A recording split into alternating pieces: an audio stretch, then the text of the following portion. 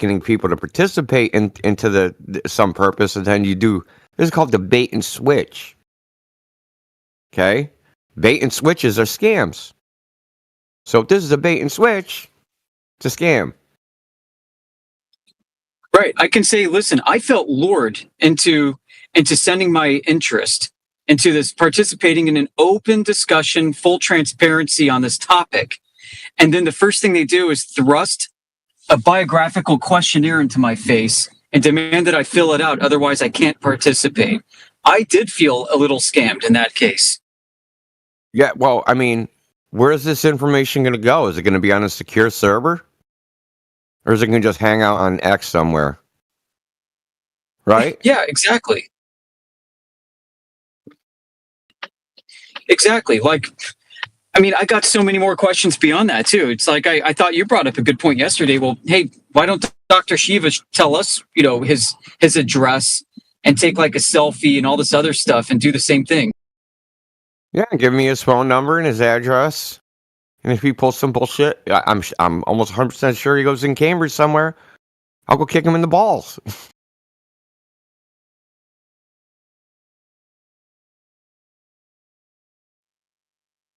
Figuratively speaking, of course. No. In Minecraft? Action in Minecraft, yes, in Minecraft. Okay. In Call of Duty.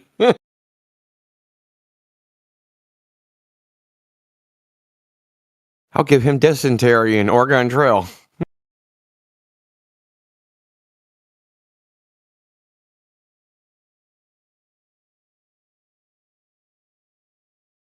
Yeah, man, like, no. Listen. It's just, dude, it just stinks. It sucks, man. I kind of like the guy before this. Yeah, that's why I'm so angry, dude. That he reverted, he just pulled. This topic is so bizarre. Like, how do you take a dude that's like, it seems like he's firing on all cylinders in the right direction. I mean, I got some disagreements with some of the things he says. But then, when this topic comes up, he goes all 2017 Globetard. Like, what the flying fuck? Yeah, dude. Yep, and for somebody who's been through the halls of academia, who've supposedly have had their ideas challenged before the murder board of a committee in presenting various theses and stuff. I mean, you think somebody with that kind of psychological experience would be able to handle a bit of this with more grace and elegance and decorum?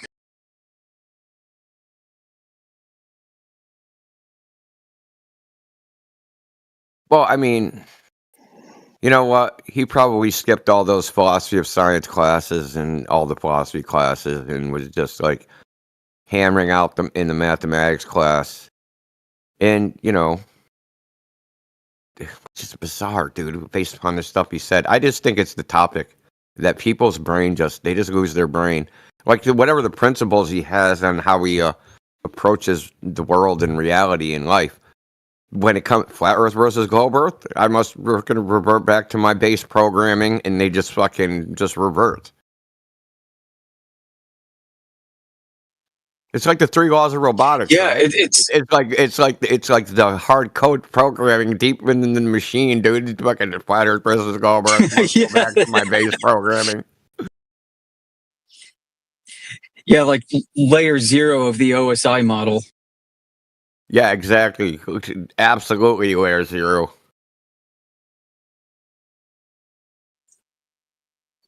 I mean, it's true. It's like he's it's not just like cognitively, but behaviorally. It's like a reversion to childhood. It's reminiscent of these older brainwashing kind of programs where people revert to different states of mind that they've been in based off of the emotional conditions that were presented to them.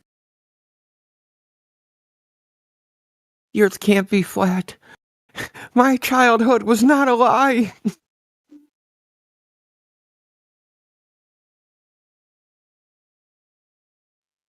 But that's what strikes me. Rosebud. In this case, Rosebud is a freaking Apollo rocket. Also, this top, like, you got to remember that a lot of these people get into so-called scientific fields in the first place because of their fascination with the cosmology, right? With the heliocentric model and planets and black holes and stars and all that shit, right? That drove them into it in the first place. And now you're like, none of that shit's real. And you're like, but I'm a scientist. You telling me my life was a waste? What's up, electricity? I was just gonna say, like, that's what strikes me, like, is academic people like understand the scientific method, they learn it, but then they're like, what's a proof? And they just mention sticks and shadows, like, I don't know, it just strikes me weird. Well, You have to agree on what the scientific method is, because they don't seem to. They don't seem to want to agree with us on what the scientific method is in the first place. So we have to both agree what the scientific method is. If they say, "Oh, this is science and that's science," and we go, oh, "Okay," then they're just going to go off and say, "Oh, science proves this, science proves that about the globe." But if we might not even get past the Socratic method of what actually is the scientific method, because they'll say, "No, it's not that." Yeah, no, the Earth has a different scientific method. So this is what they'll all agree with us. If we weren't in this context, flat Earth versus globe Earth, and we had discussions with these people about what the scientific method is, they'd agree with us. But the moment you start talking about flat Earth versus globe Earth, they try to redefine the scientific method into their own personal version. A lot of the You know what times we should do? We should ask them for a logically deductive argument prior to their engagement with this, just like TFE. Yeah. But a lot of the times it's the independent variable. Like, they just like get it wrong, and like sticks and shadows, they say their position is the independent variable, but We're trying to figure out a constant. We're not trying to figure out. You understand? Like an independent variable means it varies. We're not, the Earth don't vary. It can't be an independent variable. It can't be a dependent. It's not a variable, right? Now there might be variables that confound the measurements, but those are confounding variables. They're not independent or dependent variables because there's no cause and effect relationship to the Earth. So it's an absolutely just a misapplication of what the scientific method is used for. It's not used for that. Like, imagine going into this, right? You go into the Carpenters Union, and you're like, you guys have been doing it all wrong. Using tape measures, levels, fucking squares, plumb lines. You're fucking doing it wrong. We need you guys to start, in the union, to start using the scientific method when you build houses. Now, go get out there and come up with your hypotheses and independent variables and build a house. There'd be no house built. The union would defunct before a house was ever built. Something I wanted to bring up, dude, is have you ever heard of a moderator variable in experimental design or like statistics? I actually posted something about this under #science or whatever in our library to the left. Moderator variable. I've never heard that term, quite honestly. Yeah, you'll find it more in statistics, which I think you'd expect to see in statistical mechanics that passes for like science today. But a moderator variable is something that links an independent and dependent variable by changing the magnitude of its relationship. So an example might be like temperature. When you're determining the cause of what your boiling pot of water is, the temperature that you're changing is in between the heat that's actually being applied and is the ultimate cause, and the water boiling on the other side of it. So other examples of moderator variables that people propose all the time, that they often do in place of an independent variable, which makes them wrong, would be like when we get Globies coming in talking about like a test for Cavendish, and we ask them for the independent variable and they say distance. So even if we grant them the scientific method is being applied, distance in this case is a moderating variable or moderator variable and not the independent one. Yeah, dude, that's freaking sharp. Well, I've heard him say the balls too. because they can manipulate Oh, they'll just say different anything. size balls. And yeah, Dude, half these 90% of these guys, you go, hey, what's actually observed in the Cavendish, and they have no idea what even happens. They just don't even know. They're just parroting somebody else. Because what actually happens is they set up the balls, and the balls go toward each other, but they oscillate back and forth, and they measure the speed of the rotation, right? The speed of the rotation of those balls. How many seconds does it take to do go 10 degrees in this rotation, right? Because hanging from the string and it's rotating. The whole contraption is rotating. Then they use Newton's force mass the second law force equation, right? To get the force exerted to make it the ball of that mass rotate at that speed. And they go, okay, this is big G. That's how the whole thing apparatus runs. 99.9% of Globers have no idea that's what happens. They just think the balls rotate and stick together or something. yeah. I've seen the balls. Sometimes they come together in 3 hours, sometimes in 8 hours, sometimes 20 hours. Like it's all over the place. Yeah, but if it's done right, they oscillate because there'll be tension on the string, right? It's supposed to be a torsion, what do they call it? Torsion balance or something like that? Torsion string. So the thing that balls hang from, it has a tension. So rotating it puts a tension on it, and it has a because the string's in tension, it has a restoring force that wants to pull it back. So they oscillate back and forth. They will eventually come to equilibrium, but they won't be stuck together. It'll be somewhere in between, the net force between the tension that's in the string and the freaking quote unquote force of gravity will put it at equilibrium, not touching together. If they're touching together, they did it wrong. That means there's no tension on the string at all. And then it could be fucking anything. It could just be a unbalanced fucking unbalanced torsion bar.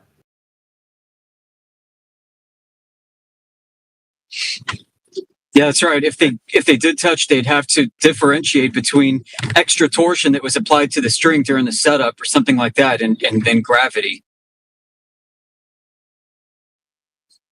Yeah, good luck. Yeah, the whole thing is this guy. I don't even know how you get to. I mean, we were doing this to this guy 2 days ago, man. It's like, okay, he just kept repeating Cavendish. Like, okay, so how do you know whatever happens in Cavendish is the reason things fall? Because of gravity. What? Because the Earth's a sphere. The two is just chanting like a nutcase. It's pretty fucking wild, man, quite honestly. But hypothetically, their hypothesis or whatever is they're coming together, mass attracts mass. But yeah. Beyond that is bendy space-time. So wouldn't then it gets absurd. When you bring drag general relativity in there, it just gets retarded. Right? Yeah, but I'm just thinking the independent variable. Space-time in between the balls, is it bending or warping or shrinking or what's going on there? Yeah, that's what I just think. Well, their independent variable is bendy space-time.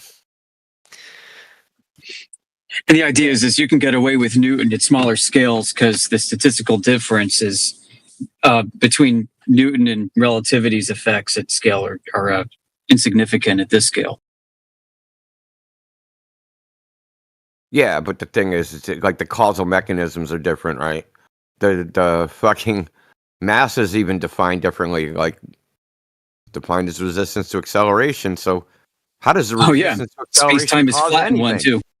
Yeah, so how does the resistance to acceleration, which would be a property of something, how does that cause anything? Yeah, it's incoherent, absolutely.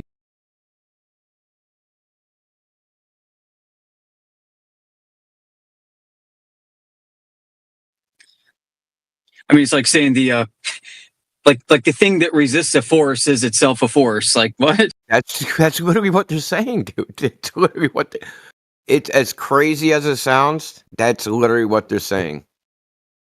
That the greater something resists a force, the more force there is.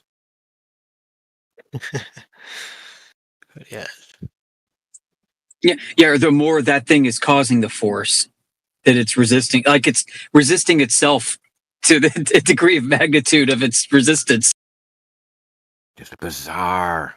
Fucking bizarre, dude. Yeah, it really is. I got to think, like people going through physics, particularly like the first year, they finally get into the program, they're eager, they're stoked, and they get exposed to all this, and they're like, fuck, like, I must be a goddamn idiot. I can't understand any of this shit. Yeah, just do the numbers, man. Just crunch the numbers. Another thing I All right, hear so how in many people Fallout- would drop out that would otherwise be great and qualified at it? Yeah, it's a good question. Go ahead, brother. Electricity. Sorry, we're all fired up, dude. We're on fucking demon time over here. We're all pissed at Shiva. That's all good. I'll chime in when I should. Just like another thing I always hear him say is prediction. Like, I predict this and I predict that, and I'm just like, I don't know how do you think even if your prediction is true doesn't mean your like conclusion is right, So Oh yeah, obviously. While we were talking about this, you could have some data set derived from measurements of something. Just potentially an infinite number of models that could make the predictions of that data set, right? Because there's probably infinite mathematical techniques, infinite mathematical models, geometric ones, frickin' matrix ones. Like, there's possibly an infinite amount. So you have this infinite array of models to explain the data, right? Make a prediction of what the data should show. And every model does the same thing. Makes the same prediction. Well, how do you choose the model that's right? Do you need a model for that too? We have a model to choose which model is the model that makes the right prediction. Like, dude, it is real. Like, it's silly. well, like the grass is wet, therefore it rained prediction kind of. The grass is wet, therefore it rained. Yeah, obviously it rained because we don't have garden hoses or dogs or anything. Maybe the grass is wet because a pack of dogs took a leak there.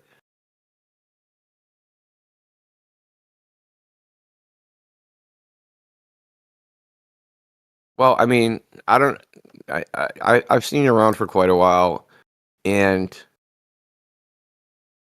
I don't know if you come to realize that these guys that defend the globe, they only care about the just so story that's told. It's no problem for them because you pointed out affirming the consequent, right? They don't care about any of that. Like, we care about that, but they don't. They just want the explanation that makes them sleep better at night. That's all they care about. That's why they always come in. Can you explain this? Can you explain that? That's all they care about. They want an explanation that makes them feel better. And that is literally, they'll say things like, oh, I just want the theory that has the best explanation. Well, what does that mean? Best in what way? Oh, it makes the most accurate predictions. Well, what if you got more than one of those? Then which one's the best now? Well, the one that explains the most things. Well, we're right back to the start, right? Like, explains what? Like, how does a motto or description explain anything? All they want to do is feel better. It's really just an emotional thing for them. They just want to, like, oh my God, mankind has figured this out. I can rest easy that we know everything and I don't have to be scared of the dark anymore. It's really just some psychological freaking infirmity in that person.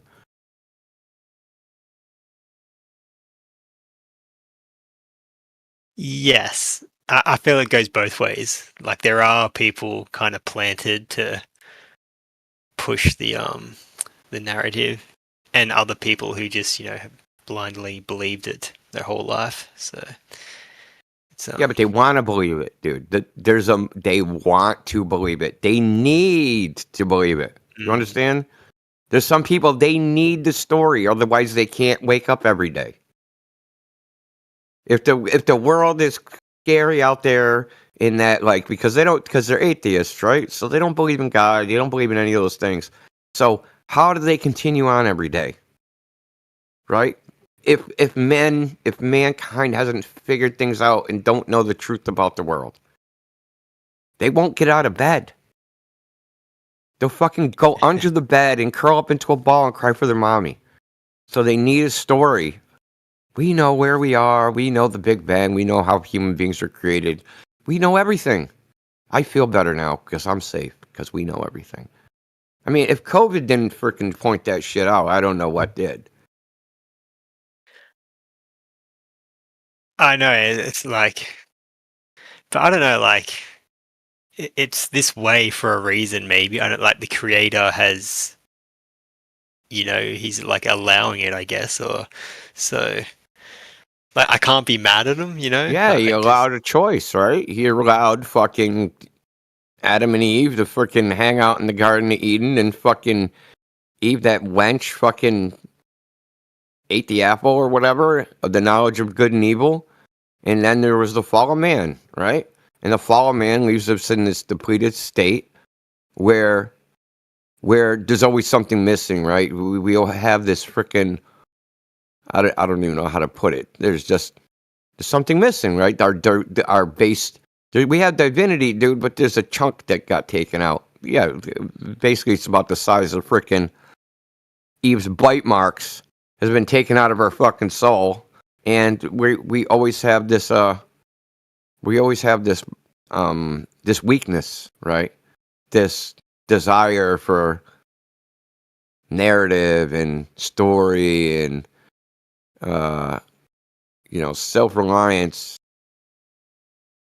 I mean, think of what is the story of Lucifer, right? Lucifer is the most beautiful angel, and then he was jealous of man, and he wanted to be adored in the place of man. Man has a problem with wanting to be like some men want to be adored as God, right? They want to replace God and be treated as if they are God, right? So even Stephen Hawking talked this shit, right? In some of his books, he was like, we can know the mind of God. Even though he was an atheist, he would say shit like that, right? And to know the mind of God is to be God, right? If you know the mind of God, you are God. So, say that again. Sorry, you just broke up a bit. If you know the mind of God, you are God, right? So if you know all God's thoughts, then you have that the was power the temptation in the garden. That was the exact temptation. Exactly. That's what the serpent declared to Eve. You will not surely die. He knows that if you take a bite of this, your eyes will be open and you'll be like him. That was the allure. Yeah, and we did become like him, but not like him in all respects. So the serpent didn't lie. He just didn't tell the whole truth. He lied. I guess he lied by omission, right? So we became like God, right? We could create things. We can create things like God, kind of, right? We can use our mind and create new items in the world, but we're taking what's already here and reassembling it and mimicking God's creation or creating as God does in our weakened state, right? But men are always trying to replace God with his own power and thinking that he's good enough. And this is the fundamental problem.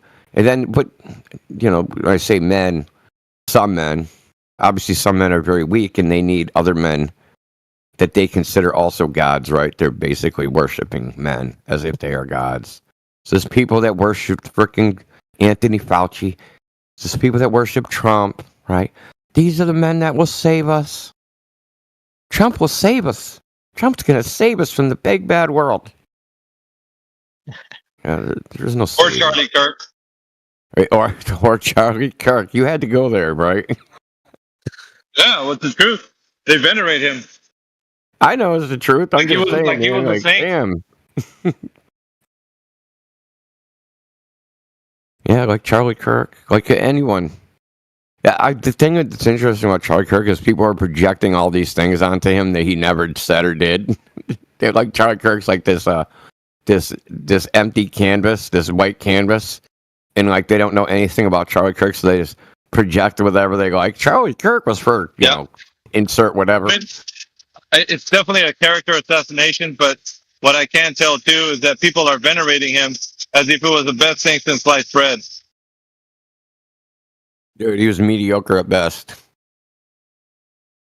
Yeah, no, I didn't really listen to him too much. Yeah, because he was mediocre at best. Well, now he's elevated to sainthood, so there's that. I guess that's it. With the meek shall inherit the earth, right?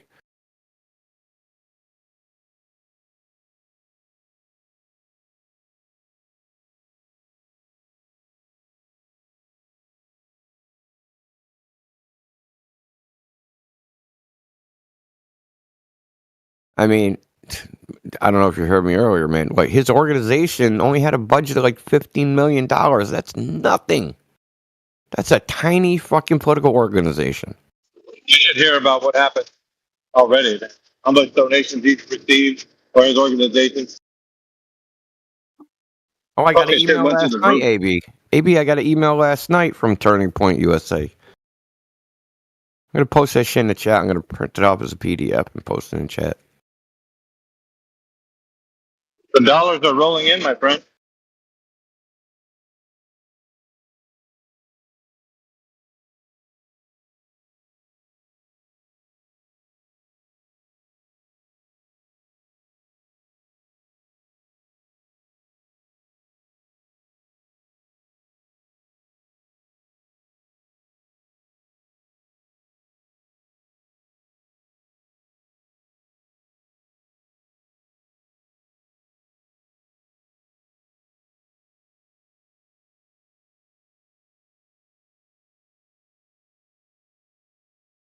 While it's quiet, have you guys found anything for this globe yet?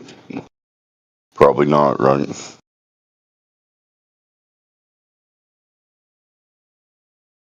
So was that? You have a very Hey, why are you trying to deep kill the voice. chat again? Dude, what the hell's wrong with you? Asking for globe evidence. This is going to bring silence.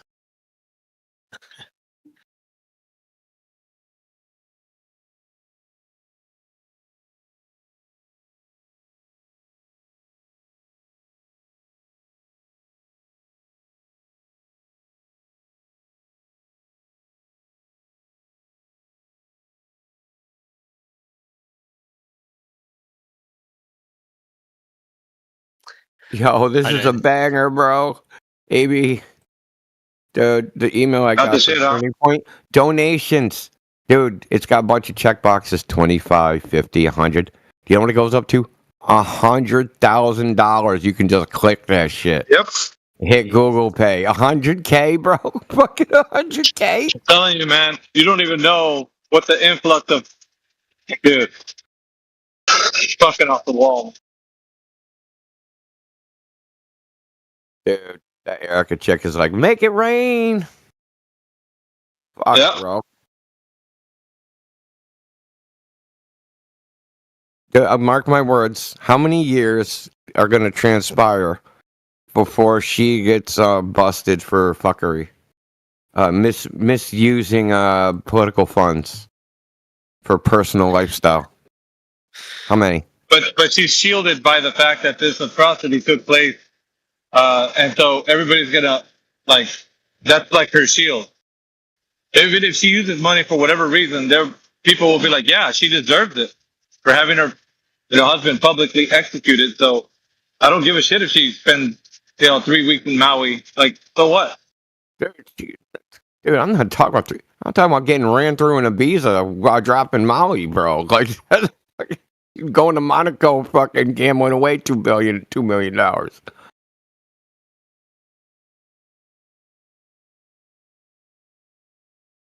Dude, I don't assume these people are not degenerates. I assume they are. Absolute degenerates. Her included. I mean, her little story of how they met, dude, is just, oh, you're going to be my girlfriend. And she was just like, okay. Come on, dude. This is bullshit, dude. That's not how it works.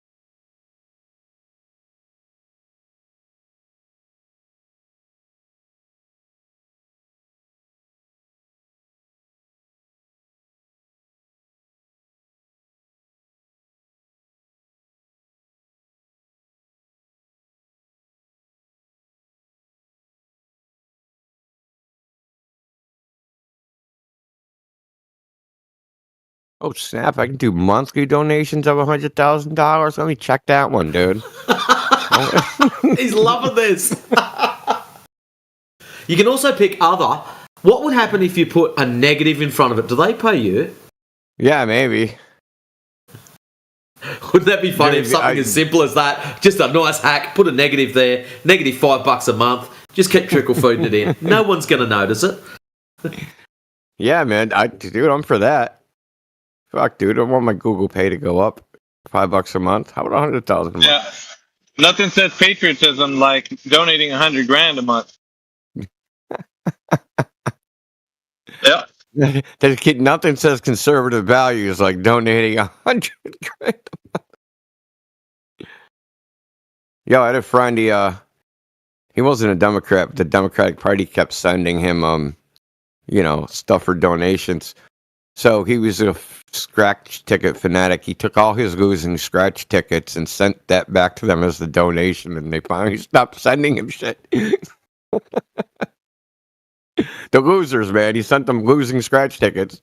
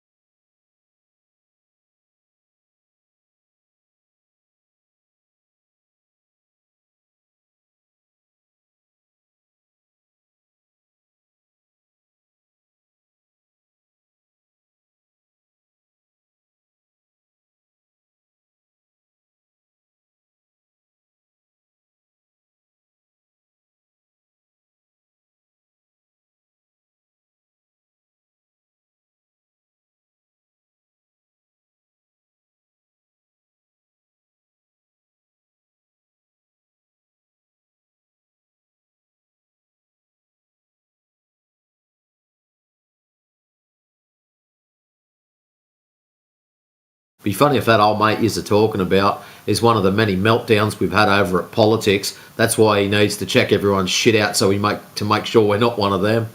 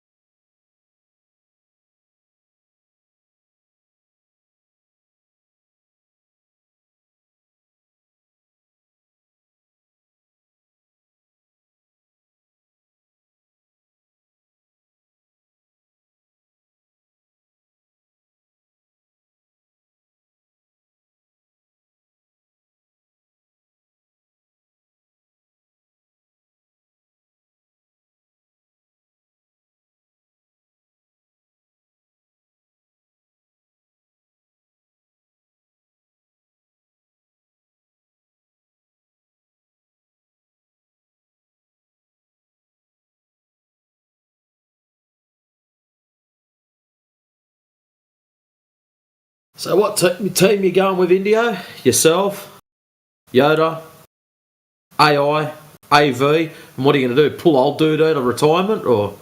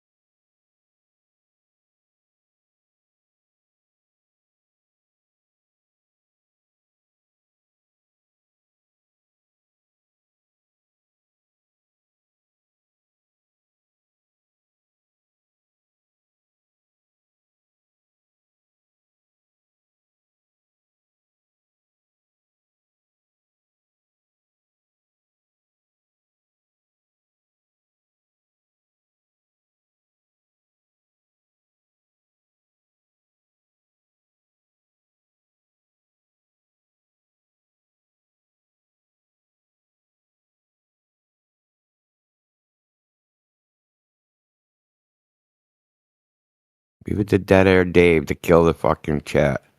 Asking for globe evidence every damn time.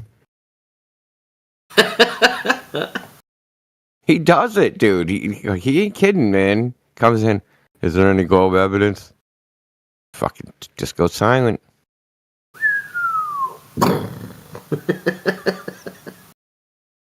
That's true. I've seen it a couple of times now.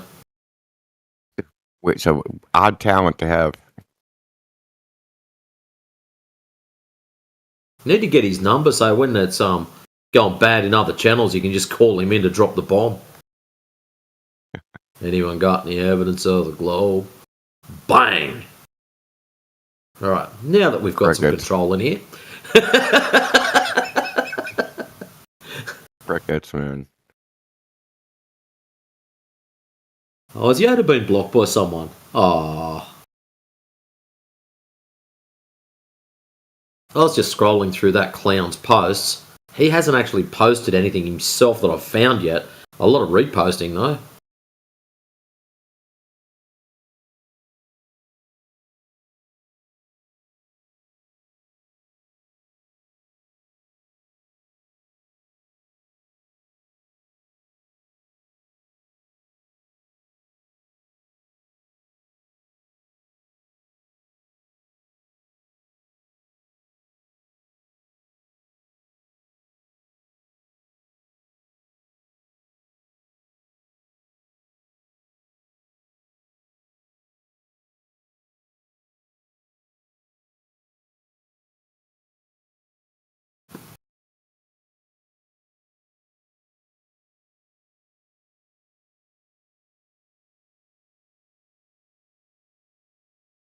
Animal Assaulted posted something about Shiba and his claim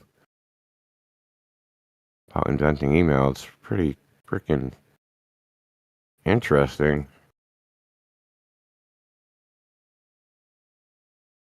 I was just reading this fuckwit's reply to you.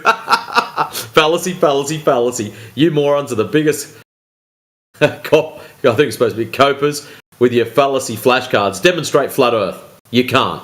Or shut the fuck up. You know you're dumb. Is that the best this idiot's got? Where's Kick that? rocks, clown shoes.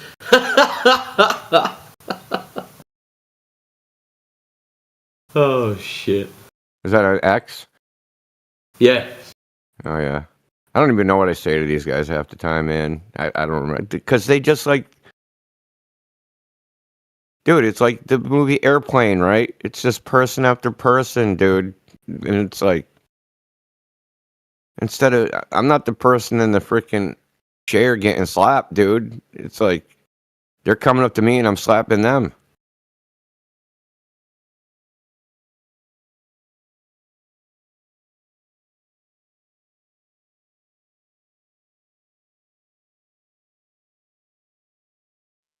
Who steals fire from heaven? What was the character's name, Indio? In what? In what? Who stole fire from heaven? Like the mythological character?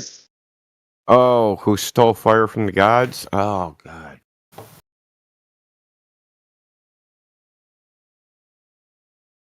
I don't know if it was Prometheus. Prometheus. Yeah. Damn, I'm good. In chat. Yoda's covered it. Nice one. Dude, that's why, like, good thing we never had trivia night, man. Or I participated, man. That's what that email or that post that you put in there, what it reads like. Oh, yeah. Yeah, Charlie Kirk, he stole the fucking fires of heaven. He stole the fire from heaven, man, because he's just that good. So that here it says, will you help me carry the torch that Charlie gave to us? Like right there on that post link that you put in. Yeah, they won't say exactly what that torch exactly was. Dude, I thought he was kind of freaking milk toast, man. I didn't think he was anything like mediocre. Like not. He didn't seem very impressive to me. He just seemed like a run of the mill political hack. Like, you know what I mean? Those are a dime a dozen.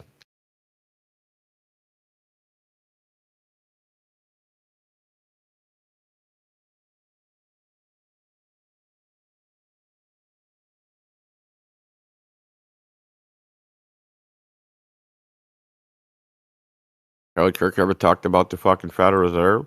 Has he ever talked about the fucking no fault divorce system? Has he ever talked about like anything actually controversial?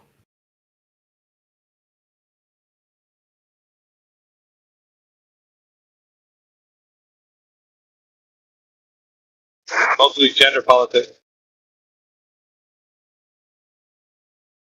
Yeah, dude, he was in the bounds of what's considered acceptable political debate, right? He's within the brackets.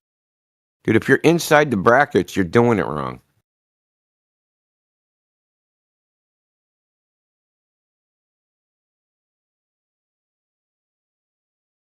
Because inside the brackets where absolutely nothing ever happens.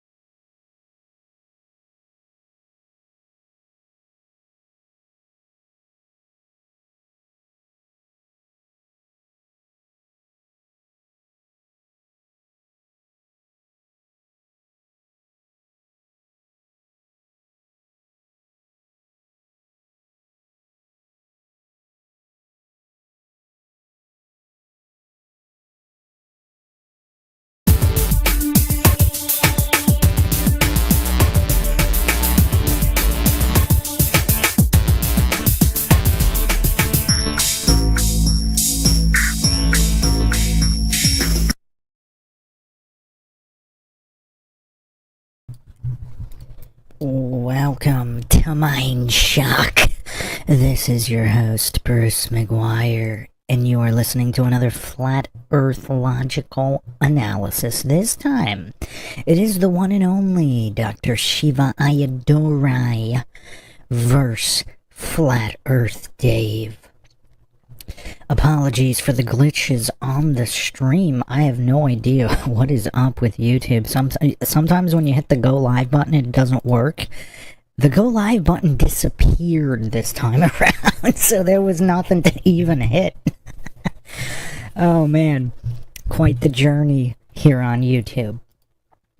As always, if you enjoy the Mind Shock podcast, want to help logic and reason return to a world where it's quickly going extinct, you can donate to our PayPal. Just check the link in the description. You can also become a YouTube member right here on YouTube. Help support the channel that way. Make sure you subscribe, like, and share Twitter, Facebook, Reddit, Patreon. Patreon is a good priority for case topic logical analysis. Code podcast requests. You could also be a guest on the podcast, depending on your tier. Questions, comments, theories, thoughts, suggestions, rebuttals, debunkings of any kind, leave them in the comments section. If you're not getting the updates, you could also become a free patron. There is a free tier, and you will still get all of the updates. So this is a very interesting debate slash conversation slash I have no idea what this is. I've skipped through it, so it's not 100% blind. I have to say, I was a pretty big fan of Shiva Ayyadurai. I mean, this guy was speaking some just basic common sense during the events of 2020 plus. And yeah, it was okay. Well, we'll go through it piece by piece in typical Mind Shock fashion with logic and reason at the forefront. But this is definitely not your usual flat Earth debate. This isn't your usual go for it. We're going to dissect exactly what this is logically, and keeping in mind psychological factors. I always advocate for not only the use of logic and reason, but the study of psychology, so you understand why the logicality or illogicality presented is presented as such. Welcome everyone in the chat. We got Wendy Howard, Lord Zed, Billy Labadie, Chin Chin, Heracles, Clark Rice, South to West. Some people keep mentioning Justin Johnson. What happened to Justin Johnson? He hasn't been around in a little bit. He was almost on every stream a while ago. Let me know if the audio is good. The stream appears to be working now. All the buttons have magically reappeared, so we should be good to go. Clark Rice says, trying to raise my 5 mil for the US gold card. Flat Bob, I see your message. Are my messages not coming through? I see your previous message. Let's go logic. And the previous one, how's everyone doing? Were they not? Did they not show up before? Huh. That is kind of weird. Now I can see you now. Flat Bob, I can see you now. That is kind of weird. I don't remember seeing it before. Oh, did you? Oh, I might have had it in top chat. So YouTube automatically puts chat into top chat instead of live chat. You have to manually switch it to live chat to get all messages. So sometimes people's messages are not going to appear in top chat, but everybody should be appearing in live chat.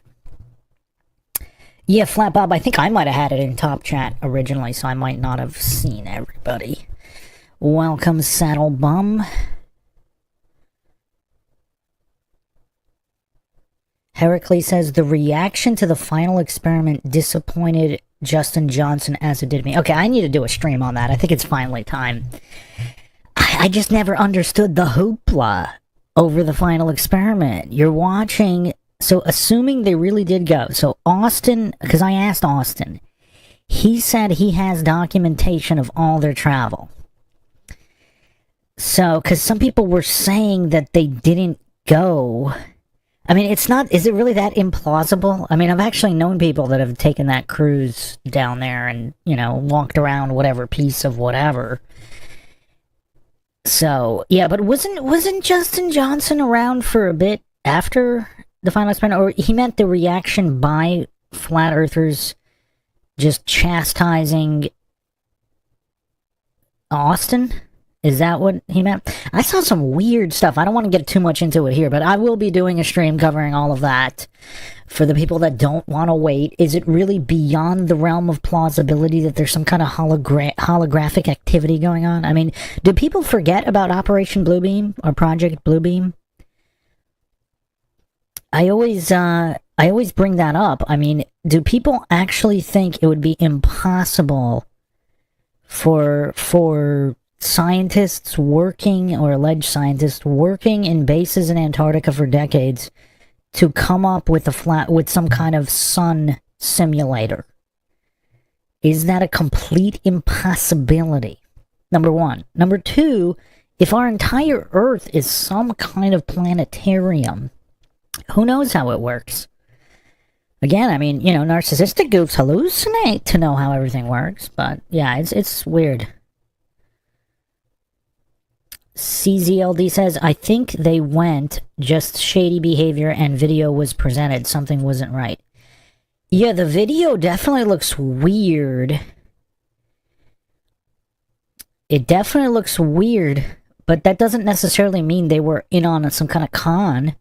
Although I have no idea what happened to Jaren. That's a subject for another time. Because how would... It's just so weird. Like, Austin... I watched Austin's last... or parts of Austin's last few streams.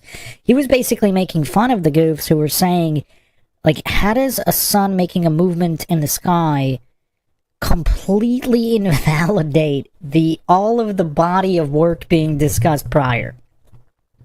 Like, just the basic math of curvature or anything. Literally, the other 99% of everything being discussed in flat Earth cosmology, that all goes out the window because something happened in the sky. I mean, just the level of goofery regarding the final experiment in the first place. Like, why would people put blind faith? And it wasn't even an experiment, right? Like, where are the controls? Where are the manipulated variables? I mean, it's not an experiment. You're going there to make an observation. So even the title kind of gives it away, the level of goofery. The level of goofery. Christopher Allen, welcome. Bill Labadie says they got the Rogan suitcase deal, boys. There was definitely a noticeable change with Rogan when he was the moon landing crusader, and then after the fact. All right. So does anybody have any other questions specifically about Shiva or Flat Earth Dave here as we discuss this? Because we're gonna dive in a minute here. Any other questions? But yeah, I'll be doing a video on the final experiment, which isn't even an experiment, on what it does or doesn't prove, and the shadiness around it, and the behavior after the fact.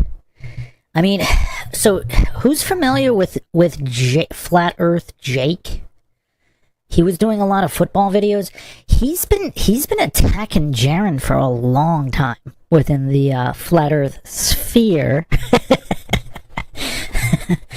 The Flatosphere, you know, I'm talking about personalities within Flat Earth.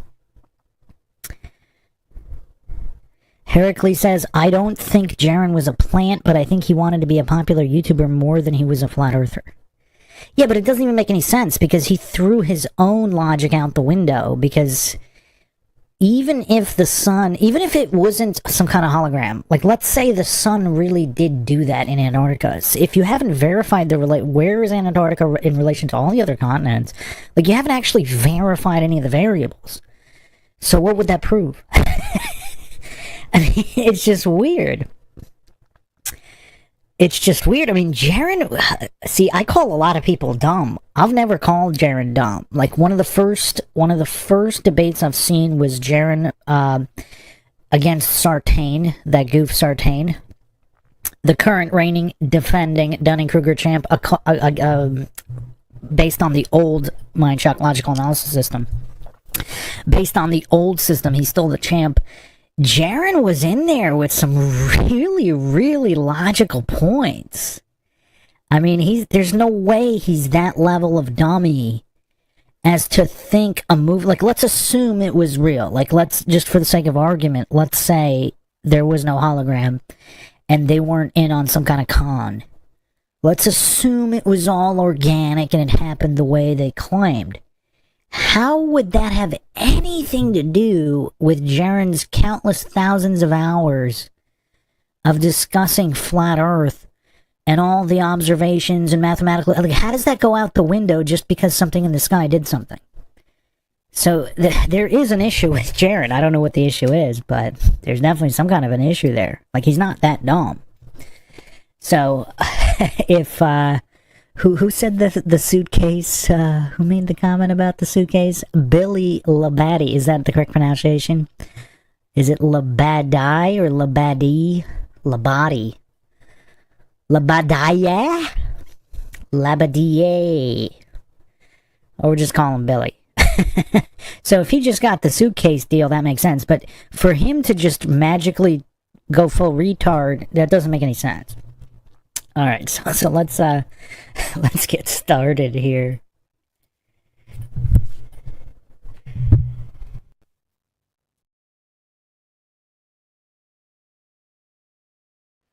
All right, Dave. So what's the goal of this discussion? The goal of this discussion is to open your mind to some questions that you may have never known that you had, and to point out some things that you assume to be true that are clearly not true. I mean, we're taught that we live on a ball. Have you ever questioned it? Have you ever? No, you haven't. You were told before you had the ability to think. You were told by your teachers. There was a globe in front of your classroom. Sesame Street had astronauts on it and globes on it. And well, let me ask you one thing. So the experiment that they did in Antarctica, maybe we should just start describing that.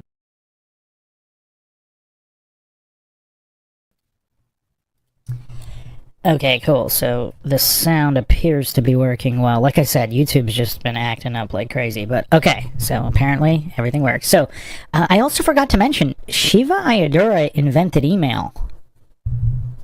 So this is no dummy. This is no dummy. This isn't like just a random scientism priest goof who just, followed orders from above. Shiva Ayyadurai is no dummy. Not to mention he's pretty anti-establishment in a lot of areas. Now, there is some debate. I forgot which episode I went over this on. But I did talk about... So he was one of two people who invented email. So there was another guy who supposedly... I mean, they were kind of in competition with each other. But anyway... This is no dummy, and this is not, a random scientism cultist bootlicker. And yeah, South to West, I'm going to address that in a second. So, South to West said, notice how he jumps right away to the Antarctica experiment, and you are correct in putting experiment in quotations because you would think he would know what an experiment is. But, and this is another fascinating aspect we're going to get into. Shiva Ayyadurai is obviously a very intelligent individual. And he's not a scientism cultist bootlicker. He's not. So that's what makes... I was so interested in listening to this discussion, debate, conversation, whatever you want to call it, just because of who he is. I mean, this guy's an anti-establishment powerhouse. He's not a go-along-with-the-crowd bootlicker, like the typical, quackademics or, non-quackademics that Flat Earth Dave usually talks to. Oh, Big Pine Sailing. Yeah, you didn't know that he invented email? So he was one of two guys who supposedly invented email in parallel. Now, obviously, the military probably had something similar before him, but... Again, he was smart enough to develop his own version of email. Oh, you never heard of him? Oh, wow. Okay, yeah, he's like anti-GMO, anti-certain medical treatments. Leave it at that. Seabass516 says, I think Shiva is a plant. And anyone else think it's funny Flat Earth Dave makes FED as an acronym?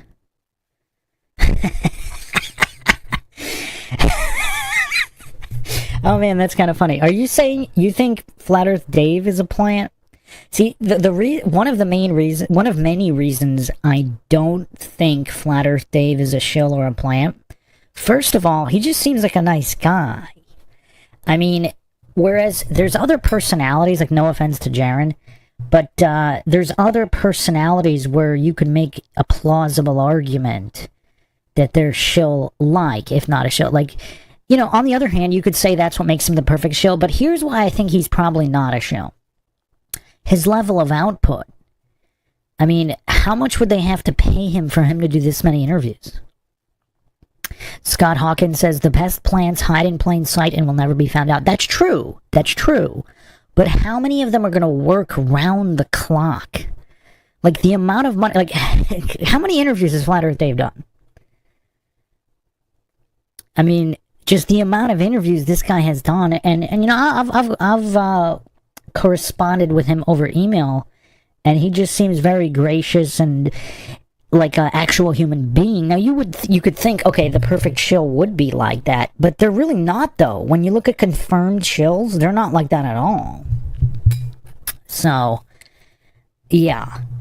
Big Pine Sailing says there is plenty of opportunities for corruption that plants are not essentially necessary. That's also true, and also people can be paid off at a later time. So I think a lot of individuals didn't start off as shills and became shills. One of the most fascinating studies on this is former FBI head Ted Gunderson. A lot of people think he's a shill. I'm still not sure he was ever a shill at all. But, yeah, some people think he was. Scott Hawkins says, confirmed shills aren't the best and have slipped up. Yeah, no, that's true, but I'm talking about their personality. Like, they weren't these super down-to-earth nice guys, for the most part. Now, Shiva's not that either, so you could try to make an argument he's a shill. He invented email, so you could say, okay, was he MK Ultra'd early in life? I mean, this MIT guy, like, MIT's a breeding ground for shills and MK Ultra subjects. So yeah, you could definitely make the case he possibly is MK Ultra controlled without his knowledge. You could definitely make a case for that. He does have some interesting personality quirks as well. Again, I'm not attributing that to MK Ultra, but apparently, I mean, I've watched quite a few videos of Shiva. Like I said, I was a pretty big fan before this interview. And I'll get to all of that in a second. He doesn't really seem to have a fractured psyche or multiple personalities like a lot of confirmed MK Ultra subjects. Seabass516 says most confirmed shills aren't part of the Brotherhood though. But again, I don't know about Dave. I just think Shiva is a UN agent the fake alt-right talked about in Conspiracy Theory with Mel Gibson. The movie Mel Gibson, or the Mel Gibson Illuminati interview, which we went over here on Mindshock. Did you check that out? I'm still not 100% on Mel Gibson either. I mean, here's the thing though. Human nature, I'm not 100% on him being a shell, especially from that interview. Like, possibly scared. They possibly scared him out of his mind, especially in that interview, if you haven't checked that out on Mindshock. Like, all the cuts and the shiftiness that happened after those cuts. He seemed extremely afraid in that by the end of that interview, but not at the beginning of the interview. But anyway, yeah, I mean, people are complex. Human personalities are complex, so we shouldn't fall for these false dichotomy logical fallacies where someone's a shill or they're not a shill. Someone might have certain knowledge that makes them afraid and behave in a shill-like manner. Seabass516 says, Gibson is Kabbalah worshipper, the red bracelet, they are all in Hollywood. Well, that's another interesting subject, the Kabbalah. Some people believe it's not that black and white. Like, people who practice Kabbalah could be good guys or bad guys, kind of like the occult. Just because something is occulted doesn't make it bad or good. It's been secreted. It's occulted. There's negative aspects and positive aspects.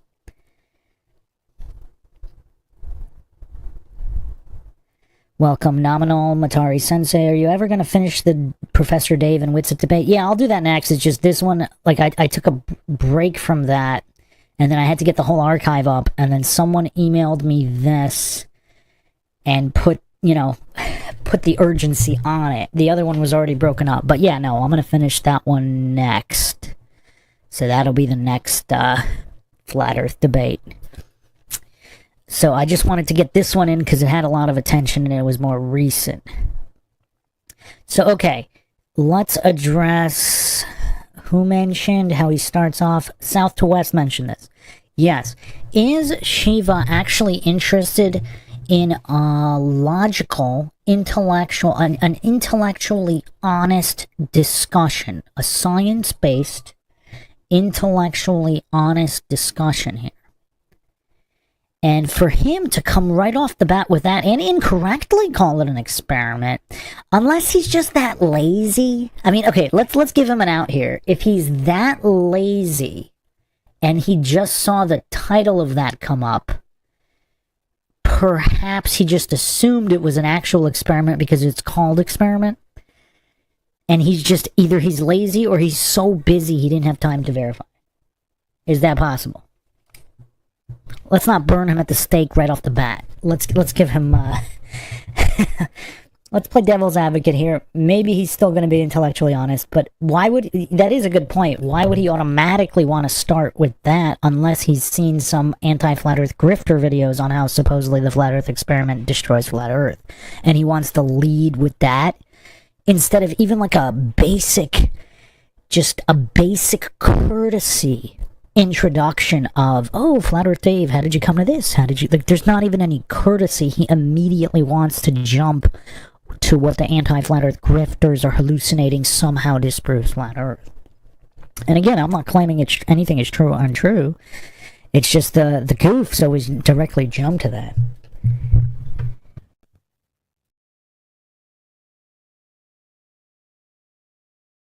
It wasn't an experiment. It was an observation of a light in the sky. And that light in the sky is actually an impossible light that doesn't make any sense. So the question is, if you're trying to build a house, do you go and measure the ground or do you measure the sky?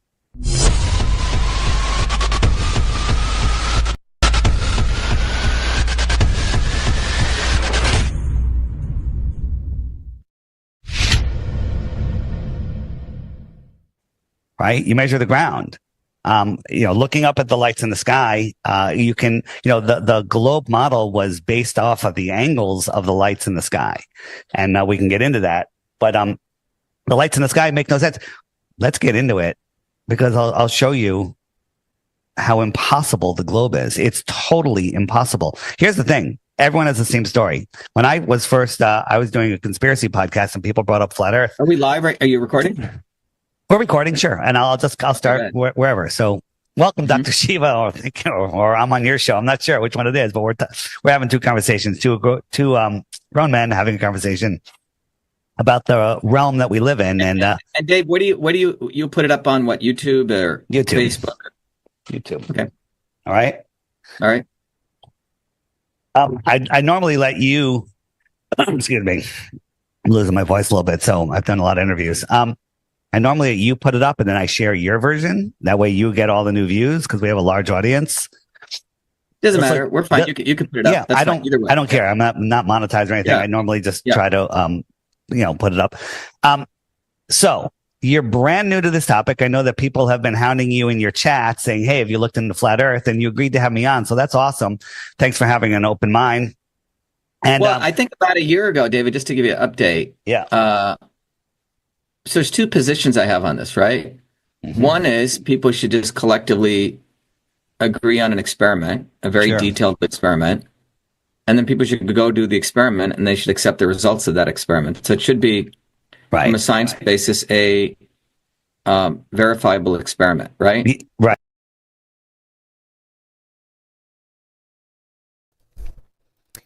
So here's one of my biggest issues with Shiva here.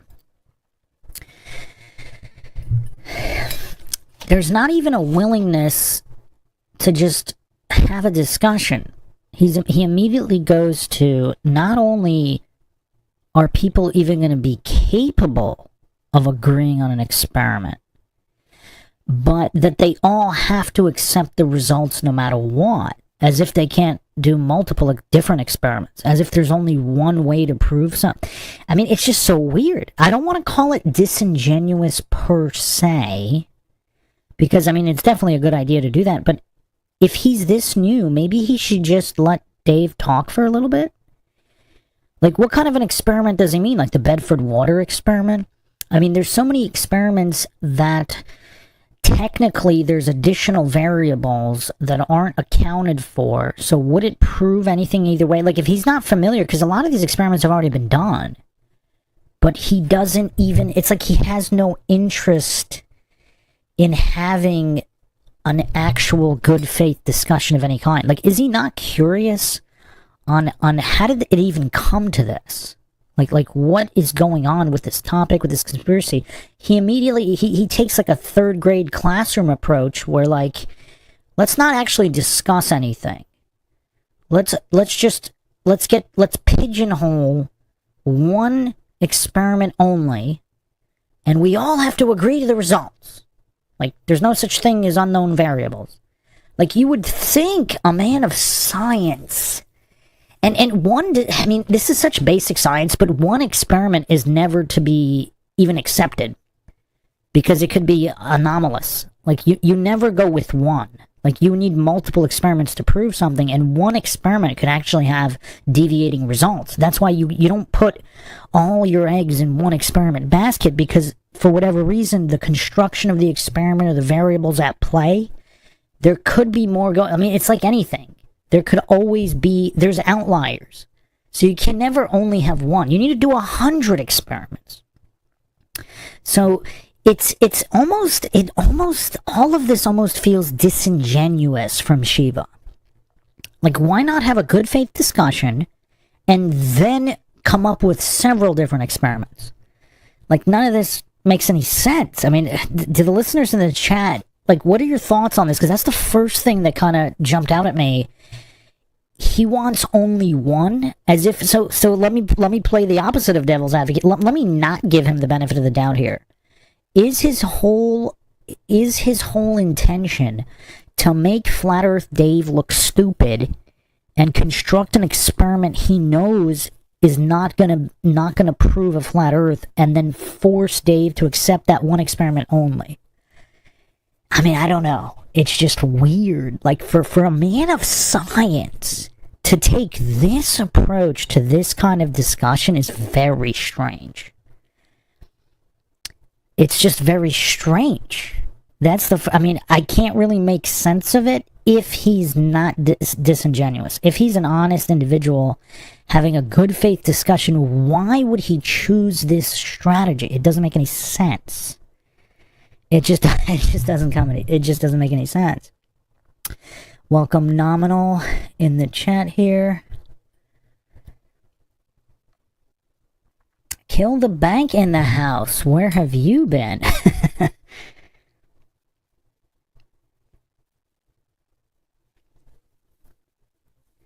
Billy says, feels like he wants to just belittle Dave, cuts him off, and body language seems like he thinks of Dave as a scumbag or something. Yeah, his body language looks, to me, it just looks impatient. It doesn't necessarily look standoffish, but why is he wearing, is that a leather jacket or some kind of light parka? I mean, does he not have heating where he's at? I mean, I would think a man of his accomplishments and stature, like he's got some kind of money. Like, can he not afford heat? What's going on with Shiva Ayadorai's, where he's streaming from? I don't know. Let's continue here.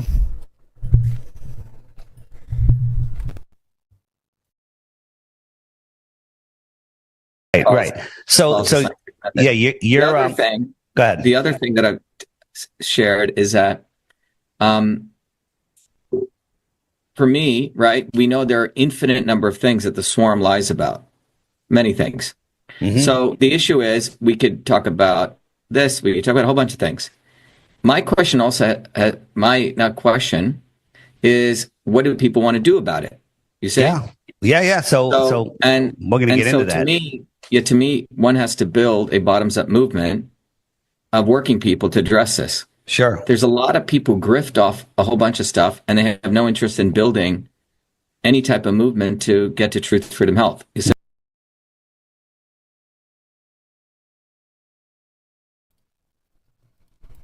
Okay, so now I'm not 100% sure if he's disingenuous here. If he has this image in his head that flat earthers are just these random people who just complain on YouTube, I mean, they're the ones, I mean, look at the amount of experiments people are uploading on YouTube. Experiments, observations, hot air balloon footage. They're doing all of this work to actually try to get to the truth. He's pretending they're not. So it looks like he's pissed off because of his assumption that there are no flat earthers that get out there and do experiments, like all these laser tests across large bodies of water, just the countless videos with different cameras, long-range photography. Like, they're out there doing all this work, and he either assumed they're not. I mean, I'm not sure if it's disingenuous. Maybe someone he trusted told him certain things, and he did this whole interview based on those false assumptions, which is actually idiotic. I mean, if he's a smart guy, why would you ever do that? But, yeah. Kill the Bank says he believes that he's smart, that Dave couldn't possibly know something he doesn't, in my opinion. Yeah, I can't disagree there. That's probably true, but I'm not sure that he's doing this whole interview with that as his main thought, because he knows a lot of other people are going to be listening to this interview. That's why he's doing it. So I'm sure he thinks I'm sure he thinks he's way smarter than Dave. But for him, because he knows there's a lot of people that are going to watch this, and you would think he would kind of care how he came off, because right now it looks like he just built all these assumptions and is doing this entire interview based on those assumptions instead of having an honorable, good faith conversation with another human being. Because, I mean, it's okay, we could say a lot of things about Bryant Myers, but at least Bryant Myers, at least at the beginning, was good faith. I'm sure Bryant Myers thought he was way smarter than Austin Whitsitt and Flat Earth Dave, at least at the beginning of their debate, discussion, whatever you want to call it. And it was good faith. Bryant Myers engaged in good faith, at least at the beginning. At least at the beginning. Shiva's not even doing that. So it's pretty weird. Billy says, seems more combative than willing to have a discussion as Dave suggested. Yes. He does seem very combative here. It's almost like people told him things about Dave or Flat Earthers and he just believed them. And he's going off of those impressions and assumptions instead of being a man of science. Instead of being objective, logical, and neutral going into this and being scientifically skeptical, just being curious by nature, which any scientist should be. He's being the opposite of that here.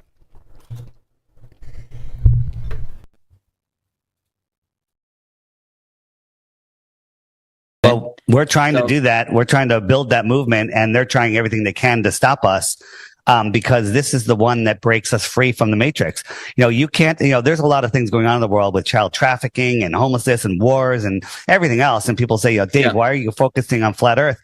And the reason is because if you don't know where you live, who you are, what this place is, if you don't know that you're at the center of creation, that you have great power, then you can't do anything. You're lost in space, spinning out of control, and you're powerless. People think that governments rule over them. Nothing rules over you other than God, right? And so people don't realize they have free will. People just think that they're are stuck in this slave system, and the globe is a prison for your mind, right? And think about this. When people search flat earth, they come up with this. This is stupid. Okay. No flat earther thinks that earth is this, but this is what they want you to think. Like if you Google, hey, top 10 reasons the earth could be flat, Google's going to deliver you top 10 reasons the earth is a globe, because I still can't tell here if Shiva is actually listening or just pretending to. Seabass, I don't think Flat Earth Dave said that it was more important. He said there was all this bad stuff going on, and in order to break free from it and the control that it has over your mind, and, subvert the entire system, enabling all the evil, in his opinion, I'm guessing this, Flat Earth Dave, if you're listening, you can correct it. In his opinion, knowing the truth about the shape of the earth, would solve a lot of those problems. Not that those other problems are more important than knowing the shape of the Earth. Scott Hawkins says, he looks like he's formulating his response already instead of listening to everything first. It's kind of hard to tell. It really is. Like, he's got a decent poker face here. This isn't like a Craig or a Soy Lodge type of goof. Like, we're dealing with an actual intelligent man here. Now, whether he's honest or dishonest or, whether he's disingenuous or not sure about that. But he's definitely an intelligent individual. This is not a Craig or a Soy Lodge. Or even a PhD Tony. Like, he's not one of those goofs. This isn't goofery.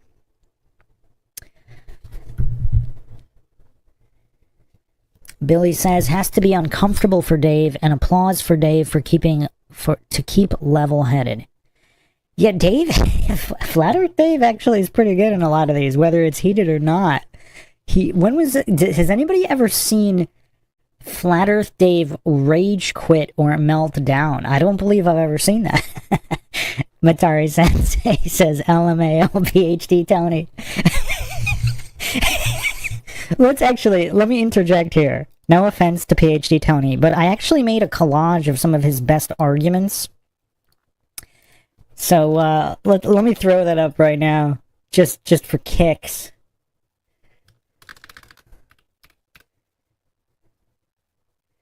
Or not. Why is it not? Oh, YouTube. I don't think I uploaded it on this channel, but it was on the old Mindshock channel.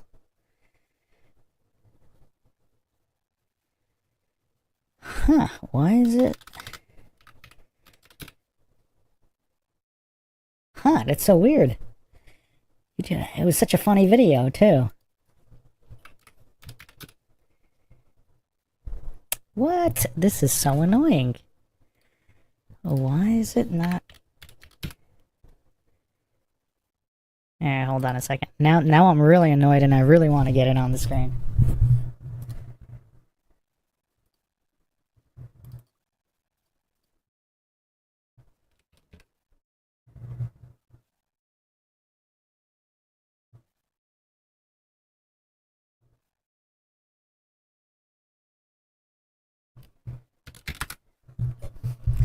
Actually, I think I know how to do it.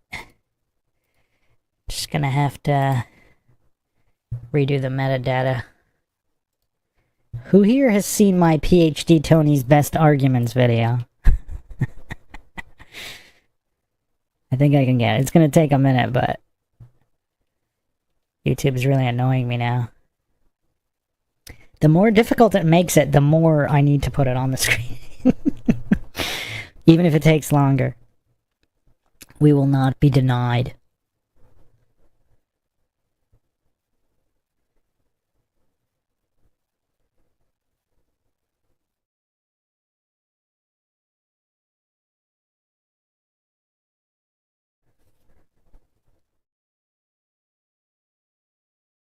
Actually, I might have another faster way.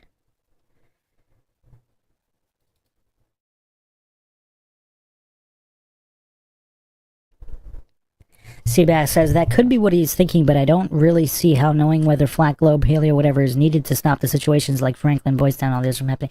I don't think he's saying it's needed.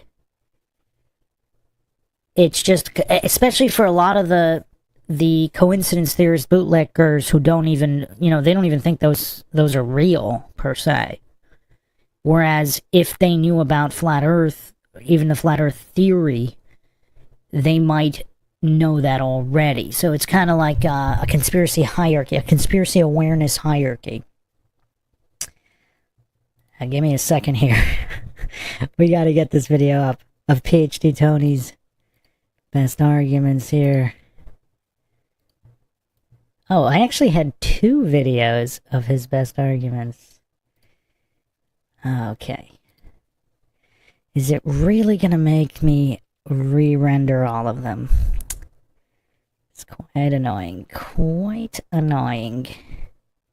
Why does YouTube make everything so difficult?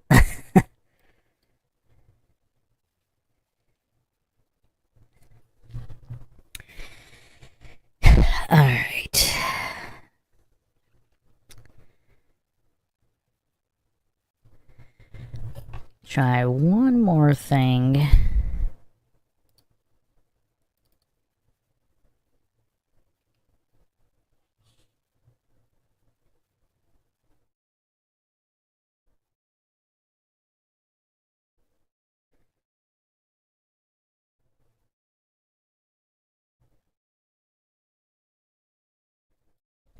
Just bear with me. I think Steven Seagal should moderate more of these flat Earth topics.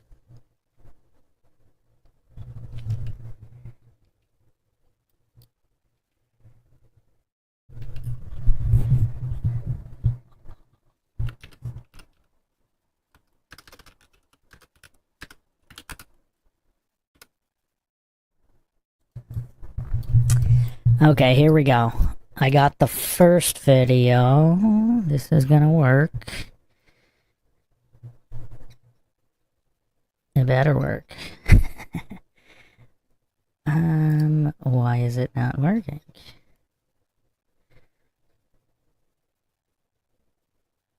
Okay. Oh man. Okay, here we go. Here we go. Here we go.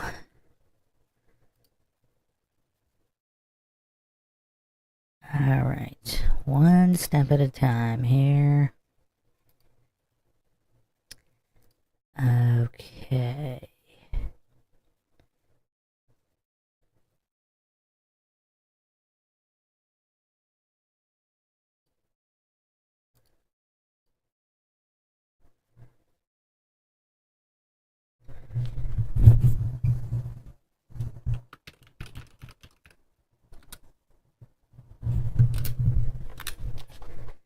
Okay, so I don't think I might have never released the second video, but here is the first.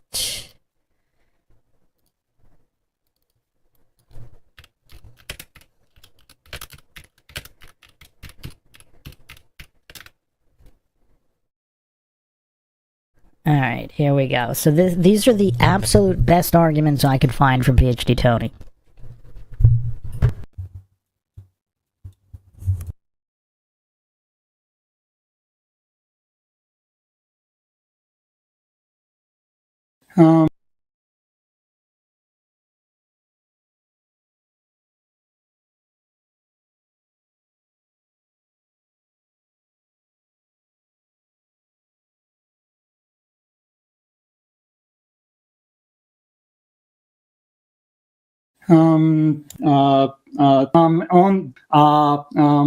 In this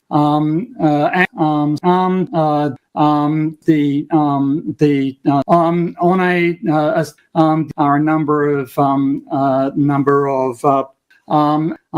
and the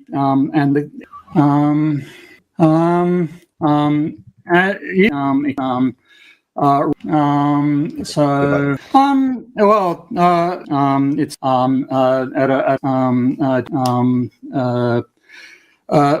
and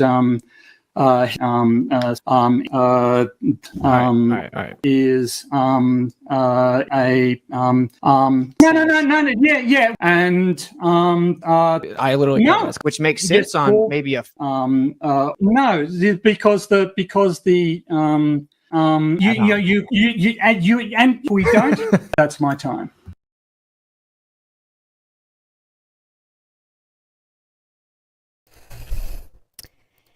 So clearly there's a big difference amongst PhDs within Quackademia.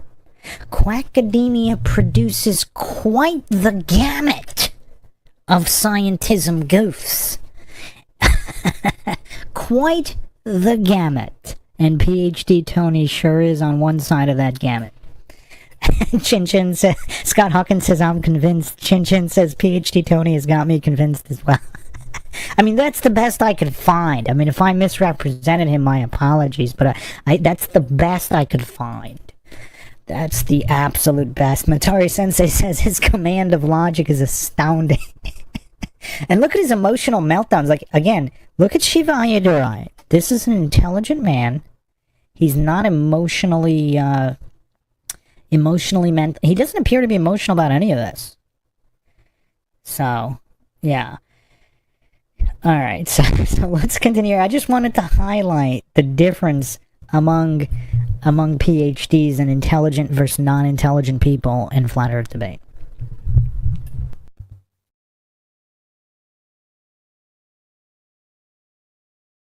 Because they don't want you finding the true information of this world. You asked me before when I first got into it.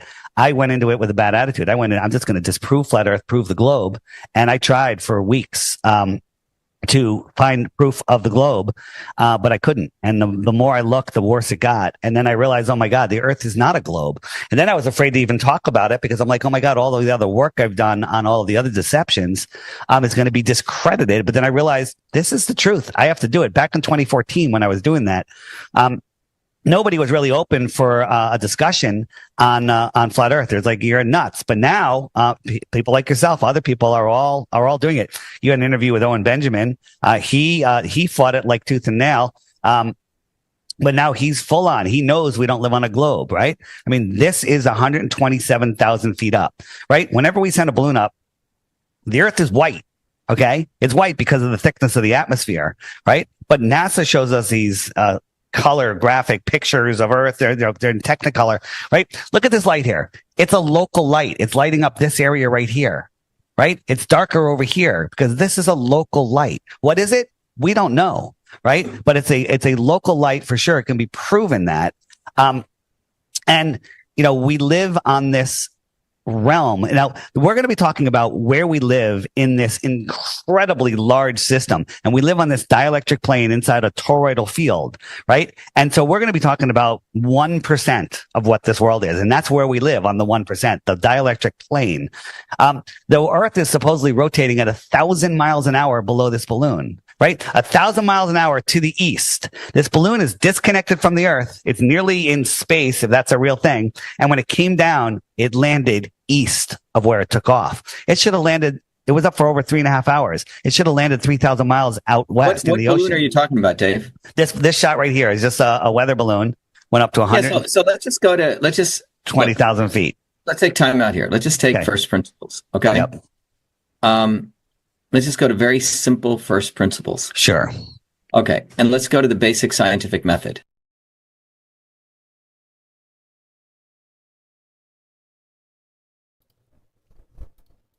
So, again, to me, this just screams cowardice. I mean, this is not stupidity. This is not goofery. This isn't PhD Tony or Soy Lodge or Craig of Fight the Flat Earth or Simon Dan or Professor Dave. This isn't, or that Dave McKeegan goof. This isn't vegetative goofery, which we usually see in Flat Earth debate. This is an intelligent man, and this just looks like pure, unadulterated cowardice. It's almost like he's terrified to even engage with anything Flat Earth Dave is saying. Now, the cause of the terror, I'm not sure. I'm not sure if it's he doesn't want to fumble arguing points against the Flat Earther, like Flat Earth Dave. I'm not sure if it's he's terrified of looking bad and fumbling here, or if it's just sheer terror in his own mind of what if some of these basics aren't actually true? Like, what if he was lied to? What if he took that on faith? A man of this stature, with this kind of ego, a man who claims he's invented email, I mean, I think he kind of did, at least some version of email. Could he handle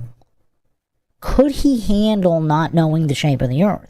So is this terror not even directed at Flat Earth Dave? But I don't see anything other than cowardice here. Because what does the scientific method have to do with what it looks like, what this footage looks like on a hot air balloon? What is first principles of the scientific method have to do with if there's a claimed curvature and it's not actually there? Now, it's nice, obviously it's nice to know the scientific method. I mean, it's the bedrock of actual real science. But you have to actually get curious before you even use it, right? You have to have some kind of honest curiosity. Otherwise, what is the use for it? The scientific method's a tool. It's like a hammer. I talk about this all the time. You can use it correctly or incorrectly. But if you're not even interested in building a house, like you wouldn't even hold a hammer for any purpose. So where's the honest curiosity to even utilize the scientific method? Like, where is that? So, again, just to make this easy, let me put up the preschool, kindergarten level definitions here so we can all follow.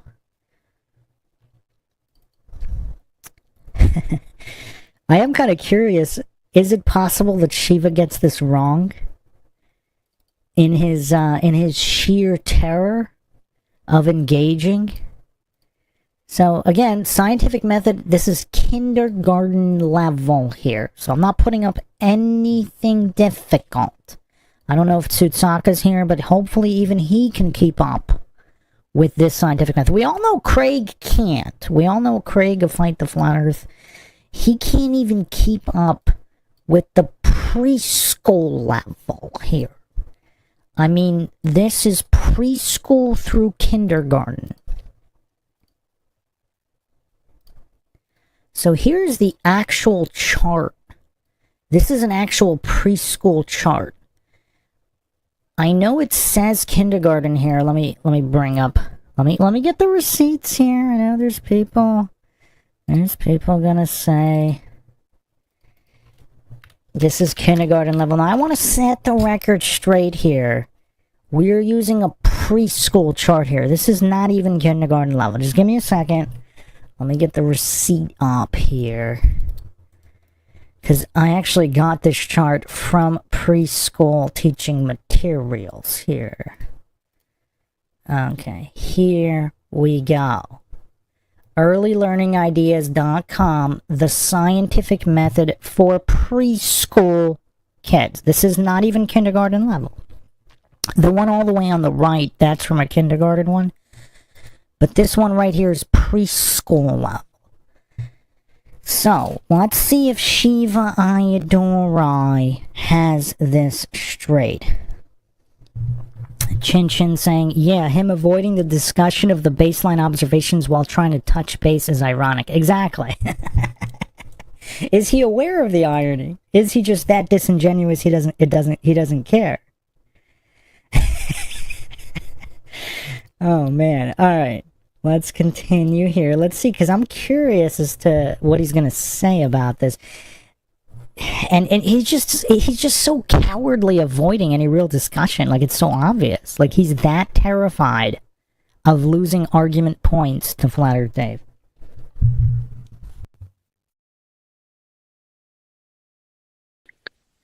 So let's review what the scientific method is. What is the scientific method? Observable, repeatable, testable, with an independent variable and a fixed variable. Something that's done in nature. No, that's not what the scientific method. Let's just follow what is the scientific method. What's the first step in the scientific method? You tell me where you want to go with this. Well, I think we need to follow the framework, what we're going to use to get to truth. Sure. So the scientific method, because otherwise it's just everyone's just talking over each other. Sure. The scientific method says first you come up with a hypothesis.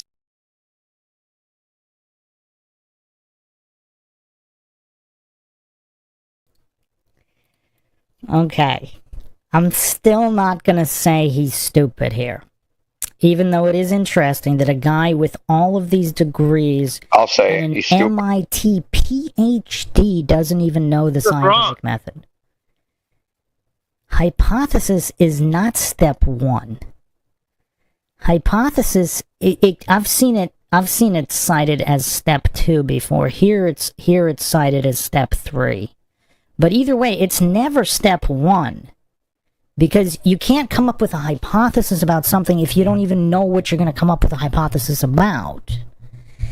So his timeout, I mean, he needs a timeout here to review the scientific method. Because, I mean, what's also kind of ironic? He's so terrified of looking stupid that he made himself look even more stupid. because he was so terrified of honestly engaging with Dave in any kind of. Is this the guy in deal?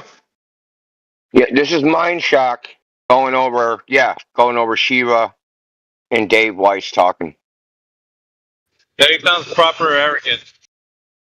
Proper arrogant, proper 2017 level Globetard.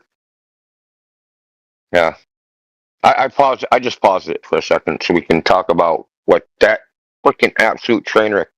Oh, first step of the scientific method hypothesis. What's my favorite color? Yeah, you can make a spectacle out of this. What's step 2? What's my favorite color? That's my hypothesis. What's step 2? Yeah, hypothesis on what? He's not observing anything. Dude, so it's embarrassing. Literally embarrassing. Yo, 4 degrees, you better ask your money back because you've been miseducated. Yeah. But he's trying to correct Dave Weiss, and, even Dave Weiss didn't even start off where he should have, but if he's correcting him, he's not giving it to him like he should. Well, I mean, to be fair, Dave Weiss is used to talking to people that don't know anything about the topic. And he is, right? Shiva doesn't know anything. But he's acting like he does know something. You know what I mean? He's a typical arrogant Glober that thinks they're the smartest person in the fucking room. And that somehow their knowledge of one thing translates into another thing just automagically. No, bro, it don't. You can know whatever you know that doesn't translate into this topic. Wow, man. Yeah, it is a big wow. I'm going to read to you what some goofball wrote in the lobby. He wrote it at 9:30. I wish I would have saw it because I would have dragged his ass in here. Looking to talk to people who believe the flat Earth concept is real. I'd like to talk to you about how you came to this conclusion. I don't want to debate about the truth or false aspects of flat Earth. I just want to hear about how you came to feel this was a correct way to look at the world, Peter. What another ass clown. Who's that, Scott Mackey? Yeah, no shit, right? Scott Mackey's goat doppelganger.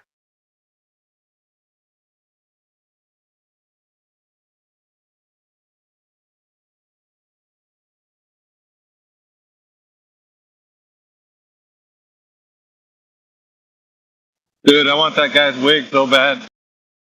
Yeah, no shit, bro. you trying to dude, you snatch his wig, bro.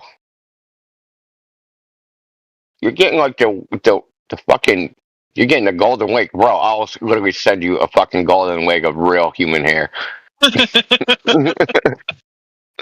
Of a fucking 6 foot fucking blonde chick. Yeah, you can get your girl to wear it. Unless she's already blonde, then she might be offended. Well, she might be offended anyway. Yeah, dude. You get King Wing stature, bro. You get like you snatch his wig because he'll do everything to avoid it. He'll rage quit. He'll fucking kick you. He'll mute you. Yeah. He's gonna avoid that at all costs. So if you get that shit, dude, you got to snatch it quick. Exactly. I'll have to sharpen up my skills at what I do. But I think I'm ready for that, though, man. It's like, the clown that I dealt with, with the Blitz PhD, and this guy. I mean, I can be in an arena where I don't mute the other guy. Like, I can live in that. I can do both. I can be in one where I mute him and hold him to, whatever I'm asking. Or I can be in an arena where he has total control. And at the moment he lets me off a mute, like I'll make him look like a clown. Right? I'm good either way. Yeah, dude, you're gonna have to do the snatch the coin out of their hand before they can close their hand. What you got to do, man? Freaking ninja shit. Yeah, exactly. Oh, remember that dude you were talking to in VC check-in the other night? Yeah. Oh, that dude was bricked, bro. Dude, says, how do you know the globe Earth model is accurate because it's a sphere. Fucking dude was a totally fucking ass. Yo, Yeah, exactly. that guy was chasing his own tail all over the place. It was almost sad, Yeah. but Yeah. kind of funny.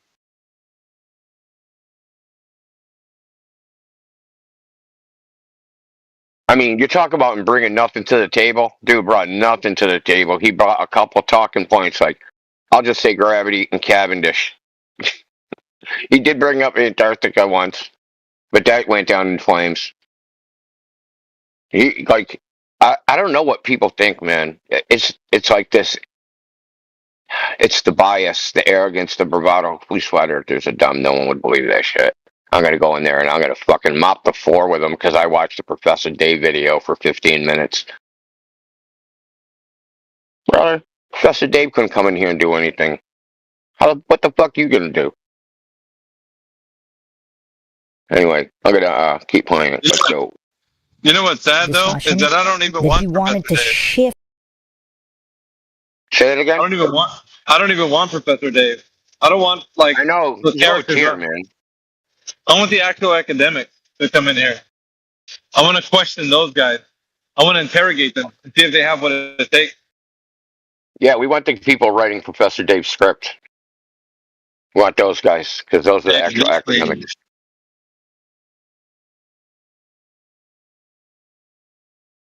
All right, let me play this again. The conversation he wanted to this is literally a diversion logical fallacy. It is literally textbook diversion fallacy. He wanted to diversion fallacy his way into something that he's comfortable with, but he probably hasn't taught the scientific method in quite some time. I mean, a lot of high level people, in regardless of what field. I mean, if you take any field at the highest level, some of the guys actually did forget, what you would learn in year one, because they don't necessarily, like, even if they use it, they might not be able to recite it off the bat. It becomes almost like muscle memory, where, if he's laying out some paperwork, it's like autopilot stuff. So when he actually stops to think about it, like right now, he got it wrong, and this was all because he was so terrified of looking stupid, he just made himself look even more stupid. I mean, he doesn't even know the first step in the scientific method. I mean, this is sad. This is sad. In most places, it's step 3. So this is just Education 101. I don't know, I forgot what level this is. This might be K through 12, so this might be all the way through high school. So, or it's step 2 here. On some charts, it's step 3. But it's never step 1. Because you cannot construct a hypothesis without observation. So he is so completely wrong. Now, yes, the scientific method can be defined observing where, a natural phenomenon. the observation, some of them kind of fuse observation and questioning together. But either way, the hypothesis is never first. It would either be second or third, depending on how you're breaking up the scientific method. So this is not a good look for Shiva. So again, it's kind of ironic. It's so ironic that in trying not to look stupid, he made himself look even more stupid. Because what are you constructing a hypothesis about? You need to know what you're constructing the hypothesis about before you construct a hypothesis. I mean, this is just these are such obvious basics. Like, I would expect, and obviously, goofs like Craig, they're so vegetative, they think observations are the experiment itself. but here, like, I would expect goofs like Craig, Sartain, or all those goofs to not know what the scientific method is. But a guy like and some of those goofs even pretend it's not important. Here, Shiva knows how important it is, but he doesn't actually know the steps. Not a good look for Shiva.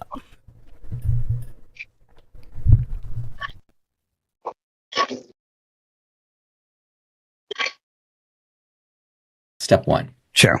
You can have a hypothesis that the Earth is round, or the Earth is flat, or the Earth is Sure. whatever, multidimensional. Okay. It's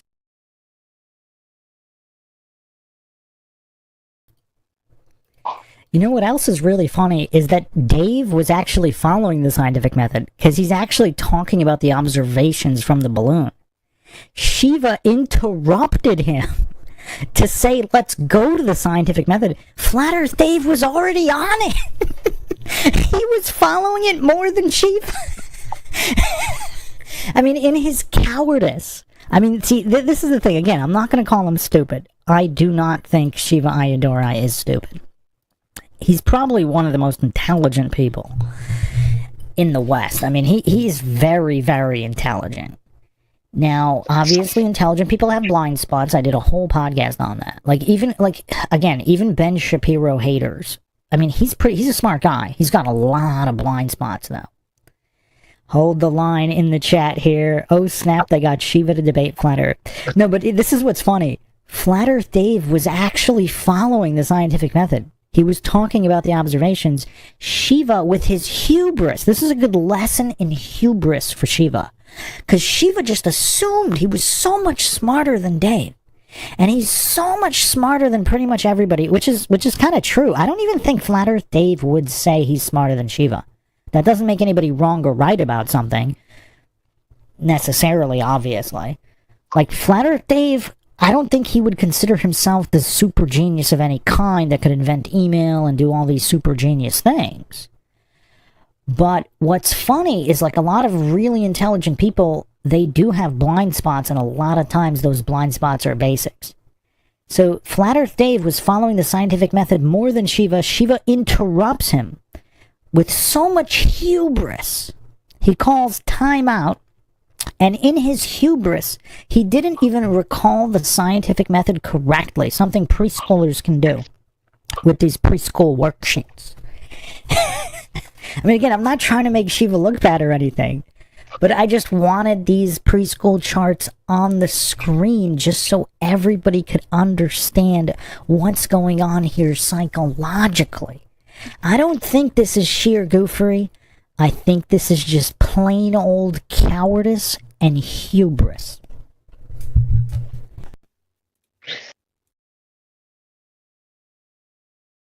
It's not Earth, it's maybe 15th dimensional, whatever that is, okay? Then the next thing you do, you agree that you're going to do an experiment. Sure. The methodology of an experiment, step 2.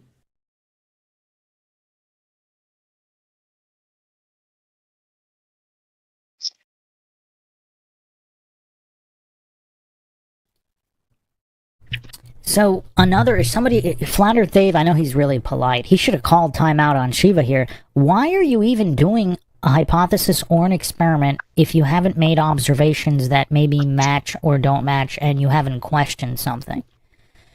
Because you need to observe and question in order to even necessitate a hypothesis or experiment. Because why would you be even hypothesizing or experimenting if everything matches?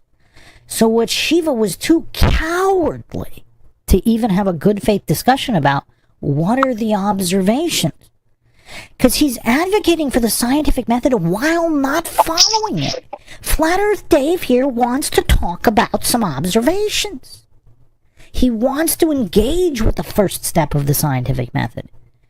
But Shiva presupposed and assumed Flat Earth Dave was so stupid and he was so smart. He presupposed that he's so smart, there's no way he could get the scientific method wrong, so he's just talking really quick and really fast, trying not to make himself look stupid, while making himself look even stupider than if he had just decided to have a good faith discussion. The irony here is just absolutely off the charts. And another issue with the experiment, again, if the variables, if you can't, I also don't hear him talking about the independent and dependent variable. Because is it even possible to construct a conclusive experiment without being a third party? Like, for example, if you want to take a photo of the Earth, how far away do you need to get? Like, you want to take a photo of the Earth and the Moon and Mars, because let's say, if you're trying to prove the heliocentric model correct, how far back do you need to go? Is it even feasible? Is it even regardless of whether it's true or untrue? If you don't even know if it's feasible, like how would this even be done? But again, Shiva is so lost here in his cowardice. He's refusing to do step 1 of the scientific method, the observations. He's refusing to observe and question. He's refusing to engage with what would necessitate a hypothesis in the first place. It looks like he's so concerned with making Flat Earth Dave look stupid and showing off that he doesn't even realize he doesn't have the scientific method correct.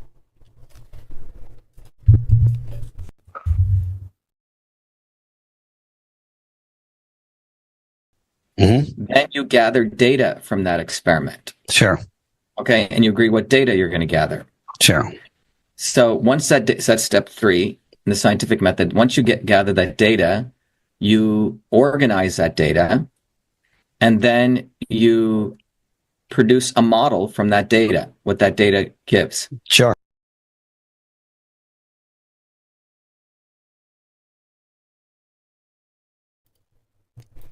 I mean, I just really can't figure out Shiva here. It's almost like he doesn't know they're talking about flat Earth, or globe Earth, or whatever, shape of the Earth. Like, how would a single experiment even produce enough data to have a complete model of any kind? You'd have to do dozens and dozens of experiments. How would the establishment would never accept the results of the experiment anyway. Again, somebody should call timeout on Shiva again, because if you have scientism priests trying to do an experiment utilizing, for example, Einstein's relativity, that's going to be an issue. Because if he's not aware of the fraud of Einstein's relativity and the fraud in physics and science over the past century, I mean, he's clearly aware of all the fraud in modern times with like GMOs and all the stuff that he's involved with. He's aware of that. But is he aware of the fraud in physics itself? Einstein, Tesla, all that came before. Is he not aware of all of the countless experiments already done, like, for example, to prove the motion of the Earth? Perhaps Flat Earth Dave should have taken a page out of Austin Witz's book, and even my own book. I think was the first person talking about how geocentrism should be the starting point, not flat Earth. Because if the Earth isn't spinning, that's an issue. And he could have kind of kept Shiva from the cowardice, because there's already been tons of experiments regarding whether the Earth is moving or not. And obviously how feasible and reliable those experiments are in the first place. But then at least Shiva wouldn't be able to cower away like he's doing now.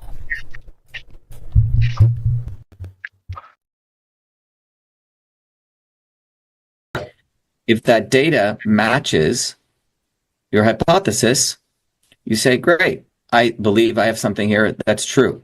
All right, let's do it. I have one right here. Sure. Let's just go through, because a lot of people didn't learn this in 3rd grade. Yep. And I don't think the educational system teaches this anymore.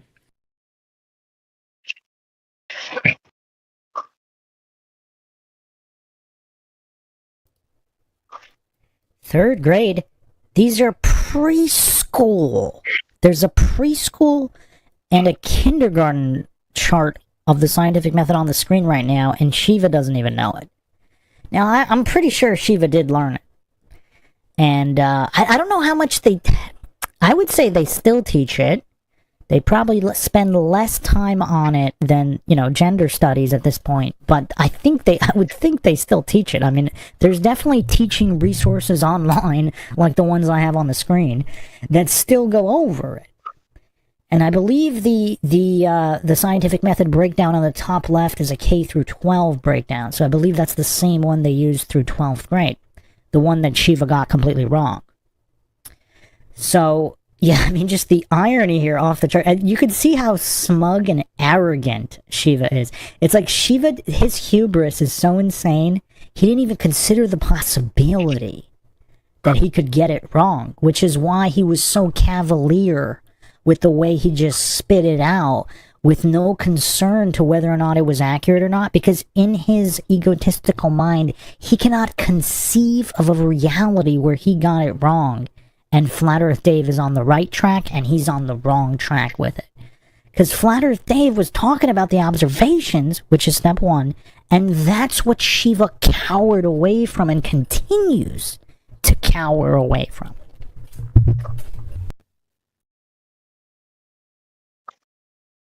And then if you prove that your data and that model matches your hypothesis, then you would do another experiment.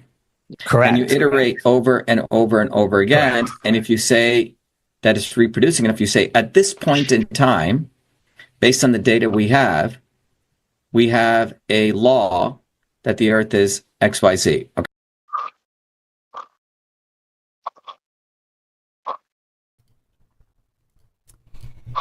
Wait, how would that be a law? I mean, I guess it depends on what, like, how it would be defined. I suppose you can I mean, it depends on the definition. I mean, a scientific law, for example, is that dense objects fall down. So the law isn't that mass attracts mass. That's not the law. That's the theory. The law is the object falling. A lot of people don't understand that difference. They hallucinate that the theory must be true because of the law. The law doesn't give you a reason.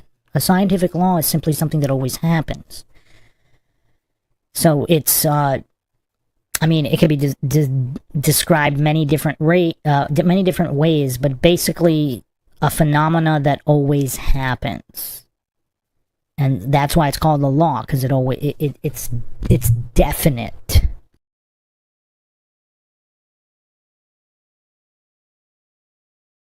Yeah, that was probably the dumbest thing Shiva ever said in his entire life. The law of flat Earth. Is that what he's trying to figure out? He's got to come up with a model. Come up with some more data. Model data. Check. The law of flat Earth. What a dumb fuck.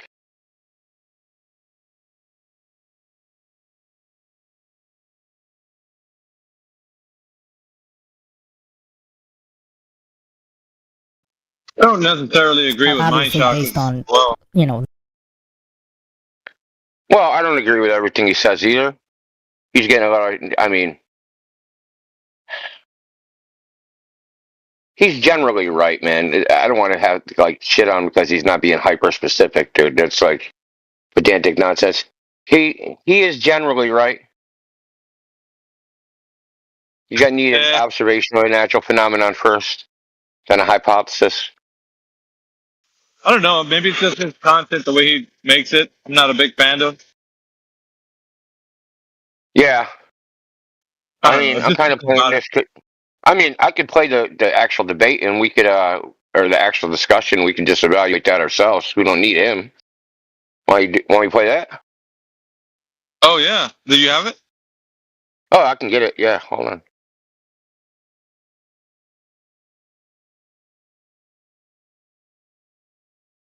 It's good to have somebody, a commentator, like, exposing. He just belabors sometimes. It's tedious.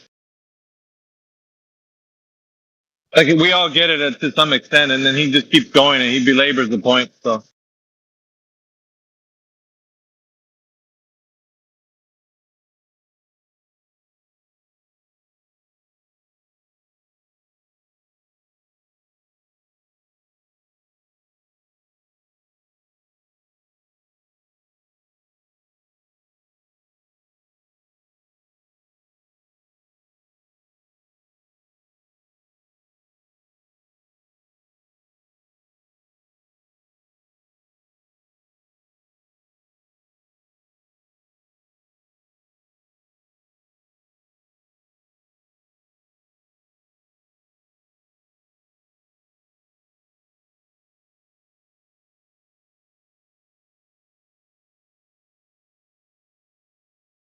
Okay, I found it. 1 second.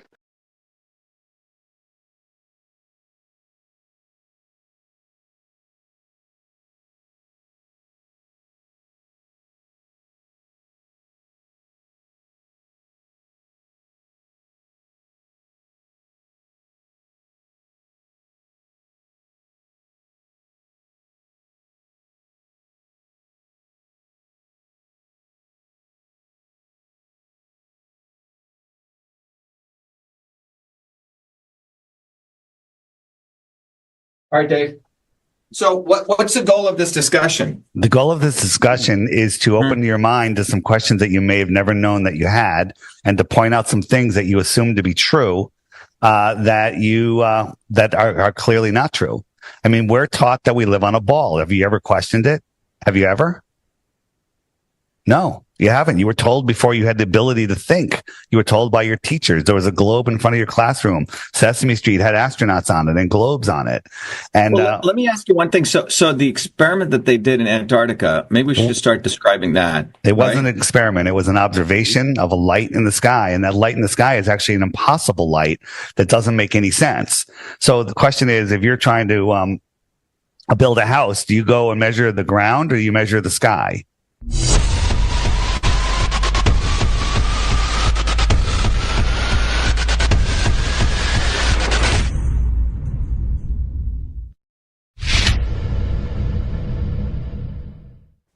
Right? You measure the ground.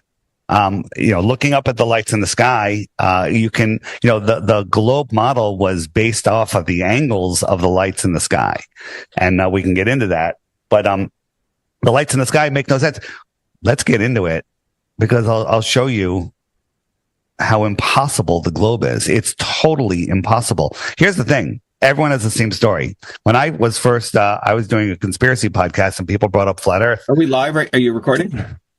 We're recording, sure. And I'll start wherever. So welcome, Dr. Shiva, or I'm on your show. I'm not sure which one it is, but we're having two conversations, two grown men having a conversation about the realm that we live in. And Dave, what do you put it up on what, YouTube or Facebook? YouTube. Okay. All right. I normally let you, excuse me, I'm losing my voice a little bit, so I've done a lot of interviews. I normally let you put it up, and then I share your version. That way you get all the new views, because we have a large audience. Doesn't matter. We're fine. You can put it up. Yeah, That's I don't. Either way. I don't care. I'm not monetized or anything. I normally just try to, put it up. So you're brand new to this topic. I know that people have been hounding you in your chat saying, "Hey, have you looked into flat Earth?" And you agreed to have me on, so that's awesome. Thanks for having an open mind. And I think about a year ago, David, just to give you an update. Yeah. So there's two positions I have on this, right?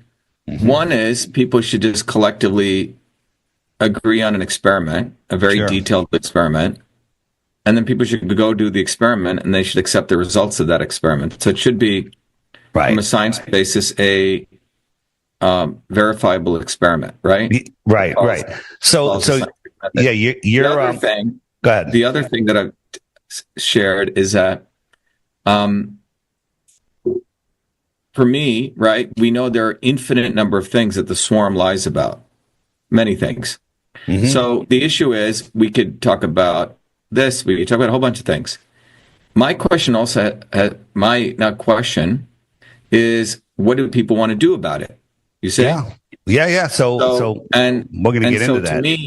To me, one has to build a bottoms-up movement of working people to address this. Sure. There's a lot of people grift off a whole bunch of stuff, and they have no interest in building any type of movement to get to truth, freedom, health. You see? Well, we're trying to do that. We're trying to build that movement, and they're trying everything they can to stop us. Because this is the one that breaks us free from the matrix. You can't, there's a lot of things going on in the world with child trafficking and homelessness and wars and everything else. And people say, Dave, why are you focusing on flat Earth? And the reason is because if you don't know where you live, who you are, what this place is, if you don't know that you're at the center of creation, that you have great power, then you can't do anything. You're lost in space, spinning out of control, and you're powerless. People think that governments rule over them. Nothing rules over you other than God, right? And so people don't realize they have free will. People just think that they're are stuck in this slave system, and the globe is a prison for your mind, right? And think about this. When people search flat Earth, they come up with this. This is stupid. Okay. No flat earther thinks that Earth is this, but this is what they want you to think. Like if you Google, hey, top 10 reasons the Earth could be flat, Google's going to deliver you top 10 reasons the Earth is a globe, because they don't want you finding the true information of this world. You asked me before when I first got into it, I went into it with a bad attitude. I went in, I'm just going to disprove flat Earth, prove the globe. And I tried for weeks to find proof of the globe, but I couldn't. And the more I looked, the worse it got. And then I realized, oh my God, the Earth is not a globe. And then I was afraid to even talk about it because I'm like, oh my God, all of the other work I've done on all of the other deceptions is going to be discredited. But then I realized this is the truth. I have to do it. Back in 2014, when I was doing that, nobody was really open for a discussion on flat Earth. There's like, you're nuts. But now, people like yourself, other people are all doing it. You had an interview with Owen Benjamin. He fought it like tooth and nail. But now he's full on. He knows we don't live on a globe, right? I mean, this is 127,000 feet up, right? Whenever we send a balloon up, the Earth is white. Okay. It's white because of the thickness of the atmosphere, right? But NASA shows us these color graphic pictures of Earth. They're in Technicolor, right? Look at this light here. It's a local light. It's lighting up this area right here, right? It's darker over here because this is a local light. What is it? We don't know, right? But it's a local light for sure. It can be proven that. And we live on this realm. Now, we're going to be talking about where we live in this incredibly large system. And we live on this dielectric plane inside a toroidal field, right? And so we're going to be talking about 1% of what this world is. And that's where we live, on the 1%, the dielectric plane.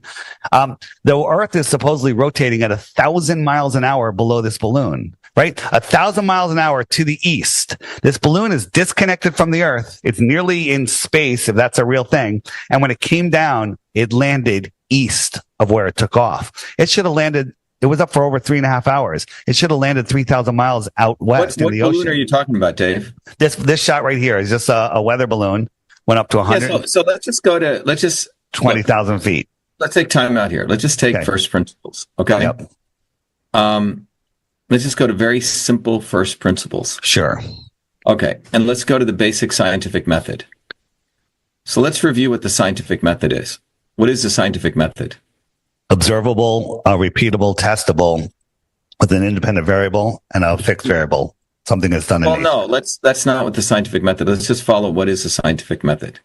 What's the first step in the scientific method? You tell me where you want to go with this. Well, I think we need to follow the framework, what we're going to use to get to truth. Sure. So the scientific method, because otherwise it's just everyone's just talking over each other. Sure. The scientific method says first you come up with a hypothesis, step one. Sure. You can have a hypothesis that the Earth is round or the Earth is flat or the Earth is whatever, multidimensional. Okay. It's not Earth. It's maybe 15th dimensional, whatever that is. Okay. Then the next thing you do, you agree that you're going to do an experiment. Sure. The methodology of an experiment, step two. Mm-hmm. Then you gather data from that experiment. Sure. Okay. And you agree what data you're going to gather. Sure. So once that's step three in the scientific method, once you gather that data, you organize that data, and then you produce a model from that data, what that data gives. Sure. If that data matches your hypothesis, you say, great, I believe I have something here that's true. All right, let's do it. I have one right here. Sure. Let's just go through, because a lot of people didn't learn this in third grade. Yeah. Which is, and I don't think the educational system teaches this anymore. And then if you prove that your data and that model matches your hypothesis, then you would do another experiment. Correct. And you iterate over and over and over again. Correct. And if you say that it's reproducing, and if you say at this point in time, based on the data we have a law that the Earth is XYZ. Okay. Got it. So let me give you an example so let's just set the framework of science here. Or we agree the framework's not true. First, in biological and engineering systems, you manipulate a system of some kind, then you measure the data from that system, and then you mine that data, and then you model it. It's called the 4 M's. Okay. So manipulate, measure, mine, and model. If the model matches your hypothesis, you continue. If it doesn't, you have to throw away your hypothesis was false. It doesn't matter whether you're wearing a red hat, a blue hat, doesn't matter how wealthy you are, it doesn't matter if you're good looking or not, you're just fucking wrong. Yep. So I got one for you. I have one for you, an example. No, but wait.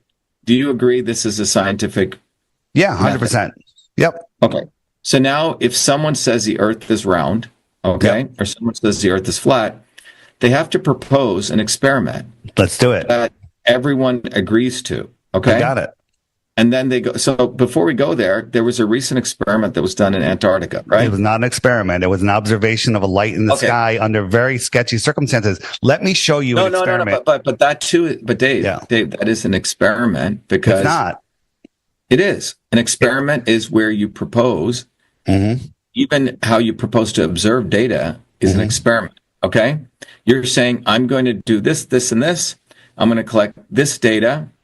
And then I'm going to do this, this, and this to mine that data to model it. Right. So I haven't even looked into the math of this or any of this. You know, I have 4 engineering degrees, right? And this is what we do. Engineers can't lie like scientists can. Engineers have to build stuff that works. Yep. And so we have to live with the reality of natural laws. Otherwise, you can say all the shit you want, but if something you build doesn't work, it falls out of the sky. Right. So if you go to the experiment that was done, and I believe some non-flat earther and a flat earther was involved in that. Can you describe what they agreed to do? Well, I'd rather talk about the shape of the Earth than the lights in the sky that nobody knows what they are or how far they are. No, but just to educate people, some guy agreed to do this experiment with this guy, right? No, they did not. No one agreed to do an experiment. They agreed to go make an observation of the sky and see what it told us. Right, but that's an experiment, Dave. Well, it's not, because the lights in the sky do not dictate the shape of the floor. Like, look up at the lights in your ceiling and tell me if they tell you what shape your floor is. Here's an experiment. Let me show you an experiment. Let's not talk, Dave. Let's not talk analogies, because analogies in science don't work. So I got you. So let me show you an experiment right here. If something doesn't curve, then it's what?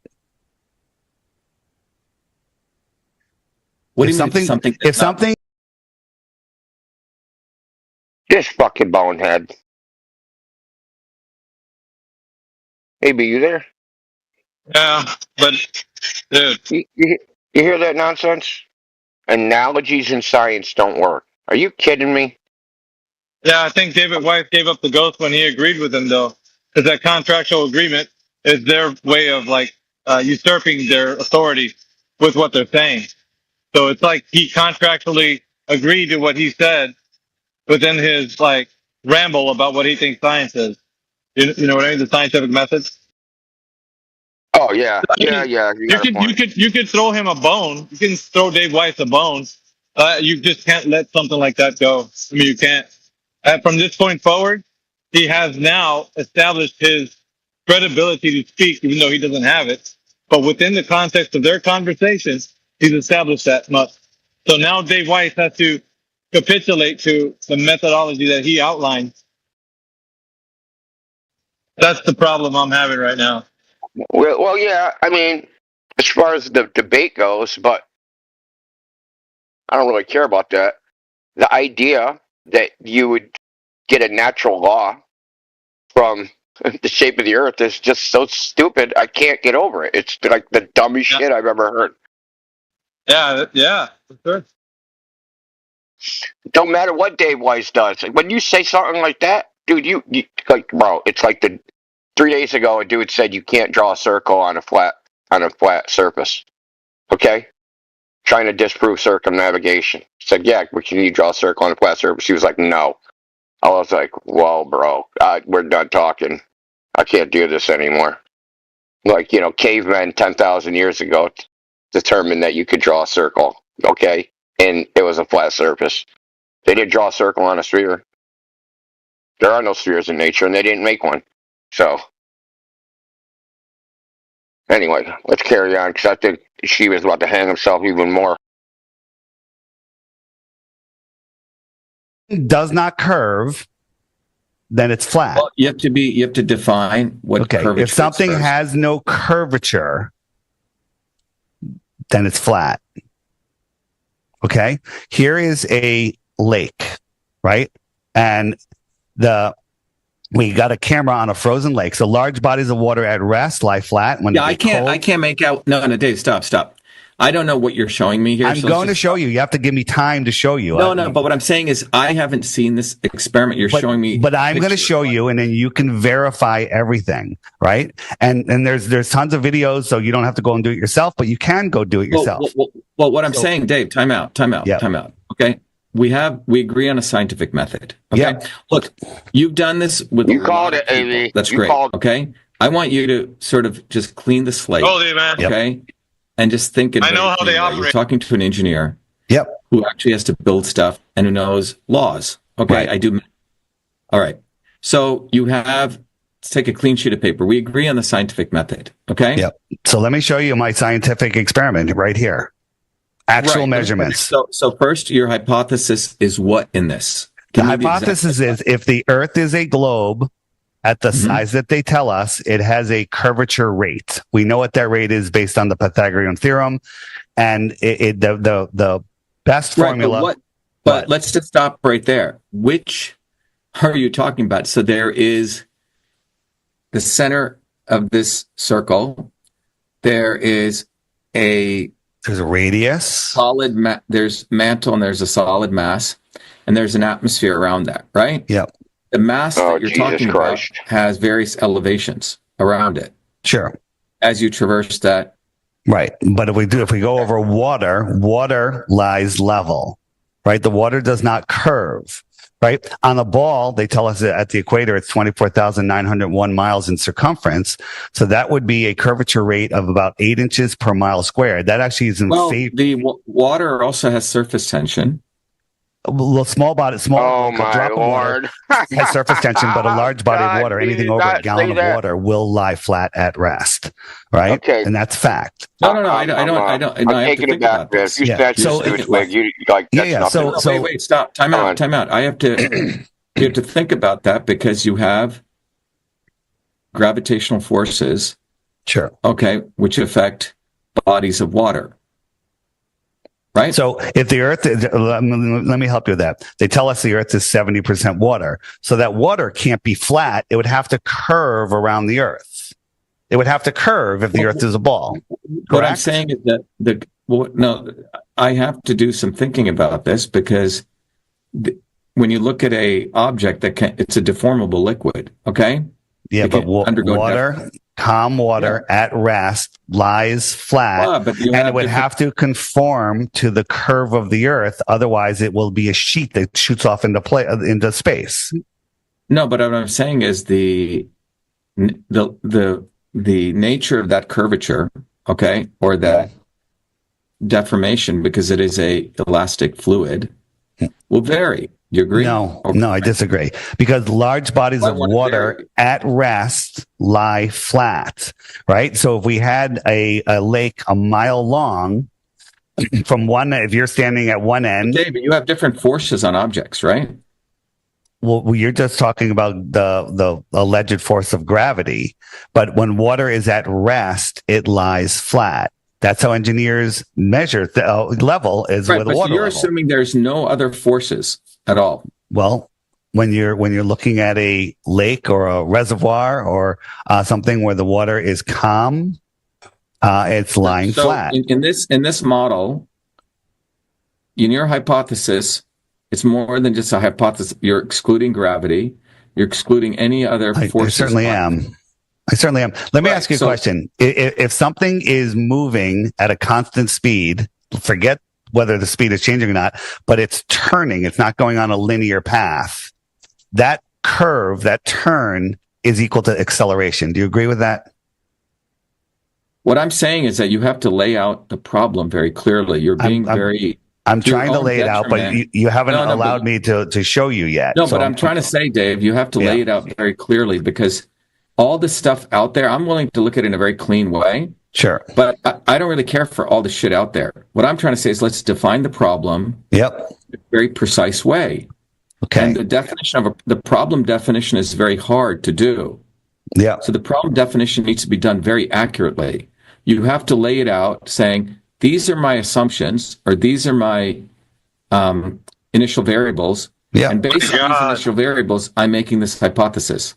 So what are your initial variables? There is no gravity. That's one of the things you're just bringing up now. Well, that doesn't have anything to do with this, but we can get into what gravity is if you want. No, David, forget gravity, forget round Earth, flat Earth. I'm just saying when you start with the scientific method, you come with a hypothesis. Then you go down to the methodology that you're going to use to validate your hypothesis, what you call the experiment. Then you're going to say what data I'm going to collect. So if we were to take a fresh, clean sheet of paper, we'd write down what is a hypothesis. Hypothesis is that the Earth is flat. But it's more than that, because you're saying that the Earth, because then you're going to propose an experiment. Your experiment is based on not just being the Earth is geometrically flat. You're basing that on some other, all additional hypotheses. Well, I'm basing it on the fact that the globalists, the science, today's science. This is ridiculous obfuscation. Fucking silly. You're excluding gravity.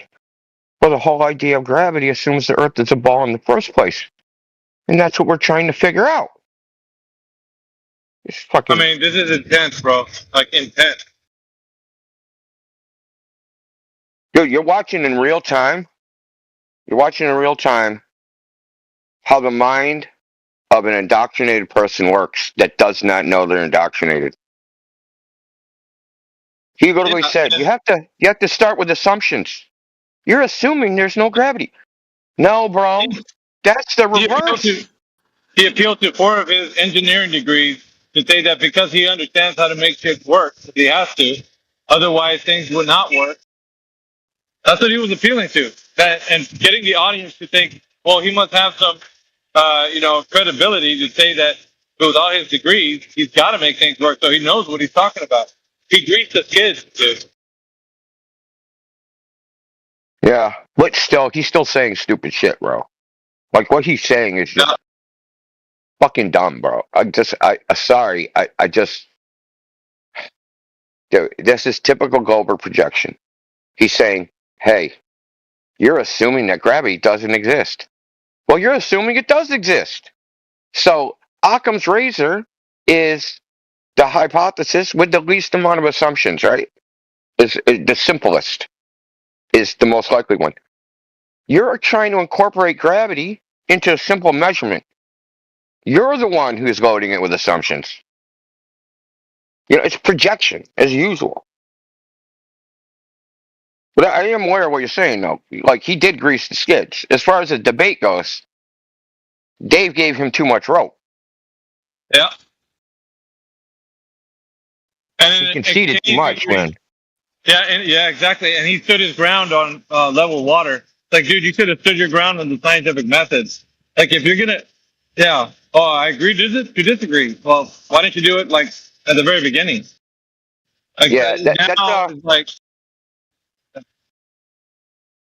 I was gonna say that's the thing that like sometimes we do. I've done it, right? You're like, oh, I'll just give him this one thing for the purpose of conversation, just to move the conversation along. And I think Dave is kind of doing that. He's trying to do that. Okay, I'll just get these little minutiae isn't important. Oh, they're important because later he's going to appeal to them, like you said. Yeah, there's too much at stake here, though, with these guys. I could see with a low-level baller, that's kind of like Dunning-Kruger. But like these guys, there's way too much at stake for you to give up any ground. Like there should be no quarter when you deal with these guys. No quarter whatsoever. And quite honestly, the big tell, really, if it was further along in the conversation, that means he wasn't thinking of that tact when he entered into it. But if it's one of the first things he brings up, that he's revealing his strategy. His strategy is going to be to appeal to authority, appeal to so once you grant him his authority, then however he defines the scientific method is going to be the truth of the matter. And then he is going to define everything else that happens after that. Yeah. Yeah, so dude. He has the upper hand. Optically, he has the upper hand. I'm not saying he does, really, but optically he does. Yeah, man. I'm not trying to play Monday morning quarterback now, but like, you know, because I do the same thing. Never in the beginning though. I'll never do it right off the rip.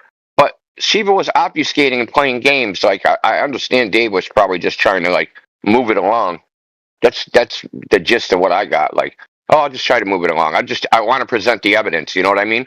And I think like with Blitz, I think that's what people wanted me to do with him. Right? It's just like, oh, concede shit and just like present the evidence and just concede some little silly things. I did do that. I actually conceded when he said he defined hypothesis as something stupid, dude, and I let it go. Right? Instead of holding them to task on it. Because I actually went and I listened to like the first 15 minutes of that. I actually did pretty well. And the only part where I fucked up is like just skating along when he said hypothesis was something that wasn't. And I just let it go for the purpose of conversation. Because I wanted to move on to something of substance, not just that wishy-washy shit.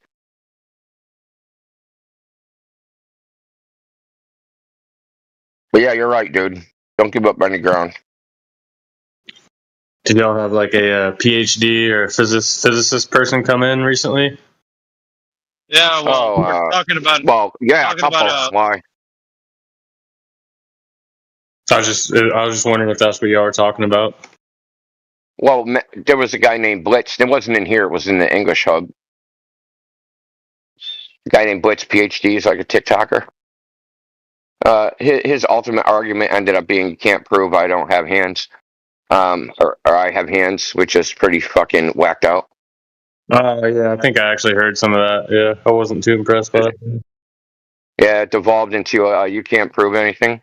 He actually said, I can't prove that I'm not, like, even though he's questioning me, he says, can you prove you're not a brain in a jar? And I said, yeah, because I'm not talking to myself right now. Are you talking to yourself? And he's like, can you prove that? I'm like, well, I'm also not interrogating myself to prove that I'm not a brain in a jar, because that would have to be the case. You would have to be me, and I'd have to be talking to myself in my jar. It just gets to absurdity. That's what they'll always bring it. They'll bring it into the realm of the absurd. Yeah, they'll burn the whole house down so no one's right. So no one knows anything, and we're just all confused. And it's just his subjective idea of what truth is or not. Yeah, he said, make a deductive argument for you having hands. Dude, that's why I don't like it being the internet, because, like, if it was like an in-person debate, I would get up off the chair and just slap him in the face. Tell me that didn't hurt. Tell me that didn't fucking hurt. Here's my deductive argument. Have you deduced the pain yet? Yeah. Anyway, back on play. It's only an hour long, so I don't think there's much left. That they teach us from the Rockefeller-funded textbooks tell us that the Earth curves at 8 inches per mile squared. That's what they tell us because we live on a ball 24,901 miles around. But you know, the Earth is spinning at 1,000 miles an hour, 1,040 to be exact, right? At the equator. Slower in other areas because it's making a smaller circle as you get closer to the alleged poles, right? And then it's orbiting at 66,600 miles an hour, speeding up and slowing down, average speed 66,600.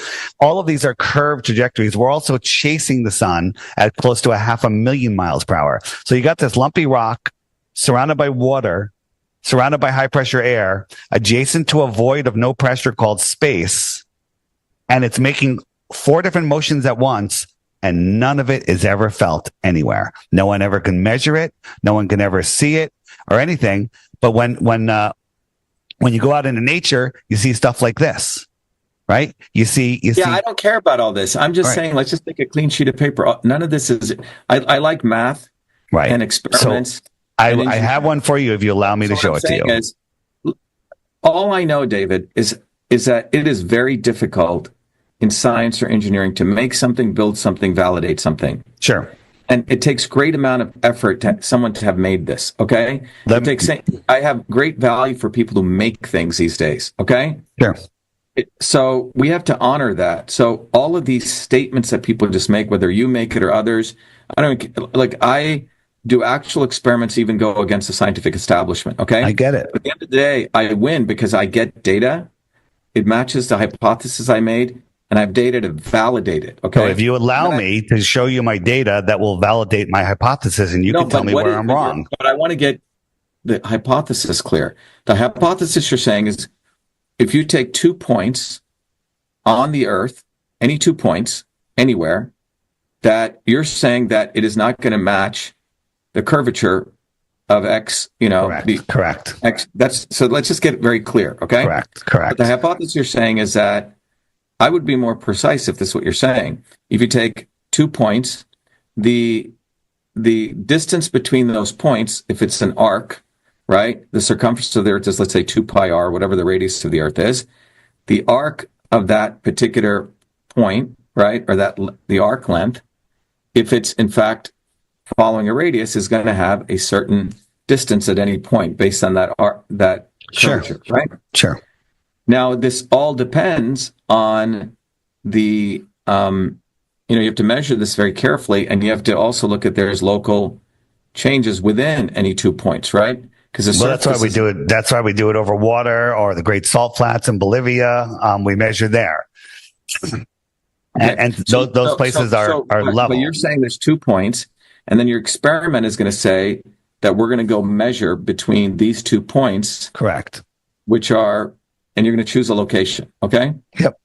What you're saying is what is the location you're choosing here? So this is a reservoir, and it's frozen, and then we have a camera 6 inches off the ice. So it's at night, so it's hard to see.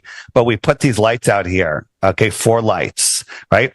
8 miles, 7 miles, 6 miles, and 5 miles. Now, that doesn't sound like a lot, but according to the globe math, what they tell us, right? This one should be more than 30 feet below the curve, behind the curve. Right, this one 22 feet. Let's just do the math ourselves. What is if we just look at that? What is the curvature? I mean, I can get out a calculator. The curvature is you can go to a curvature calculator. Let's just do the math ourselves. Yeah. So it's 8 times 8.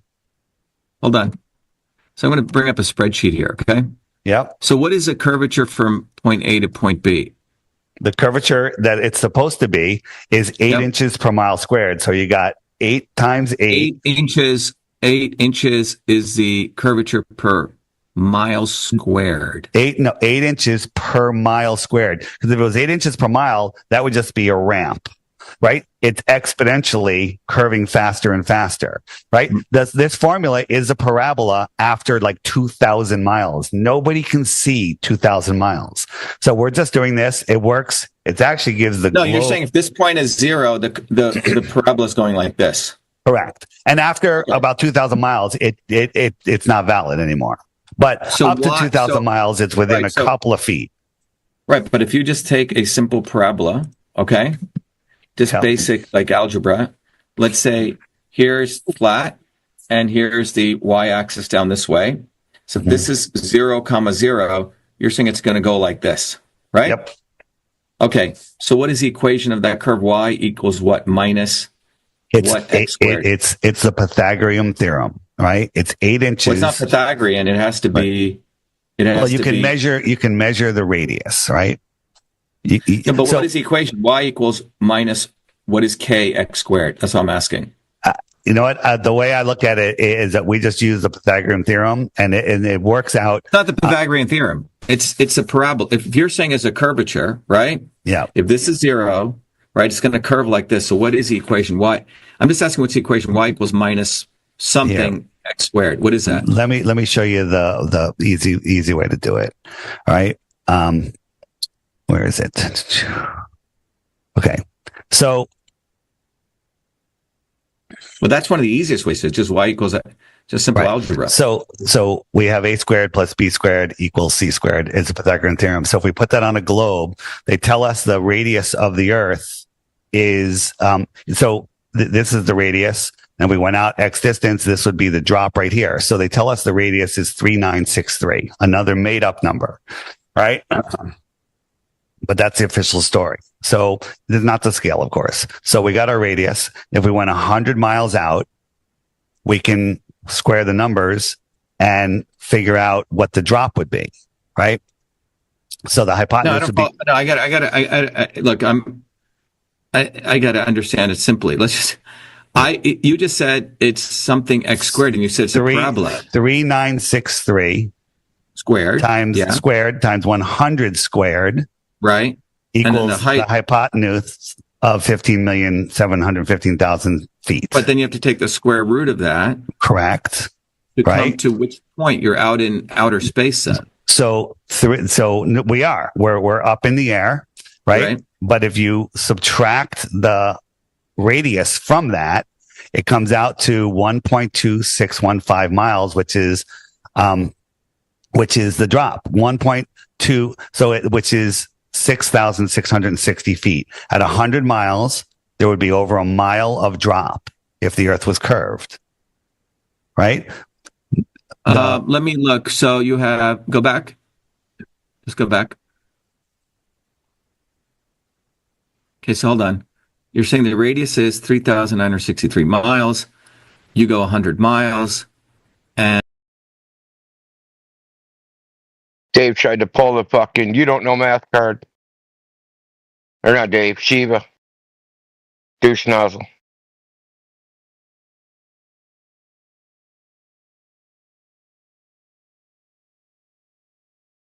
Yeah, I hear that.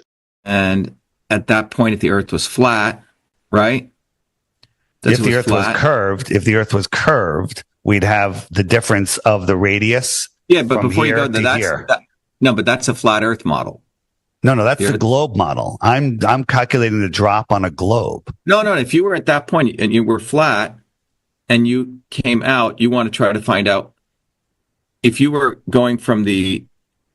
I'm saying that is if the Earth is flat, right? No, this is if the Earth was a globe. If I went out straight on a straight line from the tangent of my feet and I didn't follow the curve, after 100 miles, I would be 1.2615 miles high, which is 6,600 feet. Right? That's how much curve there is. At 10 miles, there's 66 feet of curvature. If you just flew a plane straight. If I flew a plane straight and didn't follow the curve, right? It didn't follow the curve. Right, yeah. So let's just say you just draw. You should be at. So 3964 is at 0.26 minus 3963. Yeah, you should be from that point. Again, you have to be careful where you're measuring that point. I'm measuring from here straight down towards the center of the Earth. Well, no. I'm saying that distance is from the surface to the point that you're at, the 1.2615 miles. See here? Yeah.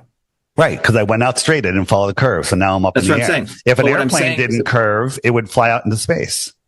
Right, but what I'm saying is you have to be very careful on the measurements. When you write your research methodology out, you have to write this very precisely because in science, an experiment can be reproduced by anyone. You publish this, someone else should be able to go reproduce it. Everyone can. It's been done 1,000 times. We have thousands of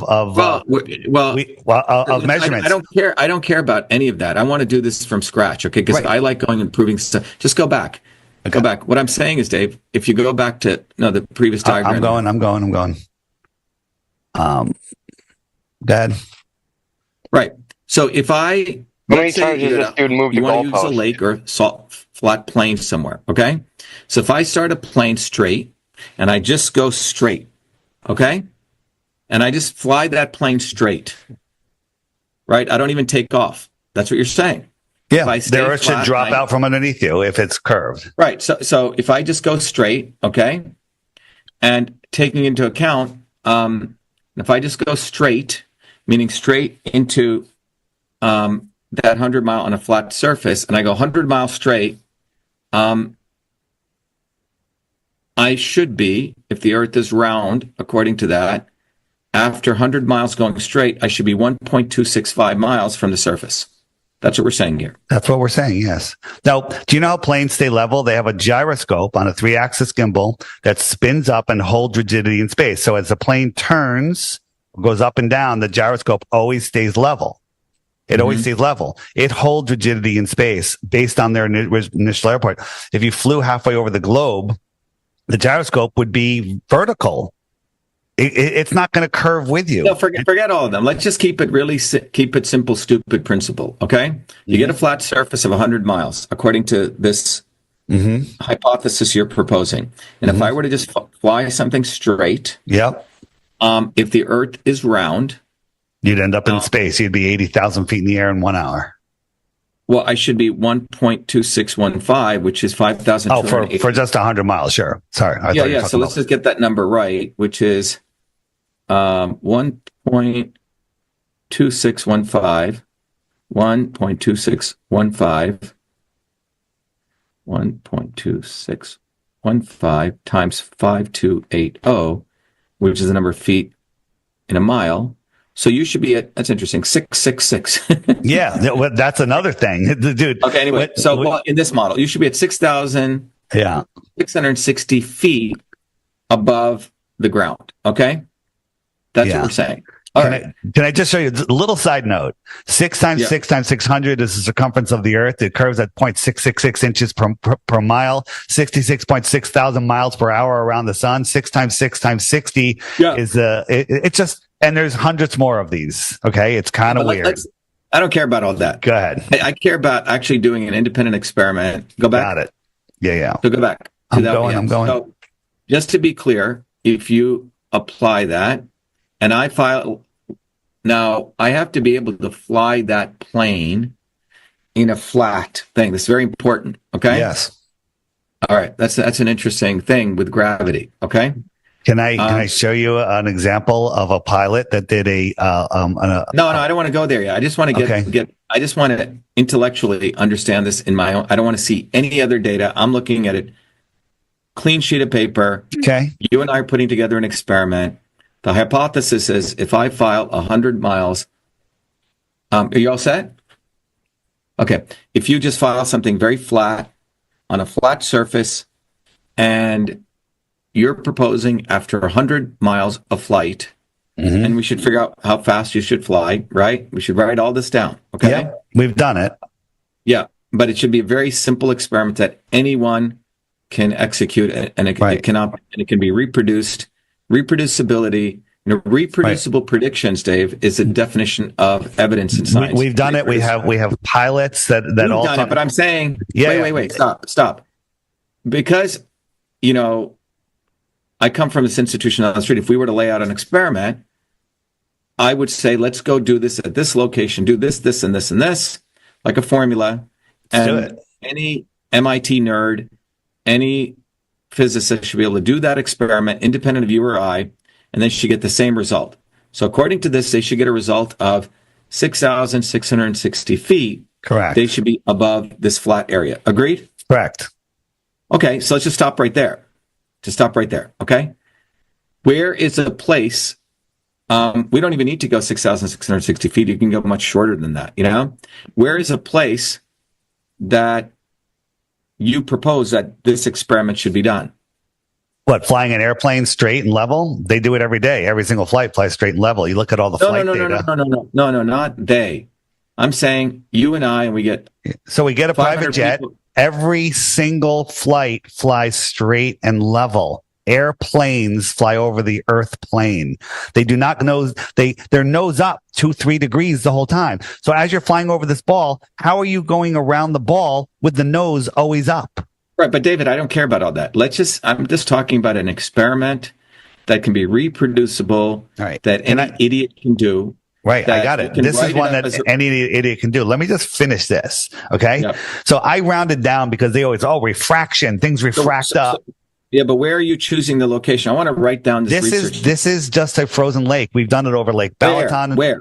This one, I don't know exactly where this one is. I forget, but we have a whole bunch of ones we did. We did a 26-mile laser test over Lake Balaton, and it showed no curvature. And the curvature of 26 miles is far more than this, right? But these are rounded down, giving the globe every benefit of the doubt. So what does this mean? So if the Earth is flat, it means the camera's here and it could see all of these lights and they all line up.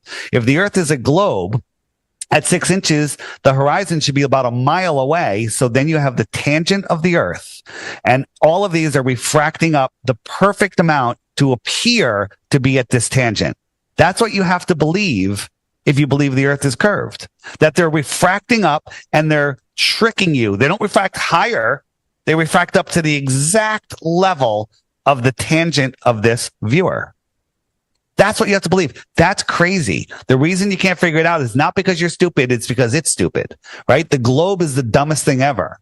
Once you understand what you've been believing your whole life and have never questioned. Yeah, what I'm saying, Dave, is there needs to be an actual specific location, an actual set of steps that everyone agrees to in a scientific methodology. You're saying, if you go back, you say, we are going to move an object 100 miles in this direction, and after it moves the object 100 miles in this direction, we're saying that its distance from the surface of the Earth needs to be 6,660 feet. Which it won't be. But they never. No, but here's the problem. They won't be, and they claim that gravity is pulling you around the curved air of the Earth. Okay? That's not the case at all. An example would be this, right? The faster you go, the faster things curve. So here's the new SR-72 Blackbird, right? This thing goes 4,000 miles per hour. 4,000 miles per hour, right? So if it flies out and it's 6,000 miles out to here, right? 4,000 miles per hour. The drop would be 4,000 miles, right? So that means it's dropping at 1 mile per second. The SR, at the speed that it flies over the course of an hour, it has to drop at 1 mile per second, which is faster than free fall. What would happen to anyone on this plane if it's curving faster than free fall? That's not true. You have to do the inertial, you have to calculate the inertial system on that plane. That's not true, because that's 1 hour. It drops 4,000 miles. No, that's in its own relative. No, that's in its own relativistic frame. Okay, right. Sure. So you can't go there because you're gonna screw yourself. I'm just saying you need to make this experiment, if you want to do this, so simple, right, that anyone can do it, any school kid can do it, and they all should get the same data. So that would be my recommendation. Well, how is a school kid going to do this? I don't have a skin in the game. I don't have any skin in the game here. Well, but here's the thing. The thing is, there's so much evidence that the Earth is not curved. There's so much evidence that you can't have high pressure next to no pressure without a container, right? When pilots are coming into an airport, they say, okay, we're about 125 miles out. They figure out how much they have to drop per minute to get to the airport, right? Yeah, Dave, I've heard all this. What I'm saying is, you've heard this stuff. No, what I'm saying is I've heard all of this stuff. My point is that still missing among this community is a proposed experiment that everyone agrees to. I have write one. it up like a scientific paper. No, go back to the one you just said. That's which one? It's the one you just said. You fly for 100 miles, and then after that, you check the distance. It should be 6,660 feet. But what happens when it's not? Well, if the experiment works, that means you're wrong. So no. If you fly 100 miles and you're not 6,600 feet, does that mean the Earth is flat? If you're proposing that you make a hypothesis, let's follow the science. That's why I started this conversation. Yeah. Let's follow a rubric that we all agree to, whether you're on this side or that side. This is how science gets done. Right. Okay. So if you follow that, so you would write hypothesis. It's like third grade. Sure. 2. This is the methodology I'm proposing. And the methodology, as Mr. Gerald Walker, my 9th grade teacher, said, has to be written very explicitly. Great teacher. Sure. Okay. Sure. Step 1, step 2, step 3. This is where we go. This is what you do. This is the machinery we use. This is the beaker we use, everything. You have to write it down very explicitly so everyone can reproduce it. And you have to write it down very okay, if we're going to fly a drone, it has to be this drone. Can I run it by you? Can I run by your methodology here? Here's my hypothesis. We start a plane out here, and we're on the salt flats or wherever. You know, we have 100 miles of. No, but what I'm saying, Dave, is my hypothesis is that I fly 100 miles, and if the Earth is a globe, I should be 6,600 feet in the air. If I fly straight and level, okay. Yeah. But when I'm not, that matches the flat Earth model. So now what do we do? Well, now you have an experimental piece supporting your hypothesis. Sure. Now every single flight every day does that. I don't want to hear that. I want what I'm saying is, if you want me to help facilitate this, I will. That'd be awesome. I'm saying that why don't we get, and I'll sponsor it right here in Cambridge. I have a big office here. Okay. Big room. We can hold a conference. Okay. Let's bring 20 people physicists from MIT, Harvard, right here. I'll call a bunch of people up. You bring 20 people. Okay. I'll help chair this meeting, and we'll use all the whiteboards I have right here in our big room. Awesome. Let's do it. Let's do it. That'd be awesome. And we will propose this experiment, and everyone go around the room and agree to the exact experimental dynamics, exact equipment, everything, how we'll measure everything. Okay? So we have to agree to that experiment. All right? That's one experiment. Let's just start there. Okay. Let's just start there. Let's just do one fucking experiment right, okay? That everyone agrees to. And then we go do that experiment, and you'll have, I'm proposing you do 20 iterations of that experiment. On each team, you have a flat earther and an MIT physicist, okay? Okay. Or a non-flat earther. And so therefore everyone's checking each other, and everyone's supposed to follow that protocol that we all agreed to in my room here in Cambridge to the letter. And if someone doesn't, that data gets thrown out, because that means someone's trying to violate the agreed upon manifesto of how to do this research. Here's the He does problem. live where you are at. Here's the Oh, problem. this is not, wait. Oh yeah, dude, I wasn't bullshitting. If everyone agrees. I don't know you exactly agree, where he was. I can find out though, because he ran for office. Jim Williams, who's the head of the physics department of MIT, agrees. You guys both agree to our mechanics. Well, at least that's where his office is. I don't know if that's where his house is. And I can bring these people in. He's a multimillionaire, so he And probably we has have lots of two houses. teams, okay? 20 teams, and everyone goes to the exact same place with the exact same equipment and then gathers the data.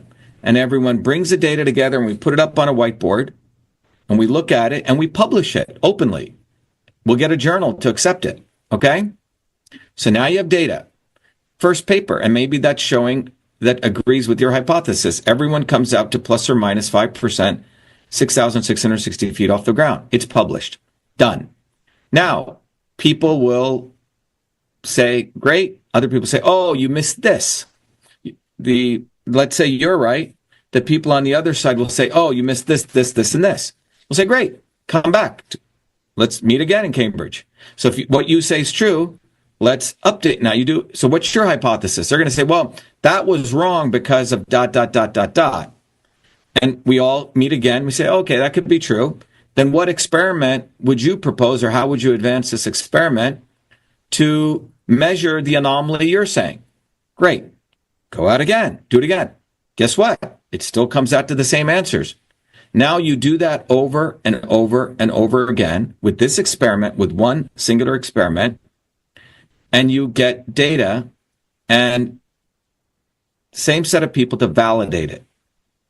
That's how science is done. I can say, this MV25 product where we mix two ingredients together lowers inflammation. Bullshit, right? Marketing. Well, I get these two ingredients. I find the exact dosages. I find exactly which molecular target it hits. And I prove it over and over again. I have the exact quantitative prediction. And then I test it in an environment, right? That's science. It doesn't matter. It doesn't matter if you're a PhD out of MIT, if you're not. If the data proves the hypothesis, that is what you have to suck up to. So that's what I propose. Okay. Because that's what I said. No, I got it. So just jumping forward, we do this. We do take these flights. They do not end up 6,600 feet because there's 10,000 flights every single day that don't do that.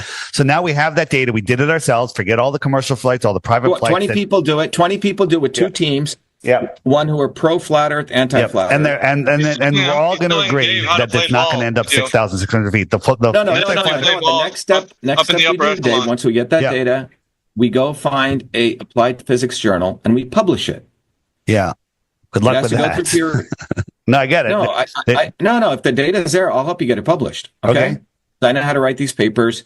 Right. And if there's many journals and you publish it, here's the data, and we do a video on it. Okay.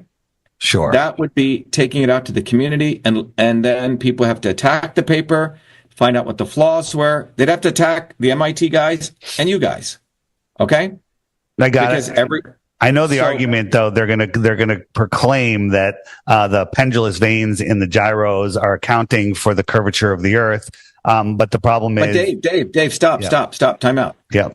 When we meet, remember, step 1, hypothesis. Step 2, research methodology.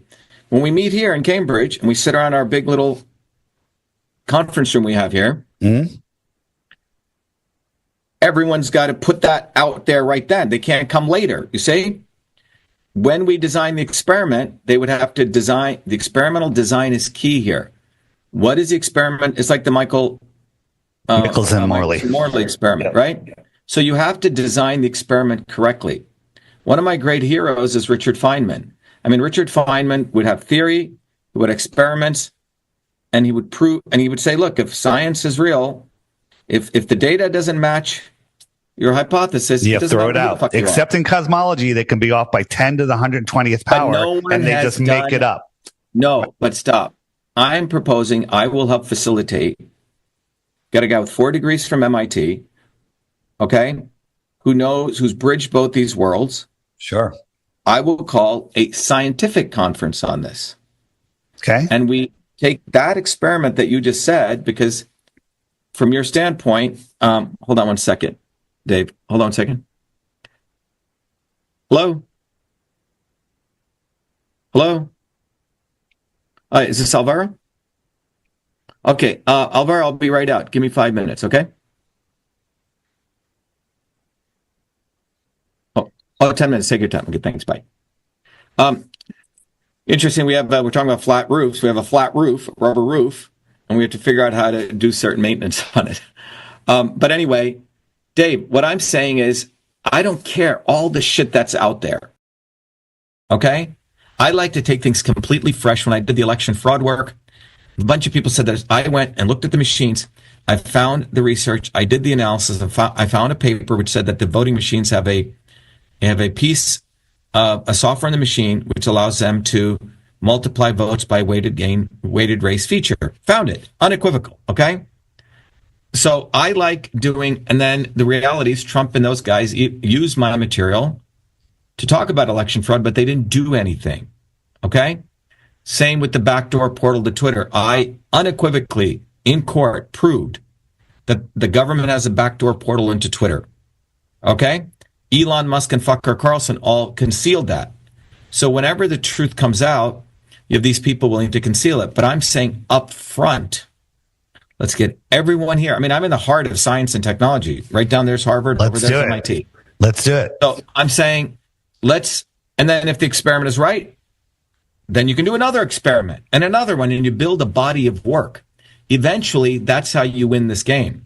When I did the same thing with the genetically engineered foods, I very quietly published one paper showing that what is the C1 metabolism pathway. Got it published. Okay, very quietly. Next one, I showed what happens when a plant undergoes stress. Published that over here. How to play the game. Then I said, what happens when you genetically modify a plant? Oh, it upregulates formaldehyde, downregulates glutathione. Okay? But I had built it on all this stuff. By the time it came out, these people were fucked because I'd gotten these other things peer-reviewed and published. You say?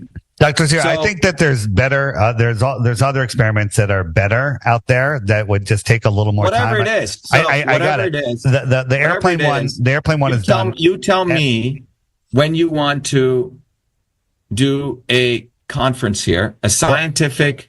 My suggestion is you're brand new to this topic. I think you need to look at a little more of the evidence before we decide what experiment would be best. No, but let's define evidence. Evidence is reproducible predictions.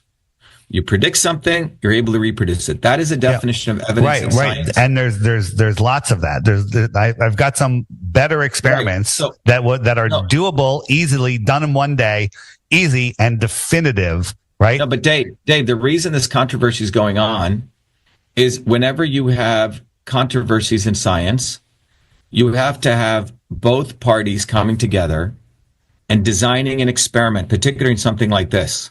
I got one better than the flight going straight. I got What's one. That? I have a better one that's done on an airplane. My suggestion to you is on my website, flatearthdave.com, there's a picture of me and it says crash course. There's a bunch of videos there that you'll never find on your own because but I don't care about that. But I don't want to teach you a little more. No, but I don't need that. I go to first principles. Yeah, I don't care about what Let's you just guys go already to first did. principles. I'm going to brought up reinvent the wheel. Pythagorean triangle. That is first principles. A squared plus B squared equals C squared. Okay, the circumference of an Earth. I get what he's trying to. Of a what circle he's saying is 2 right now. pi I get r. what he's putting down. Pi r squared. This I can take my pen and paper and I can derive. I don't need to. I don't give a fuck what any. I don't give a fuck there's what a you lot wrote. I don't give a of fuck what they wrote. obfuscation in this shit. I though. like to derive stuff from first principles. Okay. Sure. So I can derive, you tell me to derive something, I'll derive it from first principles, and then I can go do an experiment. I can do it. That's real science. Okay. Well, anything short of that is we live in a world of influencers and bullshit. And I agree. So Is a first principle that a 3-axis gimbal holds rigidity in space? Is that a first principle? What I'm saying to you is this, Dave. Let us call both set people together. He's not going to answer that. Make a hypothesis. You're saying the Earth is flat, and if you fly this much, it's going to do this. He's a politician. And then have that discourse and design the experiment. Period. And then get everyone to write their names on it. Write their names. I pledge I will execute this experiment. Their, scientific ethics. Sure. To the letter. And I can facilitate that, okay? And then you create teams. People have to do it. They'll be filmed doing the experiments. And all that data we publish. You have independent process, independent things. Everyone looks, and then we publish the results. Then you tell people, you just sit back and watch the fun. If you're right, you say, look, there's a result. This guy did it. This guy did it. You explain this. Okay? But I'm saying the experiment you're proposing, you're already saying, well, they're going to say this and this. Great. So then in that meeting here, let's say we do it on August 1st, 2025. You say, I know if I do this, and you're going to say this. And they're going to say, oh, yeah, we're going to say, okay, so what is the experiment methodology we design now that eliminates that argument in the future? You say? So you have to design that experiment up front. I have it designed. We can discuss it when we have more time. Right. I'm saying, the call to action here, let us put forward, if you want, we can use this as a video as a basis. Let's choose a date. When do you think you can get your people? August 1st sounds good. Is that too early or too late? We're in January, February, March, April, May, June. Could be June, summertime. It could be June, beginning of June. Yeah. So why don't we choose a date in June? And we'll, it gives us a date, June, let's see. Should we do it on a weekend? Should we say June 14th, Friday the 13th? Maybe. We could do, huh? Yeah, I mean, we can pick a date. We'd have to take a look at our calendars. Yeah, so June 14th is a Saturday and a Sunday. Sure. So we could call a meeting here in Cambridge, scientific conference, experimental design conference, so design the experiment. And we leave out of that meeting with an actual agreed on experiment. We write it up, we propose it, and then we give it to other experts on both sides to attack that experimental design. Everyone critiques it. We do it openly in public. And then we meet again on July 12th, take all that feedback and update the experiment, and then do another meeting on August 16th. So everyone's had a chance. We do an alpha beta version, and then everyone says, yep, we all agree. You agree, they agree, everyone agrees. So in August, we have an experiment. And then we have teams start doing that experiment under the right conditions. Sure. We, in fact, propose that experiment. We publish it, open source it, and publish it all, and tell everyone to do it all over the world. Or I think we should do it in a particular place. Like we have the Quabbin Reservoir here, or you can do it somewhere that you think, we have the Charles River here, right? Wherever, everyone agrees we're going to do it at this location. We do it just like this, I think it'd be interesting. Sure So, would be. I mean, I'm game for that, there's some more particular experiments that when we have more time we can Quabbin discuss. Reservoir is No, way but I'm too saying small. whatever you think. That is, Sure. we so people come, everyone proposes experiments, but what the outcome of June would be an actual experiment. Initially, everyone agrees on. We Okay. circulate that experimental design. Everyone critiques it. Attack. They said, "Oh, you missed this. You missed that." It'd be a working document. I get it. I like it. And then you come Sounds to- great. Yeah, and I have a center we could do it out of. So if it's you, Dave, you go pick 10 people on your side. I'll go find 10 people over at MIT and Harvard. Perfect. What do you think? It sounds like a plan. I mean, it sounds like a good method to get it done accurately. Yeah, and then we hold people accountable to follow that experiment and to participate. Like we'll have an ethics statement, a scientific ethics statement that they have to agree to. I like it. Yeah, is he going to agree to it too? Let's do it. Let's do it in June. Let's have him agree to it before he even we sets have your the thing phone up. number, How right, about Dave? that? Yeah, you do. You should. I'll email it to. Yeah, I tried to call that one number and it said this number's not the 203 number. Oh, it shouldn't have. It should have gone right through. Okay. Email my assistant, but I'm open to do that, man, because I just haven't had time to do this, but let's just follow scientific principles. All right. Sounds awesome. Thanks for the discussion. Yeah, and, I didn't want to. The reason I didn't want to go into this is because I know there's tons of videos you guys have done. I think by this, we're like creating. I think with me, you have a chance to have a clean playing field, knowing it's going to be fair, and coming up with an experiment. We may have to. It may take us a little while, maybe a bunch of iterations, but we'll follow the scientific method. So the swarm can't just blatantly discount what you guys are doing. And at the same time, it gives the swarm or the opposition an opportunity to lay out all their cards on the table up front. Versus if it's right, then they say, oh, this, oh, that, right? Let them put everything up on the table. They're not going to go down calm without kicking and screaming. So yeah, but we do it all up front. All right, we'll give it a try. I like it. It sounds good. When do we want to talk next? So send me your thing and I'll call you this week. Okay. And then I mean to get people here on if you want to do June. All right, that sounds good. Let me talk to a few people, see who I can get to come and we'll make get something the top happen. 10 people. I mean, there must be at least 10 people like yourself, right? In the world. I'm sure that there are. There's a lot of controversy in the flat Earth arena because everyone's trying to figure out what this place is, and there's lots of options. One thing that we all agree on is it's not a ball because that's provable. The question is, right. So let's just go to first. I call it first principles. I like it. First principle. Very simple. I mean, if you want to make a dent, you take one thing, get super hyper focused on it, and go after that, and then you go to the next thing and the next thing. Okay, the next thing. Okay, etc.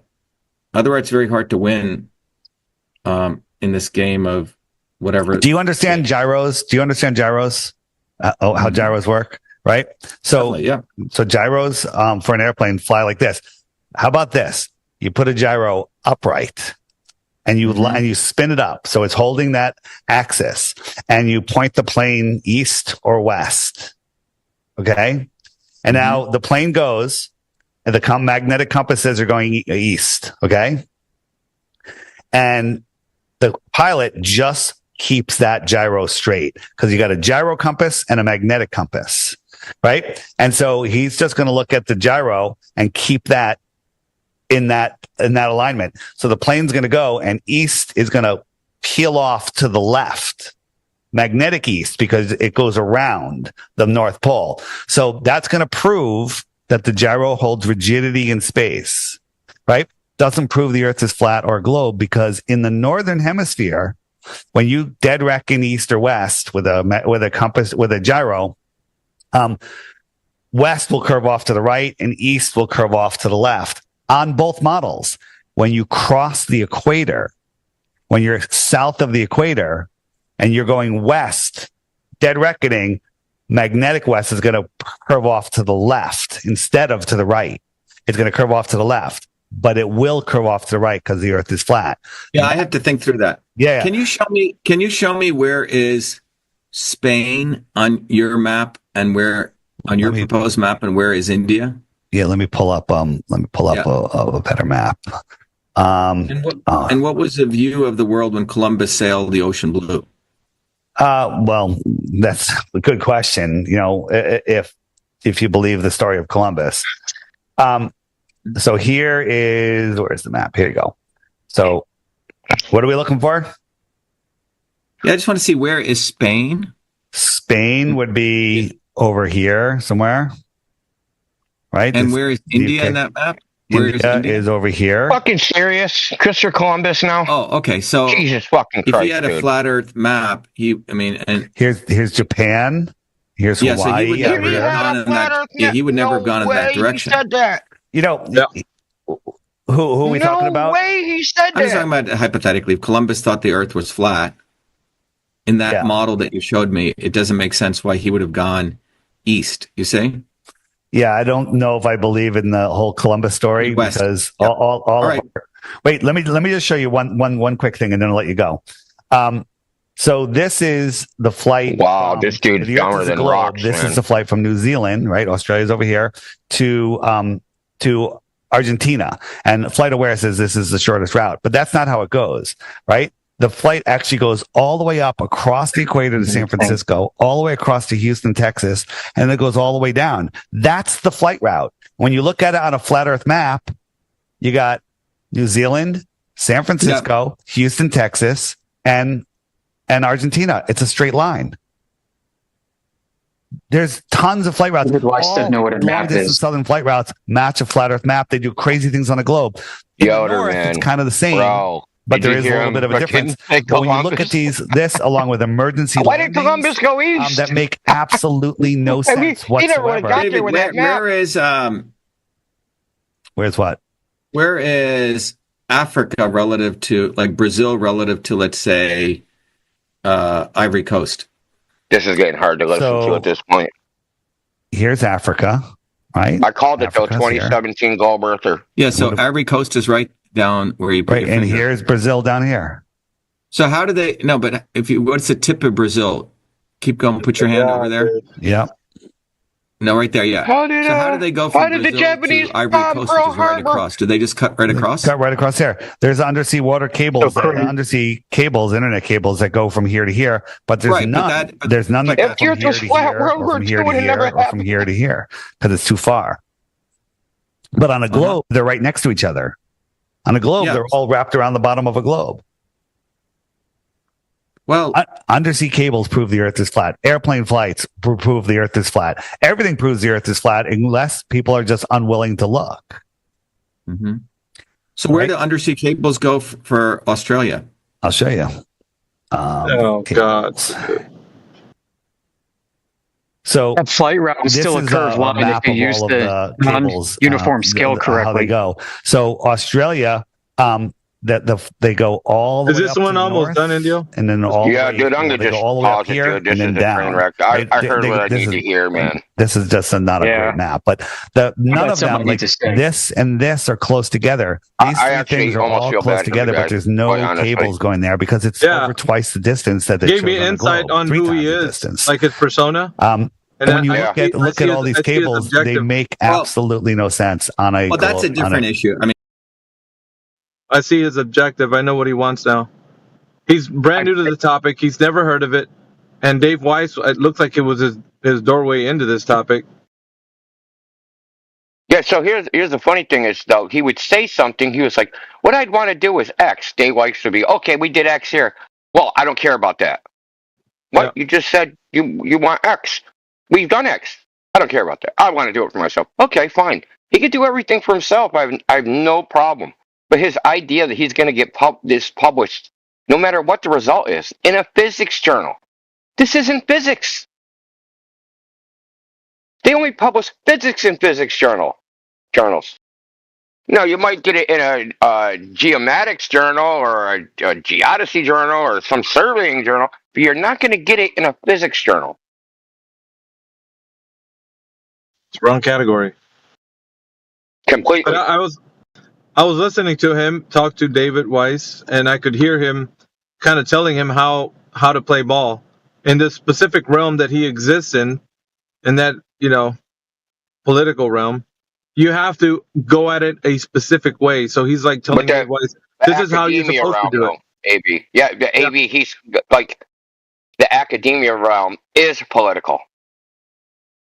Yeah, so he's like in the politics of academia. But he was basically saying, if David Weiss wants to be taken seriously, this is how you have to do it. So you have to basically capitulate to what the scientific method is, based on what he said it was. So there's a lot of give and take, right? So in order for Dave Weiss to have a platform or an audience for these guys, you have to give up something in order for them to just listen to you. You have to. Yeah, but what he proposed, no one's ever done. There's never been 10 fucking people of opposing sides that got together, signed an ethics statement, designed an experiment, came up with a result, and just all agreed to it. That's never happened. Dude, even the Shuttle Challenger Commission, okay? Even Feynman disagreed with the result, right? And citing Feynman, saying Feynman did experiments, Feynman didn't do shit for experiments. Feynman was a theoretician, okay? And a teacher. He didn't do any experiments. He might have looked at experimental results, but he wasn't an experimentalist himself. Shiva is like his head's in the fucking clouds, okay? But that being what it's may, I understand what you're saying is, if you want to be taken seriously within academia, you gotta do this procedure. Yeah. But no one's ever done that procedure. So he's outlining. He just laid out. No one's ever done, man. Yeah, he's outlining what to do and how to do it, and telling Dave Weiss, if you want to do this thing, then we're gonna have to do something from scratch. He's like, I don't want to look at your website or some internet guru. Yeah. I don't care about any of that. I want us to create something here. Manufacture whatever it is you think you can do right here. Don't appeal to your videos on your website. Don't do like he's basically discounting everything that he's ever done. But what Dave, I get that. But what Dave said is right. He needs to take a couple weeks and go look at what's already been done, because part of any paper, or you have to do a research. You have to do a research review, right? You have to look at the like what already exists out there. Okay, this is all the experiments that have been done. These are the problems with them. How do we construct an experiment without the problems that are in these? Right? You have to. You don't reinvent the wheel completely from scratch. You take what's already been done and you purify it. You know what I mean? Oh, exactly. And that's why I DM'd him what I did, and I shared that with you. Yeah, I didn't get to read it. I'll read it right now. Yeah. Sure thing. I mean, for the audience, listen, I basically asked him to come have preliminary discussions with us in 24/7 FE. We can sit down privately so we can lay down some facts first so that he has a better understanding what he's getting into. I mean, my whole approach with him was coming at this from a desire to help him understand what he's getting involved in. It has nothing to do with being combative or debateful or anything like that. And now I compare what his attitude is like with Dave with his attitude against you and me on social media on X yesterday. And it's like a completely different person, a different approach altogether. Maybe it is. And that's what I'm wondering. I think he probably hired some team to go make this happen for him for the summit. And they're impersonating his account like a lot of these social media handlers do. And these people are butthurt over flat Earth. Dude, like I read a post that allegedly came from him. It came from his account that said flat Earth. I've been told that flat Earth is ruled by dark forces and all sorts of shit. And then someone commented on it, and he said something like, not like anyone that believes in flat Earth is stupid, but something alluding to that effect, right? But carefully worded in a cryptic one sentence. But the thing is, he's biased. Okay? Period. He's biased.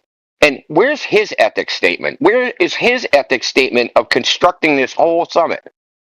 I was wondering. Listen, this ain't over, bro. This ain't over. I want to see his ethics statement. So the other thing too, like, look what he said in his post about me. Another flat earther bites the dust with resounding joy and happiness. Compare that to his attitude with David Weiss here. Oh, is that what he commented on X?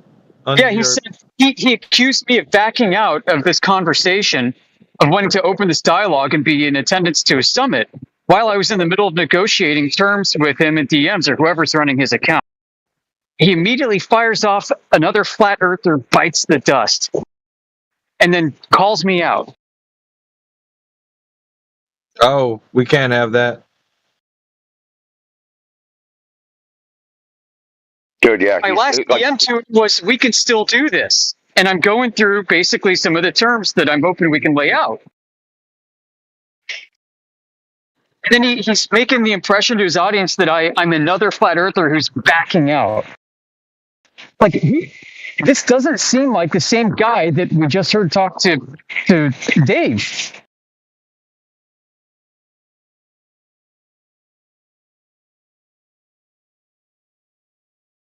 So who the hell is this person? I mean, in all likelihood, some kind of PR company that has been contracted to handle this. Perhaps. There's something sinister. Who knows? I think before we go that way, we should probably take this to fruition and see what happens.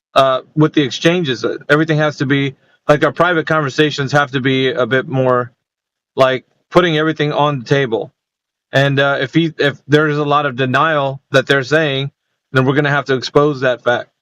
You know what I mean? Like, the conversations that we have with these guys, like negotiating, also like whatever you had with them, because I'm pretty sure you're trying to get him to understand what he's doing when he's having a conversation with us, like what we're all about and stuff. But maybe he's just, yeah. And I think those conversations can be kept up until the point where they say, no, I don't want to have you guys on, or like, then it's on them, not us.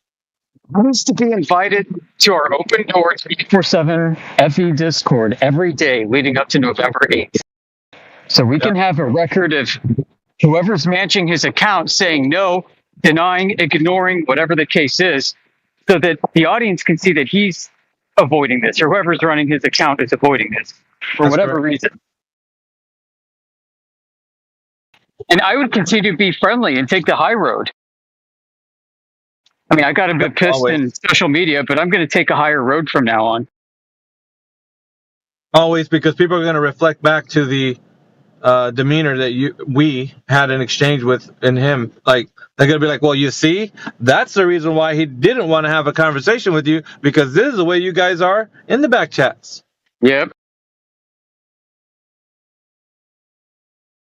I sincerely would love for him to come have a chat with us, whether publicly or privately with a small panel. I think it could be amazing for him.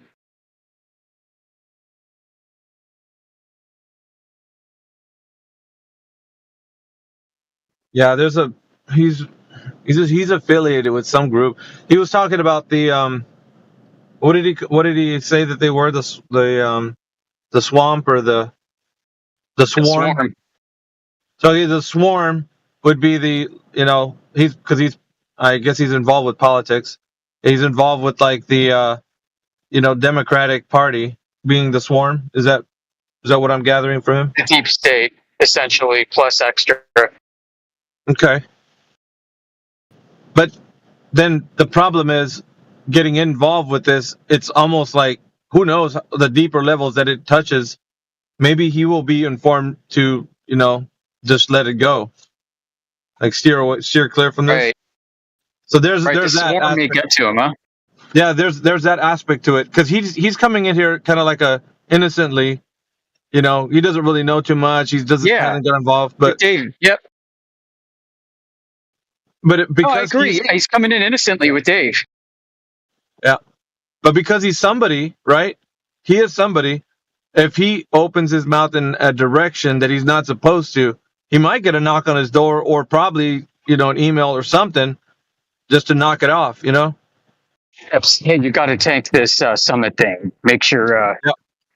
Make sure it doesn't happen. Yep. Okay, fine. I'm telling you, these guys one. Yeah, they don't I was gonna say, operate. go ahead. Sorry, I got some lag.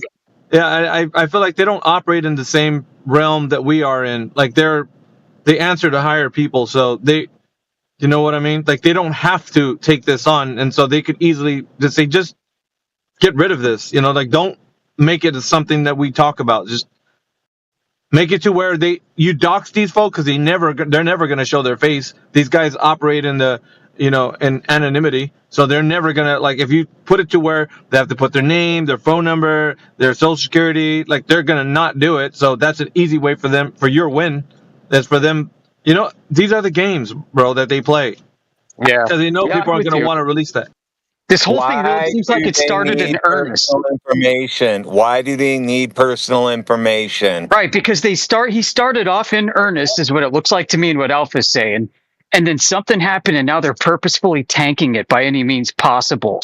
And the first thing they're going to do is offend everybody who wants to participate with this, like, background investigation. And the second thing they're doing is they're tallying up all the people that they get to claim are backing out of the summit so that it doesn't happen. It seems like it's now intended to fail.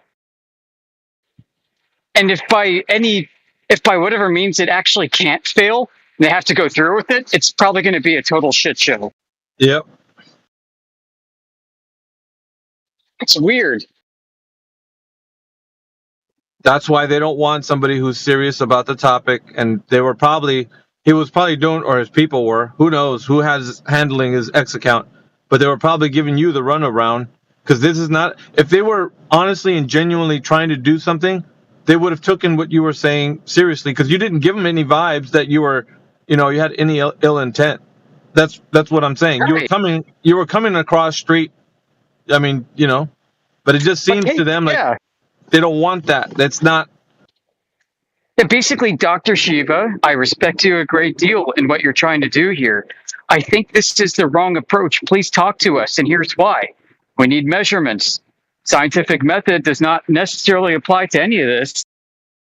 Here's why. Yada, yada, yada. We're the biggest, most serious community about this topic on Discord, if not social media itself.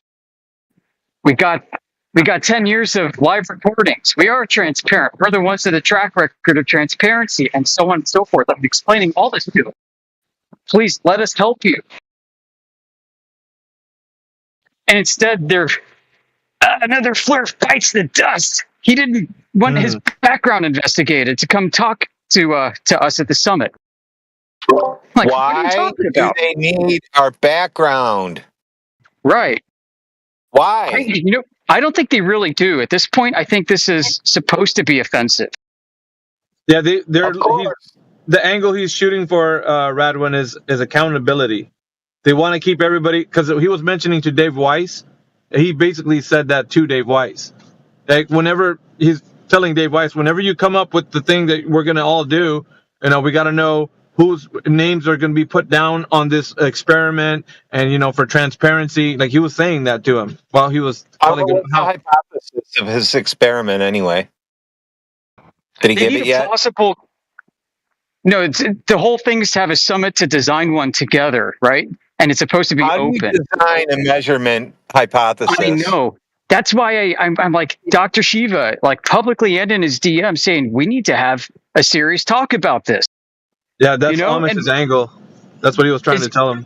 Exactly. And so what it appears to be now is this background investigation call isn't for them to collect data on us. I mean, whoever's in the government wants to do that's going to get that already. Yeah. It is what it is. What this looks to me is a contrivance because they need a plausible excuse for why the summit either fails or how they can make it look like our side is unable to make good on its desire and commitment to want to proceed with the summit. That's it right there. That's what it is.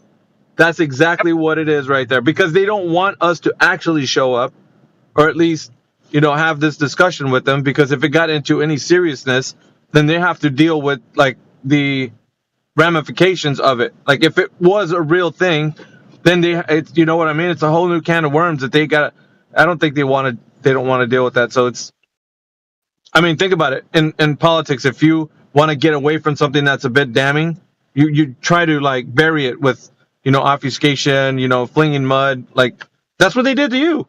Another flare exactly. fight to dust. Yeah, like why would he say, like, if he's trying to really hold this? And so that's why I say there are like 6 weeks left between now and the summit. As Endio points out, it's a long time. Wouldn't it be great if we're on record very publicly and openly inviting him to have a friendly, courteous, professional, even sort of discussion, an academic discussion, profession by his standard, and just lay out what it is we're doing, what's happened in the past, what we've seen, what works, what doesn't work. Because Indio's right. It's like this guy has no clue that all of this stuff has been done already. And he may say he doesn't care, but he doesn't care only because he's never looked into it yet. If we could help him understand the lay of the land, maybe he'll change his mind and see, oh my gosh.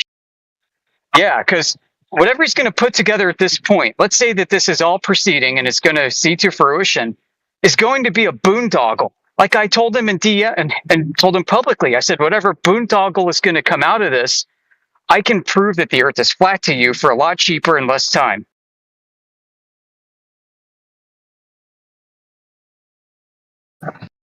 Anyone wants to use my ID, you're more than welcome. Nah, it's not even about that, man. To be honest, So, he doesn't even want to. He doesn't even want to come to the table. Is a problem. I would like to participate in that kind of stuff. I don't need anybody knowing anything about me, and especially where I work. Precisely. Oh, photograph by the of way, you, email, home address. How about you post all that stuff about yourself, organizer? By the way, he did say like multiple times in the conversation with Dave Weiss that he has 4 engineering degrees. So he said that we have to know how to make things work, otherwise things wouldn't work. Then tell him I do too. Then He says that in like every interview, though. I mean, he does seem to carry himself highly in that regard. Like he's been doing that for years. That's not what's unusual. And what makes it not unusual is the fact that whoever's managing his social media account would know to carry himself that way too in his place, which he did so do in his response to me. Who's this guy, this flat earther he's like, another one bites the dust. Who's this flat earther trying to teach me how to design an experiment? I have 4 college degrees. I'll go against him on that. I know you can, easy. Yeah, you can. I mean, we got plenty of people, gold ranked and above that can handle this, no problem. And some silver ranked too, not leaving you guys out. Maybe some people we haven't even met yet. But, I've got a lot of confidence in our golds and moderators. And that's what I'm saying. He needs to talk to people who've been down this road. I want to know what his experiment is I'm going to go do it. Well, the whole point of the summit is to design one openly together with flat earthers and globers so that they can agree that if we do this experiment and the results match the hypothesis, then it demonstrates very plausibly that Earth is either a globe or not. I mean, the whole approach there is wrong. How do you experiment a measurement? Yep. I mean, I told him this like 10 times too. If I was standing in the meeting room right now on the whiteboard, my question is, how do we experiment a measurement? And then here's the yeses and the no columns. Let's go. What's the independent variable?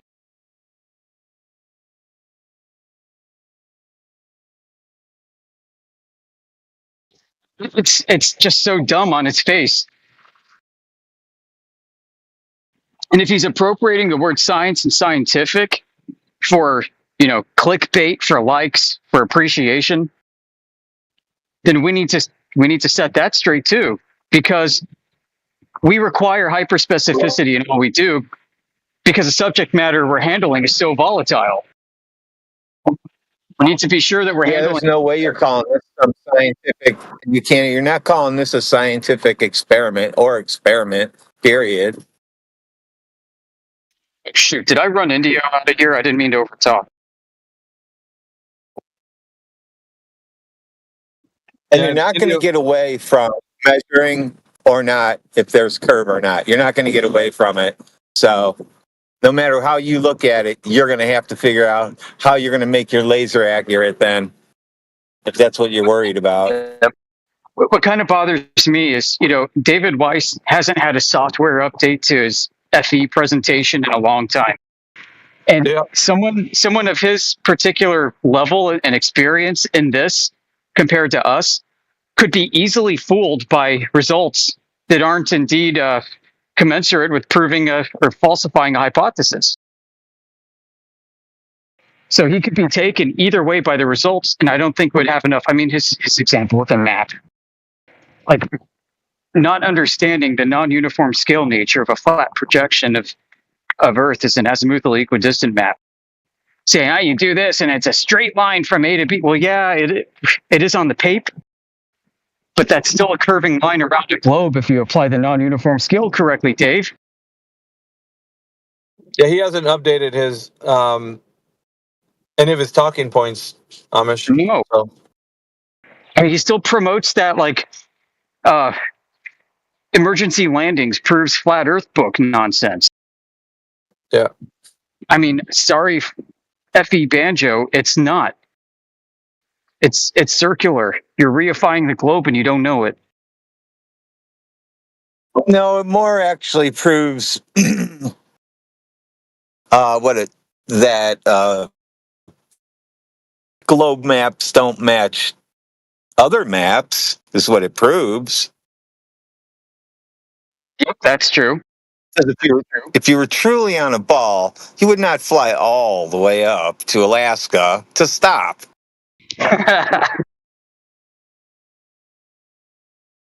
mean, that's the whole United States up to stop.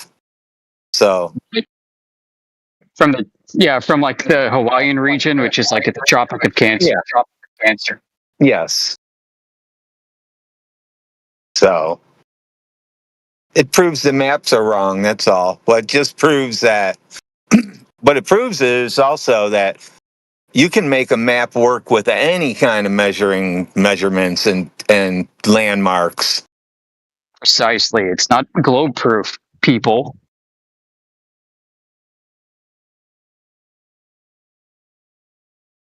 So if your team Dr. Pretender is listening, you guys need to show up on our server so that we can talk to you and ask questions, and you can ask us questions, and it can be moderated properly. Yeah, and ignoring invitations is not going to be very good. And I mute flat earthers, so you're even lucky if you come in our channel. I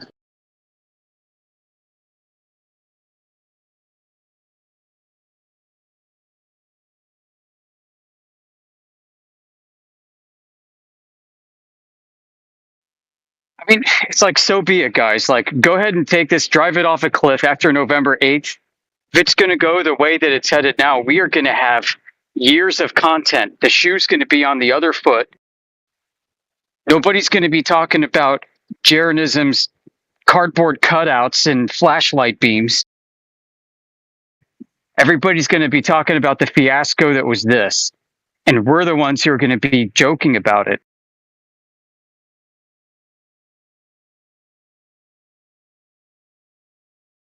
So the other, might have been yesterday or the day before yesterday, just thinking to myself, I don't know if you guys can hear that jet getting ready to take off. I'm at work. I don't want it to be too loud. Anyway, it's impossible to prove you live on a globe. I went through this again. It's impossible. So you people listening should think about that.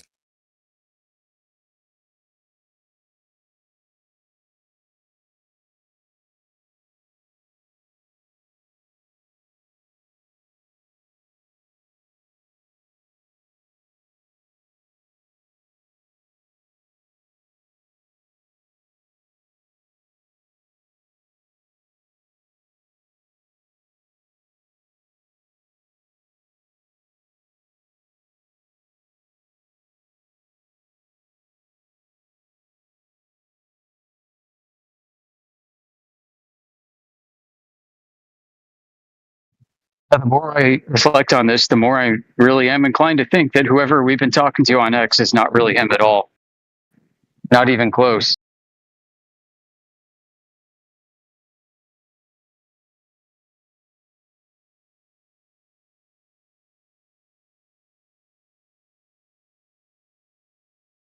I almost wonder that if that is the case, then would Dr. Shiva himself like fire that team if he found out what was going on?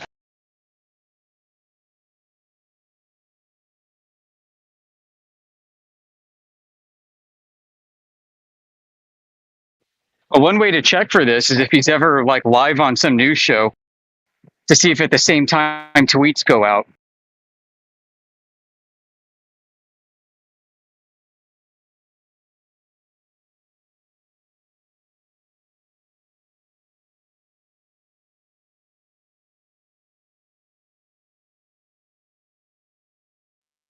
It'd be funny if we learned that like he was at the Turning Point whatever memorial service last night at the same time this entire shit show took place.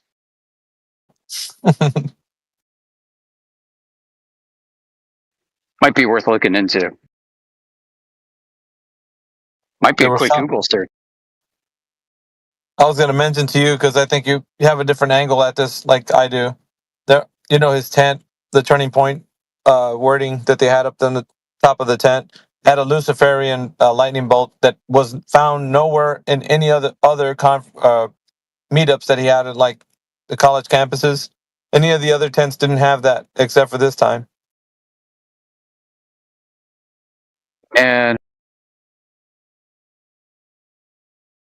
but that's not to say that the angle also thinking about like where he was standing with the whole conspiracy about him being involved with masonry.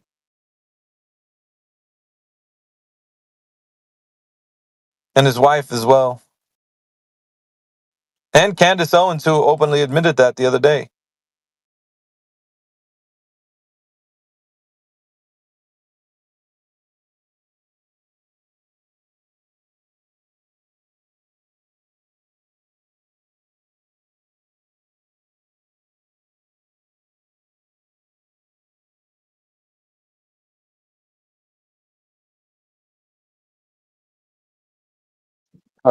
asking Grok. Grok, was Dr. Shiva attending Charlie Kirk's memorial?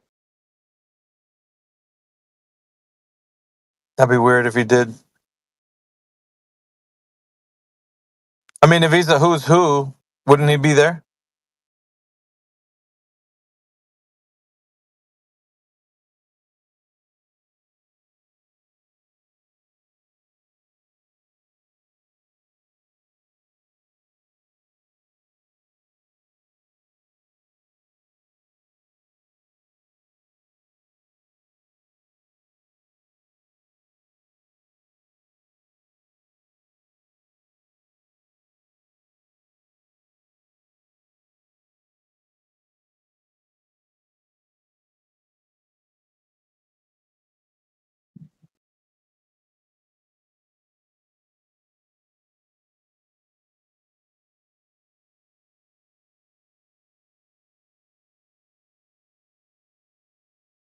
Still thinking.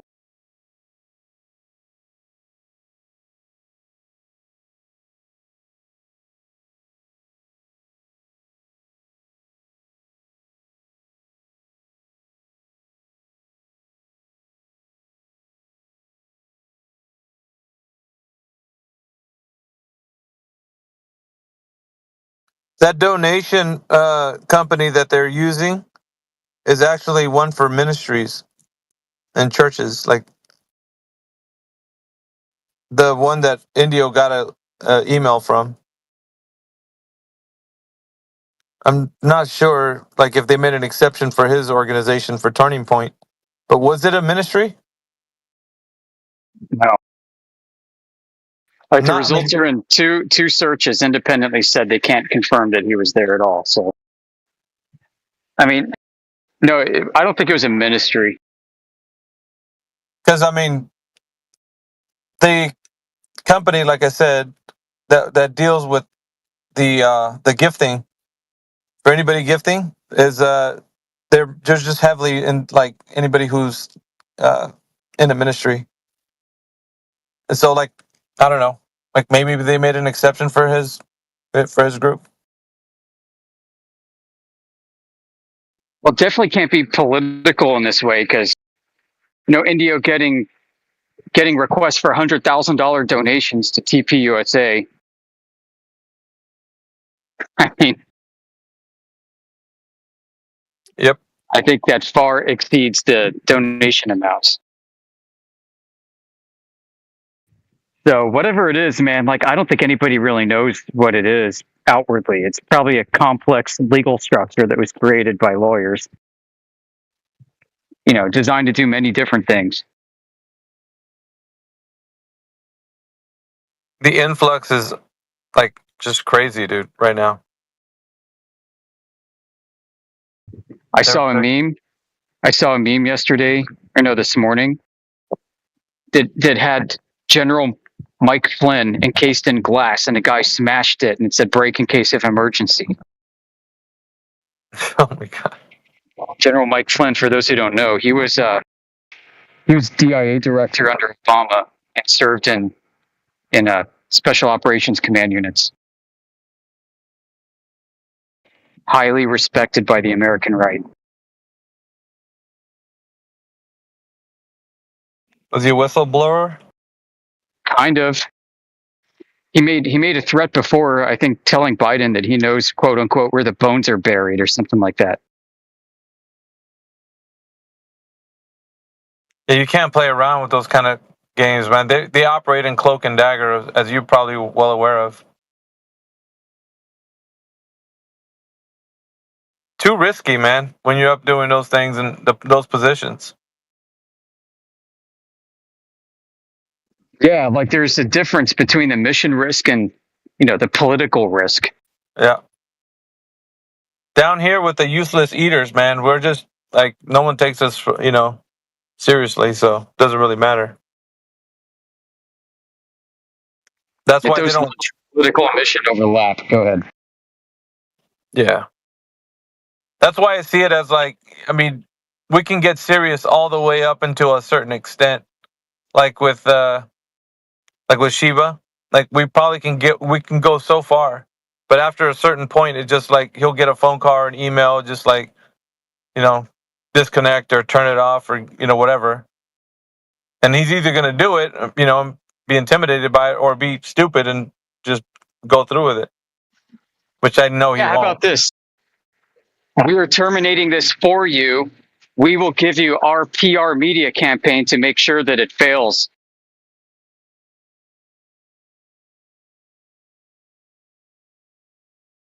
Yeah. So it's time for you to hand over all your logins and passwords to your social media to our team, and they'll take care of it. I mean, and that can happen on a surface level. It doesn't have to be too cloak and dagger. I mean, it could be just some team that doesn't want to have to deal with this like whole nonsense to them. Yeah. Oh, man, I got to do some things. All right, man.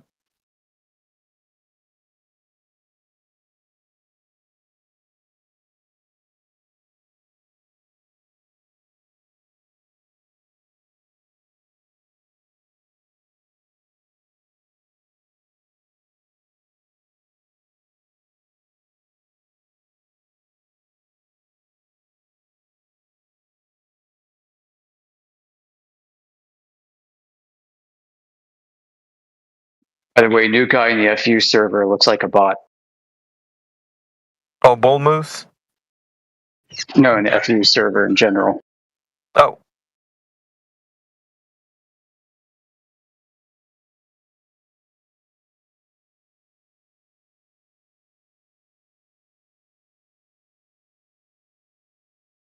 Yeah, is that a bot? Well, he joined the voice call,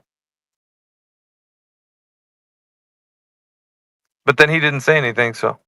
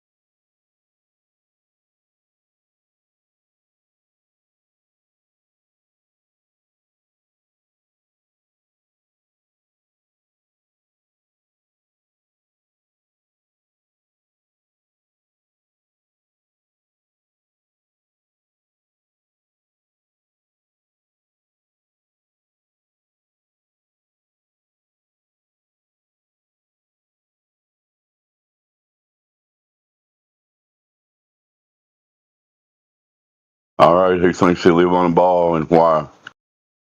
Anybody? Any takers?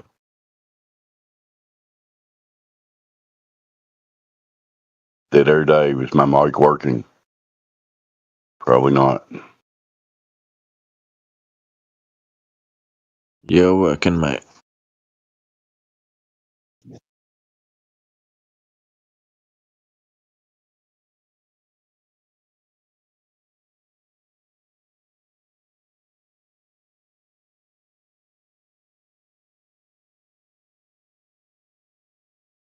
All right, I guess I'll try to rejoin. Looks like it ain't working.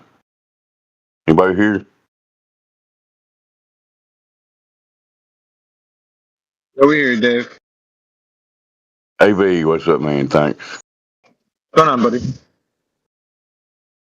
Not a lot of just, I listened to almost all that thing with that Shiva guy. You guys are on point. It's sad to see these guys with influence and not even addressing the subject correctly, you know. But anyway. Yeah. We wish for things to be different, but it is the way it is, man. This is the world we live in. They just can't come correct. They can't actually address what we're talking about, you know, without putting themselves out there and exposing themselves to ridicule or whatever, you know. Yeah, he's got too much riding on his reputation. It's not going to be, he's not going to allow for that, Yeah. you know, to be tarnished. And there's like a big kind of brick wall of academia or whatever that's preventing us from pushing through, you know what I mean? Because this whole thing is so simple, but nobody will ever acknowledge that. They can't, you know? It's so simple to say that the Earth is not a globe, but not enough people will stand up and say that, you know? Yeah. They just got to keep it all convoluted and science has got it all figured out, blah, blah, blah, you know, the whole deal. Keep everybody confused so nobody can focus in on what actual truth is, you know? Just kind of sad. Anyway, nobody to talk to on here right now? You didn't go back to the globe, did you, AV? I'm just kidding. You got bull moose and donk. Feel free to speak up, new people, if you want to say something.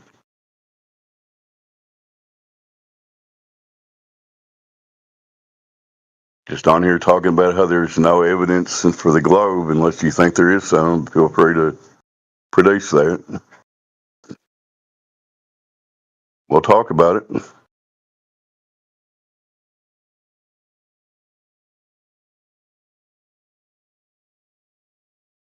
Guess I'm going to go with silence for now. This has been Dead Air Dave. I'll hang around for a little while. Good to see everybody.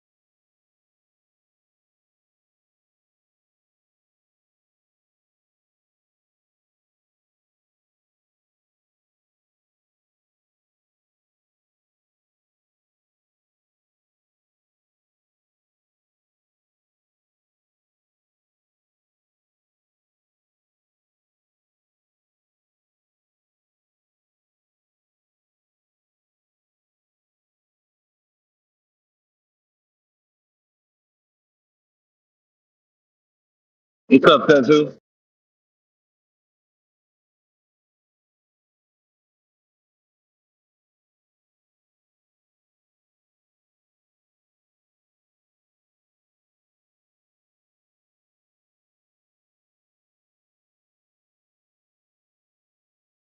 Yeah, I don't know who Donk is or Bullmoose.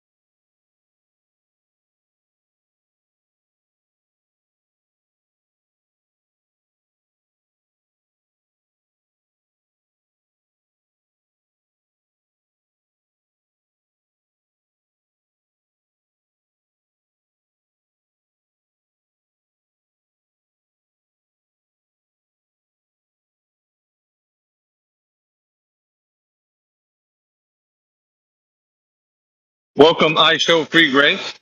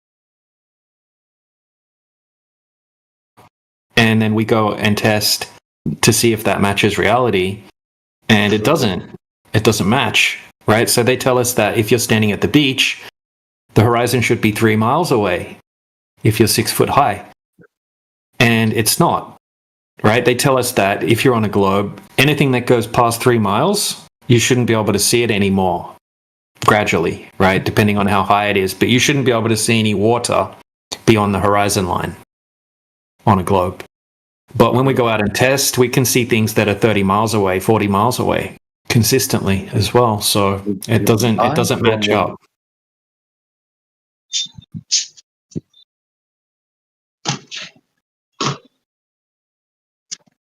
Wait, when you say 20, 30 miles away, you mean using your eyes, right? Yeah, or 40,000 bananas distance. No, I'm talking about using distance markers, right? So you can, if you have some oil platform, or you have a lake that's, the size of the lake, or if you have a giant bay or something like that, it's 50 miles across the bay. You can you use those distance markers to gauge how far away you can see the horizon. Interesting. Yeah, I'll show you an example really quickly. Oh, okay.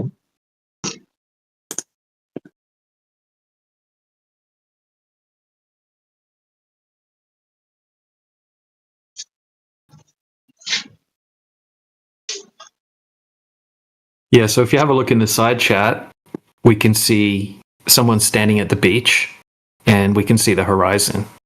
But there's no way to know how far away that horizon is unless you have some kind of distance marcation, right? So we have the oil platforms. They're fixed oil platforms, and we know the distance to the oil platforms. So the furthest platform is called platform habitat, and that's 10 miles away. So now we can do some very basic math. Okay, and from the height of the observer, which is 8 foot, he's standing on the beach, and he's 8 foot above the surface of the water. The horizon should be at 3.46 miles away, 3.5 miles, basically. So halfway to the first oil platform, that's where the horizon should be. You shouldn't be able to see any water past that, right? That should be where the horizon line is because of the curvature of the Earth. But we can see the horizon is actually way past 10 miles away.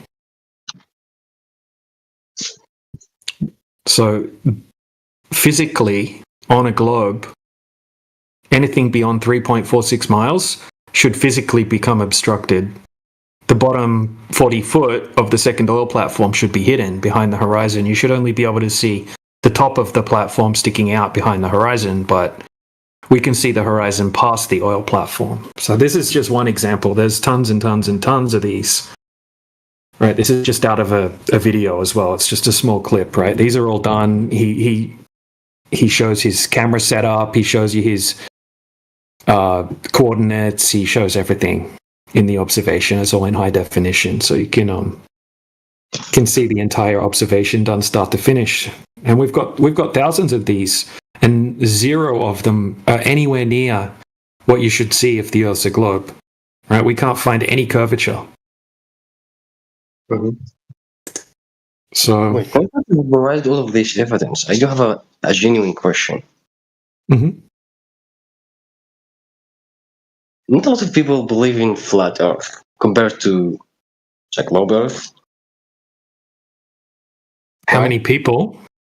Not a lot of people believe in flat Earth, like compared to because people are taught the Earth's a globe from a young age. They don't get to choose flat or globe. They just get told it's a globe, and they've never been presented these observations or arguments. And most people have never questioned it. They've never gone out and tested it. They don't need to, but they just believe it's a globe. So those people don't really know. It's more of a belief system than anything. And they haven't been presented the, other option, right? Which is that it's not a globe. And here's the evidence. So yeah, most people most people don't even know anything about the globe, right? They don't, like, you ask them, oh, how big is it? They don't know the radius. They don't, how fast is it spinning? Which way does it spin? Like, most people don't know any of that stuff, right? It's just a belief. Mm-hmm. So, of course, tons more people believe it's a globe, but anyone that looks into it and actually goes out and tests the Earth will be able to see that there's no curvature. It can't possibly be a globe.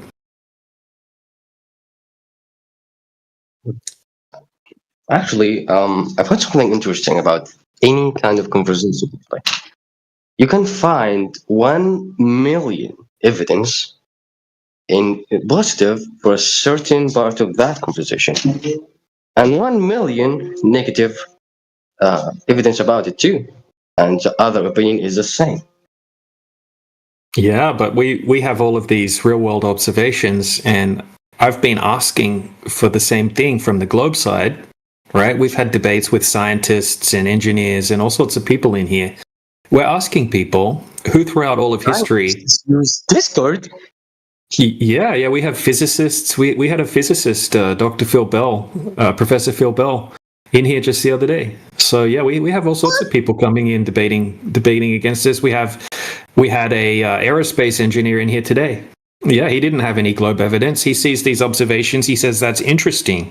I need to look into it further. So yeah, most people, even people highly educated, they are just repeating what they were taught at university. They're very, very good at regurgitating the mainstream textbooks and and just parroting that information. They're not lying. They're just repeating information that they were taught. Actually, I'm not even surprised that Earth might be flat, even if it is like a kind of a star shape. I'm surprised there's scientists and engineers using Discord. Yeah, it's a pretty big platform. Damn.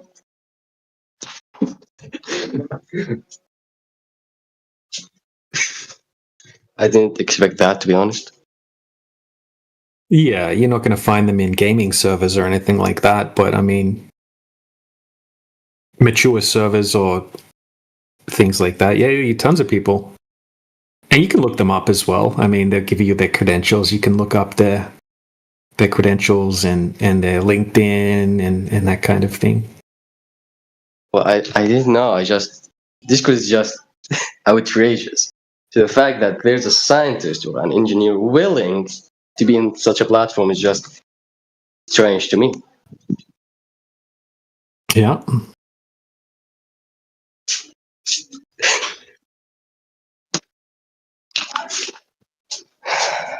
All right, so that was actually a very meaningful conversation. Yeah, and I appreciate the conversation. If you have any more questions, you can try to think of one, but yeah, I'll be listening. Well, for now, I didn't have any more questions. I'm not that well versed in the globe or the flat Earth, so I must research that a little bit and finish my studies. Cool. Yeah, no, that sounds good. I mean, that's the main thing to do. Do your research and think critically and come to your own conclusions. We're not here to convince people. We're just here to show people evidence and then encourage people to scrutinize it and come to their own conclusion based on the evidence.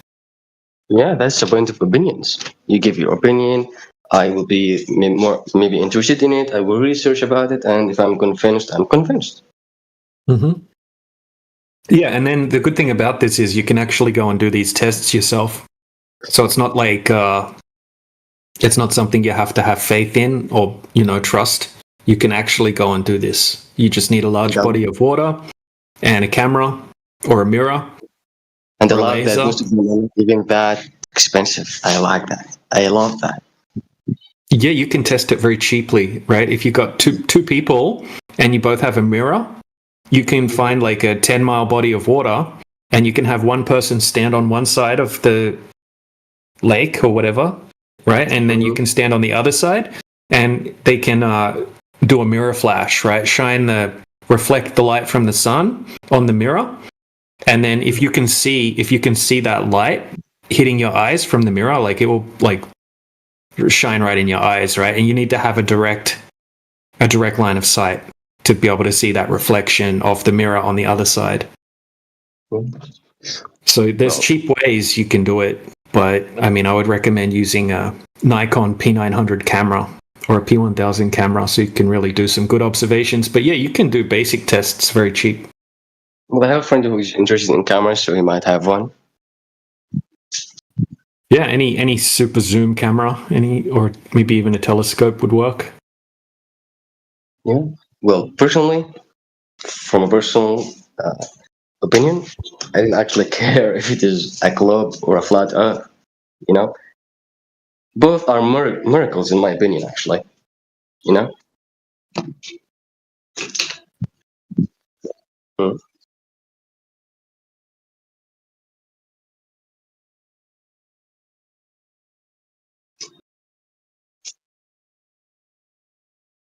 Hmm.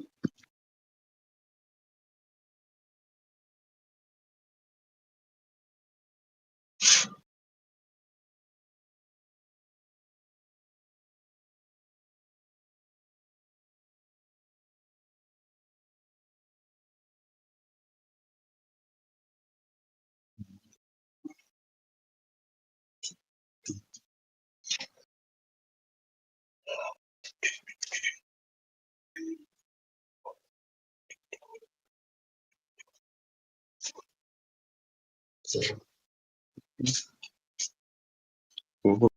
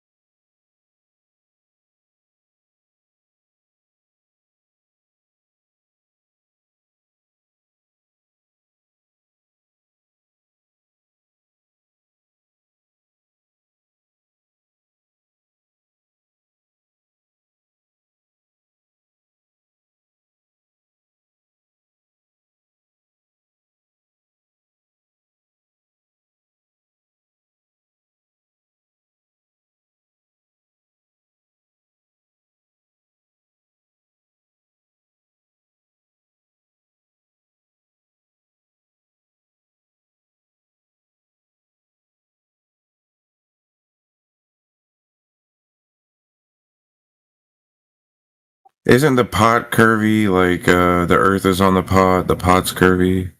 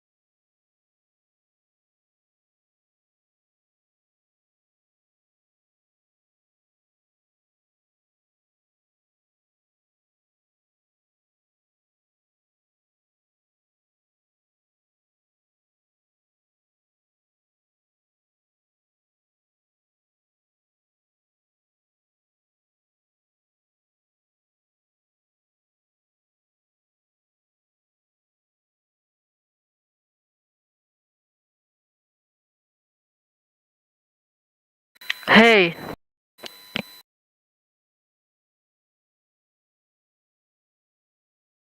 Hey.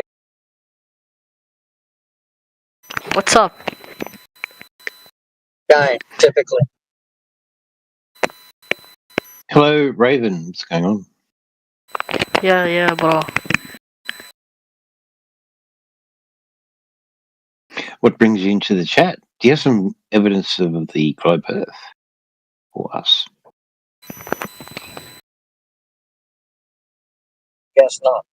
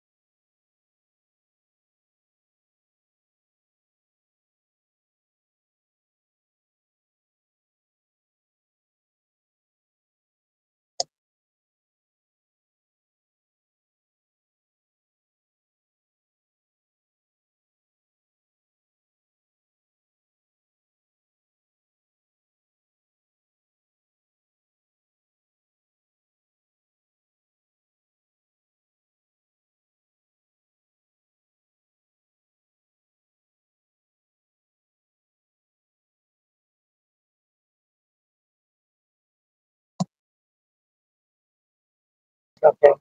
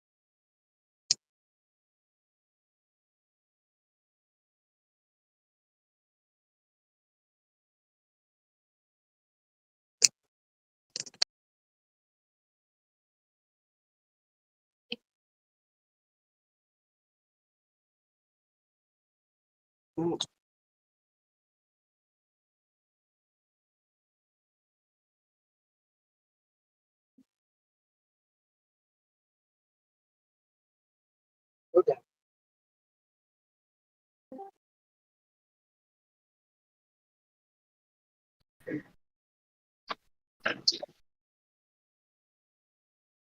Hearing your audio crackle.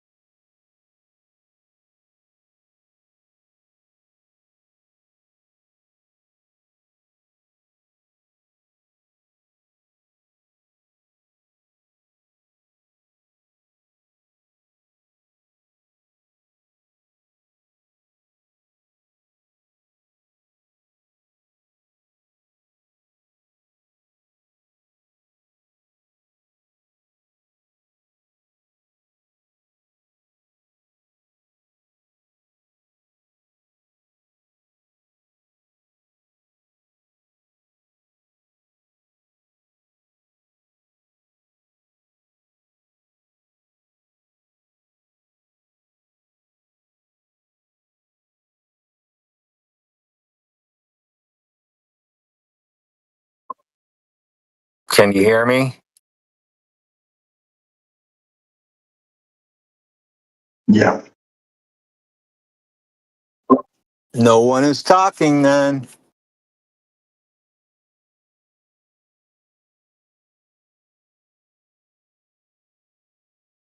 I was making sure also. 'Cause I just got in my car. Gotcha, bitch.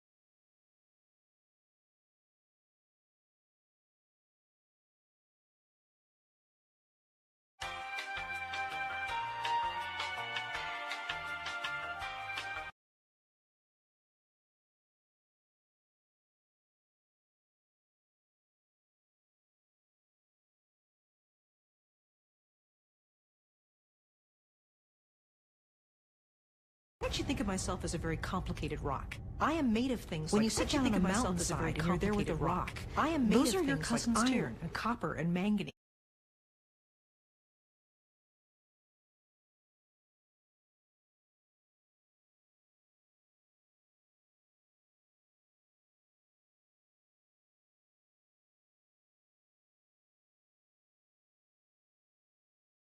A little chubbier. A little chubbier. Yeah. Chubby's a good way. It's like pear-shaped. Yeah.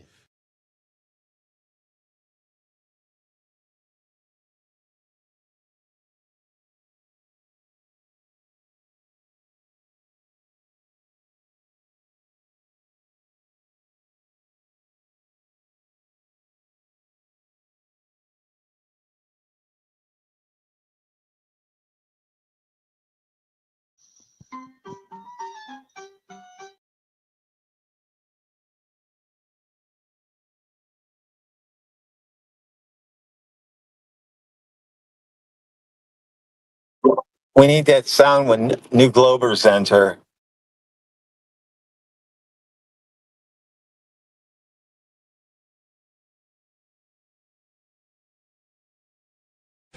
You bastards! Why are you torturing me like this? Why?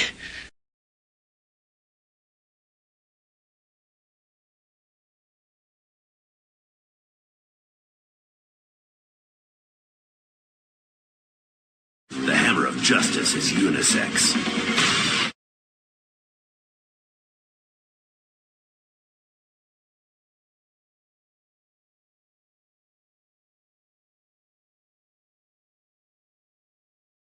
Welcome to 24/7 Flat Earth Discord.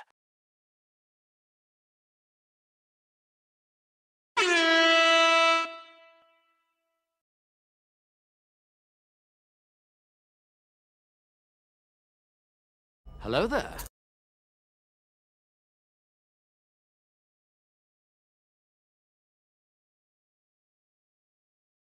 Turns out there is a magic speed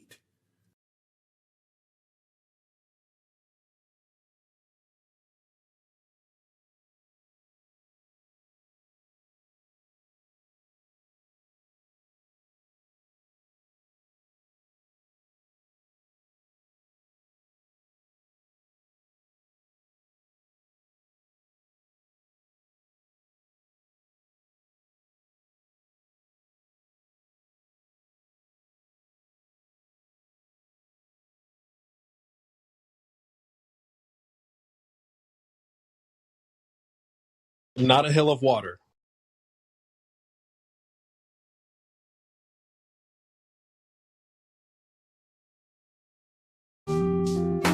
From what I said in Behind the Curve, because of the way the producer twisted that around, you took that and interpreted it as the Earth was spinning, right? The problem is, I was not saying 15 degrees per hour of Earth rotation. I didn't do the initial test, but I got credited with that, so I'm just going to wear it. We took that gyroscope, and like I said, when we first plugged it in, we got a 15 degree per hour rotation. And actually, it wasn't specifically 15 degrees per hour. It would be an interpolated value taking the sine of the latitude times 15 degrees per hour, which would kind of equate out to that. When I was in the movie, yeah, at that time, when I stated that, I was just as surprised as anybody else. And yeah, I was very reluctant to accept it because I was trying to interpret exactly what we were seeing. I came to find out later on, and by the way, I did tell the movie producer this, what we were seeing had actually been measured and discovered over 100 years before in what was called the Michelson-Gale experiment, the rotation of the luminiferous ether. At that point, we had the challenge of, well, how do we prove that it is not Earth rotation and was in fact the luminiferous ether? Now, some people don't believe necessarily that the luminiferous ether exists, but there's also a lot of Nobel laureate physicists that say that it does. There's a big debate on it, let's just put it that way. We actually devised a way to tell us whether or not it was in fact Earth rotating, and it was really pretty simple. Fiber optic gyro works on something that's called the Sagnac effect, and the Sagnac effect goes under the assumption that if light is traveling through a medium, they speak of light as a wave. You have to ask yourself, what is a wave? What is it waving? What is it traveling through to cause that wave? What is the medium that light is actually waving? Scientists have been saying for centuries that it is in fact this luminiferous ether, and that is what I actually wound up claiming that it was that was actually rotating, the luminiferous ether. Now here's how and why I came to that conclusion. So we went back and we looked at these experiments from over 100 years ago and the assertions about the Sagnac effect and laser interferometry, and it turns out that what they say about the luminiferous ether is that it behaves very much like a magnetic toroidal field. The ether very much behaves in the same way. It actually is moving. It's not a stationary thing. It is moving, and believe it or not, it propagates vortexually. And it just so happens that that vortex rate is about 15 degrees per hour. How is it that we were able to figure that out and that it was not Earth rotation? The answer is really quite simple. This is, by the way, exactly what we did. We took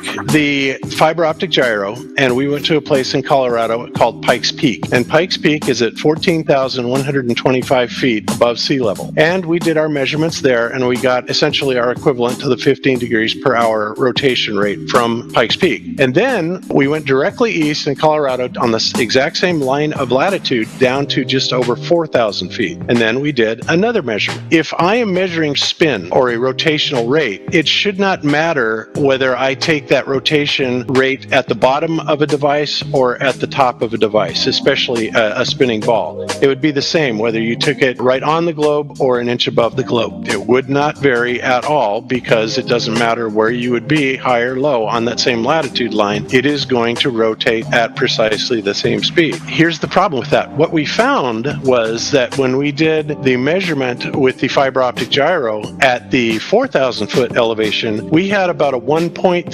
1.4 degree per hour variance from that done at the 14,125 foot elevation on Pikes Peak. So we thought, well, that's pretty interesting because that actually equates to be 26, 27 degrees per day. That's a huge number. So we did it again at a different place, Guanella Pass, and again, and again, and again. And we did it in several different places in Colorado. Each time we then went to its corresponding latitude line at a lower altitude, and every single time we got a greater than 1 degree variance on the two measurements. Well, why would that be? Well, if you think back to what I just said about how the luminiferous ether was always said to propagate, and this comes from the people that coined the term, Newton, Maxwell, all these people that talked about this originally, all you have to do basically is visualize it as a vortex, i.e. like a tornado. If you are looking at a tornado and you look at it on a z-axis, at the top of the tornado, it's rotating fairly slowly, and as you go down that z-axis down towards the ground, it rotates faster faster and faster and faster. So you have a considerably faster rotation rate at the ground that you do from high up in the air. That, again, is exactly what we are seeing that the luminiferous behavior is propagating as, a vortex. The problem here for the globe is when you get a 1.3, 1.4 degree per hour, which equates to 27, 28 degrees per day, something like that, difference in rotation,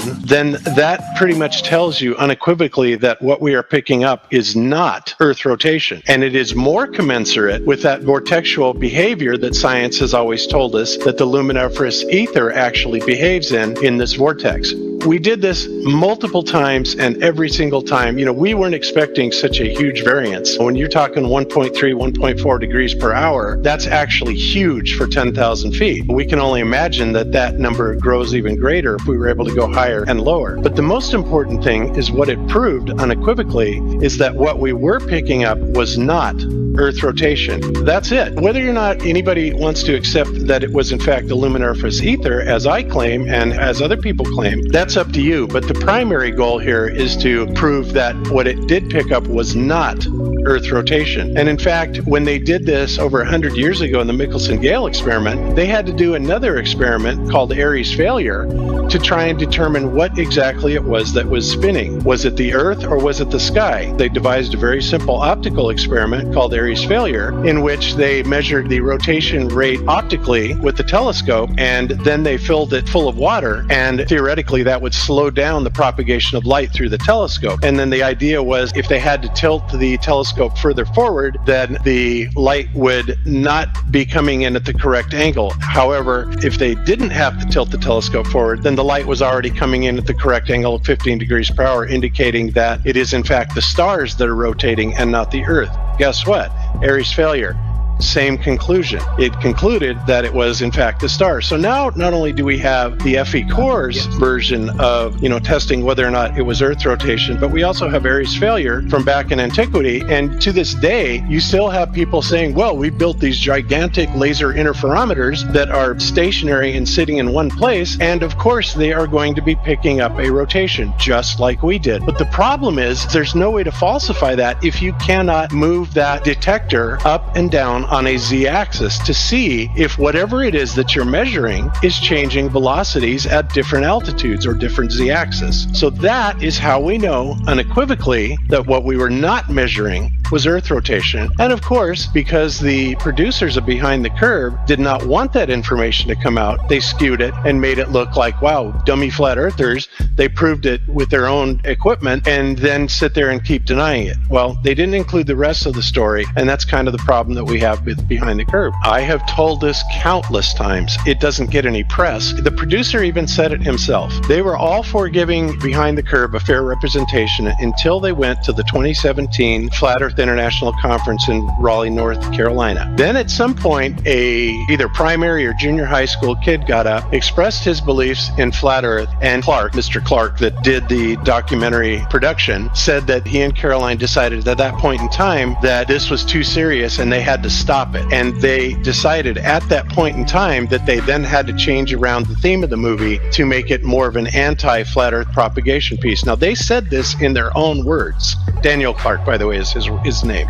He said it in his own words, and he said the same thing to us. It's like, okay, now this isn't funny anymore. You've got kids taking this in, thinking that it's serious, and so now we're going to turn this around on you, and that's why they didn't include it. That's exactly what they told me, and that's what they are actually in public saying.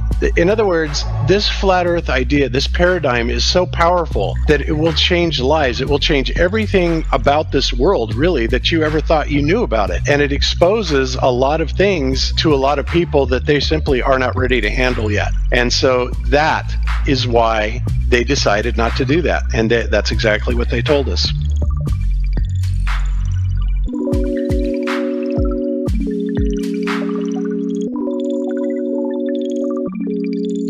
You're very welcome.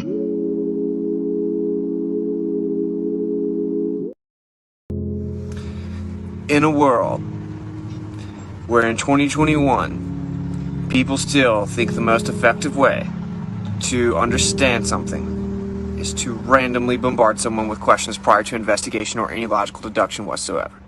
Welcome to Clown World. So I'm going to answer basic flat earth questions. There's someone in my comments spamming me with the questions.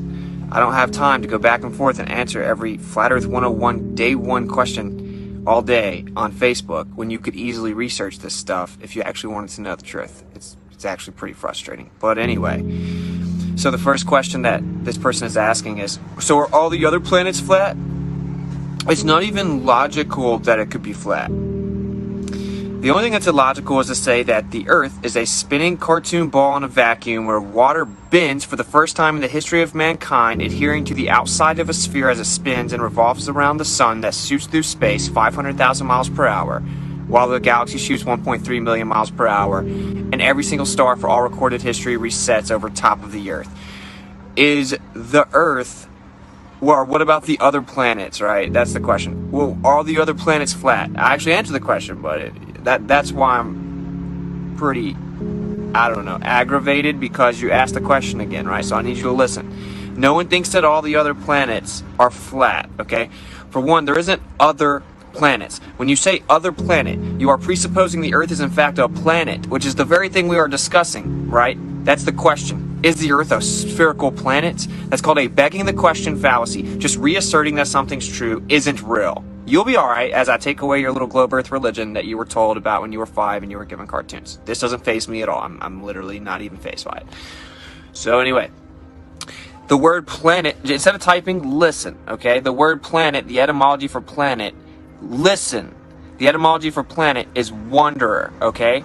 It's a wandering star. We document them all the time. I document them all the time. You can zoom in on them. They're pulsating orbs of light. They're not static, meaning still. You cannot in any way prove they're solid, terra firma, or spherical, because you see the same thing every single day for all recorded history, a pulsating orb of light.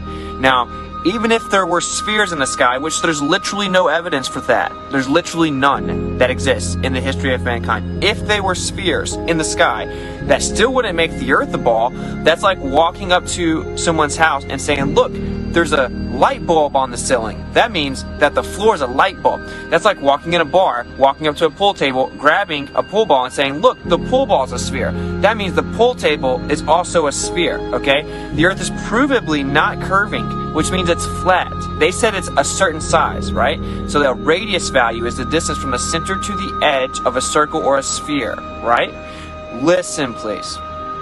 They said that the Earth has a radius value of 3,959 miles. That means you have to see the curvature of the Earth at no further than 1.225 times the square root of the observer's height in feet. Okay, it has to curve at a certain rate. You can Google it yourself.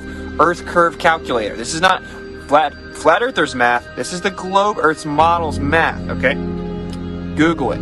Earth curve calculator. I showed you a picture. We have mountains seen from 255 miles away. Listen. 255 miles away, and according to the globe Earth math, the top of the mountain in the back should have been blocked by 1 mile of Earth curvature. An entire mile of Earth curvature should have been blocking the top of the mountain, yet you could see the top of the mountain with the entire mile of Earth curvature missing. You can see the shoreline leading up to the mountain range.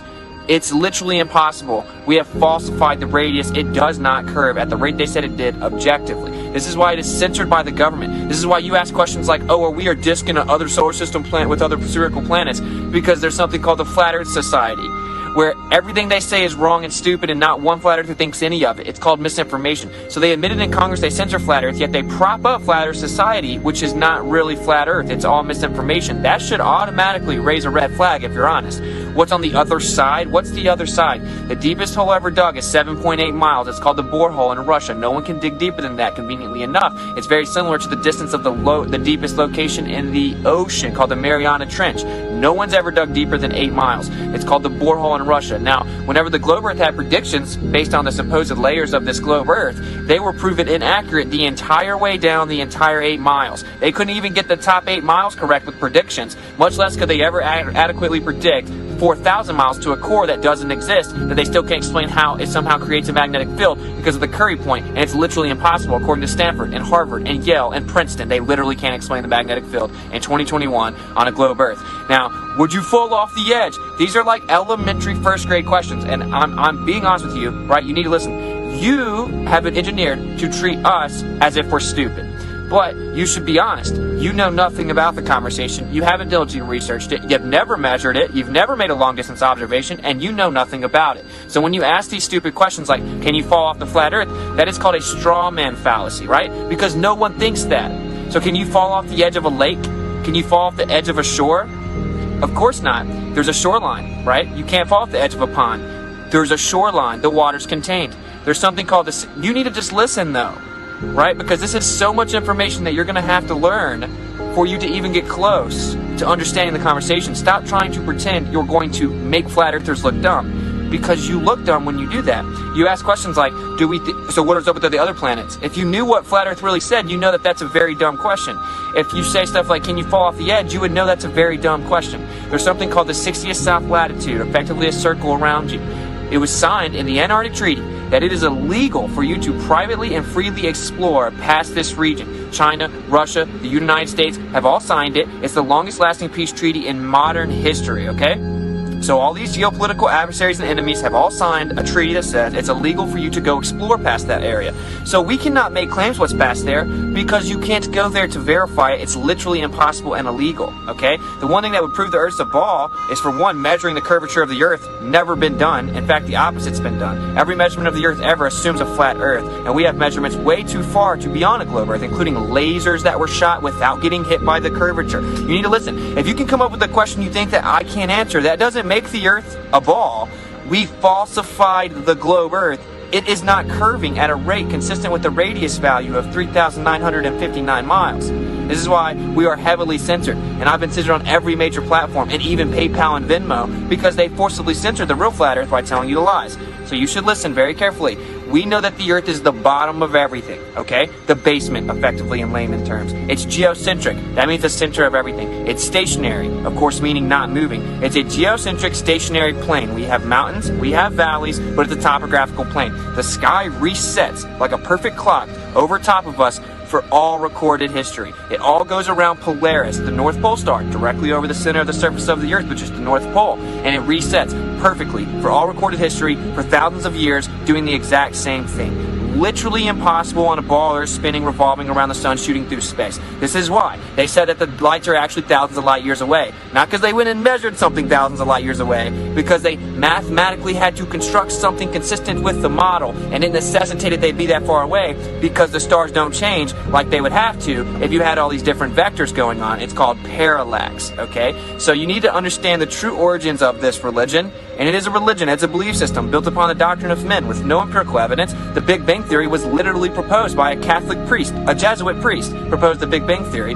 First time, the perfect shape's a sphere, a metaphysical, ontological premise, philosophical. The perfect shape's a sphere, so the Earth must therefore, by deduction, be a sphere. Let's try to figure out a way to mathematically prove that it could be a sphere. That's literally where it started. It's literally a religion. We were all shown cartoons of it, and they told you there's no more land on the Earth, and there's nothing significant about you. You're on a tiny speck of dust in an ever-expanding universe where everything came from nothing, right? And the truth is that they have put us in a little circle, like a playpen, and they said, you're not allowed to go outside of there, you stupid little peasants.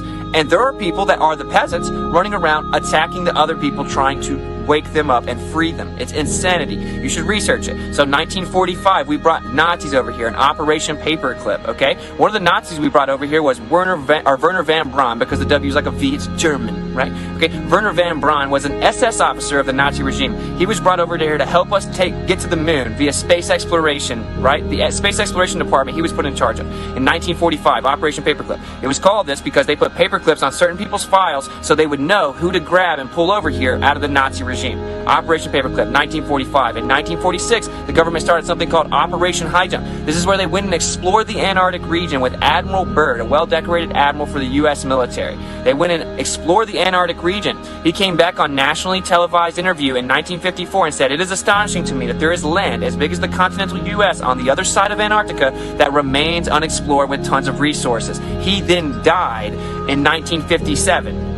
In perfect shape, heart complication. 3 years later, he died in 1957. In 1958, NASA was founded, which means to deceive in Hebrew and has a snake tongue going through it. In 1959, they signed the Antarctic Treaty, which said that it was illegal to privately explore that region that they had just explored in Operation High Jump. In 1961, JFK then came out and told the world America's going to be the first country to land on the moon. In 1962, they then started to shoot high-altitude missiles in something called Operation Fishbowl, which was part of a bigger operation called Operation Dominique, which translates to of the Lord. So literally meaning Operation Fishbowl of the Lord. The U.S. military shot high-altitude missiles up trying to penetrate the firmament and container. There's hundreds of documents explaining that there's a firmament and that there is, in fact, approximation method to determine the brightness of the firmament that was proven accurate. There are U.S. military documents that have been declassified, but it wasn't on CNN or TikTok, so you've never heard of it. That is how they've effectively brainwashed the public with cartoons since they were 5. So then they shot these up in 62, 1 year after JFK said we were going to go to the moon. Then JFK got assassinated.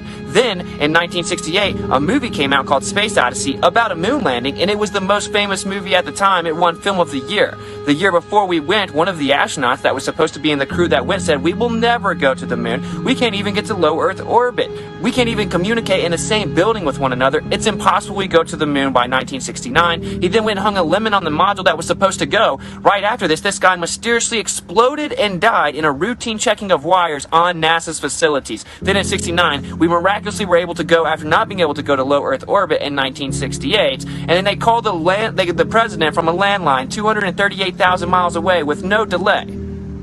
Yet they say we cannot go back to this day over 50 years later because they quote-unquote destroyed the technology and it's a painful process to build it back, quote-unquote, from Don Pettit, world-renowned astronaut. This is where they supposedly took a real picture of the Earth from space in the Apollo missions when they supposedly went back and forth like 6 times with no problem, but now they still can't do it 50 years later because we can't replicate the technology from the 60s. In 72, we supposedly took a picture of the Earth in these Apollo missions, and that is the only supposed real picture of the Earth from space ever. They didn't go there. So very simply, a summary for you, okay? They brought Nazis over here who were typically famous for brainwashing people with propaganda. They said, hey, we're not going to hang you for your war crimes. We're going to revere you as scientific geniuses. We need you to help us with this propaganda effort. We're going to lie to the U.S. public and tell them that we beat the Soviet Union going to the moon.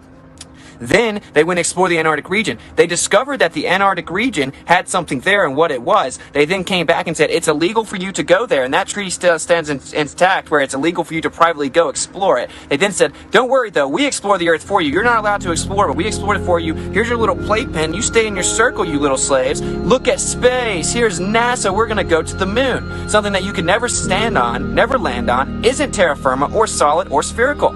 Okay, so there you go. Are there any maps of the flat Earth? Literally every single map that exists in the history of all mankind is a flat Earth. The U.S. military still uses flat Earth maps for navigation and everything else in the world. There's no such thing as a globe Earth map. It's disproportionate. In fact, every single map is flat intrinsically. So the way that they navigate is based on Polaris and the movement of the stars in the sky, which they've done this for thousands of years, which continue to reset in perfectly recorded concentric circles every single year, right? Every map that exists is a flat Earth map. That's the only way you can navigate. Hundreds of declassified documents from the U.S. military saying the Earth's a flat, non-rotating surface. The Earth is flat, that they use flat Earth assumptions for everything that they do, including engineering planes, operating military planes and aircraft, shooting missiles, long-distance ballistics. They always assume a flat, non-rotating surface. Okay, so I get it. It is a lot to take in, but I'm just letting you know you gotta look into this before you think it's crazy. I've been looking into it for 5 years. We have an observation where we're 1 foot off the surface of the Earth, and we look out and zoom in, and the horizon's over 10 miles away. Based on the globe Earth math, geometry, right? If you're 1 foot off this sphere with a radius of 3959, you have to see the curvature at 1.2 miles. So if you're 1 foot off the Earth, you have to see the curvature at 1.2 miles. Yet 1 foot off the Earth, we saw the horizon over 10 miles away. That would require the radius to be 264,000 miles. They claimed it's under 4,000. We falsified the radius. It's not as simple as saying, well, maybe it's just a little bigger. They got it wrong. If the radius is wrong, the entire model's wrong. Day and night cycle uses this number. Gravity supposedly uses this number. Planet orbit trajectories use this number. You can never go to space without this number. You need something called the radius of orbit, requiring the radius of the Earth. Every single story they told you about going to space is fake intrinsically upon the falsification of the radius. The entire model has been falsified. This is why it's forcibly censored. That's why they will never debate this on national television. Just shut down the stupid flat earther and let an astrophysicist debate them. They'll never do it. Neil deGrasse Tyson was supposed to debate Eric Dubé. It was set up on Joe Rogan's podcast, #1 podcast in the world for over a decade. And then Neil deGrasse Tyson had to back out. Then they showed you some supposed curvature from Felix Baumgartner at 128,000 feet when he supposedly jumped out and saw the curvature of the Earth. We then sent high altitude footage, our balloons up, getting footage of the horizon at 120,000 feet, and it was completely flat up there, showing objectively they misled and lied to the entire world with a GoPro who actually sponsored it with Red Bull, saying that this was the curvature of the Earth that you could see from the edge of space, not even close to where they claim space is. It was just the Kármán line at 62 miles. And then, of course, that's the international one, and they say the U.S. acknowledges that 50 miles, right? So when we sent it up and found out that it was flat, they then had to come out with damage control and use Neil deGrasse Tyson to say, a lot of people think that they saw the curvature of the Earth in the Felix Baumgartner jump. That's not true. You would never see the curvature from that height. You'd be 2 millimeters off this beach ball, and up there, that stuff would be freaking flat. So why'd they show the whole world a curve that wasn't actually there until we went and tested it? Why did they tell you that when boats disappear, they're going over the curvature of the Earth, when you can actually go out, see the boat disappear, bring a camera out, zoom in, and you'll actually see it once again? Did I zoom in through the Earth X-ray vision with my P900? No. The boat appears to go away or disappear due to a limit of perspective. You have an angular resolution limit to your eyes. We also have something called the atmosphere, and you can't see infinitely through an atmosphere. Eventually you reach a vanishing point called a horizon, which is where the sky appears to meet the ground. It's horizontal, which is why it's called horizon, because it's horizontal. And this place constantly fluctuates and comes back and forth based on the atmospheric conditions of the day, how clear it is, and how high off the surface of the Earth you are. It's not a real physical place that curves and blocks your view. It's an optical apparent location that constantly moves. So all observations of the history of mankind have showed a flat, non-rotating surface. The Earth is a geocentric stationary plane, a topographical plane with different elevation differences within it. And that is what all evidence shows you. It's the only way it could even exist. You also can't have the gas pressure that you're breathing sitting next to a vacuum. It's literally impossible. It's called the second law of thermodynamics. Entropy will increase, pressure will fill the available space. Heat goes to cold, high pressure goes to low pressure. Systems seek spontaneous equilibrium. Second law of thermodynamics. This is a natural law, not a theory that you can change or debate. It's not something that someone came up with. It's something that happens always in nature. It's a naturally occurring phenomena that always happens. This is called a second law of thermodynamics, a natural law, right? So if you had pressure sitting next to a vacuum, it would instantaneously seek equilibrium, filling the vacuum. If you have a soda and you open it, it goes psh, instantaneously equalizing to the lower pressure around it. That's the second law of thermodynamics. You could not have gas pressure of oxygen that you're breathing or any of the gases sitting next to a vacuum. It would instantaneously fill the vacuum. You've been trained to say this word over and over and over. Gravity, gravity, gravity, gravity. Well, gravity is not actually real. It's a concept. It's a theory that has no evidence. So whenever I drop something, it falls down because it's more dense than the air. If I let go of a helium balloon, it goes up because it's less dense than the surrounding air. It's lighter than the surrounding air. Not because it's gravity proof. Helium balloons do not go up because they're gravity proof. They go up because they're less dense. It's called relative density, right? If you wanted to get real specific, everything's intrinsically electrostatic, but that's not necessary. There is no scientific evidence for gravity. There is no experiment that's isolated gravity, and it's known for a fact in highest levels of academia that this does not exist. There is no isolation or scientific experiment validating gravity. That's why it's called the theory of relativity, where they say that gravity is the effect of the bending and warping of space-time. Two concepts. Can you bend freedom and love? Of course not. You can't attribute physical properties to conceptual abstractions. This is called a reification fallacy. Doesn't matter. The only evidence ever to even be claimed that the Earth is in fact a ball with gravity is gravity has to exist because the Earth's a ball. Literally, that is the only evidence. If we assume the Earth is a ball, then gravity has to exist because it has to exist for the Earth to possibly be a sphere. It has to pull us down in all directions, omnidirectional, all directions. We have to be pulled down. So gravity has to exist. Yeah, we don't have any evidence for it. We can't prove it. We can't accurately define it. And when we apply it to the sky, it's off by 95% in 2021. They're off by 95%. It's called dark matter and dark energy. They still cannot explain the supposed model, not even mathematically. We have falsified it. The flat Earth can't explain magnetism. It can't explain the cyclical nature of the sky. It can't explain everything else that we see. The globe Earth cannot. Okay, so all scientific empirical evidence shows you this, and we have tested it. We proved that they lied. With cartoons, they lied to you. The same exact schooling system that told you Christopher Columbus discovered the United States when people were already here. The same exact system that lied to you about the Vietnam War and said that they attacked us and they attacked themselves and said that, in fact, they declassified, they had to do that to justify war, but they lied to the American public saying Vietnam attacked us in Gulf of Tonkin. Same ones that lied about 9/11. You shouldn't blindly believe the system. You should go look into it for yourself, and you will find out that most of the people that are lying, it's actually not intentionally. They believe the lie as well, and they propagate it forward. And there's something called compartmentalization, where people are trying to explain something that doesn't exist. So you ask questions like, why would they lie? They get $60 million a day from NASA. They're hiding more land and resources. They told you you're an insignificant speck of dust in the ever-expanding universe where everything came from nothing. Lightning struck primordial soup, and then rocks turned into fish eventually, that then turned into fish with feet, that turned into rodents, that turned into apes, that turned into humans, and there's nothing important about you. Random chaotic happenstance that you even exist. Over the course of billions of years of everything exploding from nothing, you get perfectly coalesced into spheres where happen to be you can somehow live here. So don't worry. Well, the truth is, the Earth is stationary and the center of everything, geocentric, and the sky moves in perfect circles over top of us around the center of the sky, right over the center of the Earth. And that means the Earth had to be created. It had to be placed there. So they're hiding the creator. There's 3 reasons. Also, you can't trust any of your senses. You think you're spinning 1,000 miles per hour, but you don't feel it. You think the Earth is curving, but you see it flat. You think that the sun is sitting still in the sky, but you see it move. You think the sun is 400 times bigger than the moon, but you see it as the same size as the moon. And so you can no longer trust your senses. You do not think that you can adequately tell the difference between truth and fiction. You must turn to authority to get all of your answers that you cannot understand. So they have brainwashed you into a slave state where you always turn to the authority to know what truth is, because you have been told that you cannot figure it out on your own. This is how you have good brainwashing capability of a state. So there's 4 very rudimentary reasons they would lie. Why wouldn't they lie? Knowledge is power. If you're the only one with the knowledge, it's much more powerful. When does the government not lie?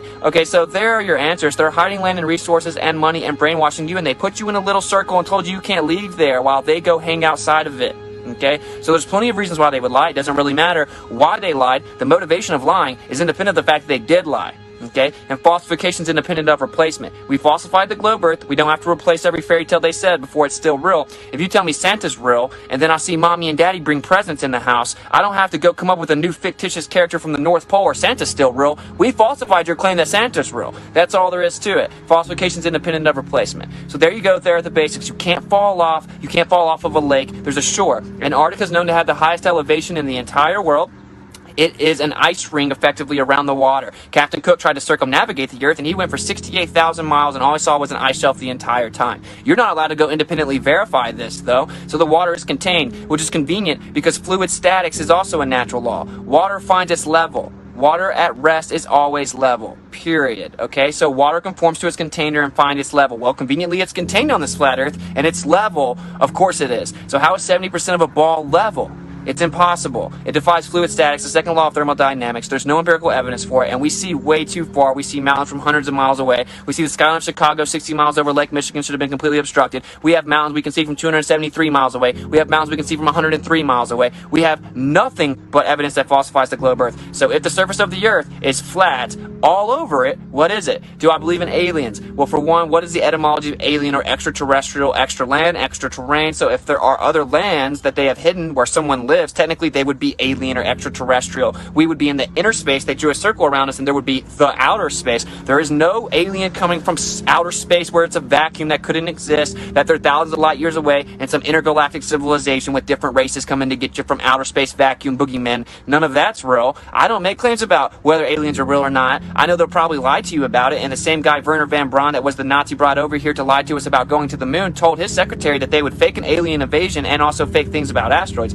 I don't really know. You can look into Project Bluebeam, but it doesn't matter. And by the way, Werner von Braun also put Psalms 19:1 on his tombstone, which says that the firmament shows the handiwork of the Creator. The firmament comes from the Hebrew word rakia, strong as bronze. It was stretched out over top of us to protect us, and we were like grasshopper inhabitants within the tent he stretched over top of us, and it's strong as bronze, like beaten out with bronze, rakia. So why did the guy supposedly took us to space put on his tombstone that you can't go to space because there's a firmament there? Well, he let the truth out on his deathbed. He also wrote a science fiction book in the 50s, and in the science fiction book that the Nazi wrote in the 50s, the main character's title is Elon, and Elon supposedly takes us to Mars. I guess that the prophet of the Nazi was really good at predicting what would happen, right? He wasn't just good at mass murdering millions of people. He was also a prophet that knew that Elon would take us to Mars in 2021 and talk about how he's going to do it. So the world's a stage. Jules Verne wrote a science fiction novel in the late 1800s predicting the moon landing and where the rocket would shoot from, what state, what direction, how it would slingshot around it, and everything else. They take science fiction books and they tell the public that it's true while they know the truth. Powerful people are lying to you, okay? So do not fall for whatever they tell you. You need to look into things for yourself. Don't blindly believe anyone. Go research it for yourself. Go test it for yourself. And if you do this, you will find out that the Earth is provably flat.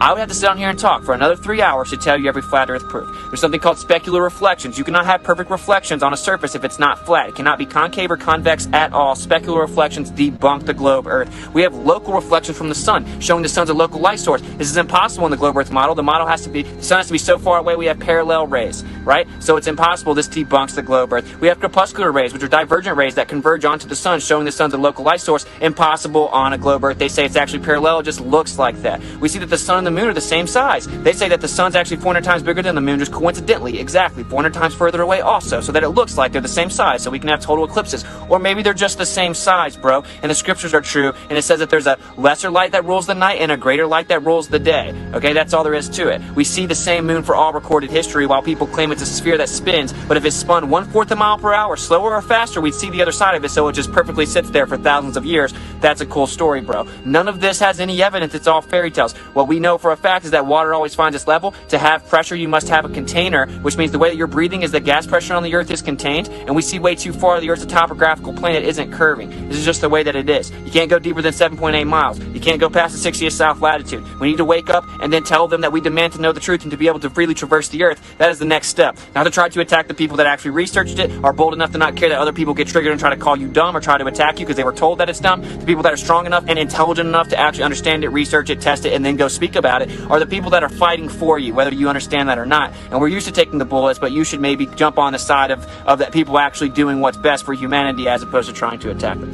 So there you go. It's all a lie. Georgia Guidestones prove it. Yeah, exactly. The Georgia Guidestones wouldn't work unless the Earth was a geocentric stationary plane Earth, right? Because it's used as a compass, a clock, and a calendar. It shows Polaris day after day after day for all recorded history that it's been there, and it will always work, showing you where north is, because it doesn't change. For all recorded history, Polaris is in the north. That's how you know where north is, so it would be a compass, right? It also shows you where the winter solstice and the summer solstice is. It shows you the time of the year. It's a calendar, because the Earth doesn't move and the sun does the same thing. That has the same cycle. There's a cycle over top of us like a clock that resets every year. This cost almost $1 million to build it, and it would be a complete waste of money if the Earth was a spinning ball. Okay, so that's just the way that it is.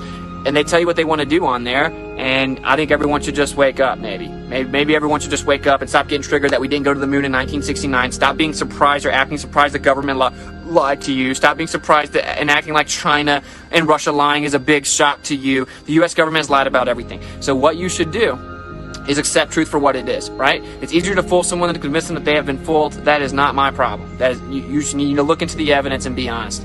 We see way too far. We falsify the curvature of the Earth. There you go. I mean, I don't know what other basic questions I might have missed, but you should be able to figure them out. You'll ask stuff like, oh, you shouldn't look past the curvature. If the Earth's a ball, it has to curve. If you were intellectually honest about this, you wouldn't get past that. You're like, wait, that's the most efficient way to test if the Earth is in fact a ball with this radius. Geometry, measurements of shapes, sphere, certain size, dimensions, 3,159 radius.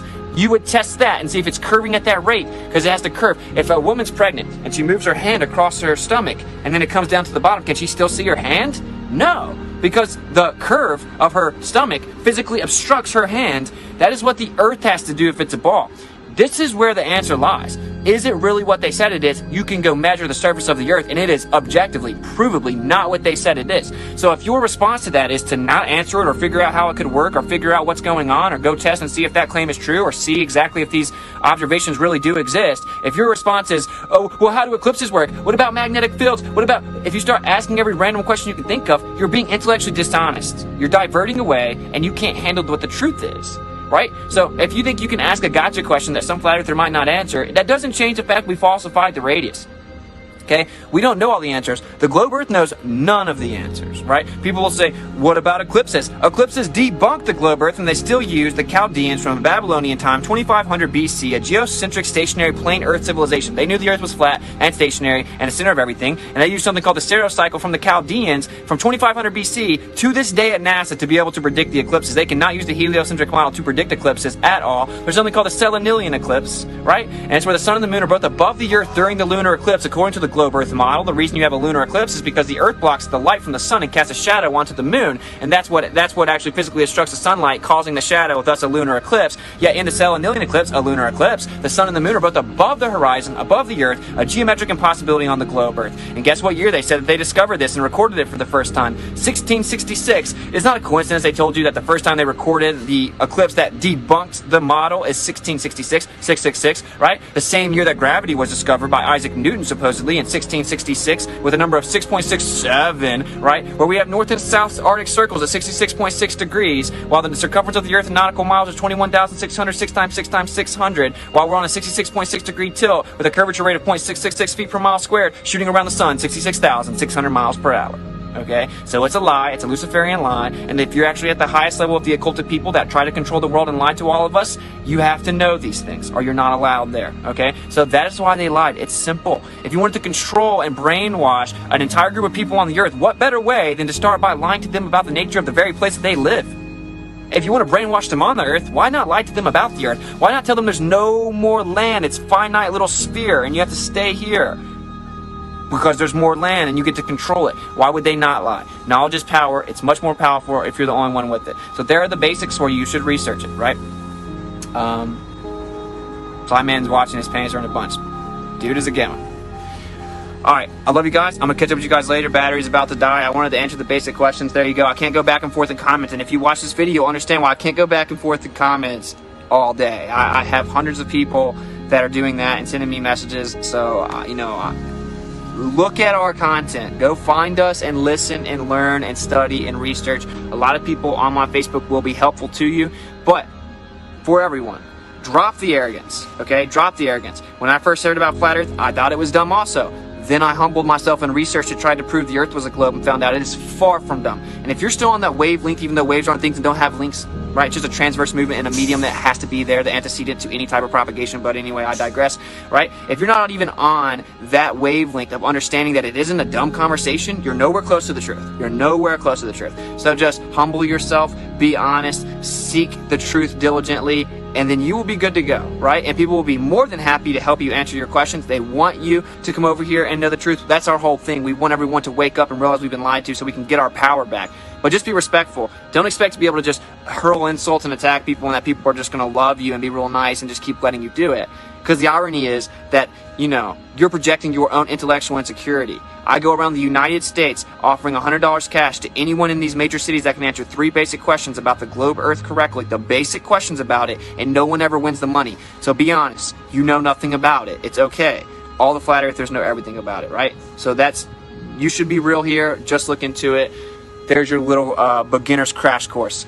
I love you guys. I'm going to go chill with another flat earther in a little bit, grab something to eat. I may do a computer stream later tonight. My phone's about to die.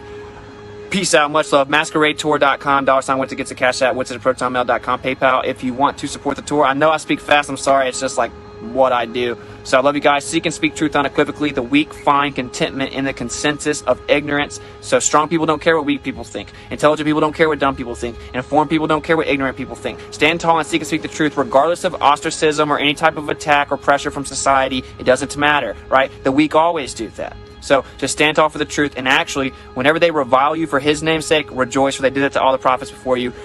Peace out.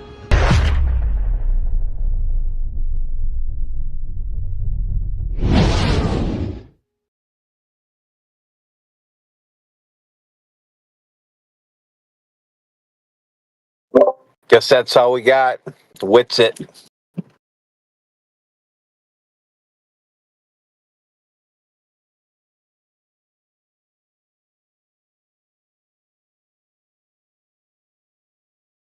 I think that was afterwards. Ms. Downs, does Google think that this is a problem, and what is the solution that you're coming up with to address it? Thank you for the question. So as you noted, when Alex Jones posted the video you described saying that the survivors of the Parkland massacre were crisis actors, that violated our harassment policy. We have a specific policy that says if you say a well-documented violent attack didn't happen, and you use the name or image of survivors or victims of that attack, that is a malicious attack and it violates our policy. In terms of conspiracy theory content generally, our goal is to promote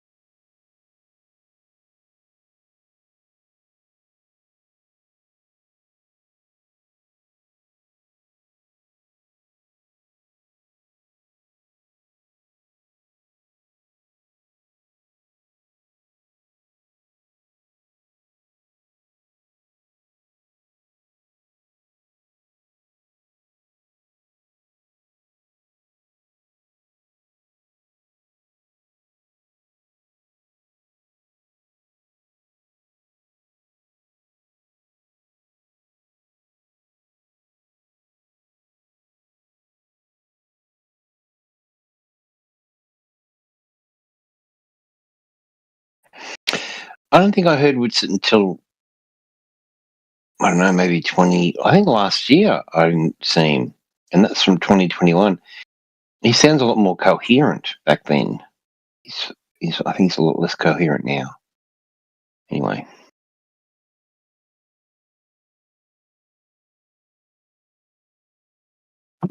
Having children makes you lose your I think mind. his mind is.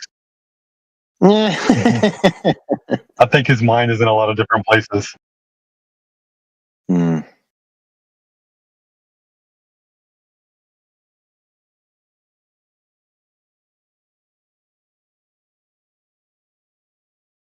Yeah, that was definitely before he had kids. She might have been pregnant. You find your mind again, though, Radwin. You know, you lose it, and then you find it, then you lose it again. It's a cyclical thing. Cyclical thing. Well, you lose your mind, then you find it, then they become teenagers, and then you lose your mind again. If you lose yourself, I think you should go and look in India, because it seems people find themselves in India. Or, so maybe have a look there. I don't want to go to the bathroom in a hole in the floor. Me neither. Exactly. A lot of people's retirements. Yeah, a lot of people's retirements are in India too. Oh wow.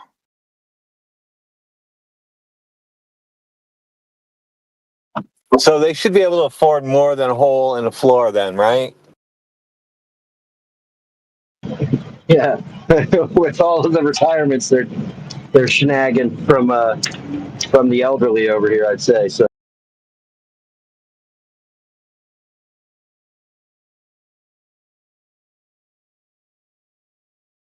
Let's ask them which way the water spins when they flush the toilet next time they come on and start making fun of us.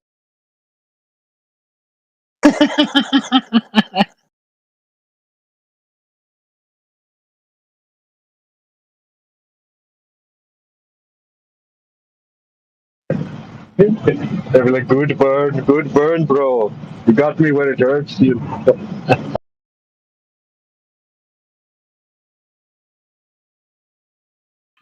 Shut up, bloody.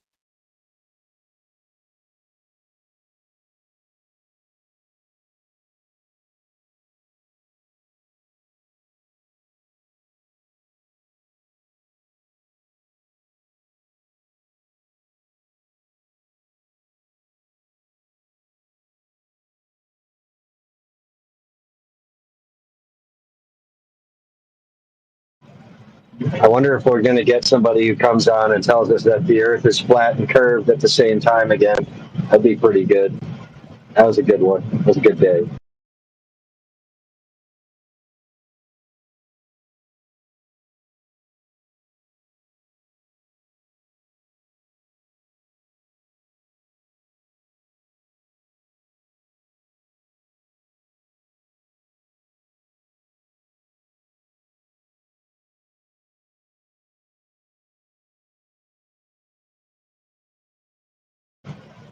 There's no events going on right now. If somebody who's on PC wants to get one started, since there's so many people on the panel, might be a good call. Or you don't need a PC to do it, but I can start one if we need one. I believe you do. I believe you do need a PC. You want to bet $20? Yeah.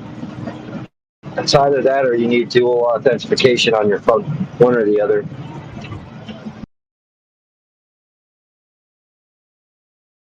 It might be the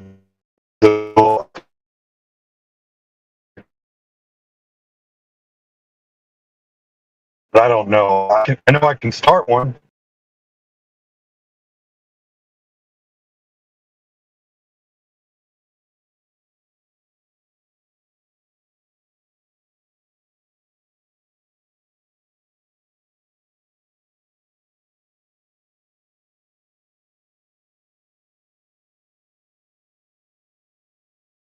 one just for you.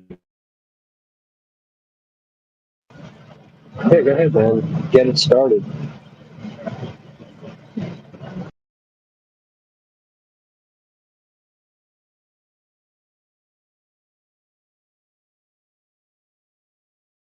What your screen name? John 383. You're kind of breaking up a little bit. What were you saying? Sorry, I'm in a bad spot. John Luna 3838, right? No, 8383.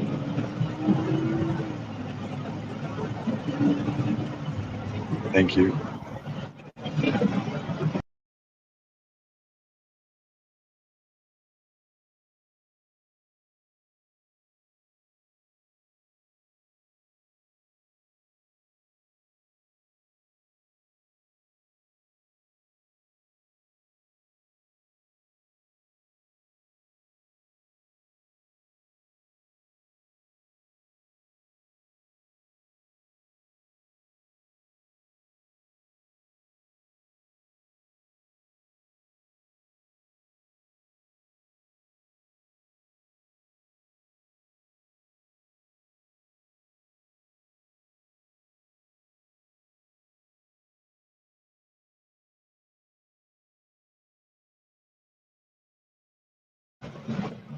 Oh, yeah, that's what you did. That's right. That's funny, bro.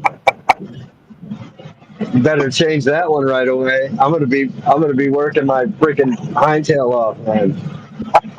In a few minutes. I was telling DJ earlier, I'm in the process of getting ready to pour like 4 different slabs of concrete. Just making my second trip to the hardware store. Just picked up a cement mixer and about to go to town, man. It's going to be a lot of grunting and heaving.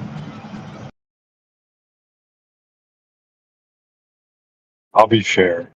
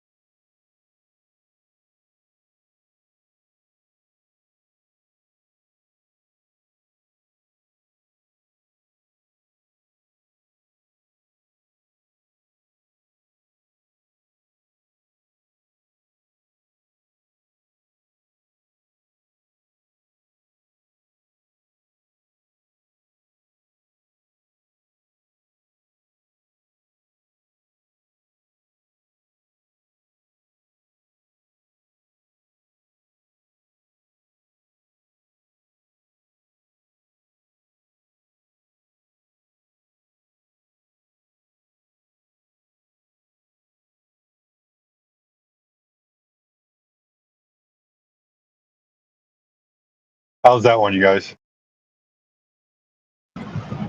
Yeah, that looks good. Hopefully we get some takers.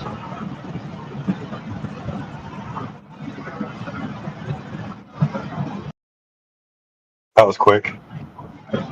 Yeah, welcome to the room.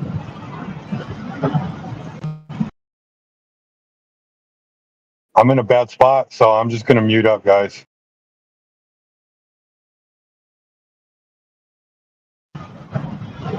Yeah, any of y'all have any questions, go ahead and unmute yourselves or type your questions in the side chat.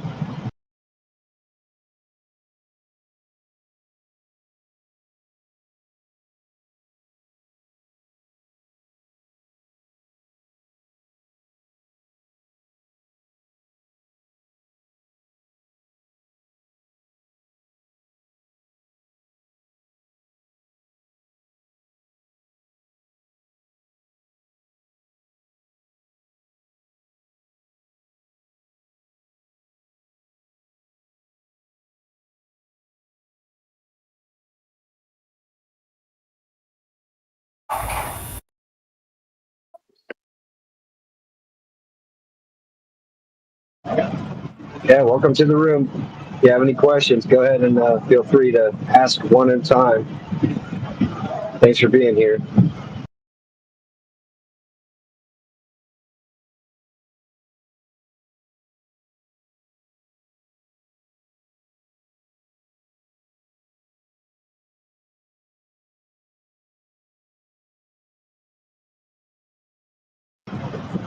Yeah, welcome to the room. Don't be shy. If you have any questions for the panel, go ahead and unmute your mics.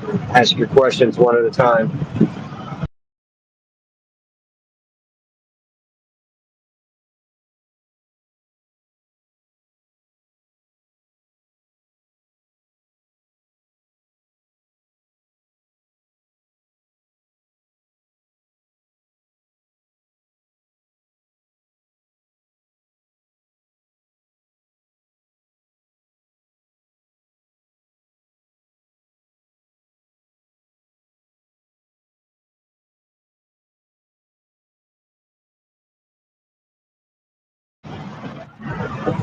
Yeah, you just want to practice your English. Ask some questions about the flat Earth. Good practice.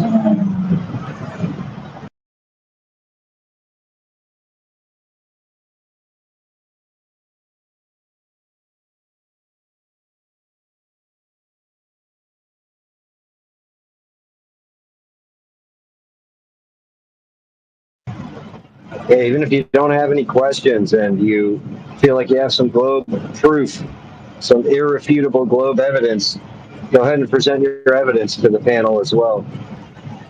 If you don't have any questions and you feel like you have great proof that the Earth is a globe, go ahead and present your proof. Either way, we're here for it. So thanks for stopping in.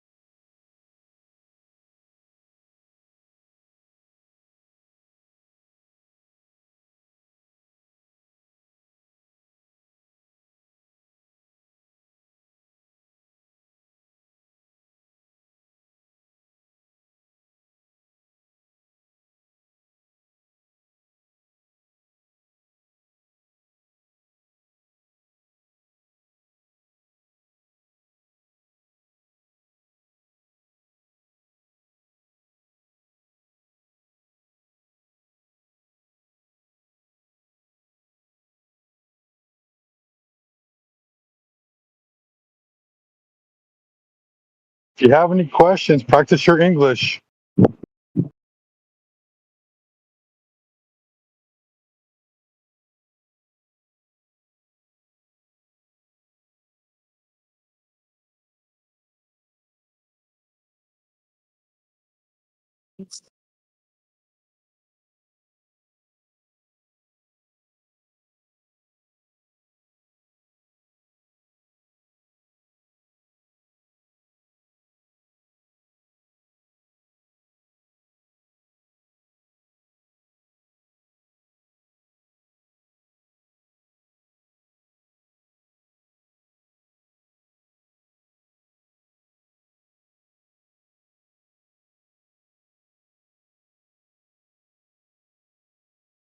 I've been thinking about it. I wonder if it's redundant that we say the flat Earth, like that qualifier. Do we need to say that? It's just the Earth, right? It happens to be flat. Everybody kind of already experiences it that way. I don't know. Just something I was considering.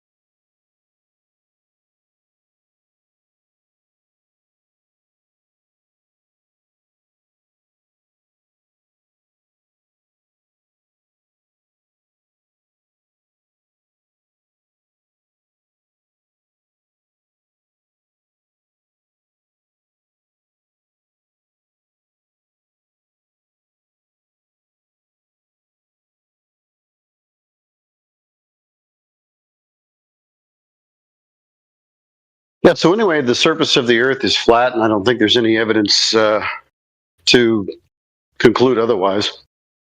I don't know if anybody has a disagreement with that, if they experience something different, but feel free to speak up.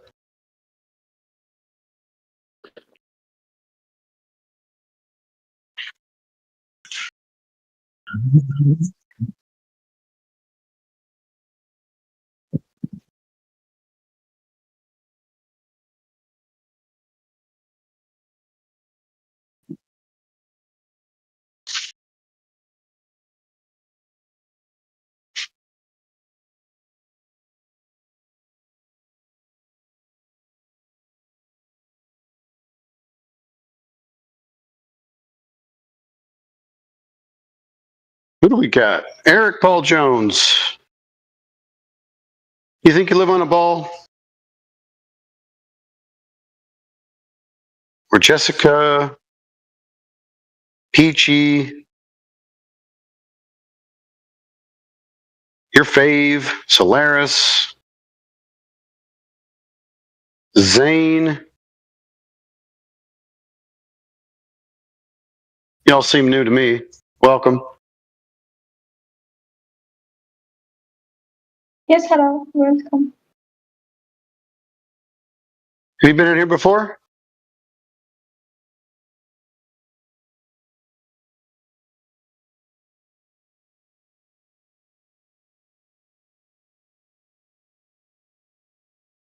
Yes, no, maybe. You forgot?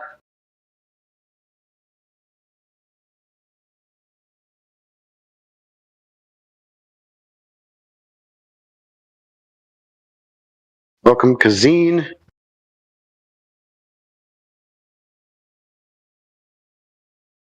Got a lot of people joining, but nobody's active speaking. Don't be shy. We don't bite hard.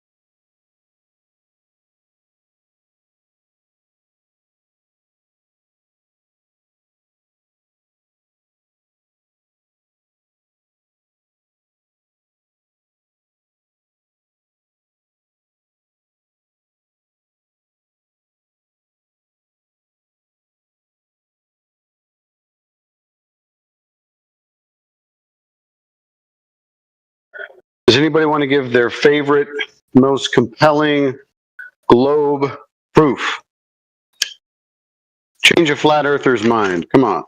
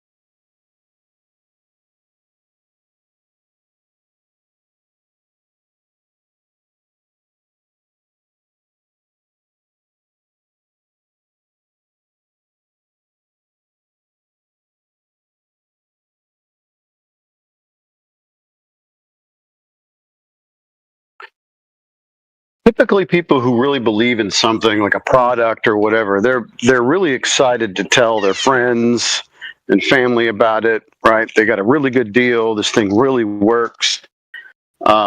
But I think it's interesting today that nobody really wants to tell us about how the globe works, their experience with it. Certainly, somebody here has got to have some sort of evidence or conviction about the fact that they live on a ball. So please engage us in conversation. Let us know why you think you live on a sphere.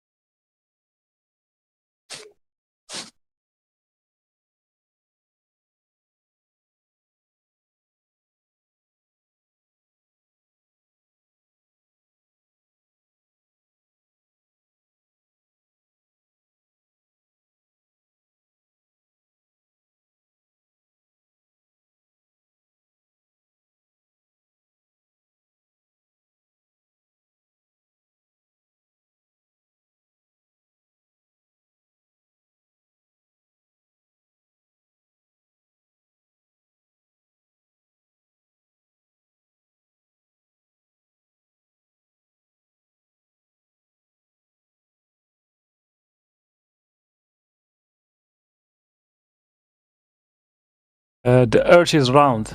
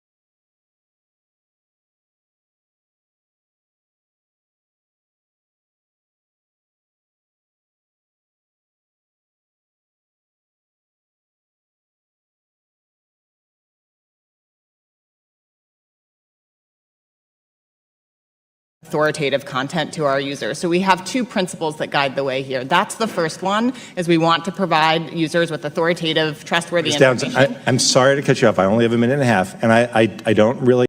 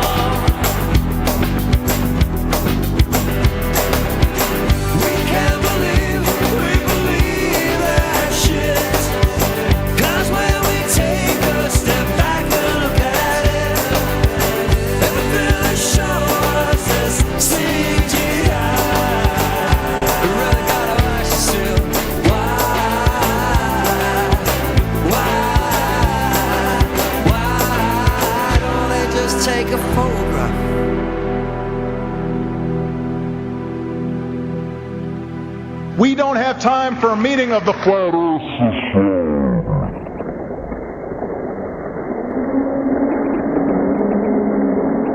Do you suppose it is beyond us to produce a dual system of astronomy? The stars can be near or distant according as we need them. Do you suppose our mathematicians are unequal to that? Have you forgotten doublethink?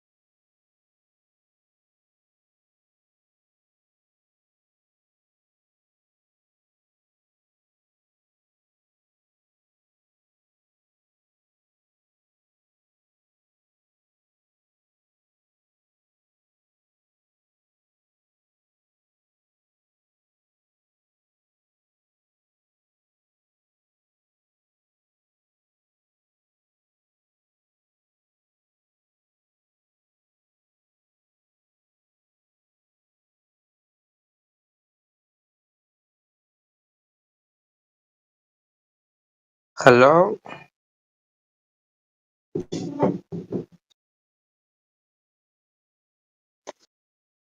How are you guys?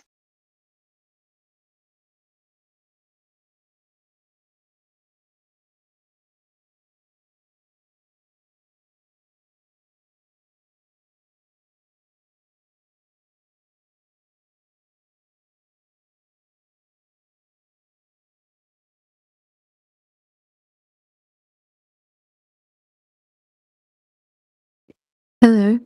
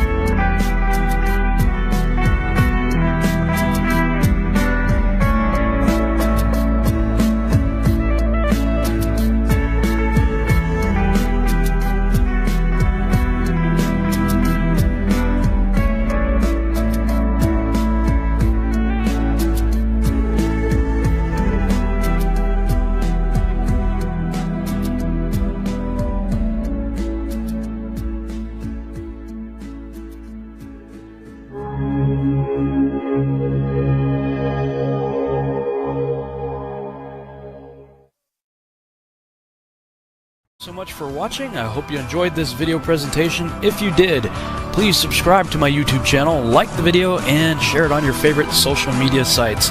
There's a lot more to come, so stay tuned and we'll see you back next time.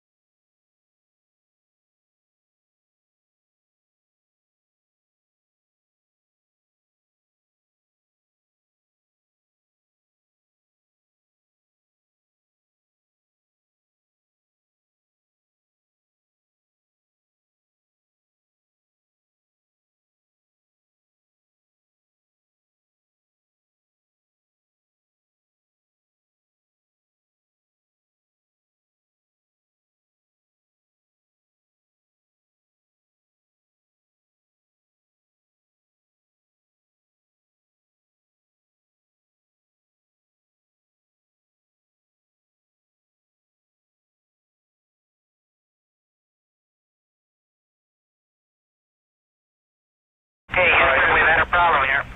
This is Houston. Say again, please. Houston, we've had a problem.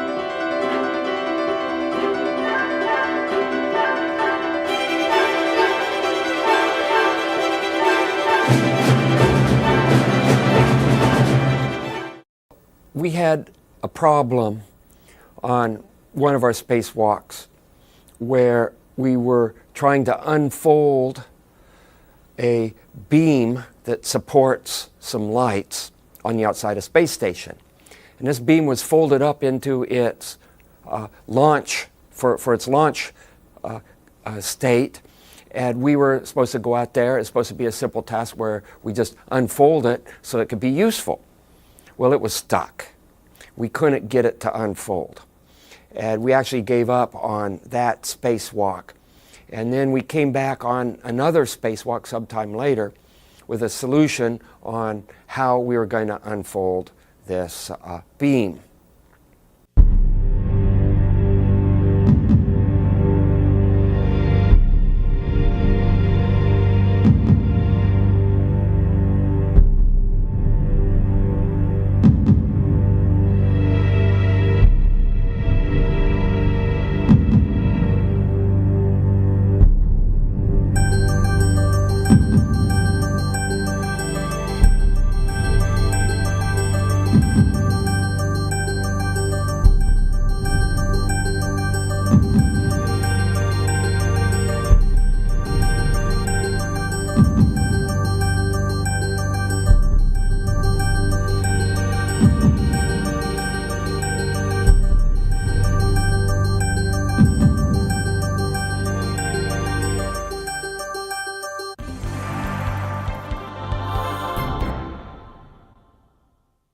And what we had was a hammer. And we had gotten permission from the flight directors on the ground to get out this big honkin' hammer that we have, which we had to borrow from the Russians because they had it on the Russian side of space station. And the hammers we tend to have on the NASA side of the space station might be something that a jeweler would use to repair a watch, you know, a very precise little dainty hammer that you could do precision pounding with. But that wasn't going to get this piece of machinery free from its stuck state. So we borrowed this Russian hammer, and we went out on our spacewalk with this big hammer, and we had permission to start beating on this piece of spaceflight hardware. And again, this is a hardware that when it's on the ground, you have to treat it with gloves on. Literally, you have to handle it with gloves. And so we were out there with this hammer beating on this stanchion, and it finally broke loose, and we were able to put it in its final and useful configuration.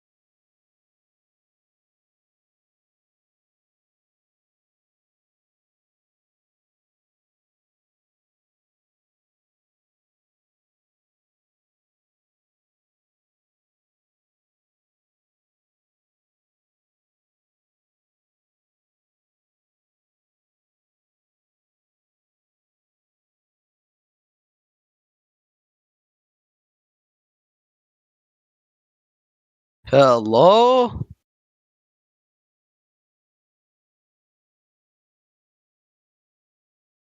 Why is everybody muted?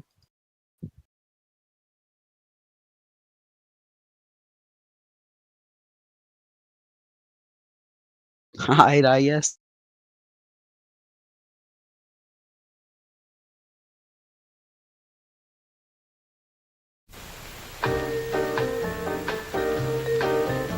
Since 1959, 73 men have been accepted into the astronaut program. Here, 9 of those most recently selected take part in jungle training exercises at the Tropic Survival School in the Panama Canal Zone. Although all U.S. astronauts have landed in the ocean after returning from space, the spacecraft are so designed that in an emergency, they can safely come down over land. Since there is a remote possibility that this could occur, all astronauts are taught how to survive in both the jungle and the desert. During their 4-day course in the wilds of Panama, the astronauts were dropped into the water in a swamp penetration exercise. Studied some of the various jungle animals at a zoo set up especially for this purpose. Took an overnight trek through the jungle. Chopped down trees for shelter and fuel. Built fires and cooked wild game. And met with some of the local Indians. At a place called Pasco, 100 miles southwest of Spokane, Washington, the astronauts took part in another intensive training course, desert survival. One of the first things the men had to learn was how to build a shelter to protect themselves from the hot sun. A combination of parachutes and life raft seemed to do the job. Improvise is the key word to desert survival. Here they dig a water still. By digging a hole in the sand and covering it with plastic, what little moisture there is in the soil condenses on the underside of the plastic and drips into a container.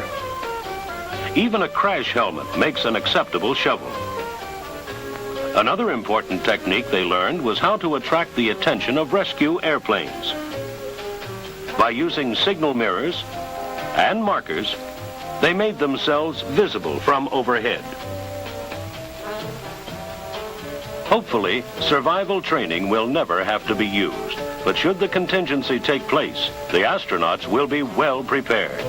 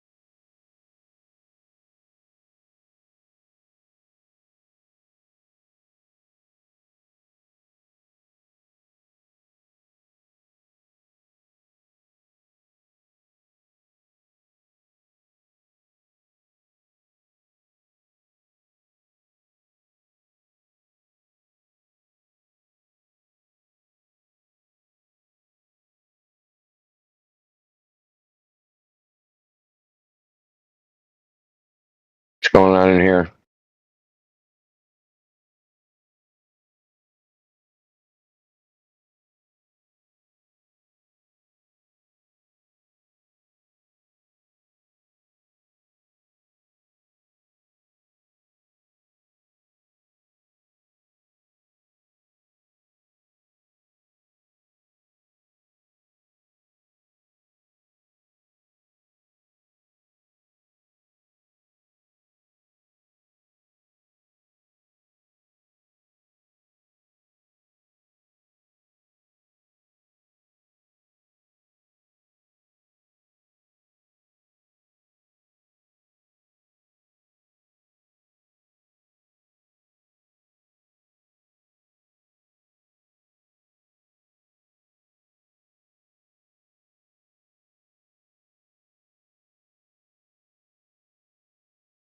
Any globlings in here? Globlings? Globers? Globerthers?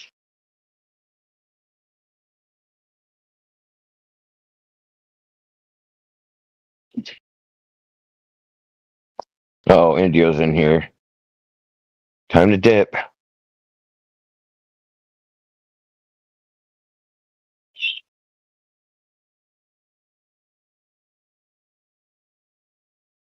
Come on, man. I was going to do my good cop, worst cop routine.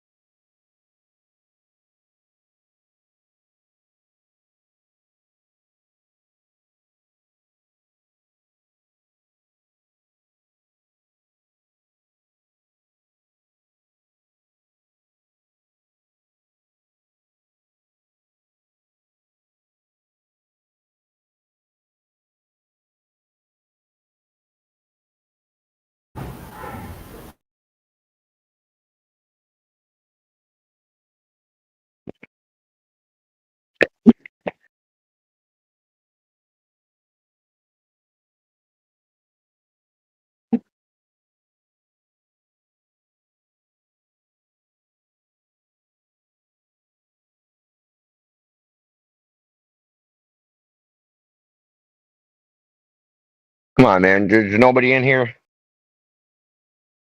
Come on, man. Stop being bitches. Defend the globe. Tell us why the Earth is not flat. Or if you just got questions, that's cool too. You can do that. Don't be cowardly.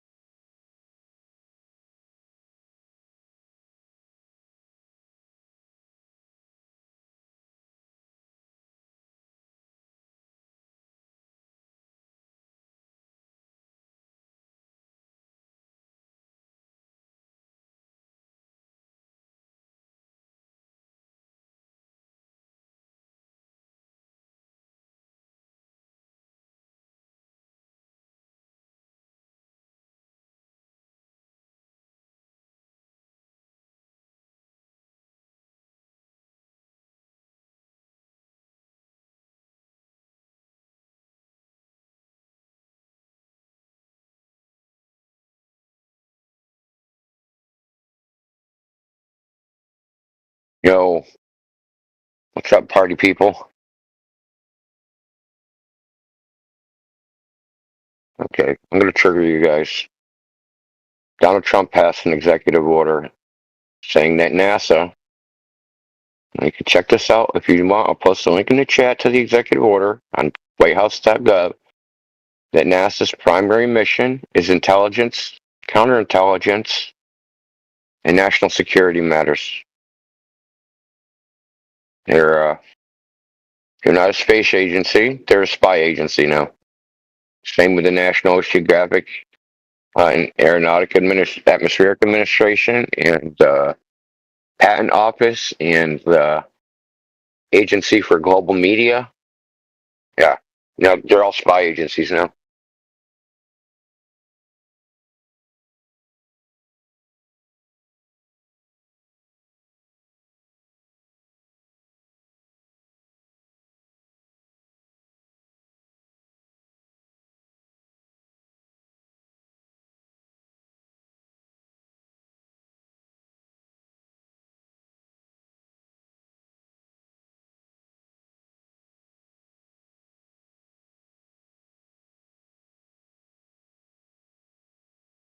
Wow, there's people joining, leaving, but no one can say anything?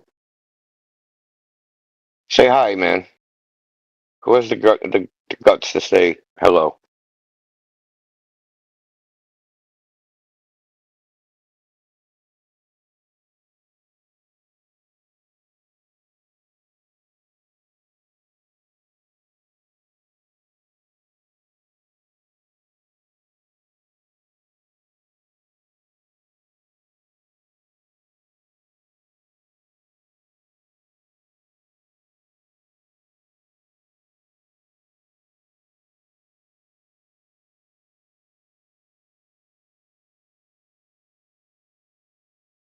How many degrees of separation are you to someone that saw the Earth from space? 1, 2, 10, a million, 9 billion?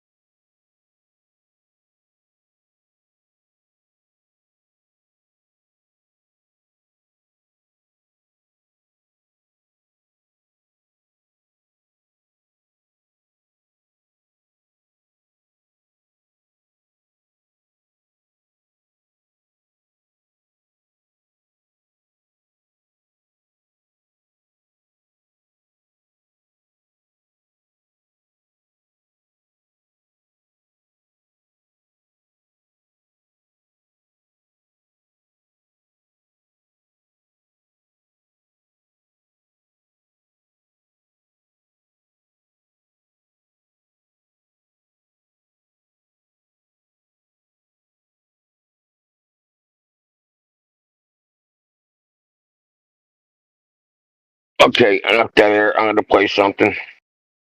Why not?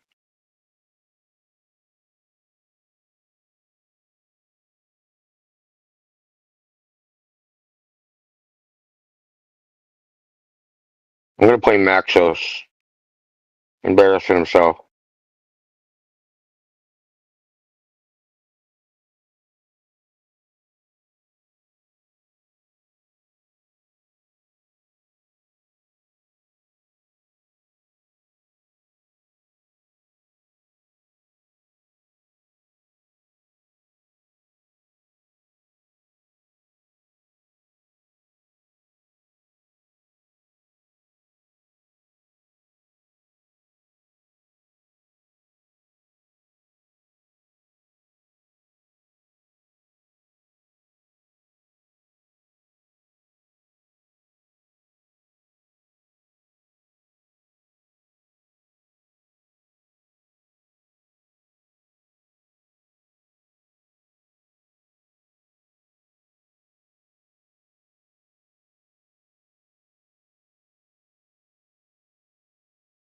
I got it. I got it. So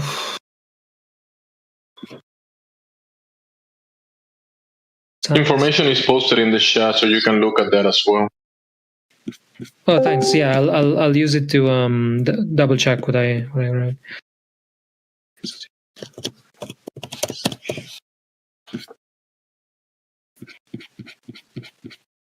Yeah, we could just check his work with any Earth curve chart that's available. Mm-hmm. So we know at 10 miles it should be 66.67 feet approximately of vertical drop. Okay. Yep. But as in the Black Swan, we have the oil rig habitat at 9.41 miles. We have a horizon at that point of at least 10 miles. But in the same shot that this video was taken at 1 foot above the ocean, we see the islands off to the right of the oil rigs. Those are at 29 miles. Mm-hmm. So you basically could figure for 30 miles easily, because those islands go out to the west. So the closest part would be 29 miles, but further out they go to 30 miles and further. So, basically what you're up against here is a horizon at 10 miles would make the Earth's radius 264,000 miles. That's a 500,000 mile diameter. And then the 30 miles would be magnitudes larger. That would make your Earth ball millions of miles in diameter versus 8,000 that it's supposed to be. So what is your tolerance for error in the globe in these simple observations that we have? Yeah, we need to calculate that from the formulas. Sine theta. So let's see. Fuck, I don't remember trigonometry at all. This is so sad. Oh yeah, obviously. Oh, what a fucking idiot. Okay, so you can also add the observer height. Yeah, that's what I'm doing. That's the most from the observation. Yeah, that's the most important part. You can do 1 foot. Well, I'm doing it slightly different. I will explain in a minute, but yeah. R times 1 minus cosine squared theta is equals to, let's call it D, distance. Okay. Okay. So, okay. So if I work out the cosine, it would be D squared over R squared equals 1 minus cosine squared. So cosine of theta is equal to 1 minus, oh my god, I'm such an idiot. Okay, square root of that, yeah, good. Now I'm going to plug that into the formula. And what we get at the end is that the delta R is equal to R, open parenthesis, square root of 1 minus cosine of theta. So 1 minus square root of 1 minus D squared over R squared divided by 2 plus 1 and then minus 1. Okay, good. Okay, so now I have that formula as a function of what? As a function of the distance. Okay, great. So plug it into my Python notebook very quickly. Jupyter notebook. Come on, baby, don't let me down. And they let me down. Okay, no worries. I'm gonna restart it.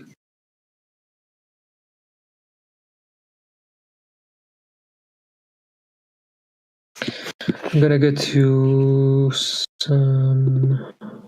Okay, I'm gonna load NumPy. Come on, NumPy.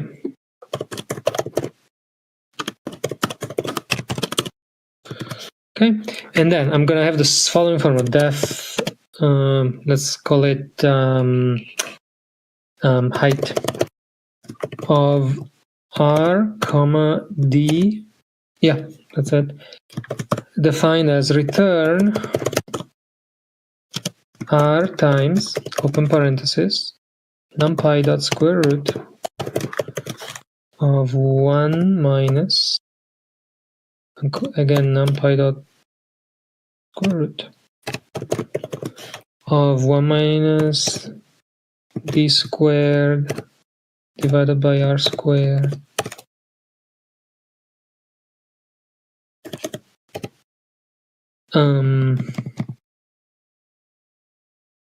one minus that square root, okay, 1 minus that, and then divide by 2 the whole thing. Divide by 2, and then I took the square root of that, but before I close the square root, I have to do plus 1. And then, wait, am I done?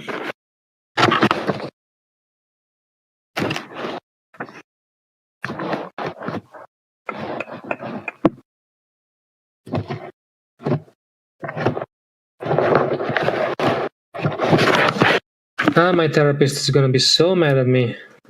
So mad at me for doing this instead of brushing my teeth or something. Okay, where the fuck did I put my calculations?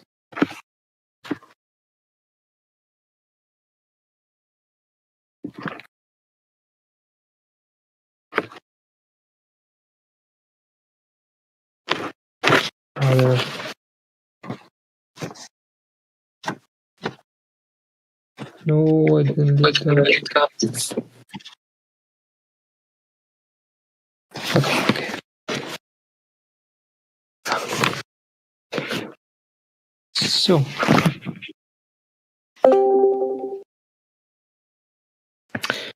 Okay, so it's just literally plus 1 in there. Okay, so 1 minus square root, and this whole thing is divided by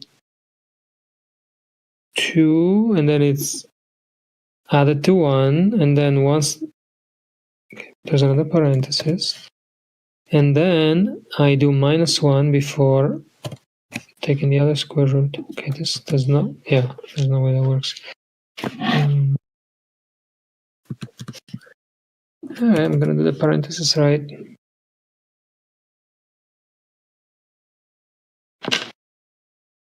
Oh, yeah, stupid me. Okay. The square root closes before that. Okay, I think this works. Alright, let's try. So here's the claim, and then I need to double check my math. But if the radius of the Earth is, okay, let's see. Radius Earth 3963 miles. Okay. And then the distance is, let's say, 20 miles or 10 miles, whatever it is. Okay, what the fuck did I do here? Oh, okay, yeah.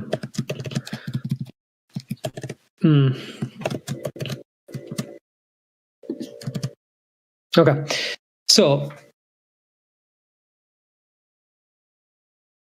the claim is that if you are 10 miles apart along the arc of the supposedly spherical Earth, in order for two observers to be able to see each other across a lake, let's say, they cannot be lower than. Oh fuck! This is in miles. I need to convert to something. Okay, miles to feet. Let's say. Oh, 5280. Okay. They cannot be more than about 17 foot tall. So, if you are lower than 16.6 feet above the surface of the Earth, you are not going to be able to see the other observer on the other side. Again, maybe I made some mistakes, so I don't know for sure. But that's 16 feet. That would be for 5 miles, not 10 miles. Oh, really? That's what you're saying? Wait, are you measuring? It's really simple. Listen, the simplest thing to do is, like, based on the Earth radius, if you just do 8 inches times the miles squared. So let's say it's 5 miles, right? So if you take 5 miles, or, well, you were trying to do 10 miles. So if you just do 10 miles, you go 10 times 10 times 8 inches. So it's 10 times 10 is 100. Times 8 inches, that's 800 inches divided by 12 equals 66.67 feet for 10 miles. So that's the simplest way to do this, is to go. Because you're thinking about the drop, but I'm not thinking in terms of the drop. That might be correct. So that's kind of the problem, because all we're trying to determine is the drop. No, but I think it's a bad framework, because it's much easier to say, hey, if I'm shorter than this much, I'm not going to be able to see the other person on the other side. I think that's the same thing as drop. Well, it's equivalent, but I think the drop is harder to think about, because, like, in order to, okay, like, how would you measure the drop? You know what I mean? Like, if you do the experiment, how are you going to do it? Because the way I was thinking about doing the experiment is simply like you put two objects, whatever, laser, whatever it is, right? Two objects at the same height above the sea level or the lake level across the two, right? The two ends. And then you check how high do you have to go with these two objects in order for them to be able to see each other. Does that make sense? Yeah, it does make sense. So let me explain, like, a simple observation I've done many, many times near the water here. I live next to the ocean on the West Coast, Pacific Ocean, and I can look from one beach across, like a bay of water, across water to another beach 5 miles away, and I can zoom in to the shoreline 5 miles away with 1 and 2 foot waves. So at 5 miles, those waves, the 1 and 2 foot waves in the harbor that I'm looking at, they should be 16.67 feet below my line of sight. I would never see 2 foot waves. Now, if I go to the ocean, which I've done that also, where you have 4 and 5 foot waves, at the most 5 foot. Most of the time they're 3 to 4, but let's say they're 4 feet, and I look 5 or 6 miles across the ocean water to another beach, and I see the 4 foot waves breaking on the shore. Those still should be 16 feet below my line of sight. So a 4 foot wave would never be, so you can use the wave height. No, but the problem is that they're your height. Yeah, but there are two. So the waves, 4 foot waves, I would never be able to observe 4 foot waves 5 miles away, standing at the beach, like, let's say 6 feet above the water. But the problem with that is that, so the reason that we picked a body of water is that we wanted it to be freaking flat, right? And still. So you cannot use something that has waves in it, because of course it's going to be all ripply. So that doesn't work. Yeah, it does work, because we have the mean, low, you have the troughs of waves, and you have the peak of waves. But you would have to, but brother, like, come on, that's not a very that's entirely breaking with with what we wanted to do, right? So listen, just because there's waves doesn't mean the 4 foot waves are breaking 18 feet tall. Well, the problem, so you got to get real about that. So you're saying in order for them to visible, it would have to be 16 tall? I don't think so, because, like, imagine that. So the problem is that when you have little waves, you also have bigger waves underneath, right? So, like, the sea surface is like entirely messy. It's just you can do it's too dirty of an experimental. It's too messy of an experimental setup. You really need to do it with the lake that is still. Yeah. So the first one I told you about was 5 miles across the harbor. It's a sheltered area of water, and the waves breaking on the shore at 5 miles away are no bigger than 2 feet. They're like 1 to 2 feet. So you're saying that I can see those waves. So you're saying that's.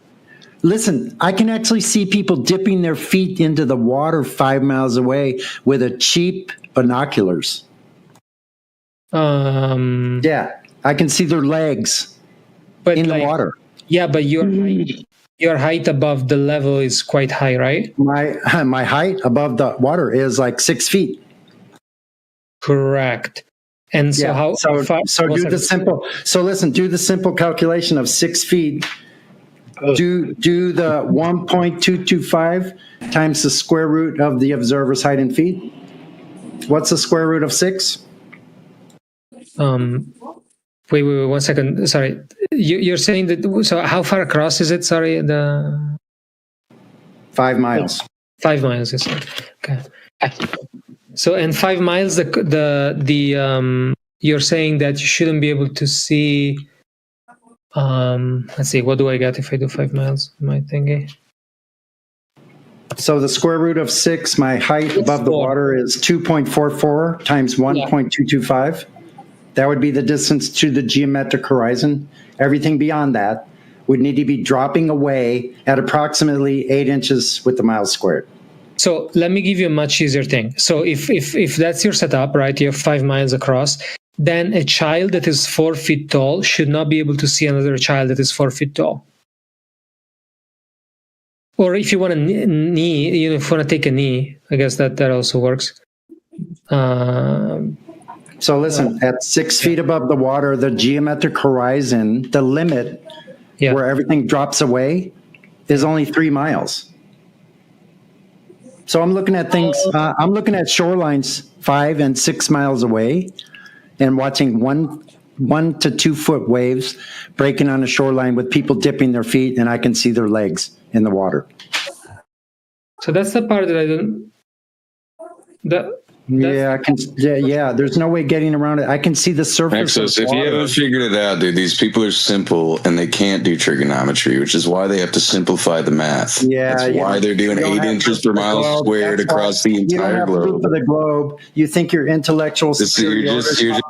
So you interrupt me, you'll get muted. So you think your so-called educational elitist syndrome that you have is going to conquer the actual observation of flat water?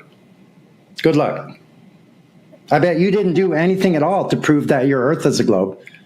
You just come to flat Earth servers and spout out your big mouth with no proof of the globe. Period. Just concentrate on the other guy, Sonny. Yeah. So, So I guess. Okay, so you're saying that basically you're standing above the surface of the harbor, 6 feet. You're saying above it, right. And you're able to see something, basically that is, I don't know, I guess 0 feet tall, right? Because they're dipping their toe in the. Yeah, I can see the shoreline and these small waves because it's in a harbor, so they're small waves. Right. They're not. big. Yeah, I mean, that's kind of more complicated math. It's just like I wanted to keep it simple, just have of the same height. Sorry? Well, I think it's complicated because it proves that the water is flat and not curving, and it's supposed to be curving. No, I know, but I just don't, just to be honest with you, I just don't believe that that's the observation you did. Like either you were higher, you were underestimating your height and from the water, or yeah, that's what I'm thinking here. Well, I can see the same thing from Coney Island. I'm looking at on the shore of New Jersey. Right, but I mean, right, but I know you're saying right, but your incredulity or believing that there must be something wrong that we've done is not necessary. If you're going to question it, go and do it yourself. Yeah, but I think I have. So let's see. Because if you go to, wait, what did I do here? 6 feet. So, I mean, let's just take it a step back then. So even if I'm 10 feet above the water surface, which I wasn't, the geometric horizon is still only at 3.87 miles. But I'm seeing waves breaking on the shore, 1 and 2 foot waves breaking on the shore, 5 and 6 miles away in the harbor. Right. So, yeah. Not possible. Not possible on the globe. Let's see. So, hold on. I'm trying to find a body of water here that doesn't come to mind. Okay, Bay Area. There you go.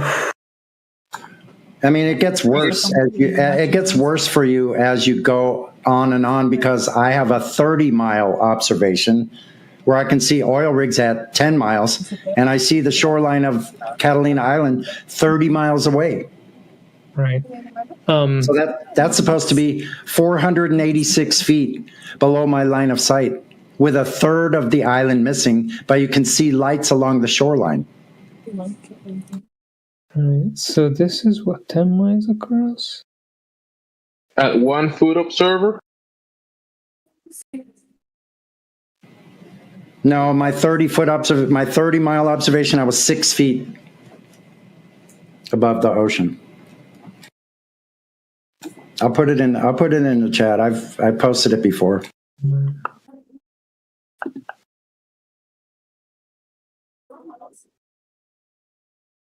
How do you measure distances on Google Map?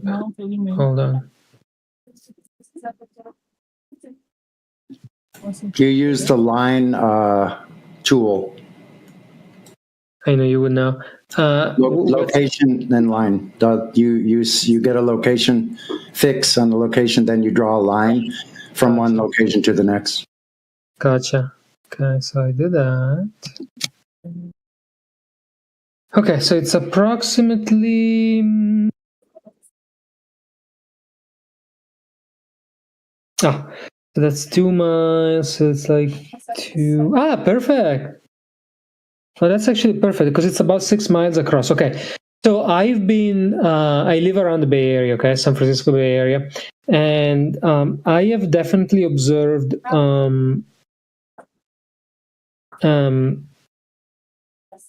so basically, if you stand around East Palo Alto, if you look across, like towards New York, I don't think I've ever been able to see anyone, below basically head level. I think my observations are consistent with the Earth being spherical. Actually, that's cool. I'll go back to that and take a picture and see what's going on. But yeah, I don't think I have. Yeah, I don't know if you see the image at 5 minutes after that Ethergress A and G posted 5 minutes after the hour. It shows the oil rigs, which we call the Black Swan. And in that observation, you can see the islands at 29 miles. Those oil rigs, right? You're talking about? That's at 1 foot above the ocean. Yeah. I mean, I don't know if I buy that we know exactly how tall they are, and I can provide the original video has the camera set up, and you can view that yourself, and it's about at 3 minutes or 2 minutes 40 in that video. I'll post it. Or do it yourself. Right, but that's what I'm saying. That's true. So I don't think I would do it with those oil rigs. I think it's much easier to just be across the Bay Area and set up an object of a certain height and then do another one on this side. However you want to do it, dude. Yeah, as long as you can verify what's been happening, then yeah. Yeah, what have you done, Jedi?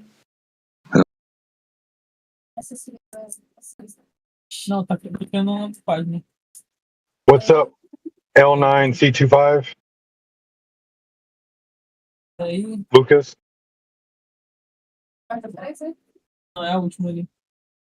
Did you have a question, Lucas?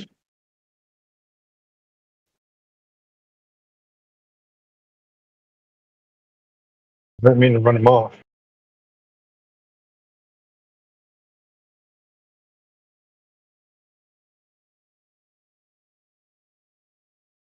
Many observations like the Black Swan. I live in England, so I'm surrounded by water. I've made many observations of the northwestern coast of France from the southeast coast of England. Minimum distance 23 miles, maximum distance 35 miles. That's just across the English Channel to France. Done a couple of observations down the English Channel from Brighton to Worthing and beyond. Furthest distance I think I've seen is about 31 miles of an object. So loads. You've seen 39 miles of an object? 31 miles of an object, which was a spit of land. Yeah, I think I managed to get it at about 31 miles from my location. So you're saying that I see. So you're saying that you were able to see something 30 miles away? Yeah. And you shouldn't be able to see that? Oh, okay. No, not at all, not from my height. I give myself about 15 foot off the surface of the water. I should not have been able to see the object that was 31 miles away. So lots of observations. So like I said, you do it yourself. I'm gonna do it, and so I'm probably gonna get arrested by the rangers if I go put something on the shoreline of the Bay Area. But you know what? It's gonna be worth it. Probably not. Depends on where. Anyway, at 27 minutes after I have my observation of Catalina Island, map showing the distance, and my photograph at about 6 feet above the water. You see the water right there at my feet. Oh, hold on. Oh, that's another oil thingy. No. Well, there are oil rigs, but you see the island out beyond. Ah, the island in the back. Yeah, that island is 30 miles, 30.88 miles. No, but wait, but wouldn't that... no, but the height of islands doesn't exist, right? Because it depends on the tide. Oh my God! How big do you think these tides are? 486-foot tides? Well, tides are like several feet usually, right? Yeah, but they're not 486 feet high. Yeah. Right. Yeah, that's the curvature that's missing in my photograph is 486 feet of missing curvature. So where'd you get that number from? I got it from an Earth curve calculator. Yeah, but is that the hidden height? That's the hidden height. Yep. All right. Wait. Okay. So I think I just need to get a better math here. But basically, you're saying you were on Mount Orizaba at some point, which is approximately 2,000 feet, and then you saw a beach. I'm kind of confused because wait, but you didn't see the beach, right? So I guess I'm confused. I don't see you seeing the beach in this picture. Am I correct? This isn't the same picture. This isn't the same as I was talking about the harbor before. This is a separate one. Yeah. So yeah, the other one I was talking about was 5 miles across San Diego Harbor. So what you're saying is that you should be able to see. You're saying you shouldn't even be able to see the island at all. You're saying even the peak of the island. I definitely shouldn't be able to see the water extending outward and upward in my visual range, along with the oil rigs that are going out to about 10 miles that you can see the lights of. And then further out and higher up in my visual range, you see boats near the shore. And if you zoom into that picture, you can actually see lights on the shoreline. I don't know if I agree with that. Those look like very tall, like some. There's one in the middle. There's some type of lights. That's an oil rig. Oh, okay. Wait, no. I see the big oil rig, but then there's some more lights on the. Yeah, there's more. Or so you have the first oil rig that's off to the right of center. Yeah. Then you have other oil rigs, 2 more that are out to the left of center. Yeah, and then closer in to the island. Correct. You have a ship. Yes, that's out there. It looks like about halfway in between. Yeah, but between the lights on the shoreline, if you zoom in to that image, you can see lights on the shoreline. No, but you mean between the ship and the oil rig? Between the last ship or the last oil rig on the far left to the shoreline. The last oil rig on the far left and the shoreline. Yeah, you see the big lights that are off to the far left? That's another oil rig. That one's at 9.95 miles. Okay. Yeah. So I don't see. So the only lights that look like they're on the shore are after the two small oil rigs on the left, and then near the big one. Like there is a big oil rig in the middle, and to the left of that, I see some lights that look to me like they're on the shore. That's another oil rig. You have the shore that's further out. Okay, but if you look at that, if you blow up the image on a large screen, you can see lights on the shore. I mean, I have blown it out, but I literally see nothing. I'm sorry. Like I just see a vague haze. Yeah. So if you look closely, there's a light haze close to the shoreline, and there are several little blips of lighter colors. That's just noise. That's not. Just give him the black swan. Yeah, there's lights there. Give him the black swan. Yeah, I think this is another black swan. Yep. It doesn't count. It's another black swan. No, I just think honestly, he's hand waving everything. Yeah, you're just saying, nah. So what's your excuse for 30 miles of shoreline of an island? Wait, no. But the point is, like, you want to see lights, but there are no lights in this picture. So I think. No, really? Okay. That's your excuse. The oil rigs. No. But the oil rigs is not what we're talking about. We're talking about being able to see the shoreline of the island, and it's not there. It's not there. I'm actually kind of surprised because this picture, thank you actually for doing this observation for us, but this picture is exactly telling you that you cannot see it, so it's consistent. Okay, so is the water going out from my feet, going up higher in my visual range to the oil rigs, then up higher in my visual range as it goes out farther to the island?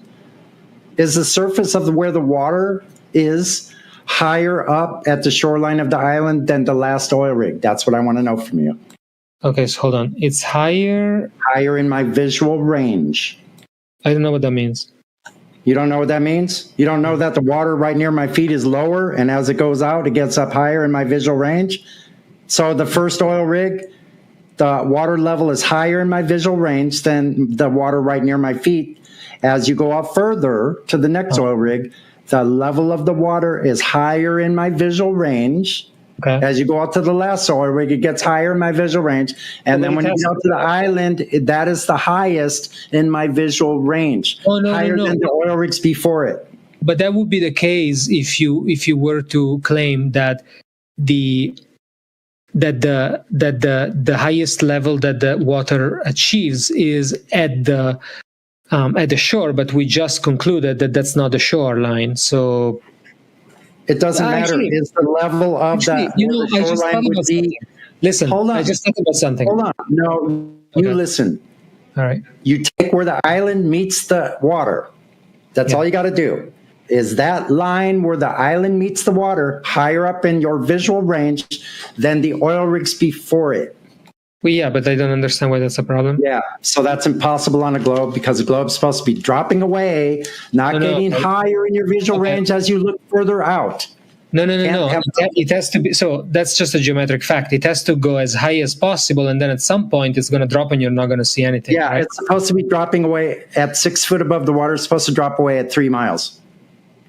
Okay, but that's dropping away. Why isn't it dropping away at 3 miles? Well, but you are claiming that that's not 3 miles, but I don't know that. Really? So the island is, so the oil rigs are not 3, 5, and 9 miles out? Okay, so that's a different question. I right now we were looking at the shoreline. Actually, sorry, I just thought about something that I think is very interesting. So actually, the proof that cannot be the shoreline is that the shoreline will be remarkably flat, which is strange because if you were on a flat surface, you would expect the shoreline to go back and forth in your field of vision. Like you would have to have, crevices and you know what I mean, like peaks and troughs. Like it would have to be curved. Instead, it's a completely linear thing, right? It's not deviating from that. So that proves you that what you're seeing is not the shoreline, but it's the top level of the curve of the sea, after which you don't see it. Where's the curve? Tell me, where in that picture does the curve start? No. So. Yeah. So the you don't see the curve, right, because you're looking directly into it. But what I'm saying is, after the maximum level, right, that the water reaches in your field of view, it will start dropping off and then eventually meet the island, right, the shoreline of the island. Where is it dropping off in the photo? Hold on, Sonny. Hold on. You're mistaken, and here's why. Okay. Because the curvature is quote unquote the horizon, and that's a tangent to the tangent point. You were just doing the math, and so the horizon is supposed to be a specific distance based on your height. There is no horizon in front of those oil rigs. That's fine, but that's not what we're talking about. That's fine. There's no horizon. Hold on, Naxos, let him finish. So if you understand that, you understand that the globe is cooked. I don't know. I mean, I know you're going to keep talking and coping. So I don't know. Whatever. No, but listen. I understand the point, right? So the point hinges on the position of the oil rigs, right? But that's not what I was addressing right now. So what I was addressing is that you see in the picture the proof of the curve, because if you didn't have a curve, and if it was flat, and that line that you see on the the water line in the distance was the shoreline, you would see something that goes up and down, up and down, up and down, because the island is not a line, right? It's not flat. So instead, because you see something completely linear, that's what proves you that line is the top of the curve of the curving of the surface of the water, and it's not the shoreline.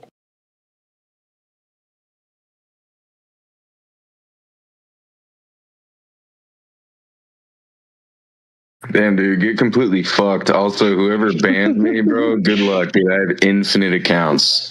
I'm fucking in here every day shaming y'all for being morons, dude. I promise you cannot ban me. You guys think the Earth is flat? That's so funny, bro. The silence. Hold on, hold on. So is the Earth is flat though? I'm sorry, but there's better. Can I ask my question?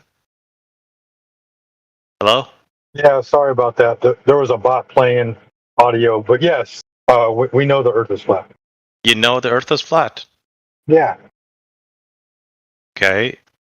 Have you ever been on an airplane? I sure have. It looks flat up there too. Have you ever alright, so I flew to Japan one time, and my friend who lives in Dubai met me in Japan, and I technically went east and technically he went west, or the other way around. I went west and he went east, and we still landed in Japan. How is the Earth flat? Well, east and west are just like directions according to north, right? So no. Like, how is the Earth flat if we met in Japan when I traveled from the United States? Okay, well, there's a lack of curvature.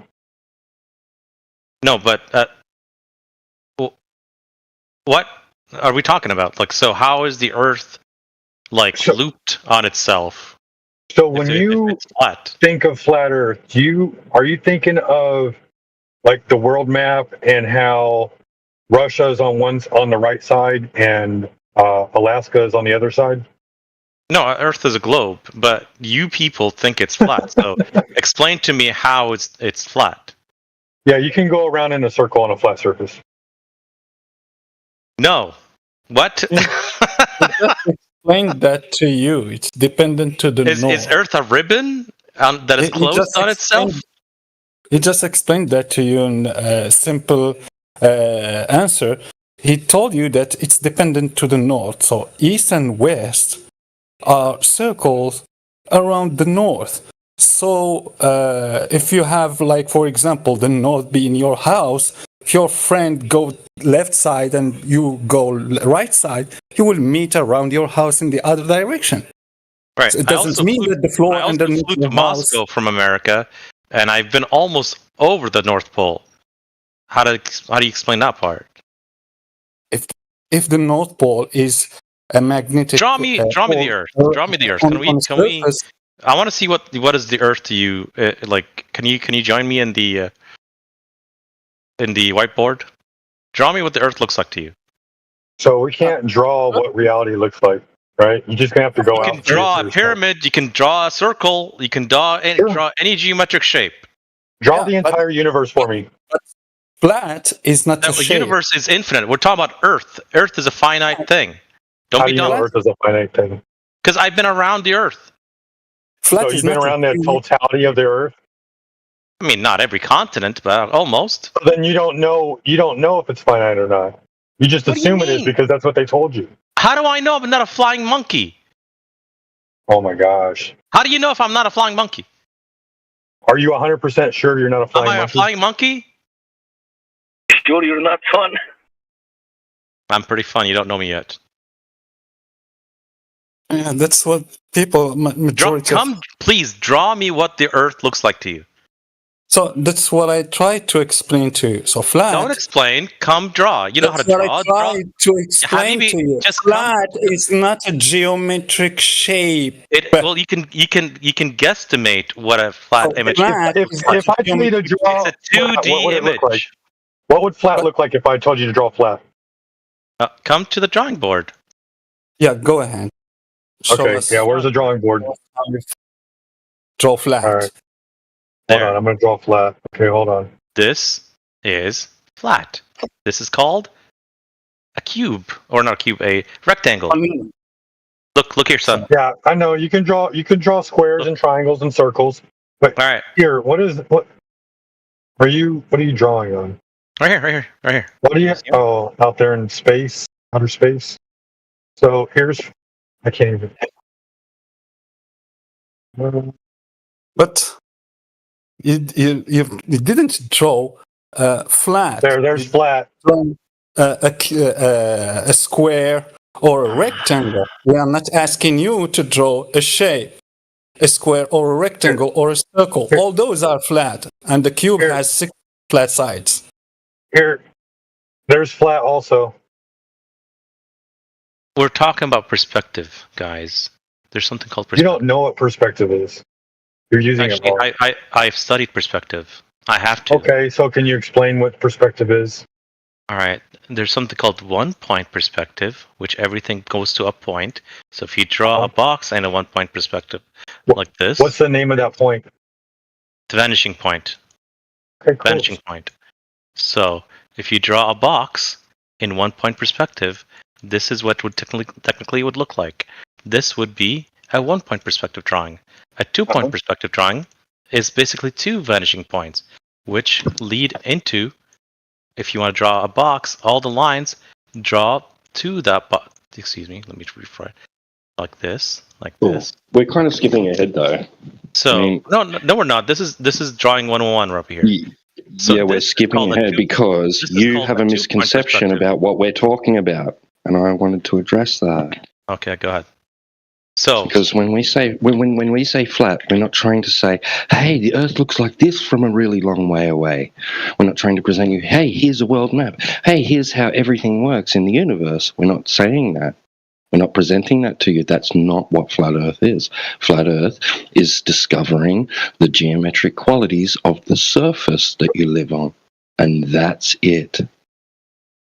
Okay, so again, it doesn't. And when I say geometric qualities, I'm not. Do you guys that even does follow not physics? include. One sec. That does not include an overall, all-encompassing shape. Right. It's just the surface quality that we're dealing with. Okay. So whether it's undulating, right? Can I draw Definitely you undulating? A really shitty example. This is Africa. This is like Europe. No, that's not what we're doing, bro. How about an elevation profile? Let's draw Russia. No, bro. No, bro. That's not what we're talking about. This is not. If you want to make claims about, hey, listen, bro. This is not the globe. Stop spiraling. Hey, stop spiraling. If you want, hey, listen, bro. If you want to make claims about those things, you go ahead and you make claims about those things. All right, we're not. Okay. So no, hold on. If you say explain this or that, we're not going to. All right. All right. Japan is over here somewhere. You make your claim. You state your claims about the locations of the countries and the continents and how you think that dictates that the Earth must have this geometric shape or quality. You go right ahead. We're not going to do that for you. Don't cut me off. So, No, forget your drawings. This is live stream. This is live stream going on. There's people listening to us, and they are not watching your drawings. I'm flying from America. I'm flying from listen, America. bro. If you want to know what flat Earth looks like, over here go and then land in Japan. outside and have And my a look. friend, I did. I traveled the world, son. Did you travel the world? My friend who came from Dubai. Dubai's over here. Yeah, all the way to the Middle East from North America. He flew from here to over here. Yeah, so I went this way. I went this way. Go around he went that way. Forget Let me finish. your drawings. Shut up. Noon, listen. Forget your drawings. Forget your drawings. I'm not watching your drawings. There's people listening. This is live stream going on. Forget your drawings. No. This is how we do it. This is we're human beings. I can go around. So how do I go around? How do I fly to Japan from the United States? And my friend was from Dubai, and he met me in Japan. He didn't go this way. He went that way. All right, man. Since you're not going to listen, we're going to do a little bit of moderation in here. Who was just talking just now? Besides me, Necros. Who? Necros. Who? Nicholas? Necros. Okay. Necros. What were you going to say real quick? And then we're going to address the room. I can go around the table on my kitchen. That doesn't mean that the floor I'm going above is spherical. So I can go circumnavigate something. That doesn't mean that the surface is round. I can circumnavigate any surface. That doesn't mean that it is round. I can go around my house. Doesn't mean that the house is the floor where the house is built is round.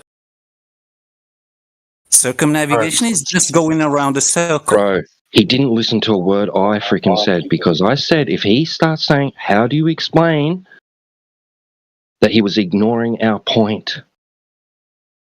And he totally fucking went past what I said. Oh yeah, no, he wants us to explain. You can go around in a circle on a circular surface, a squared surface, a triangle surface.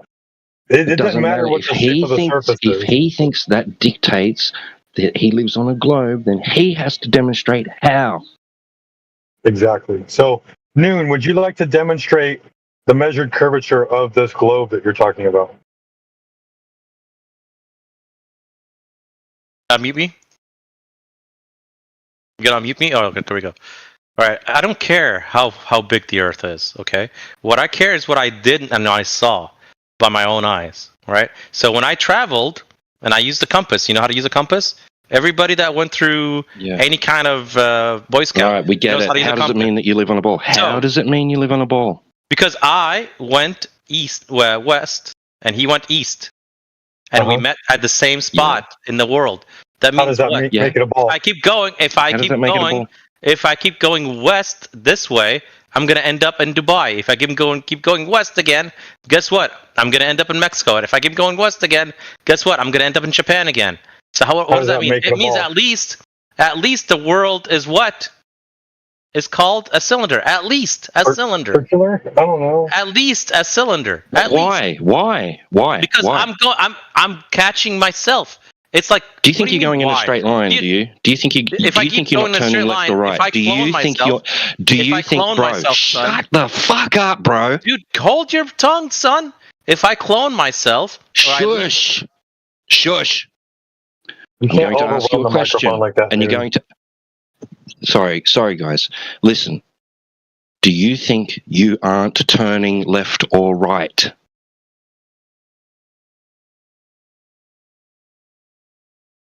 All right. So when you follow a compass, you can actually tell if you're turning left or right.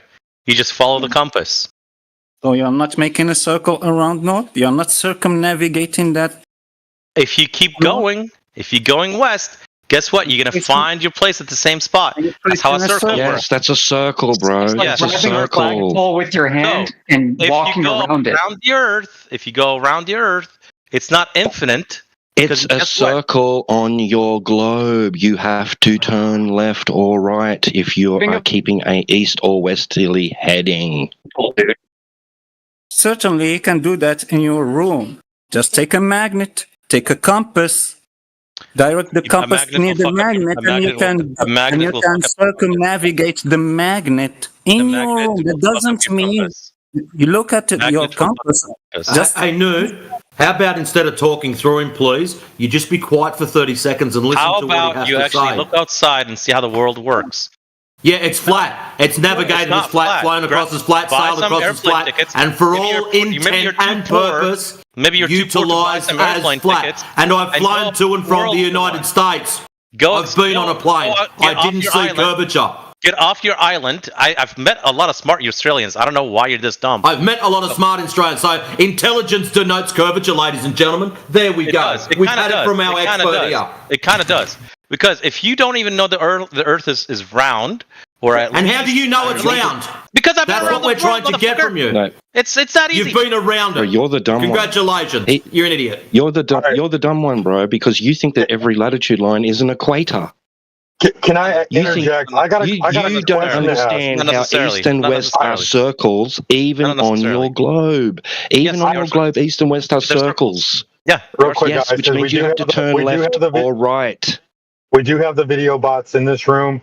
We're live streaming on YouTube, so I do gotta create a little bit of decorum. Noon, do you know how big the Earth is?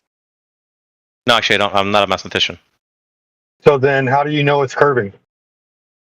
Because I just told you. No, you didn't. Yes, I did. I explained like 3 times. This is how dumb you are. If You it's can't even curving, remember what happened. then it's a certain size. Shut up and let me explain. I'll explain it for the 4th time. Don't tell me to shut up. No, you went on a circle around the north on a flat plane. I went to Moscow going north.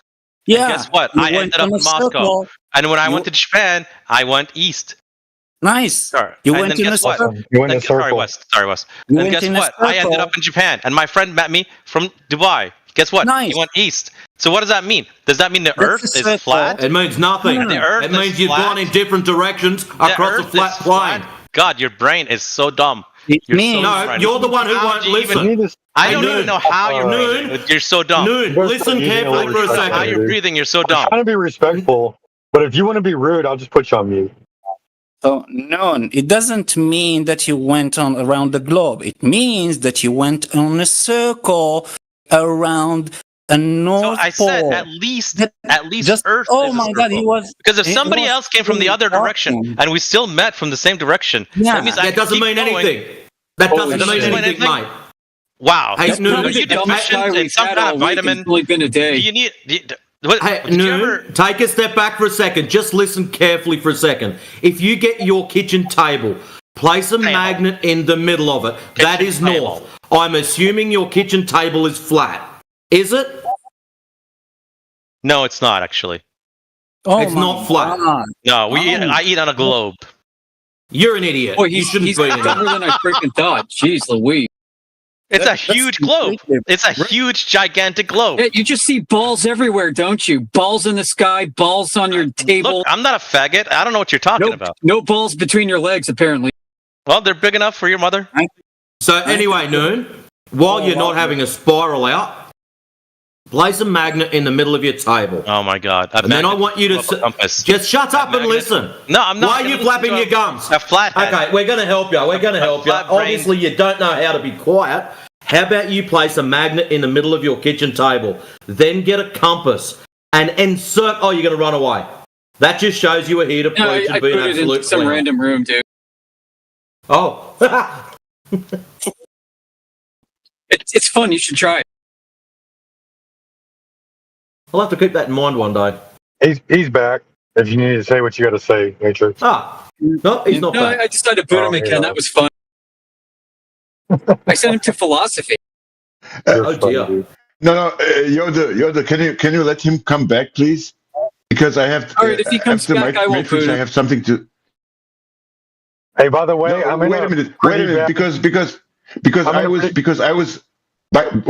May I, Sheepdog? Sorry, because I was in his channel, and I asked someone to tell me to tell me upon which facts is he basing his a specific claim of him, and he started. The other guy started over talking me and raising his voice, and that's why I had to raise my voice just to repeat.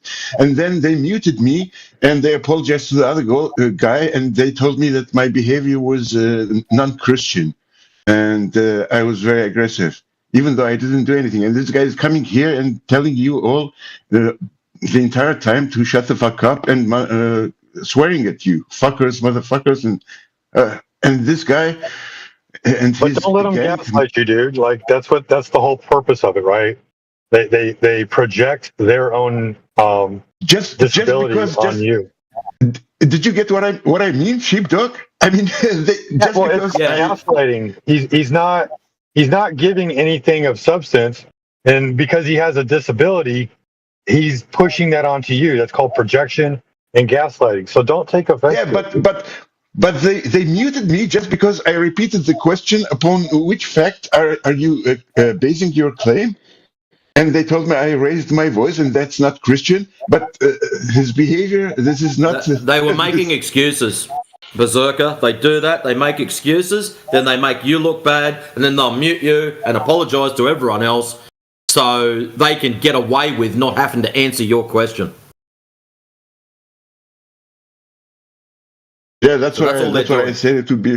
Yeah, that's what I said. So they'll project what they're doing, but yeah. They'll project what they're doing onto you, and then everyone will go, ooh, they'll mute you, and then go, oh, sorry, everyone, he's a bad person, to make themselves feel better. That's all they're doing. Unbelievable. Yeah, don't worry about it.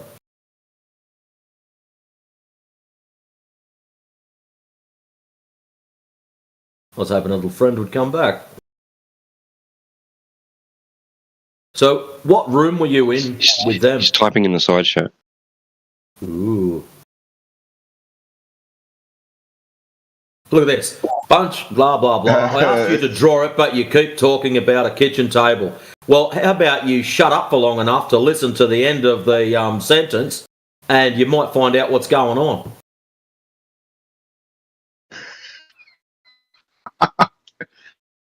Unbelievable. Where's my wheelchair? Get on, no, come back here, you. And you can have a wheelchair.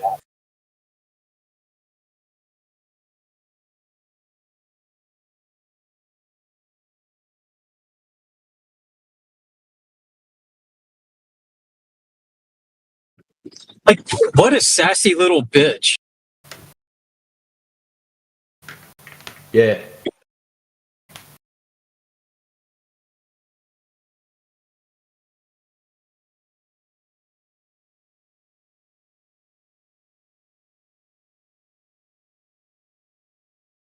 There you go. Necros has painted it for him. All right. What is it about this freaking topic that turns like people into this? I don't get it.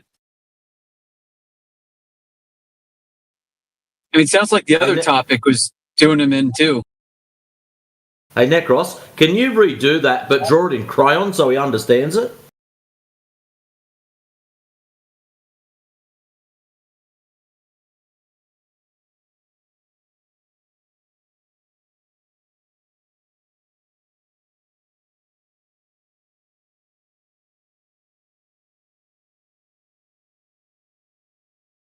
And look at that. That's not how the polls work, by the way. Nice try, son. Well, actually, Junior, that is how it works. I'm Timbo, sorry, T-Dub. I can't believe I said Timbo. I feel so bad. T-Dub, dude, you called it. You're like, I don't think he knows that, like, East and West are circles. Like, not even on a globe, not even on a map. None of them do. They don't get it. I even had trouble getting ChatGPT to understand it, bro. Like, they all think that it's a straight line and that an aircraft north or south of their equator won't have to veer left or right when traveling east or west. It's crazy. Yeah, and then somehow, like, the sphere takes care of it. And it's like, no. I think he's got auto type on. Go outside and look. Also, get some Vietnam, because your brain lacking so much. I think he meant vitamins. The sphere's so big you can circumnavigate without turning your airplane.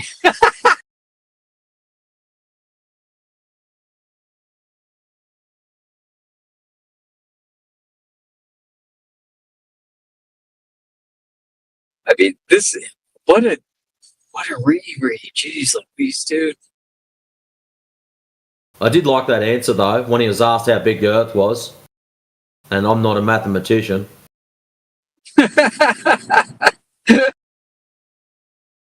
What day is it today? Fish. At least he knows it's math and not science. Yeah, that's a good point.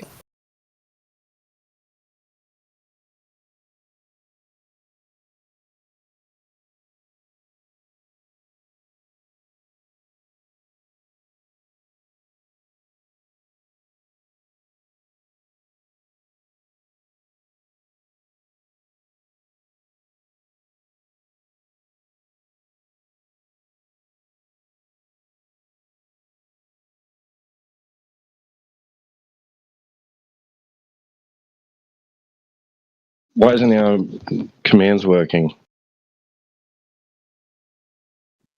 I thought that was just me. Okay. That's why I sent him to another room.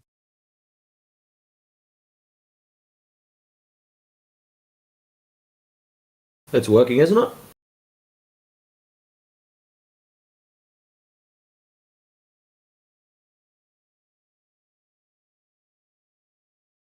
Yeah, the text mute isn't working. Okay, so Sheepdog got F mute to work. No, you're not System Owner Guild. No, it's F he's mute. returned. Check it out, he's returned. Alrighty. Have you finished having your spiral out, Junior? You all good now? Junior? Dude, I'm older than you by at least 10 years. Yeah, right. So that would make you, let's see, 57, nearly turning 58. Oh, shit. No, I'm not that old. Yeah, you just fucking sunk yourself. That was easy. Now you might start listening. That was easy. I do like your accent. Older than me by 10 years. You sound like you're 12. I want to practice your accent. What's wrong with that? You want to practice my accent? I want to practice it. Well, how about you practice flying like you claim to have flown everywhere and come and live here for a while and you'll sound like it. Well, the only place that I haven't been to... Oh, are you New Zealand or Australia? I'm not telling you if you can't work out the difference. Fighting words. No, I'm bad because I'm bad at accents. Get Jedi in here. Get Jedi in here. That's it. Don't get offended if I called you Australian. I guess you're New Zealand. Yeah, you need to fly more. I haven't been to the southern part Practice flying more. Anyways, instead of going east and west, I've been yeah, that's great. I've been to Europe. Inside chat, we don't care where you've been. You being everywhere doesn't prove anything. In the side chat, Noon, you're talking too much. Yeah. Inside chat, at 10 minutes past the hour, you responded to the compass going around the magnet on the flat bit of paper. Yes? Yeah. Excellent.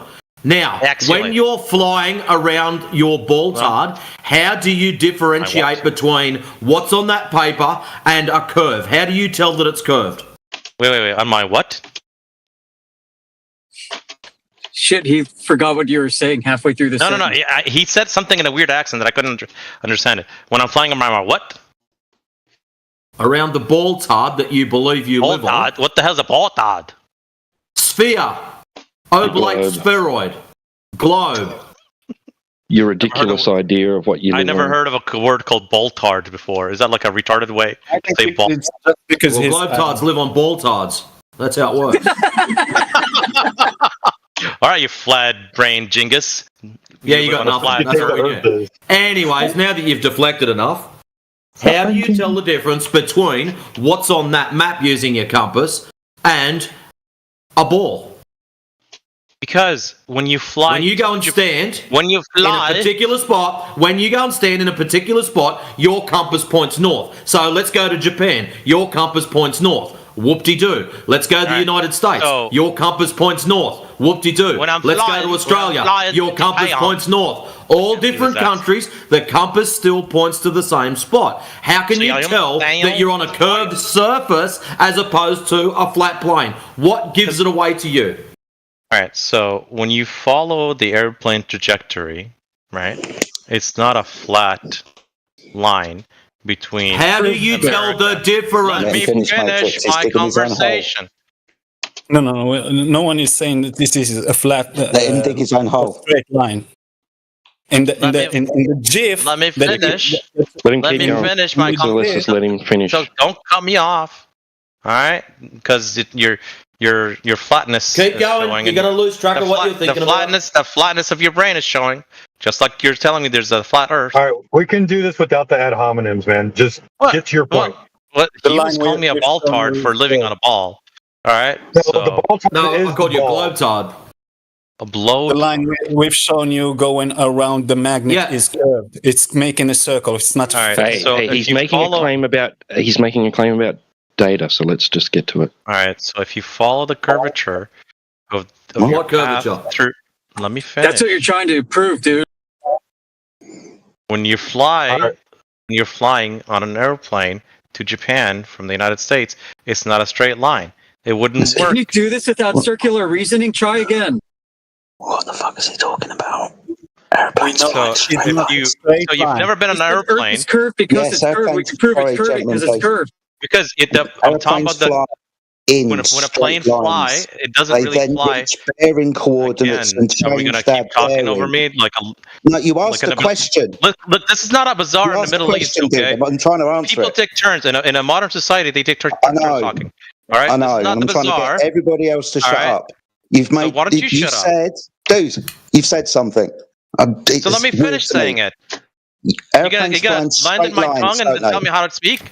What are you doing? Do airplanes fly get out of my mouth. straight lines? Hey, Noon, shut up for a second. Jedi, the context of this is he's trying to prove that compass bearings are going to prove a globe tide. I know. He's also said that airplanes don't fly in straight lines. They do. Yeah, I know. It depends on the long distance you're flying. If you're flying from a short distance, if you're like, let's say, if you're flying even from New York to New Jersey, you're not gonna curve that much. But you're gonna be flying from New York to let's say Seattle. Yeah, there's gonna be a little bit of a curve. You might even fly over Canada because the Earth is a little bit. Dude, are you gonna keep talking over me? I need a point of clarification because of what you said. Listen, when someone talks, you shut your mouth. Noon, how about you just listen? He's trying to ask you a question so you can I'm asking a different question. And you're talking over me. How about you shut up and listen? He's trying to ask you a question to clarify a particular component of what you said. Yeah, you said it wouldn't curve. It would curve a little bit. What type of curvature are we talking about? Are we talking about vertical curvature or horizontal? A little bit of both because it's 3D. Okay, thank you. So which one are you talking about specifically? Again, it depends on the direction that you're going to. Okay, at the moment, it doesn't matter in the direction. An aircraft is going to fly straight, and then it's going to reach a bearing location within its flight corridor, and then change its next bearing. The path of the airplane isn't curved, which is what I think you're saying. As I was saying before, if you look at how an airplane travels for longer distances, there's certain curvature that it needs to take to be the most efficient way to get there. On a flat or so-called whatever you guys kitchen table bullshit that you guys talk about, it cannot just straight line to somewhere. It needs to curve because why? Because the Earth is curved, so it needs to curve. Let me finish. Are you gonna keep talking to me now? No, Listen, again, you're acting like a third world fly face. How long do you need, Noon? How long do you need? You don't need all the extra. I know. Just carried on making the claim. I just want to know how long does he think he needs? You need 20 minutes? I don't know. An hour? 5 minutes? How long do you need, Noon? I need fucking 15 seconds. I know you do, but I need to know from Noon. Because he's just going to keep talking and talking. All right, it doesn't help that people keep cutting me off. Well, he needs 15 seconds, 10 seconds at most, Just to clarify, how long do you need, Noon? I need a very simple conversation. Okay, that's what I'm trying to have. Okay, then you'll let someone interject with you. Shut up! Go ahead, That's Jedi. what I'm trying to why have are you with guys dude. so angry, man? Because this guy just keeps interrupting me. I'm just trying to have a conversation with you, and I have points of clarification because I want to understand what you've said. That's why I'm interrupting, because I want to be sure of the words that you're using. Is that okay? Totally okay. Good. Thank you, my friend. So you said something about the path of the aircraft. It is actually curved.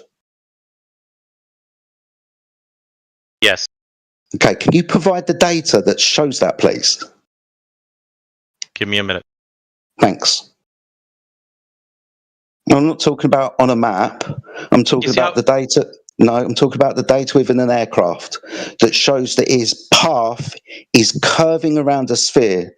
Technically, that's called rotation, 360 degrees circumnavigation around a curved surface to end up where you started from. So that would require a change in pitch of the aircraft. You're claiming that the aircraft changes pitch. Can you provide the pitch data that shows that, please? Can you give me a minute? Mm-hmm. Yo, guys. Put it in the side chat for you. I will. Look, I am really Don't need this other guy jumping in at the moment, please. It's hard enough to get everybody else into fucking sit down for 2 seconds. Can we just finish this conversation so this gentleman understands? He has a misconception. I'm trying to point it out to him. It's a reality. No, dude. Aeroplanes flying at whatever time duration over any distance fly straight and horizontal. Now they fly from one bearing location to another, not changing the aircraft's pitch, as in what you would need to do if you were rotating around a sphere. You would have to pitch downwards to follow that curvature to maintain that same altitude. In the pitch data that's been provided in the side chat for you, you see the pitch of the aircraft over a duration of 2 hours doesn't go below horizontal. The aircraft demonstrably flies parallel horizontally with the ground below.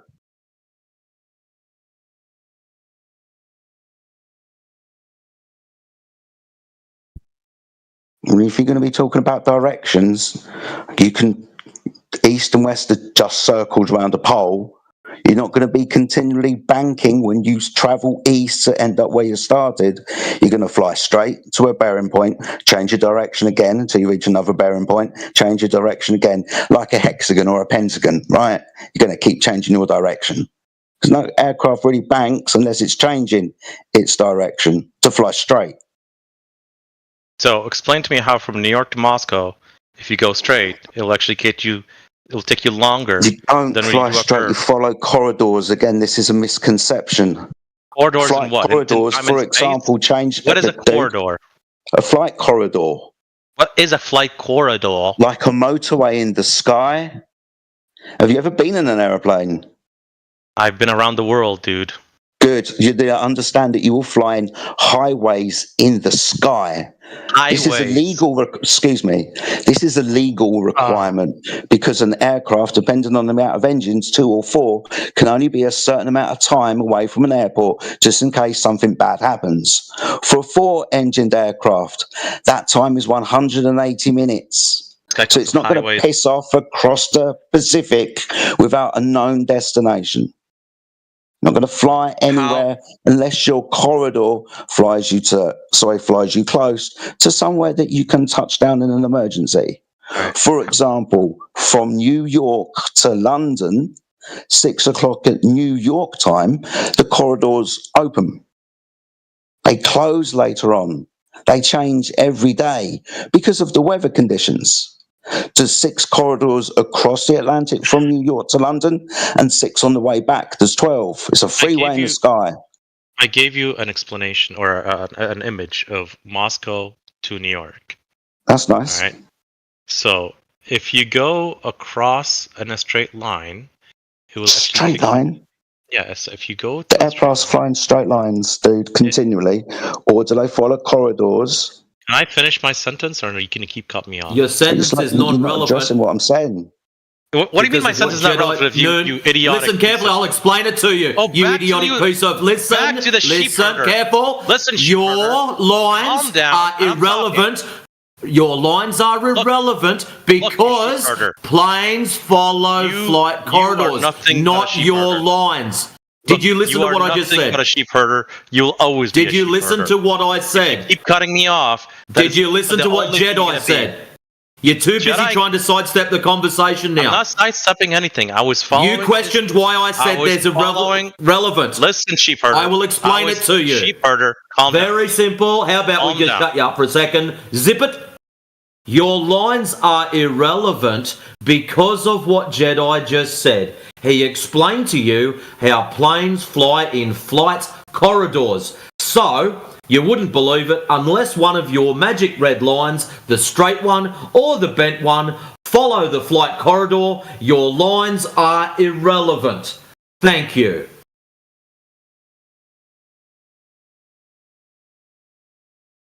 All right, me and Jedi were having a conversation until we got you got cutting in like a sheep herder who doesn't know how to communicate with humans. Explain this. I did found New York to Moscow. I did found it right there. Okay. Your numbers are not corrected, so you are lying or you are ignorant. Noon, you are projecting. I'm not projecting anything. I'm just trying to explain. When I talk to someone, I need to have just a 1 minute so I can finish my sentence. Explain what? You're a debate, bro. Your tactic is talking over people. Stop it. Have your conversation with Jedi. Address the points. Be on your way. I called you a sheep herder because you cut me off. Okay? I don't know what you do for a living. Alright.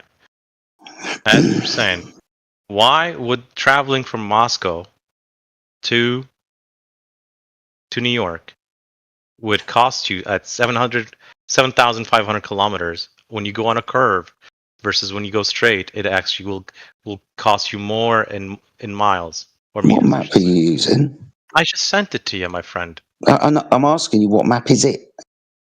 What map is it? It's the global map that people use. You have.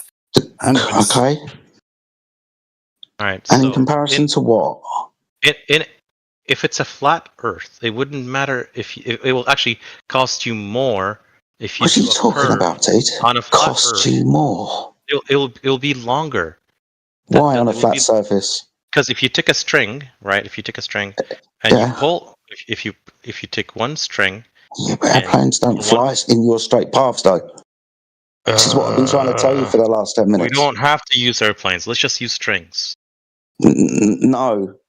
Your argument is flawed because you are drawing arbitrary straight lines and saying this is what would happen. We're talking about the actual path of actual aircraft that follow flight corridors, i.e. not always a straight line. Now, don't patronise me by calling my name when I'm speaking to you like you've got something important to say. You haven't taken on anything that I fucking said to you, dude. Dude, how am I patronizing by mentioning your name? At least I'm not calling you a sheep herder.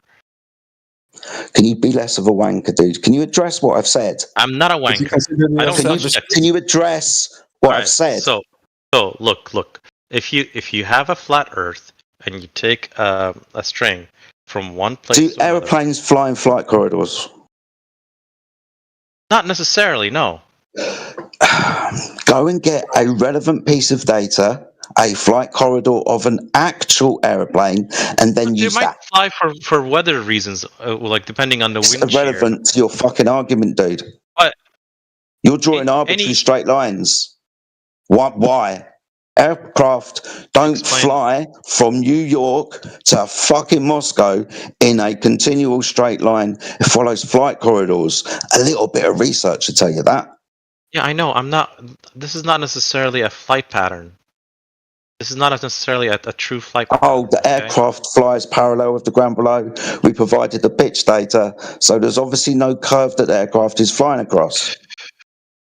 Look, the airplane is always changing elevation anyways. So that's elevation. No, we're talking about a change of pitch. Well, Because if you fly straight on a sphere, that's a tangent. You'd increase your distance, altitude, unless you change your pitch. Which I'm sure they do. No, the pitch data that we provided you shows you that they don't. I asked you right at the beginning to provide the pitch data. You told me to hold on, but you've yet to provide it. Feels like you've only just cottoned on to what I'm asking you. Yeah, a little bit. But anyways, as I was saying, in that image, shock horror. In the image I'm not surprised, dude. You're not listening to what I'm telling you. You're waiting for me to finish. Again, talking through me. You're waiting for me to finish so you can speak. Not absorbing what I'm saying. Not understanding the argument. Because it's relevant to what an airplane does above the surface of the Earth. The aircraft, as I've provided the data for, maintains a horizontal pitch at altitude parallel with the ground below in the data for over 2 hours. Not necessarily, then provide the data. Because it depends on the weather patterns. If they need to change pitch, it depends on the curving of the Earth. Why is it exhausting talking to you people? Because you're not understanding what's being said. I'm talking about the change of pitch to maintain altitude above a curving surface, and you brought up the weather. Yeah, that is part of it. Do you understand how frustrating it is talking to people like you? Don't not cry about fucking relevant, dude. Don't the weather. I'm calm. Let's calm down. All right. So again. All right. Sorry. Don't sea lion. All right. Literally, you're cutting me off. No, just shut up, dude. I brought up a point to you about the orientation of the aircraft in three-dimensional space, and you brought up the weather. It's like, how irrelevant could you be? You might as well have brought up what you had for dinner. Because he's thinking about the response. He's not thinking about what you are saying. He didn't flinch or take the time to think about what is pitch. And if the plane is not pitching down its nose, so that plane where the one that we covered the data from, fly to the space during those 2 hours? Because it didn't pitch down its nose? And you're saying that, oh, it's dependent to the weather. That one fly to the space because it was dependent to the weather. It depends, yeah. That's nonsense. Do you understand that shit? You said that some plane fly straight to the space from the ground of the earth. It didn't pitch down its nose. It depends on how far it flies. It depends on how far the distance are. Do you understand that? So you explain to the good panel how going extra distance is going to prove your curvature. Because the further you go, the more of a pitch that you need to do, so you can actually make it in the most efficient path possible. Because the Earth is curved. So how far do you have to go? I don't know. I'm not a mathematician. You've stated that already. It's a miracle you can count to 10. So how far do you have to go? Well, it's a miracle that you know how to communicate. Well, 500 miles suffice. Will 500 miles suffice? Yes or no? I was talking to Jedi. All right, sheepherder, calm down. Okay, well, we'll go over the data that was presented with Jedi. All right, so I need to copy and paste my image again because everybody has their own images. I have my own images too, bitches. How do you like them apples? All right, there. So when you go ahead and sheep. All right. He's doing it again. He's drawing arbitrary lines. Are you okay? Oh my god! This is not an arbitrary line thing. This is literally. Did you delete? You deleted my image. All right. So this image right here. If you look at it for a second. Oh, look! What a bunch of chicken shits. You guys keep deleting my images. No. All right. So don't be afraid of the truth. On your image, don't be afraid of the truth. Quick question. You've got two separate lines there. I'm not talking to you, sheepherder. Can you shut up for 5 seconds? No, I'm. Shut up for 5 seconds. Just let him on your drawing, there's two separate lines. One is curved, one is straight, as everyone can plainly see. What are you trying to reference? The difference between a flat earth and a ball-tard? And you're using the different lines to represent this? Or are they two separate maps? In which case, the coordinate systems are different. What are you trying to reference with your lines? Okay. So let me put it this way. If you go from one point to another point, and you line up 6 sheep, because you're a sheep herder, I'll say it in sheep. You line up 6 sheep in a straight line. Your first one, we need 5. No, let him finish. Let him finish. All right. So on a flat Earth. Go ahead, sheep. Let me finish, you dingaling. Go ahead, sheep. All right. I'm talking to the sheep herder. Your turn is next. I don't know where you're from. Go ahead, sheep. So, all right. He's not hurting you now. He's not working. That's okay. That's all right. Calm down.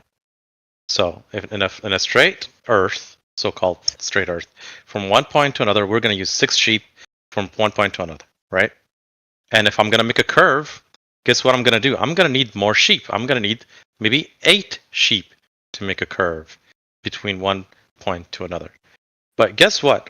On a globe, you're actually going to need 4 sheep to make a curve, right? That doesn't make sense, does it, if it's flat, right? Yeah, go ahead. What you said doesn't make sense. No, let him compare it to the flat Earth. All right, So you know what? now I'll draw it for you. I'll draw it for you. All right, I'll draw it for you. All right. You'll strawman us 100%. There is no way. I'm not. Look. I know your mind is about sheep and cows and stuff like that, but I'm not there. I'm talking about normal math here. Okay. I understand you. Yeah, but you're not a mathematician. Hold on. He's already stated quite cleanly for the good panel that he's not a mathematician. But I can show any numeracy that he brings up is an instant fail. So you want to compare that to a flat Earth. So right, you don't want to compare that to the same map, to the same globe map. All right, let me. I don't think you will just compare the flight path in the from the globe map to the globe map and claim that the second globe map that you bring out is a flat Earth map. It's the same, son. It's the same. It's the same. It's the same. It's the same. Let me just. Yeah, it's begging the question, bro. Do you know what circular reasoning is? You're using it. You're using circular reasoning. This is not yes, you are, bro. You're saying global. No, global because you're saying this is global. Listen, bro. Oh my God! Can you shut up? Oh my God! Can you not let me talk? All right. I was speaking, bro. I don't care. Listen to me. Yeah, that's right. You know what? I called it out inside chat. I said that you are not here to get answers. You're here to preach. You're a bigot. All right? Not interested, bro. If you're not willing to listen and learn, right? And have the humility and the integrity to maybe consider that there is something that you could possibly have to learn yet that we could share with you, then piss off. Yeah, but the information is still hot. We got it from Mick McKagan and not Professor Dave. So, and the images too. Right. If he thinks he's got all the answers already to any question that he wants from us, then he can just leave. You're being really disingenuous, Noon, and the sarcasm doesn't do you well, bro. Little digs and snidey remarks and sheep and stuff. Can you stick to the reality that we use in the real world? You know, miles or kilometres, or could you try and be a bit less of an asshat, please? Or leave. Yeah, exactly. Lose the attitude. He's not here to prove, Jedi did ask, where is the pitch data? Where is the pitch data? Prove the airplane. I don't have a pitch data. Yeah, you don't have it. So it's irrelevant. You can post drawings while you are not proving anything. You have to prove the airplane is dipping the nose down, okay? You have to prove with that. You don't have that. Look, but I can show you in sheep form. You are the sheep, okay? You are the sheep. You just believe in something, and you come here to tell to us you are a monkey on top of a ball. I'm not a monkey. Yeah, you are a monkey. Hey! Don't delete the truth. Don't delete it, guys. Just let him the truth. Don't delete the truth. Hey, stop being a bitch. No. Don't be afraid of images. Miguel. Don't be afraid of images. All right. Yeah, drawings great. doesn't Okay, prove anything. Miguel, hold on for a second, Miguel. Noon, see the picture of the map that's just there before you post your image. It's on the screen now. Above yours. Can you see that? What about it? Notice how there's a straight line on one and a curve on the other, the same as yours? Yeah. Those are two different map projections. As again, I'm going to ask you about your map projections. Are they different or are they the same? They're the same. So how are you getting a curved line and a straight line on the same map? Because the curved line, because the represents this map. Okay, different coordinate system. Let me finish. Okay, the curved line represents what? Oh God, can you shut answer up, the question? The curved line represents. Cutting me off. Stop it. Okay, I'm going to make it super simple for you. On your map, the one with the stupid sheep on it, which I'm hurting you right now, one of them represents something. So the straight line represents something in comparison to the curved line representing something. Please explain to everyone what the two different lines represent.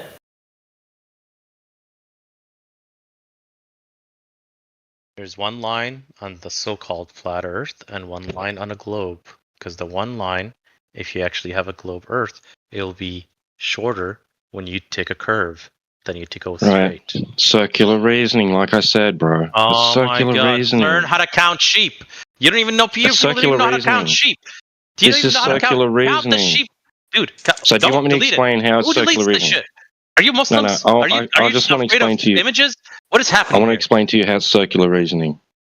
Because you're saying between this point and that point, if we were doing this, if this was on a globe, right, and then we project that globe onto a flat map, your path is curved. It's distorted. Yes, your globe is going to be distorted.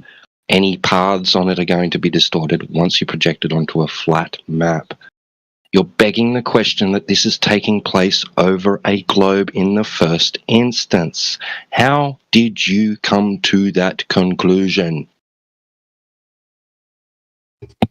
Noon, do you remember when I asked you to stop being an asshat? Well, this is what happens when you're an asshat, sir. Don't be bringing things about religion in here and accusing us of racism and such. Don't be an asshat, Noon. Quite simple.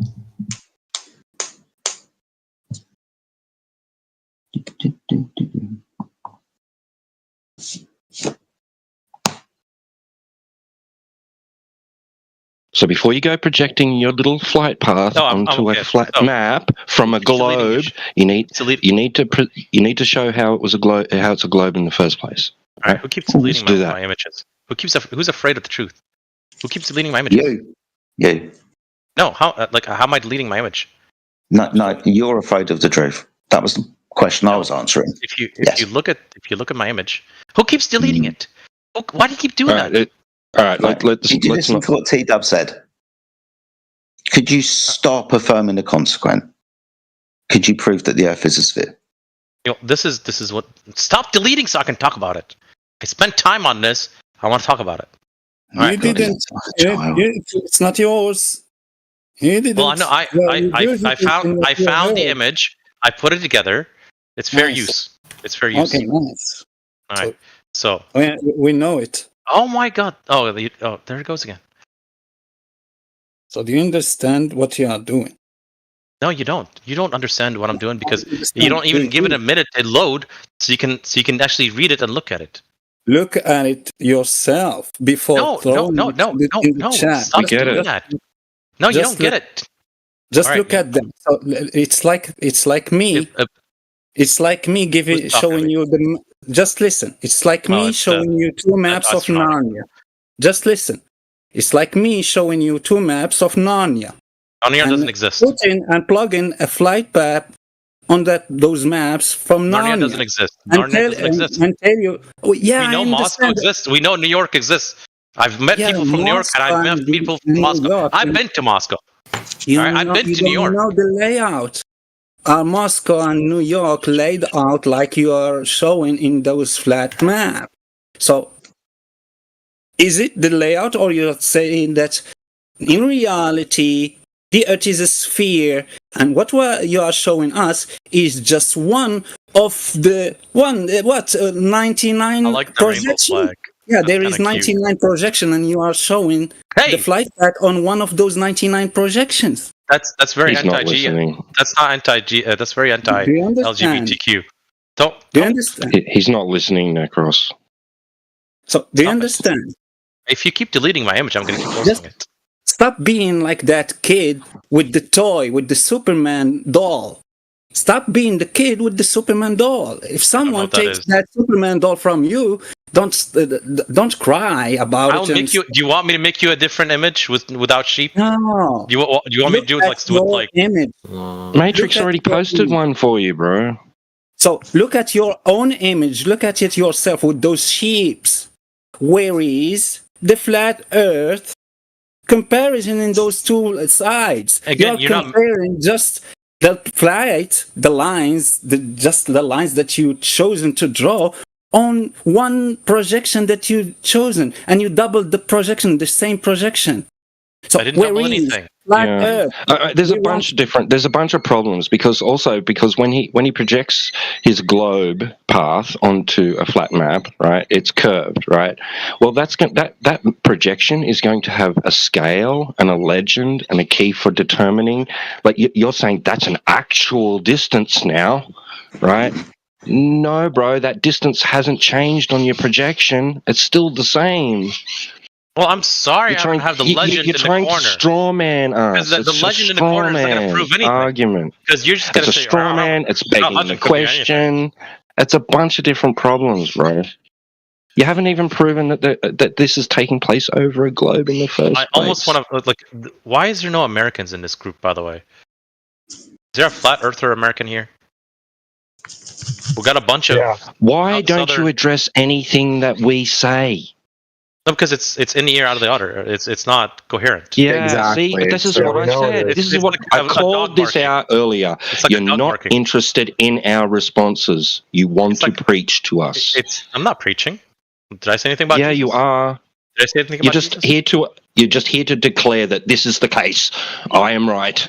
I don't need to learn anything from you, flat earthers. Nothing I'm saying has any error in it. I am not at fault. I'm not listening to any response you have. I'm not going to address any response you have. This is the way it is. Stop talking over me. Stop listening. Like, fucking, bro, just... Why aren't you here for a conversation? Aren't you interested in what we have to say about what you're saying? Until you keep cutting me off. We get what you're saying, bro. You think you're the first dingus to come in here present this shit? Look how rude that is to delete somebody else's image. I spent time on this. I spent time, skill, and stop deleting my image. I can ask them to give you the floor, but just listen. When you finish the story that you will tell us with that image, comparing the lines on the projection that you've chosen for your globe, compare it to the flat Earth for us. So we can see. We can see that flight path on your globe, the curved line and the straight line that you've drawn on the globe projection. Compare it to the flat Earth one, please. Because I know that it will be a straw man. No one gave you something about... Don't think about straw or hay, right? Just because I use sheep doesn't mean you have to jump on the straw, bale, hay thing. No one gave you a flat Earth map. So what you have to do is compare the trajectory, the flight path, to flat Earth. So I want to see which flat Earth you will present, because those two, there is no flat Earth in them. Those two are just globe Earth projection. All right, you bunch of dumb and dumbers. All right.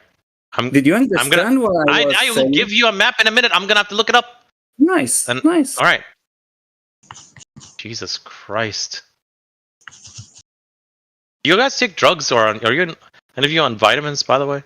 Just don't take them yourself and try to... I'm asking you a question. Are you on vitamins? The problem is that what you are saying that shows that you are not taking drugs. I'm just asking. You're just all irrational. natural. I'm asking if you're on one vitamin. Yeah, Noon. Don't feed him. Don't feed him. Noon, You're growing tiresome, dude. Yeah, like act in good faith or piss off. I'm gonna get rid of you soon. Hopefully, there's some other globe earthers here that are more intellectually honest that we can chat with. Even at this point, Zikaret, right? Zikaret would even be better to speak with than you. I don't know what that is. Yeah, it's a guy in here called Zikaret. I think he's I don't know. Muslim, can't remember. So nice. The floor There's is a guy named Zikaret too. Yeah. We grew him on our farm. Noon, go get the data. Go get whatever you're talking about. Put it in the chat, and maybe we'll bring you back up when you have it. Because you're a real pain in the ass right now. I don't think anybody wants to hear your voice. Already about the religious comments, Noon. You don't have a lot of chances left, dude.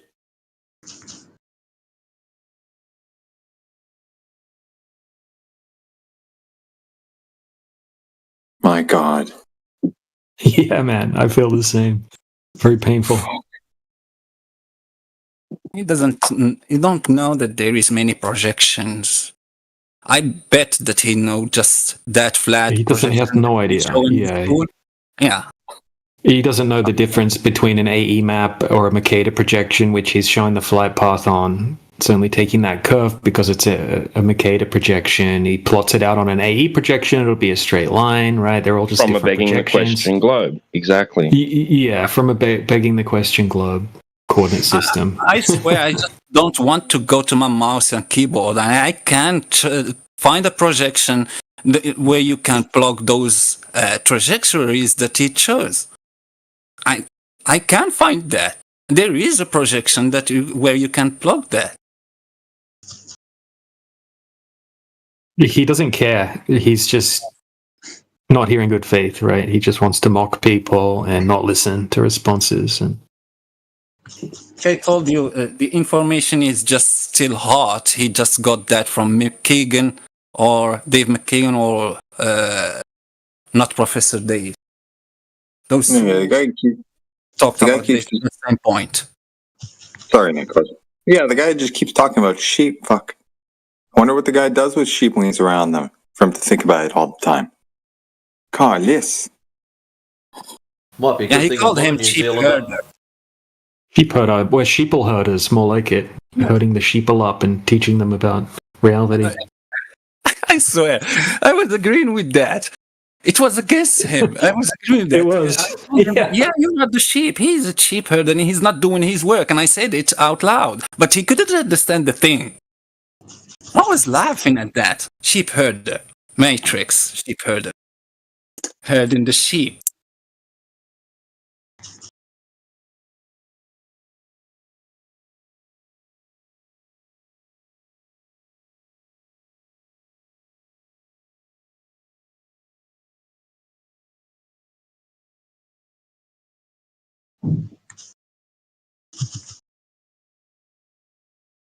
There you go, T-Dub. No. Yeah, I just tried using his username, so I guess it doesn't work like that anymore, because it used to. Yeah, the ID did it. I'm happy with that.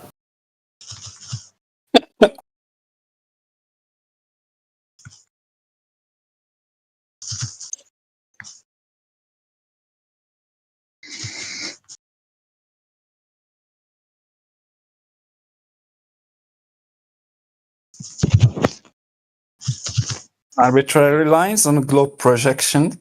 And okay, let's compare it to the flat. Where's the straw man now?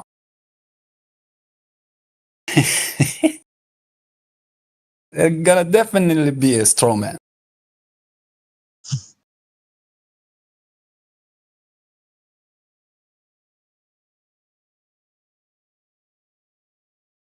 Yeah, I mean, it's also double standards because when he projects that, like onto his Mercator or whatever type of projection it is, right, and it's got his little curved line there, for him, that distance doesn't change, right, because your map's going to have a scale, right, and a legend, right, but for us, it has to be a longer distance, right, and he's going to push that on to present that to us as our argument. It's a straw man, bro. But worse yet, I mean, these images that he's posting, I didn't get a chance to see them, but I think, I've seen them in the past, where they just draw like a little parabolic arc between point A and point B or whatever. It's like, is that not just like a rendition just to give the, the idea of what's happening, not the actual path? Like, does he have any proof of that, one way or the other? That's what Jedi was getting at too. It was like, okay, did this flight actually take place to begin with? Right. Missed that one, yeah. God damn.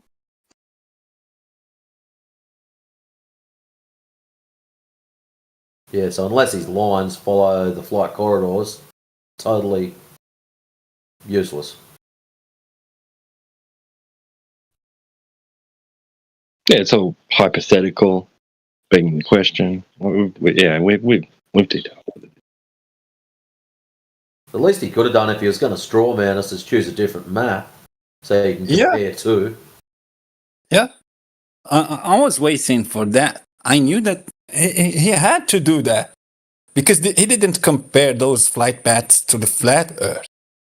Still, you're just putting those lines, arbitrary lines, on a globe projection. Okay, now let's compare those things on flat map. Where is it? So all you're really doing then is comparing maps. You're not testing reality. At all, no. Well, yeah. He didn't want to address that.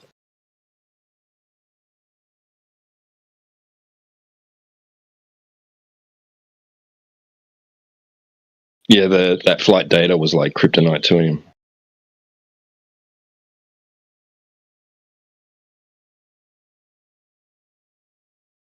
And he had just to process that image that Matrix sent him with the flight path on different projections.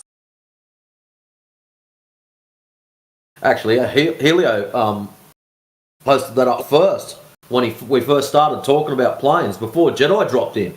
When he first mentioned planes, Helio posted that up for him. I copied it. DJ sent the same one. You sent the same one. But every one that you sent, guys, just flew above his head. You couldn't catch the information. Different projections, draw the lines.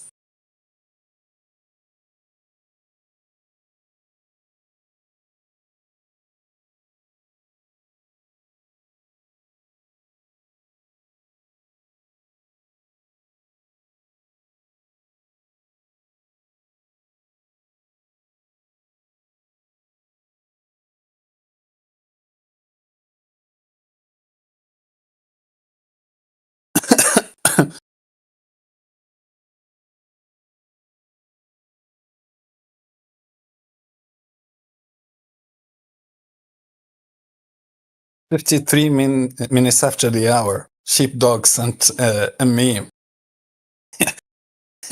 Matrix, you don't appear in that photo. You're back far away."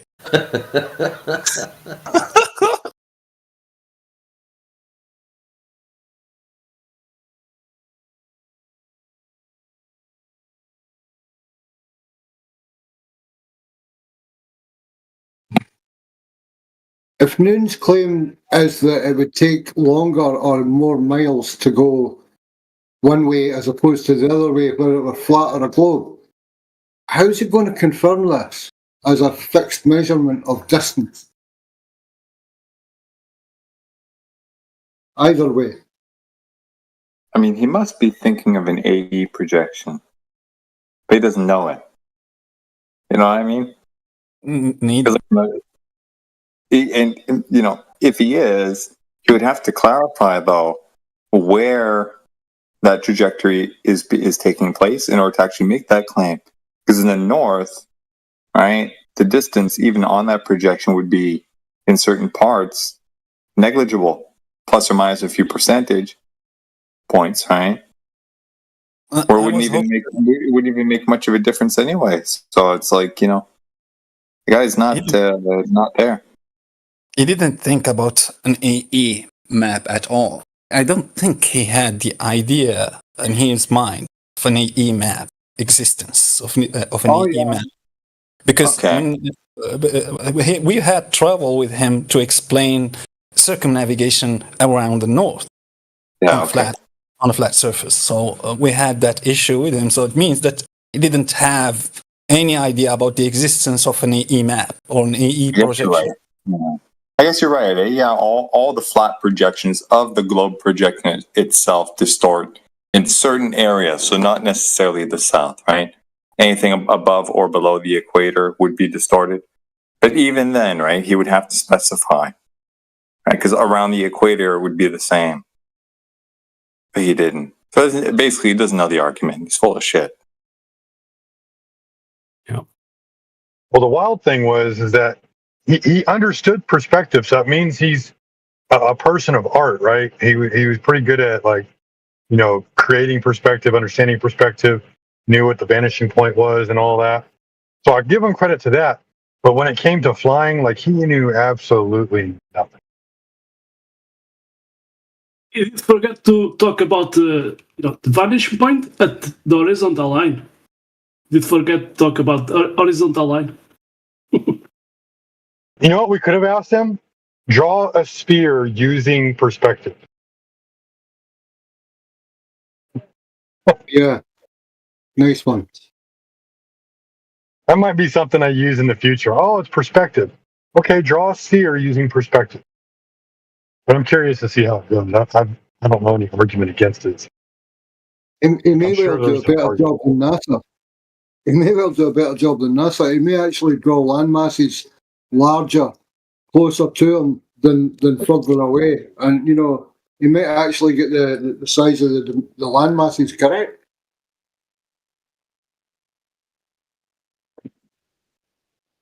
No, I'm not saying draw the Earth. I'm just saying draw a sphere.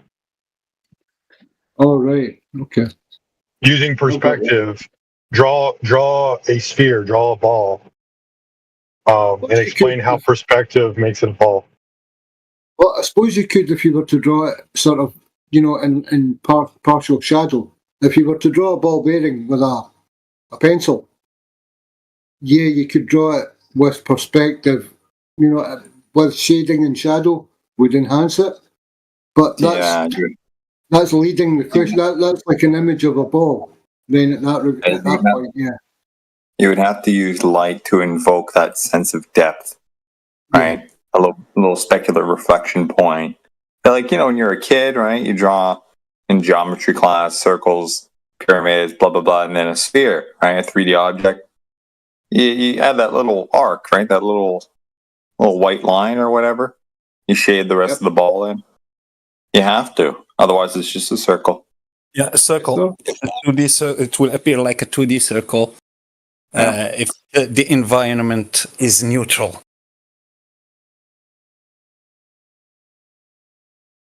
And if you try to use perspective, draw like someone looking at distance on the surface of a ball, giant ball like the globe, the difference will be just the distance to the horizon. There'll definitely be a horizon on a flat plane. Also, if it is infinitely big, so you will have a horizon. The distance to the horizon will be the difference between the ball and the flat surface.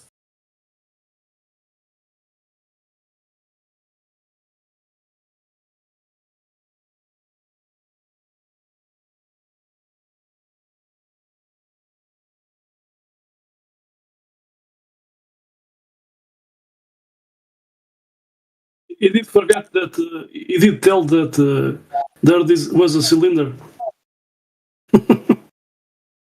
Yeah, because he didn't think about any other projection. So the only projection he had in his mind, it was Mercator's projection. And if you try to make the left side and the right side of the map close to each other, yeah, definitely it will be just a cylinder. Like in Google Maps. It is a cylinder in Google Maps. It's Mercator's projection on a cylinder. It transforms to a 3D ball when you zoom out far away. Guess what? But there was one day I was changing Google Maps into Google Earth, and I saw a glitch, So they did put flat maps around the geometric figure. I'm gonna post it. Let me see. It was almost like this, I don't know if it had more flat surfaces, but it was like. Just a second. I'm gonna post it. Okay, it was like this. It was like 2 or 3 seconds. So they did put. When I was changing from Google Maps into Google Earth, they put. I saw this. They put flat maps on these flat surfaces. It was something like this. So why they have to put put flat maps around this geometric shape and then turn it into a ball?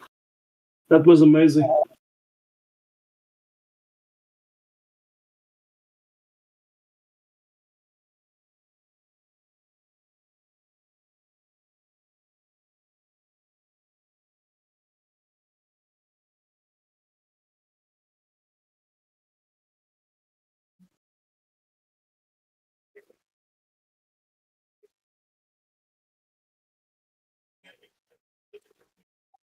What is this dude, a NASA parrot? Look at the side chat. He thinks the Earth is water. What a retard. What are you doing in here?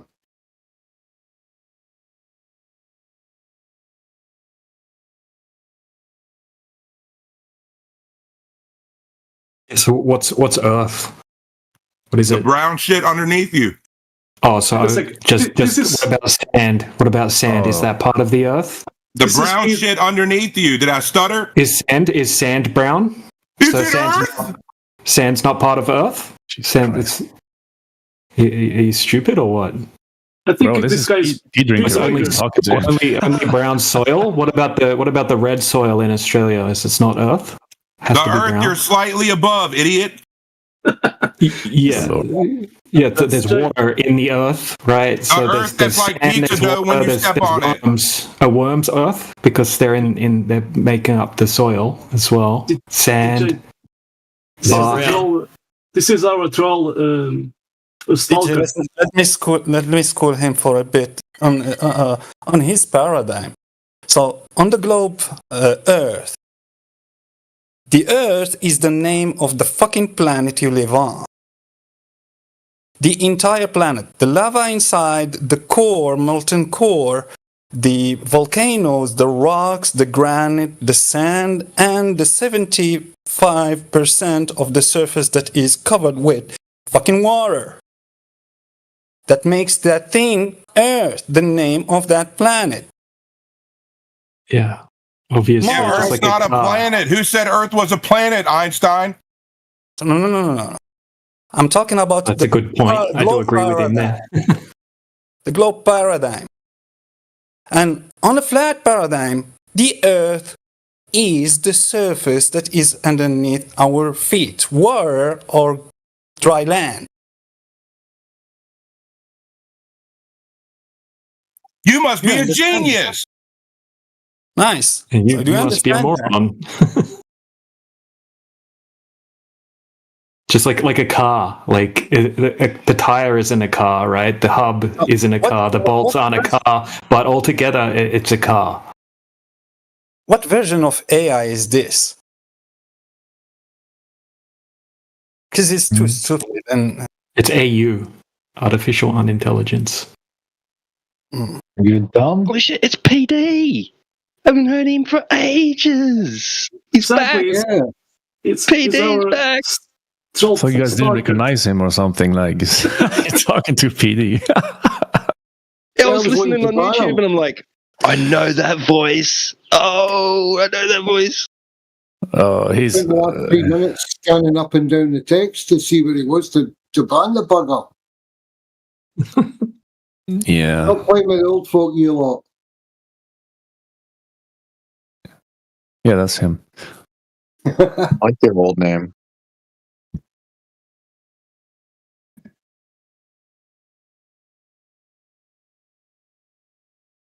Liable to give us old people a cardiac with voices like that playing in here.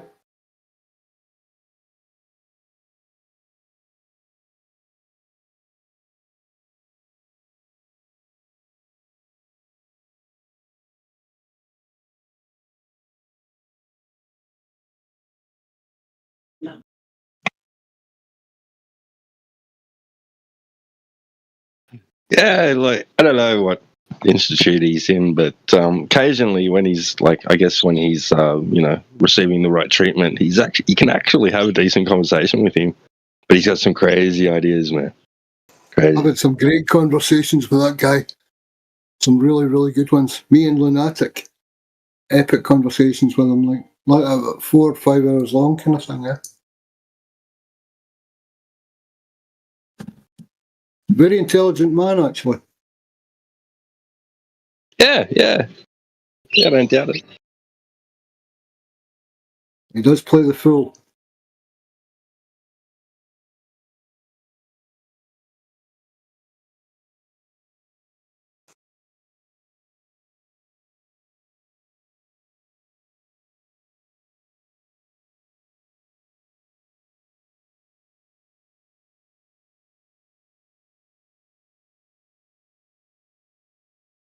Yeah, what a blast from the past that was. Huh? Yeah, there's some good things, man. Even the troubles. Has a filth of a mouth in other channels. Don't just because he has a lot of knowledge or sounds intelligent. I wouldn't even show him 1 ounce of respect, to be honest. Yeah, don't get me wrong, Quits. He's not live stream material, and he's select audience material because he presses buttons. He's like sheeple in a lot of ways. He'll press buttons until he finds what works. And he makes a note of it.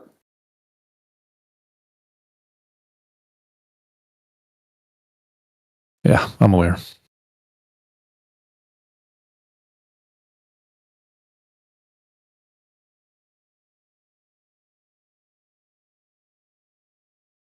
Them do what they do, don't they?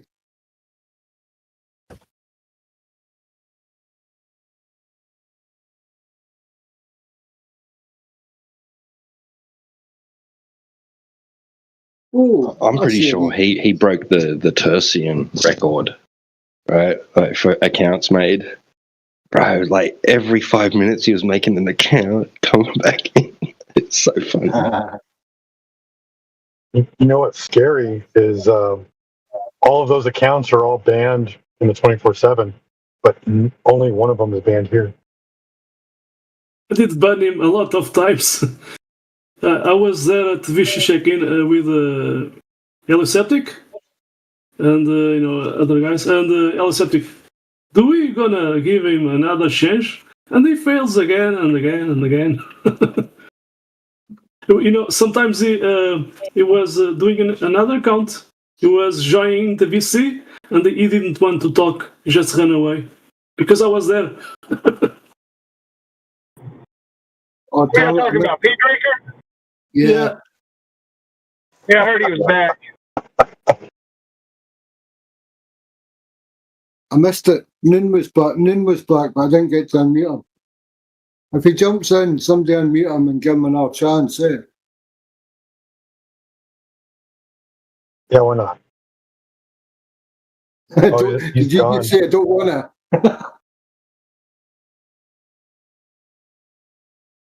I don't wanna. I think we need to establish, like, when he talks, he needs to have like a certain set limit on like what he's gonna say, right? Like, how long does he need to talk? 30 seconds, 60 seconds, an hour?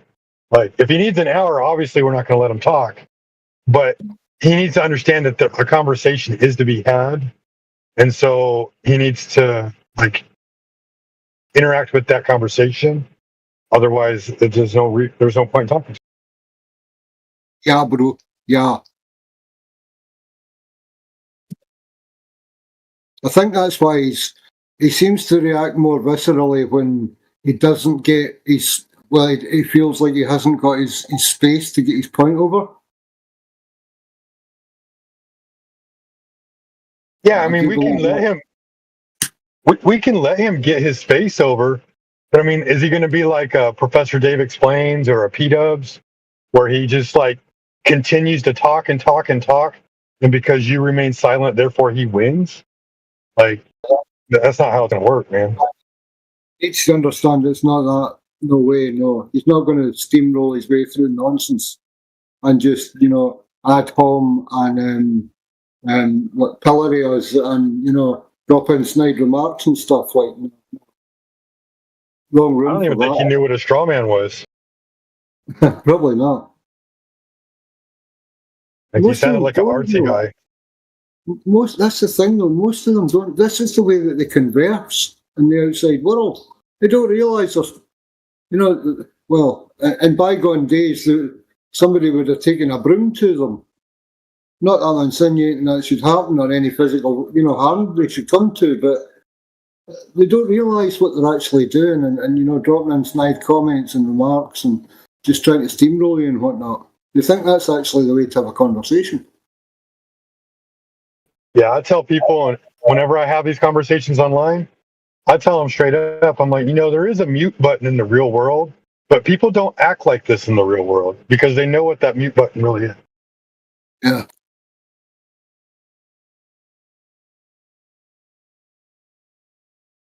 Yeah, I've actually gotten a lot of people to like calm down in conversation by explaining that to them. Like, we have the mute button here and we don't like to use it, but like, there's no way you would act like this in the real world if we were face to face. Well, some of them do. But no, you're right. In general, no. They wouldn't. I've never met one. Oh, I've met a few. Bro. I've met a few. But then again, I am in the UK. That's a smaller island. Oh my God, look at the size of that spider crawling across my carpet. Ah! Where's it going? Sorry, 2 seconds. Got a tarantula in my house. That's why you get a cat. Yeah, I need a cat. Anybody got kittens? Hell did that go? Ooh. I just need a caterpillar, to make you flat. Cat.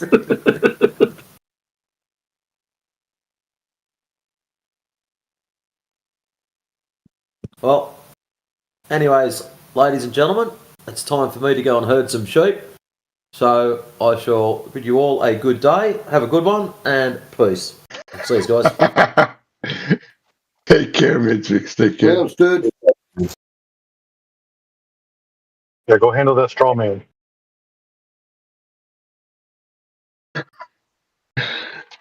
Go count the sheep. What's up, Jacob? How are you doing? I'm good. I was just reading the Hebrew book, and I'm surprised about how many people have incest, sexual relations. What does that have to do with the shape of the earth, Jacob? I don't know. I just wanted to say that. I'm playing 2 games at the same time. My brain is fucked. My bad. Okay, well, maybe you should focus on the games, or if you actually want to have a discussion about the shape of the earth. Shut up. I mean, that's cool, dude. I can help you with that.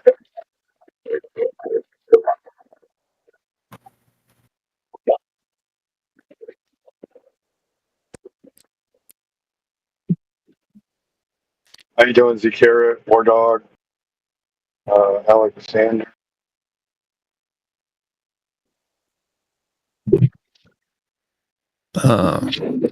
Carrot, you found yourself a new place in here.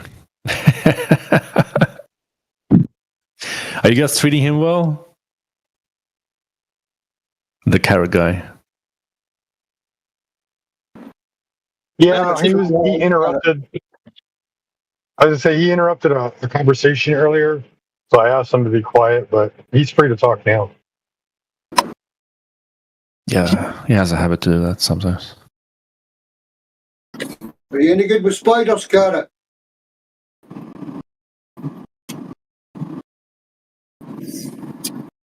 Spider what? Are you any good with spiders? In what sense? Catching them? Yeah, I've got a tarantula in my living room somewhere. Get a glass of jar, force it into it, I guess. Close the lid, then release it. Yeah, I've got a little. Well, I've got a plastic cup, but it's. Oh, a cup. Yeah. No, it's gone. It's off somewhere.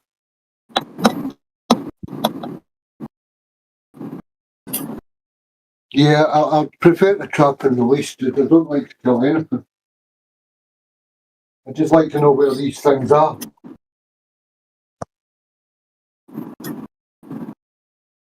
It's the winter time. They migrate into the house in the winter and then they go out in the summer. It's the weirdest of thing.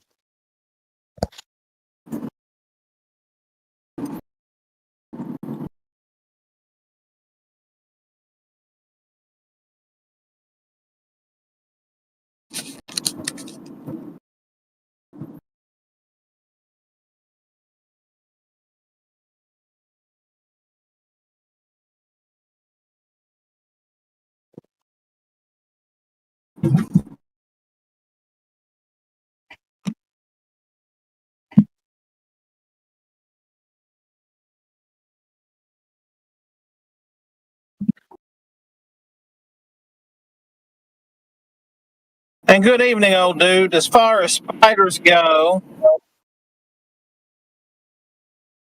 what the best thing to do is get a big long broom and just start knocking everything down until the spider's dead, and then put it back up the best you can.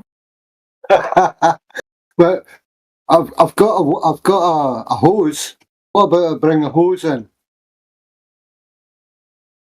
I find fireworks really well. Fireworks? What, like Catherine wheels? No, not like that. Sorry. I find that fire works really well. Burn the bastards. Yeah, well, this one realised that because it crawled out the fireplace, and I was thinking about lighting the fire soon, actually.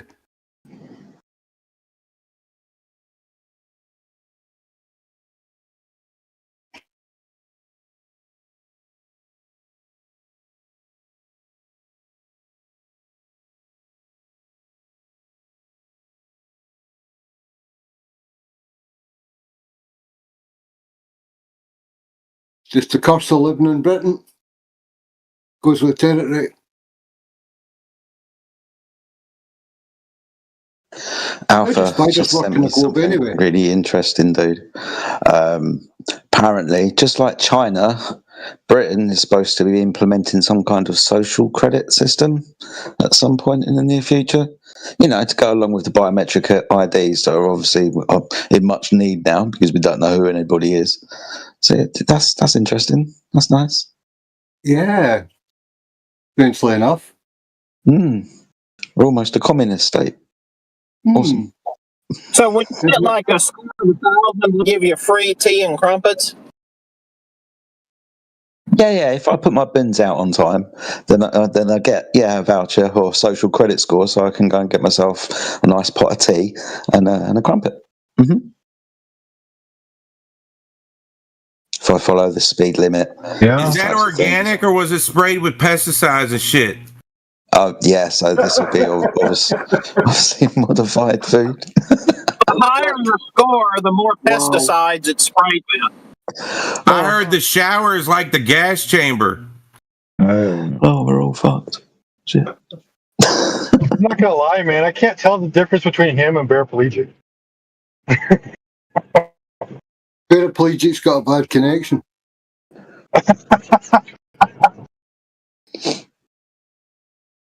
You know, Paraplegic has a better coffee drink. That's true. That's true. Fucking yes. Joke's on you, dude. I got distilled Kool-Aid and caffeine pills. That's my boy. Yay. I do want to order some of his coffee. We just don't drink coffee hardly ever. But I do want to try it at some point. It's actually really, really, really good. Yeah, I get some sent over, and it's very good. It sounds worldly. It most certainly is. It do be.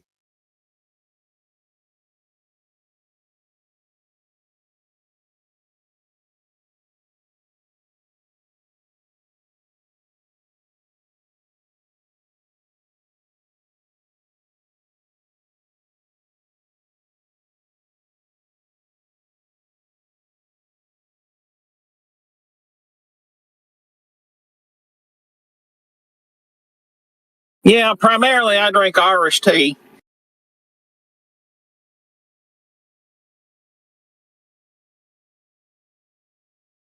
You don't want to know what I drink. No, we know what you drink already, dude. Thank you very much. Are you well, by the way, at the moment? Never mind telling us what you've been imbibing. Is your health well? I got washed with the blood of the lamb. Yes.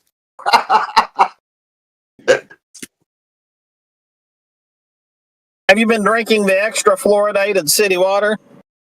Oh, I haven't had a shower for 4 years. Thank you for asking. It's called Operation Squirt Bottle.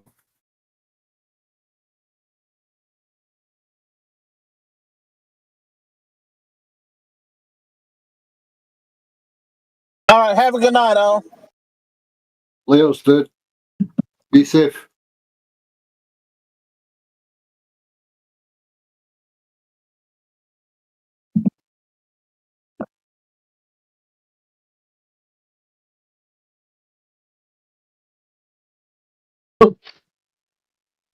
All these people, there must be a globe believer in here, surely. It's sad. These people think the Earth is a globe. I believe in the globe, but I know the Earth is flat.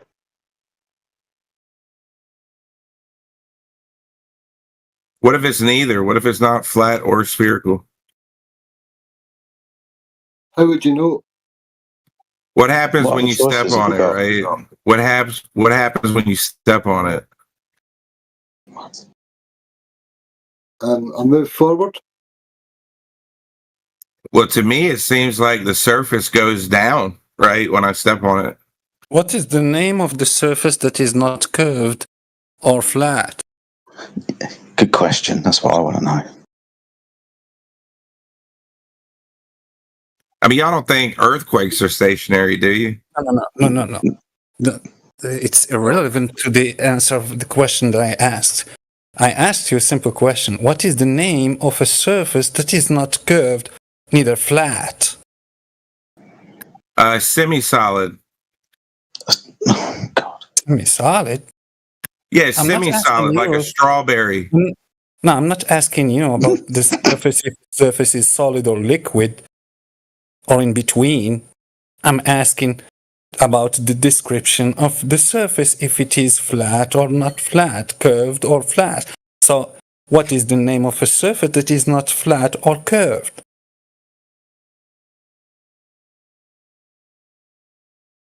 So, you understand that there is just, it's dichotomy. There's just yeah, it's either flat or it's not. We get it. Nice. So what you said earlier was just irrelevant.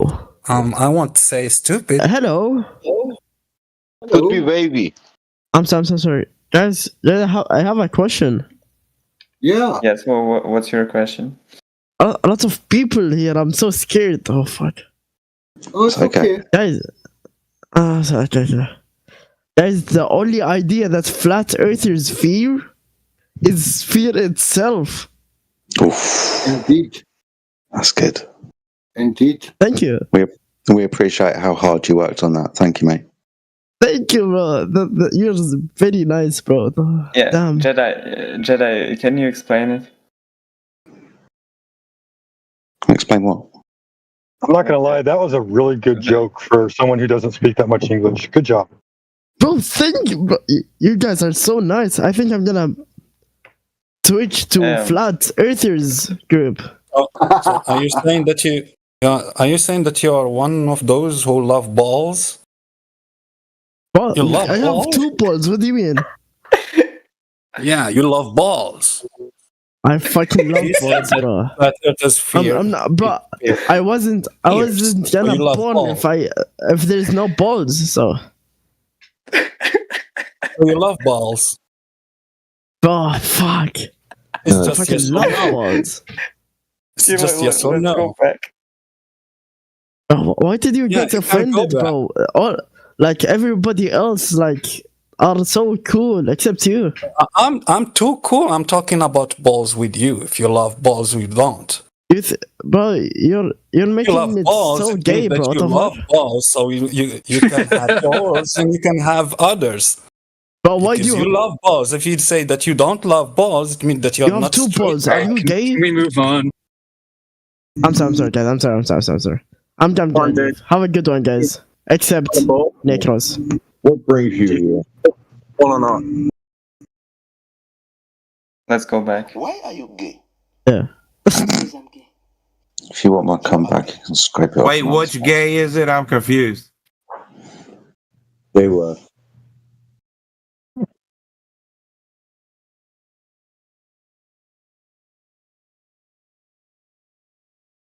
Why are you gay?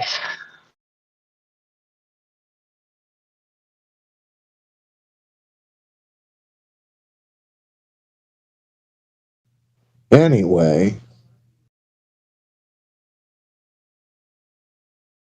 Meanwhile, back at the ranch. Yeah. That's basically all they have. I have 2 balls. That's all they got. Payday. Rock is the wrongest, the fucking the bongest, the Chernobasongos. What the hell is going on? I don't know. I don't know, Jedi. That sounds like PD. Is that you? Well, you know Sure what was. they say. You can't surf on flat water, right? Wow, yeah, amen. You can't surf on flat water, right? Earth isn't flat because of worms, right? No, that's why it's not solid. Right. Yeah. Yeah, it's also like a. Oh yeah. You take a step, like you step in soft dirt. And the earthworms make the earth move too, right? Earthquakes aren't stationary. Got that right. You having a nice time, Carrot? Yeah, I think it's funny, that like old person who where the average salary became it was counted in Australian dollars. How the average salary was counted in US dollars then. And then it was like, we have, I don't know, this US dollar is counting per hour in Australia because we don't have the inhibition like other countries with the certifications. You can just mine it. The people can easily get the money easily. I think it's really funny how that kind of scenario has changed the mindset of the people. When you go to UK or you go to other middle class people and you ask them, and they have completely different problems than you have. You know, you have really. Meanwhile, on Flat Earth headquarters. Carrot, you had too much carrot juice. He could have had a tracheotomy. You have really big luxury problems. Really. This guy can rant on about whatever. We just said that people are people. What movie is that? You have too many. You have too many. Why does it feel like the TARG bus emptied out in the 24/7 room? You are just an instigator of time in terms of how much monetary gains you have. And the people who speak have their own house and they can sit in their house and they can worry about things like this, you know. You're like that Edgar suit from Men in Black. Yeah, maybe. I need some sugar. Where's the sugar? No, that's what you are doing. You have a good salary in your country, especially most of you are from. I love celery, dude. I put celery inside my tomato juice, add a little bit of vodka and gin. And you are not. And then you're dead at 60. Sounds great. Mathematical formula. No, that's my heart control regimen. You cannot be asked to become Christian or something like this in your modern times, or you need a belief vacuum. What are you talking about, dude? About your belief vacuum. Christian in modern times, huh? Yeah, this guy's wrong. You're in 24/7 flat Earth. What, police vacuum? Tell them all. You have a belief vacuum and a police vacuum, like wee police is here. We got our vacuum. Yeah, like that exactly. What do you think will happen? With you people? Sasha's the only guy who understands him. I think the society gonna be like we're gonna have a war on our hand in the future, and I think you guys are like what you will do when you find out that what you will do when we all find out that we for elevation profile we use sea level. What will happen in the world? It doesn't matter if it's but you know what will happen from the small kid to the from old guy. They will know mountains. The height, my God, we're measuring from the sea level, but everybody will know that. And then what will happen for you? What do you think? War? Economy will crash down? What? All of you who are here to subject other people to your adherence, you have... you mean all of us? What we did? You have enough to eat, and most of the people in the world, I don't know where you grew up, but don't have enough to eat. So I don't have enough to eat. Yeah, you have enough to eat. That's why you are here. Do you have enough to eat? Yes, I have enough carrots to eat. Don't worry about me. I'm not worrying about you. I'm seeing that you're worried about us. I'm not worrying about you, man. Yeah, you are saying that, I don't have to eat. You are saying that I don't have that you have more than you could ever chew. Yeah, and still you choose. I still choose I still choose to believe the water, not people. Yeah, but at the same time, at the same time people will lie. Water will never lie. In the same time.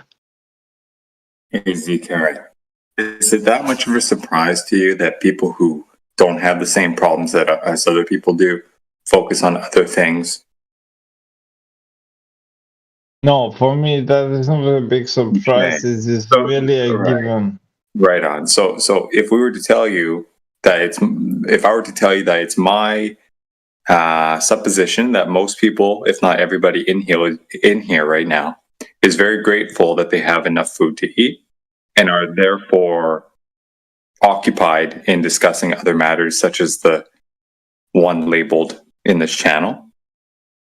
All right? Does that make you feel better about why we find ourselves here right now? That is filling the belief vacuum that, especially in Australia, that has been happening. The belief vacuum. There is a belief vacuum that is happening, and you are just merely a funnel. You are merely a funnel for the later stage of capitalism, which you both cannot afford. I live in my house in Australia. I don't give a shit. I got my. No, see, sir, you're making a lot of charlatans of the highest order, and you are charlatans of the highest order. All right, Hey, the politics room is over there, sir. Yeah, dude, you're hammered as shit, dude. I don't think anybody wants to talk to you right now.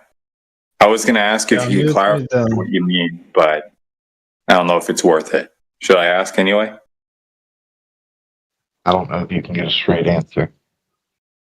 You will get vacuum in Australia. Yeah, I lost me. Yeah, thank you. What do you mean Puts the Earth on a bucket, sir. What do you mean by vacuum? Belief vacuum. That's what it was. What does that mean, sir?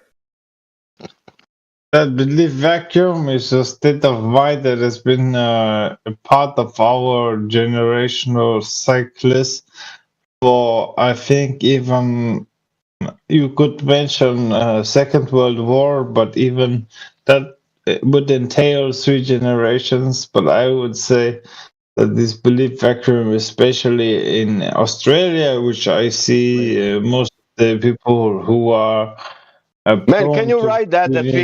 Can you write that and post it? What you said now? Yeah, can you speak English? Ah, he left. And he's gone. Yeah. But at least he explained what is the problem. Sounds like he's trying to accuse us of wasting our time because we got sucked into a belief or something, and there's other problems in the world. And and you're without money or bullshitting, and there is people who wants to work and you don't want to work, and you're causing all this war. You're causing also all these wars also. Yeah. And all this corruption. It's your fault. Something like that, right? Yeah, okay. I'll just go with that. Yeah. Nice. All this corruption is our fault. That's pretty crazy. Yeah, because if you realize that sea level is not curved, then you're guilty for the corruption. Yeah, that makes sense.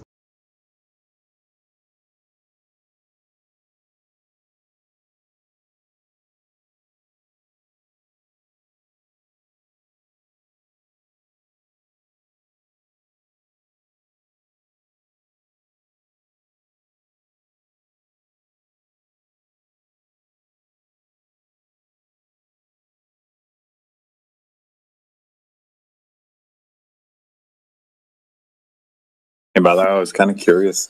Earlier, I heard a conversation about going on about this new Dr. Shiva versus Flat Earth Dave conversation. Did anybody actually listen to that? I didn't even know it. I didn't even know it happened until this morning. I think that QE was also evaluating that video. I'm not so sure in the past. Did he comment on it? Yeah. Yeah, I think so. Like months ago, I don't know, 3 months ago. Okay. Because I remember that name, Professor Shiva. Something. Yeah. Well, there's this ongoing thing. What is this, Mortal Kombat? Apparently, like, yeah. No, it's UFC 3959. I was wondering if anyone happened to have the link on them. Otherwise, I'll just go look it up there. Because I was thinking maybe in some downtime if it would be a worthwhile thing to listen to from the bot, if no one else has listened to it yet. Yeah, dude, it is. Indio played earlier on in the live stream in the main server.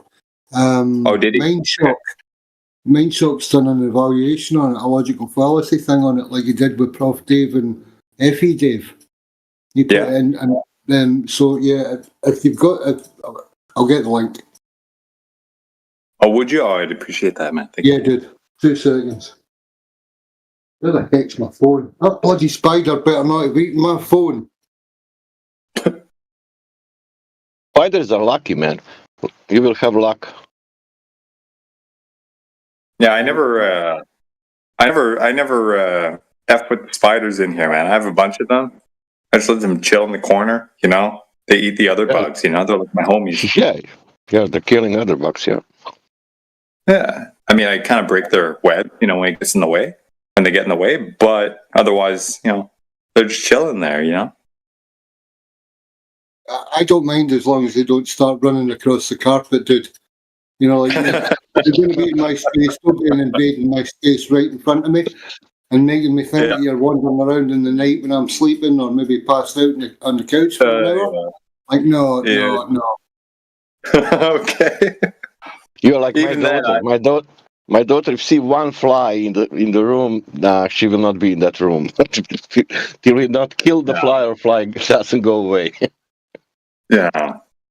I tend to pick them up, like the little spiders there. I'll just move them in the corner, you know. It's like, oh, you can hang out here, no problem. Or bring them outside, you know. I don't know. I have a soft spot for mini life forms. Did you ever consider if they bite you? I've never had that problem, so never dawned on me. They might, but not these ones seem pretty okay, you know, they're pretty chill. You usually know when they're going to strike by when you approach them. They get in a striking position. Like I approached the funnel web once. Yeah, this thing's dangerous. Yeah, I have just like regular old spiders like daddy long legs and other seemingly harmless ones, you know. That's another story. Yeah, even the huntsmans, you know, I'm picking them up either. Big, hairy-looking spiders, but yeah, they're harmless. Yeah. They're my boys, you know. I consider them my pets because I don't have any pets, so.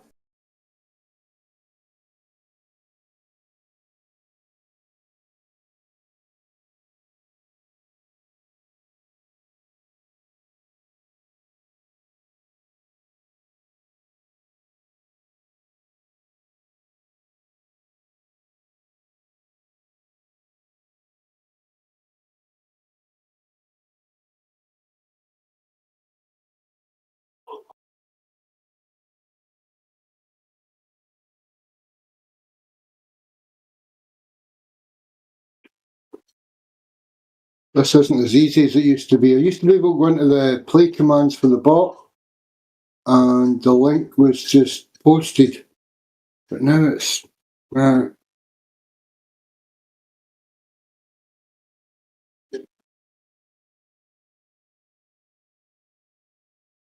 see, that's it there. Dr. Shiva talks with flyers.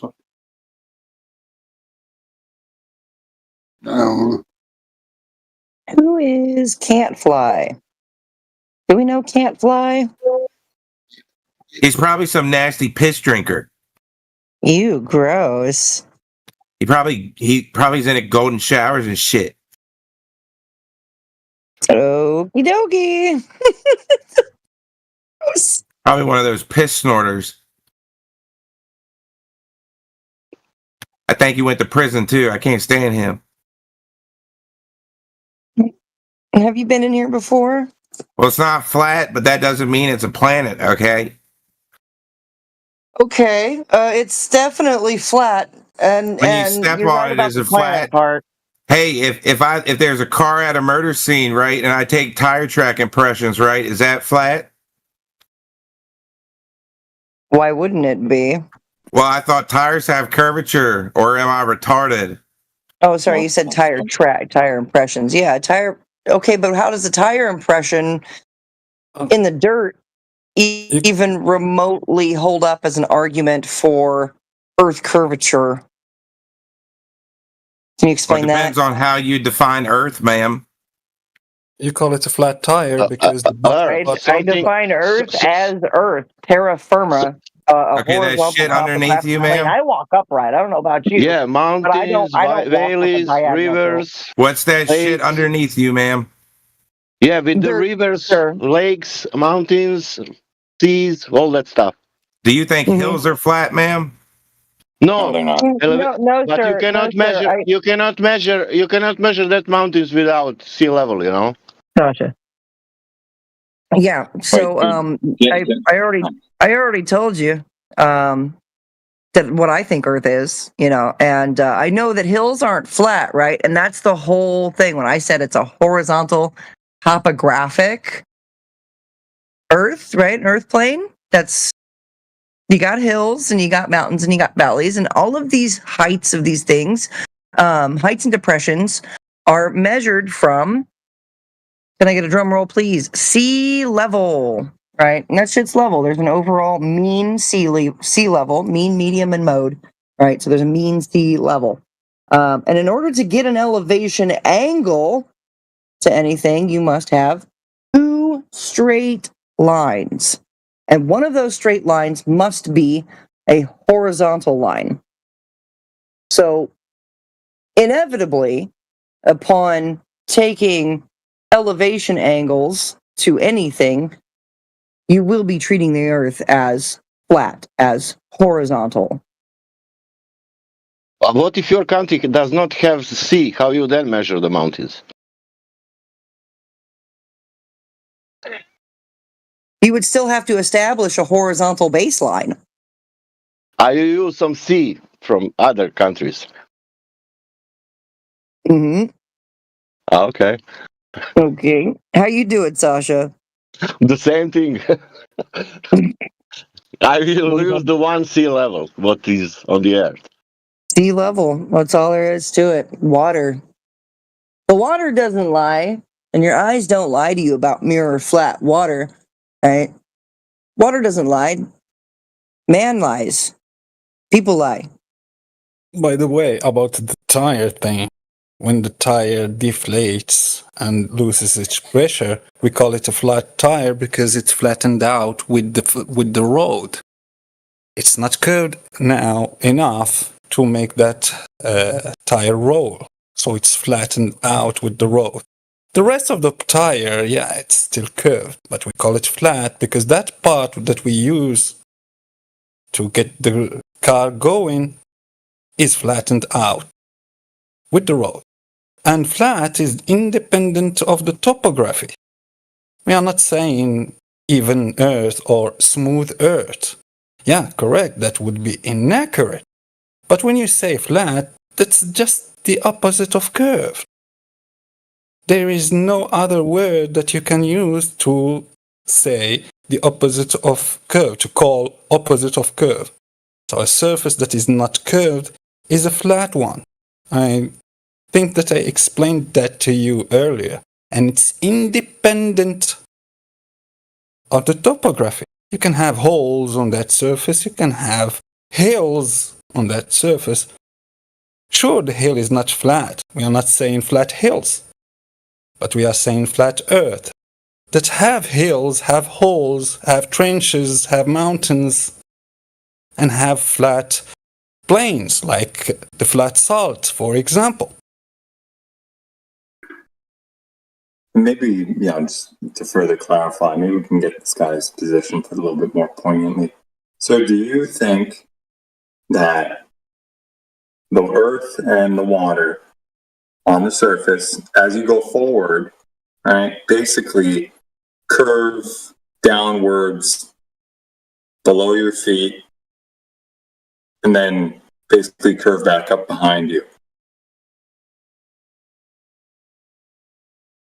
I think the horizon is curvy. That doesn't answer my question. Well, you know what they say, you can't surf on flat water. Okay. Go ahead. Call it Okay, but curvaison. waves and Again. swirls are not Earth curve. Yeah, that's understandable. But do you think that the Earth curves down below your feet, wrapped up, and then comes back up behind you? Was that a hill? No.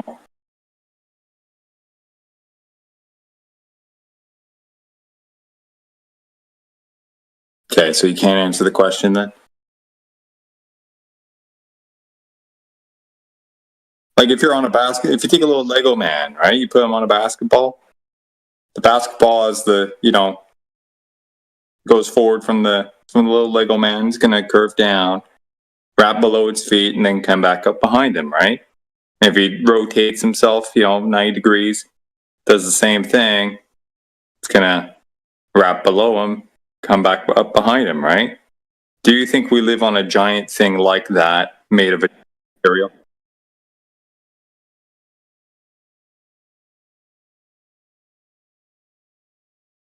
I'm not even on the Earth, dude.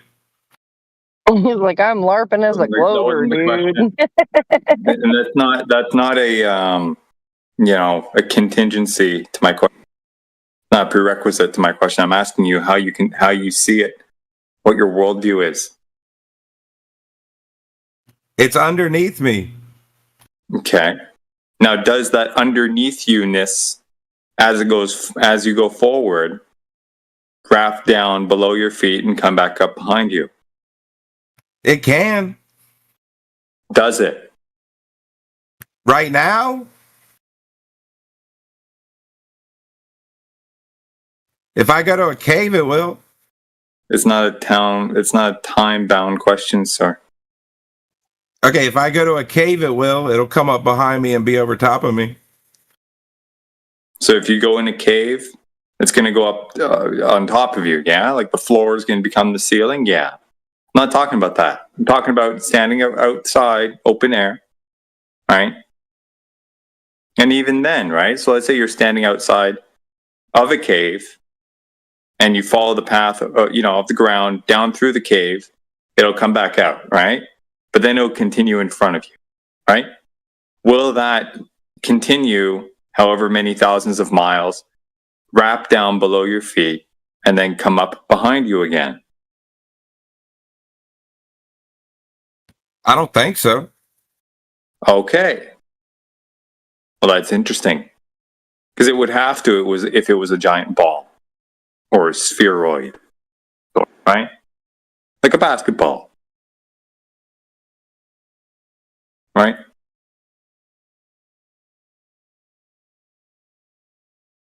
Can't dance around the question, sir. Take your time. Probably it's potato. Right, or a giant potato. Can't be one of those if that surface property holds, right? Or, excuse me, I should say it would have to be one of those if that surface property holds. Yeah, I mean, I could cherry pick an area, though, and it would have the curvature that you seek. I'm not asking for a particular segment that has curve to it. You must be misunderstanding the question for the 5th time.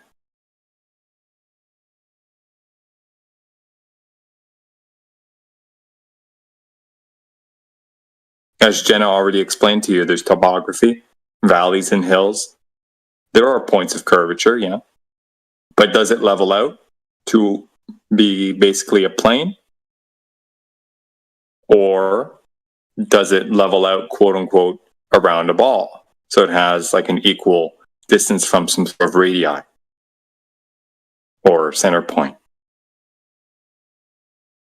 All stars are above the earth. Okay. So you don't know how to answer my question, honestly. So I'm going to retract and you can kick rocks.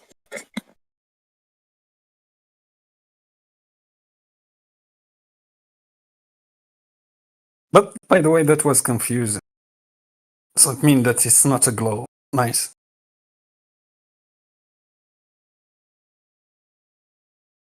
He said that all stars are above the. Yeah, it was a beautiful statement, wasn't it? Yeah. I like that. It was extremely vivid and beautiful. On any geoid, stars Almost will be around the almost Earth, parallel. above it. It was almost parallel.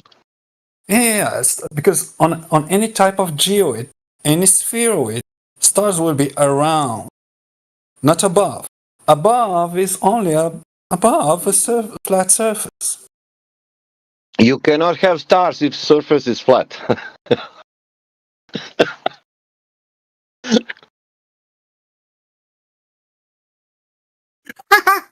But just to be sure, are you a flat earther and you are trying to troll us? I'm saying trying. I don't think it's flat, and I don't think it's a planet either. Okay, I can understand the confusion about the word flat being the opposite of curved. Sounds like it comes from Matt. You don't think that it is a sphere. He's like Bevi, I think.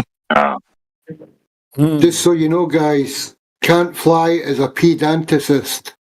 It's all on how you say it to the boy. Do you agree with me that level is horizontal? And horizontal is always parallel to the horizontal plane of the horizon.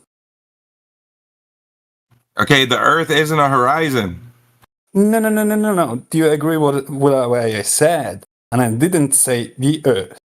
I just said, do you agree with me that level is horizontal? First statement. Sure.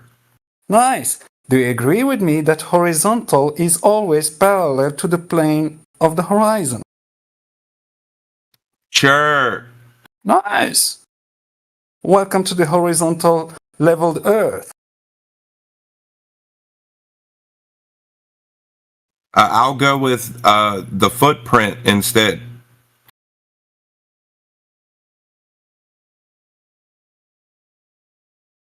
By the way, horizontal and level, it's just flat. Okay, that footprint's really curvy. That's a curvy footprint. Interesting. Yeah, sure. It's curved. It has measurable curvature. You can still choose half and half, or phone call.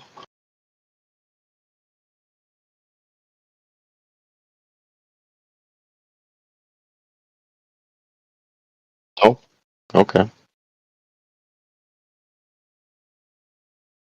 So geometry. It's evil.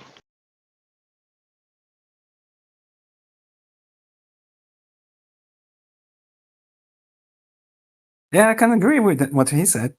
Footprint is curved. Still, it's level.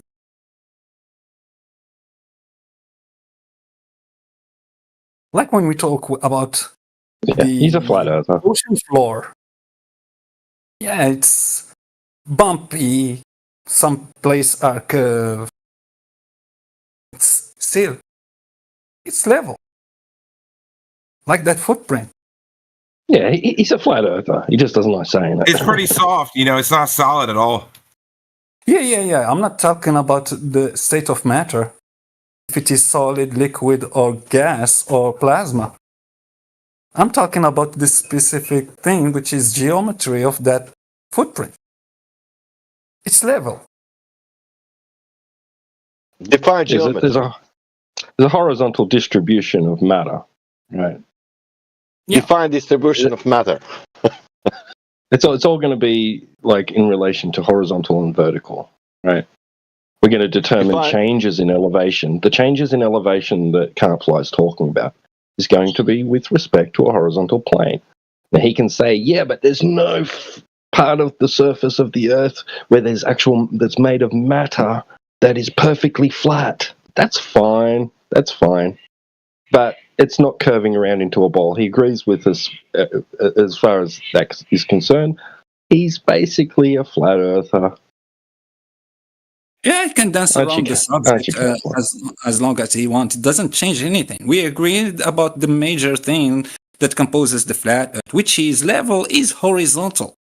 And that word horizontal is derived and always parallel to the plane of the horizon. Meaning that, welcome, sir, you live on a level, planar, horizontal Earth. You want to add flat, that's up to you. If you dislike flat, you can avoid using it. Flat is synonymous with horizontal and level. It is. No one is forcing you to use flat if you dislike the word. It's usable, sure. It works 100%. It's correct, 100%. I'm not saying even to say, oh, there is topography. Yeah, it will be inaccurate if there is some group of people saying that the Earth is even or smooth. That's inaccurate. Flat. Right, in engineering, there's a standard for flatness, right? So between two horizontal planes, there'll be a minimum of distance between the two. So that's basically like determining flatness of a surface. And they'll admit, there's undulation to any surface, right? But for all intents and purposes, you won't even fucking notice. It'll be super flat to you, to your perception. Right? And it's horizontally distributed, right? Like Bolivian Salt Lake. Just take the words of that guy, Neil deGrasse Tyson, when he said that if you make the Earth small as a cue ball, it will be smoother than a cue ball. Meaning that if you just make that flat surface small as a cue ball, it will be smoother than the cue ball and flatter than anything, than a mirror, I guess. Yeah, this is what they were doing with Kansas, right? So they were like scaling either Kansas down or a pancake up to match, right? And comparing the elevation profile with respect to a horizontal plane or two horizontal planes, right? Which one is flatter? Which one has the least amount of distance between two parallel planes, right? With scale. Yeah. And Kansas turns out to be flatter than a pancake. Sure. And like I told you, that's comparing just Kansas. Imagine the entire surface that we know. You scale it down to the pancake, it will be smoother and flatter than a mirror. The difference of elevation on a mirror is higher than the difference in elevation on this flat surface. Comparing the bottom of the ocean, the farthest point in the ocean, and the tallest mountain.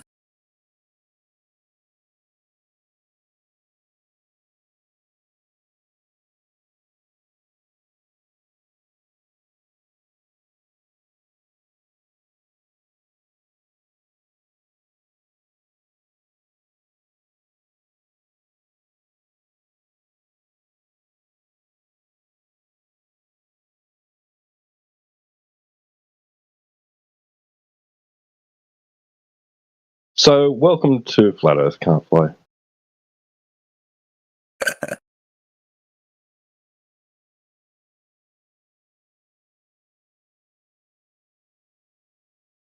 We have a new member, do we? He's not new. He's not new, bro. He's been around for a while. See.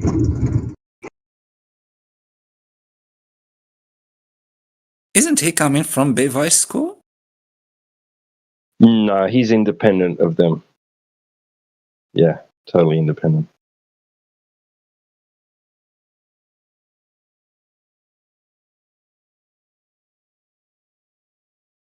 He's just in the just holds a standpoint that's in the same vein, similar vein. Yeah, I see.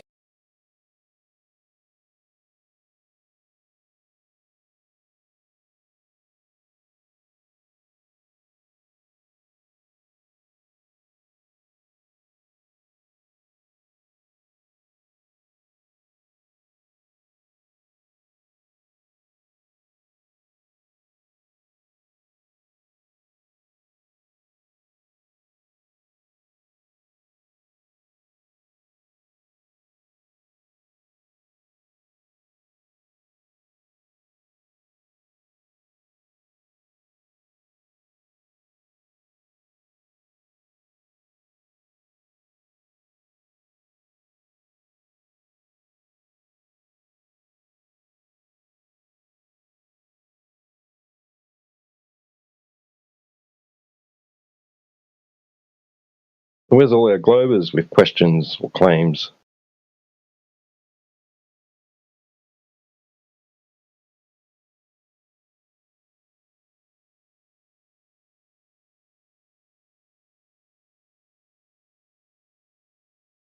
We have Shura.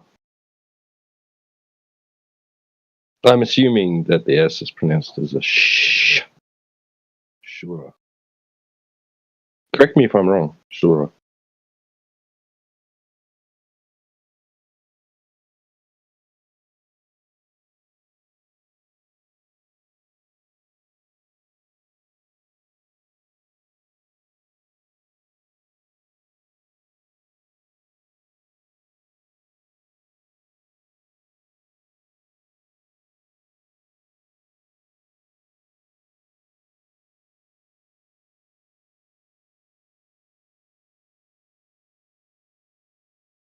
Come on, critique my linguist skills.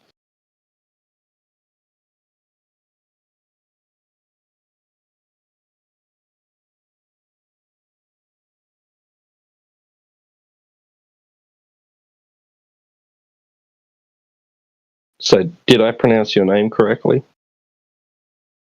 Is it Shura? Sarah, yeah. Like with a hard S, or is it more of a SH sound? S. Hard S, so Sura. Yep.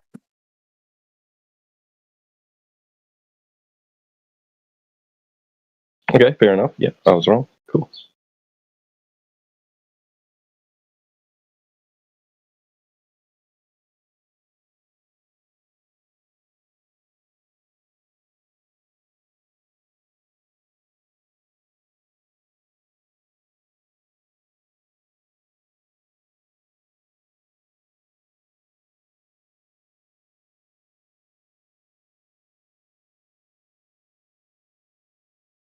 Well, we have Alexander Boruni. He's a dirty, dirty Glober.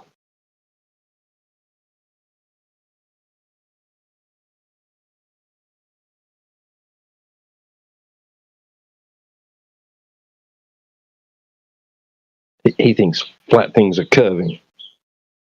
Get him. How pollution works on the flat Earth? How does pollution?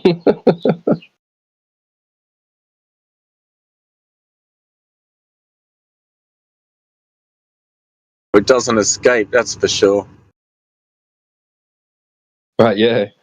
Actually, I've got a children's so-called science book, right? And in it, there's a section that talks about how gas expands to fill its container, right? And that's why they're worried about carbon emissions. It's classic.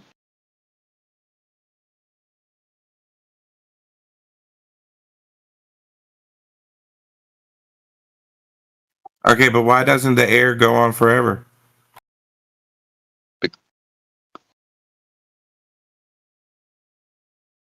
Should I answer, or somebody else should? Why does it come back down, Sasha? I will ask like this. If I ask that question, I will ask myself, who can answer that question?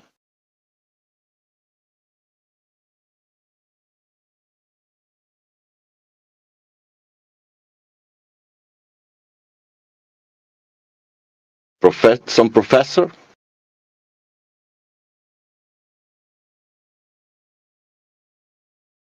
He's not here at the moment. You're the man. There is no that intelligent person here now to answer that question. Do you think the air is getting sucked off into space? I don't know, man. I only realized how elevation profile works. I don't know anything else. I know something, but it's not connected with the Earth. This, what is connected with the Earth, only its elevation profile, sea level. That stuff I realized, and that's it. I don't know nothing about air pressure, science, atomic, breaking the atoms, how gravity works. Nothing, man. I don't care even about that. Okay, but why would you think space sucks? Space. I don't care about the space, man. You gotta be in something. What the hell are you in? I will tell you how. You know that story how Jesus walked on the water? I don't believe horse shit. Go ahead. Yeah, I know. That's everybody say how the fuck, you know. And listen to this story now. That you are 66,000 miles per hour going with the atmosphere through the vacuum. You know, that's the better things than walking on the water, man. To understand, walking on the water, maybe you can even do it if you put some kind of larger surface, and then. Like there are insects what can do that, but to go 66,000 miles with the gas around you and through the vacuum, like a whatever shape you want, that even doesn't matter.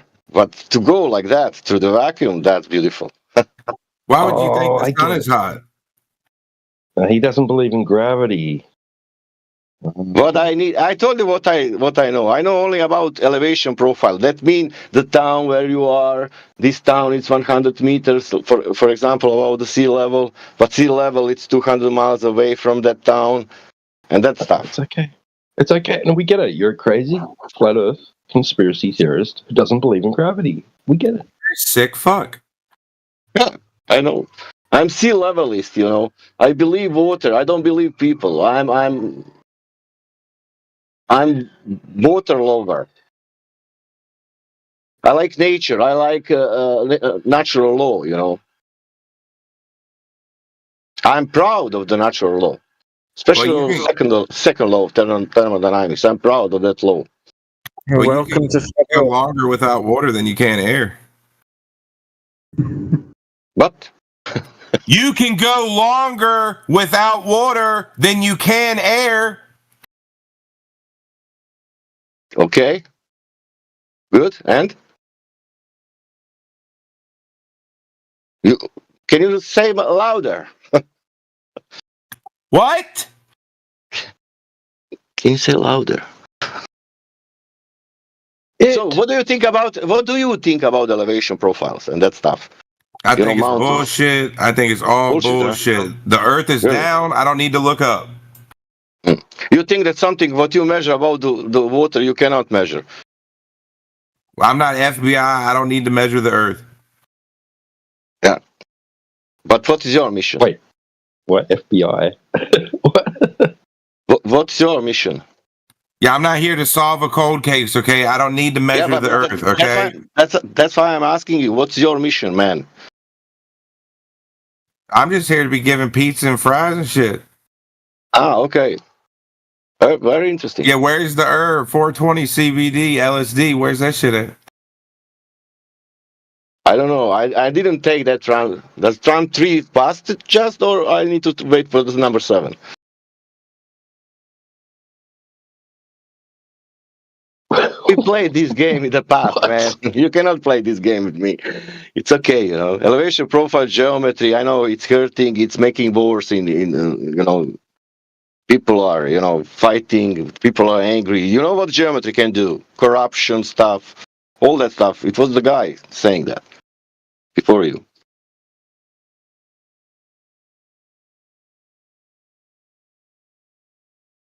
We need to stop that geometry evil.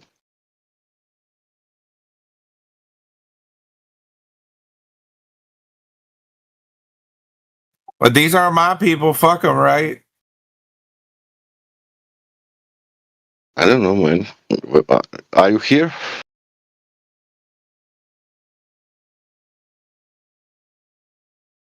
What are you, some kind of satanic jester? Never. Ever. Can you, hey, can't fly. Can you prove that you have hands? Why do you think I have hands? I was wondering. If I tell you to put the hand on the table, isn't that just a man on the table? Well, yeah. You see, I don't have eyes, I don't have a fucking spine, and I don't have hands. Have a great day. Okay, you're spineless. All right. Flawless victory.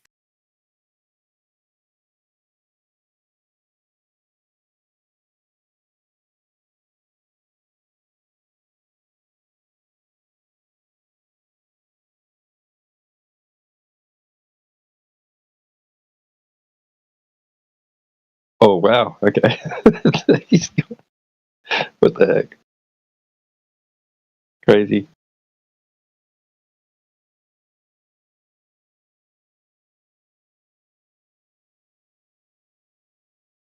Rameez, welcome in.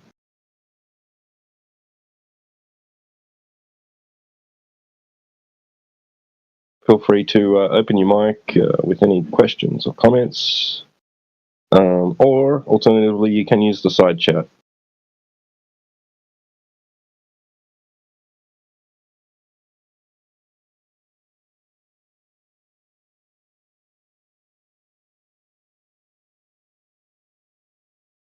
Make sure to use voice activation if you're not sure if your hands are existing right now.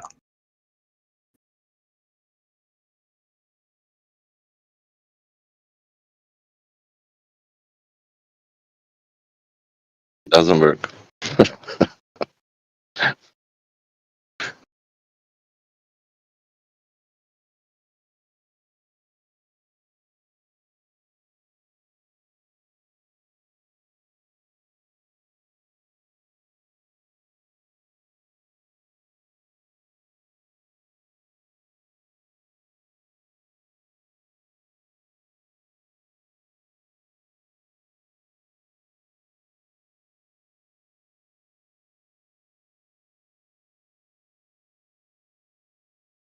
I love it, Miguel. That's classic.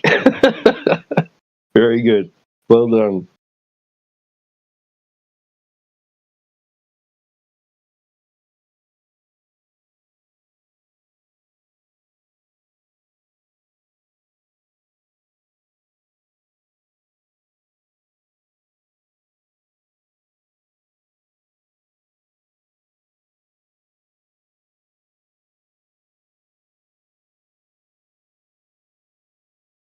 The philosophy of hand denial. Hand soap sales are going to plummet.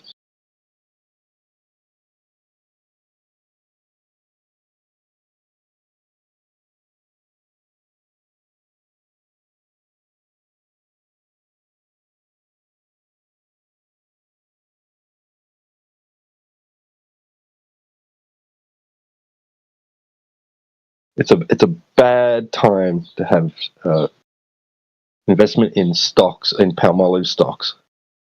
Right?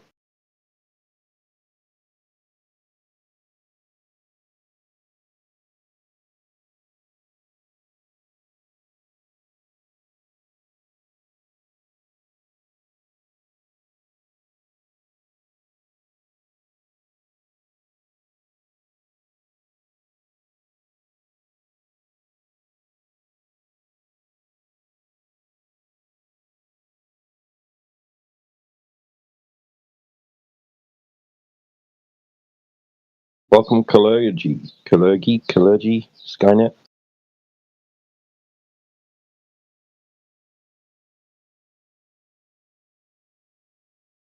Oh, never mind. That's a name change. Yeah, recognize you. Well, welcome in anyway. And welcome to whoever just joined.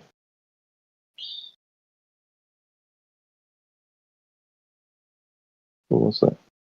Let's see. Anybody new? Anyway. TW, it would be nice if you ever could play this video, what I posted now, ever. That would be great. Would be, you know, not now. It would be a moment. If you can find the moment, you know, copy and because it's beautiful, it's relaxing and it's got some nice sound. Yeah, it's like a guitar, like behind like a romance. How can you be flat earther? How can you be like from good family or from good education? How can you be?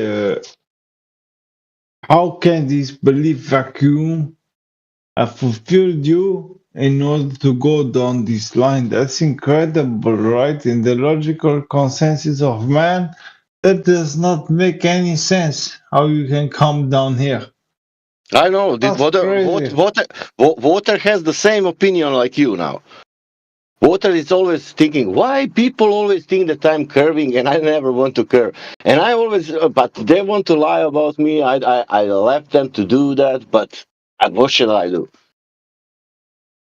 Oh, the question is water is Christian. You know that the baptism they did in the water. You know, water is very important for the Christianity. Right. It's really weird because how can you be right coming from such a respectable family and of a good education, right? Knowing and treating, wait a sec, knowing and treating the surface of liquid at rest to be horizontal, think that you live on a globe. You are third son in the world. You are third son in the world, and your aspect yes, according to the Bible, I'm a blessed.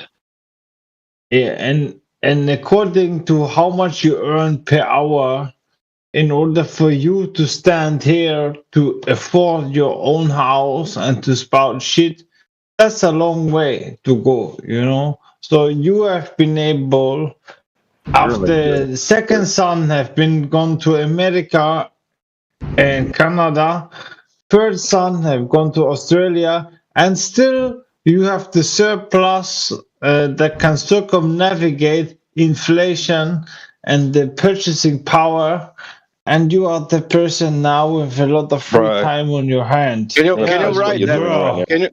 Can you write that and post it? I want to understand what you said. Yeah, it didn't answer his question. Didn't answer. You understood what I said. No, because if I want to say now anything about geometry, maybe we will be in totally different, frequencies. Because I didn't get anything what you said. Wonder why there's so many people. Yeah, it's not about education. It's about elevation, profile, sea level, and geometry. Only about that. Yeah, sure this, man. Sure this, do you think that stuff is evil? Bro, you think that disregard the logical facts? Do you think the geometry is evil? Do you think the geometry is evil? Yes, bro, no. You are under a spell or something. You cannot. Under geometry, are you saying the geometry is spell? Bro, you cannot understand the basic facts. Can I use geometry for measuring the Earth? Or you can just speak yourself. I said. No, I'm asking you a simple question. Can I use geometry to measure the Earth? Yes. Okay, geometry is not evil. It's something simple. It's called something like a math, something like a knowledge. Is that correct? It's not nothing bad. Geometry, measuring. Nothing bad will happen. Geometry, man.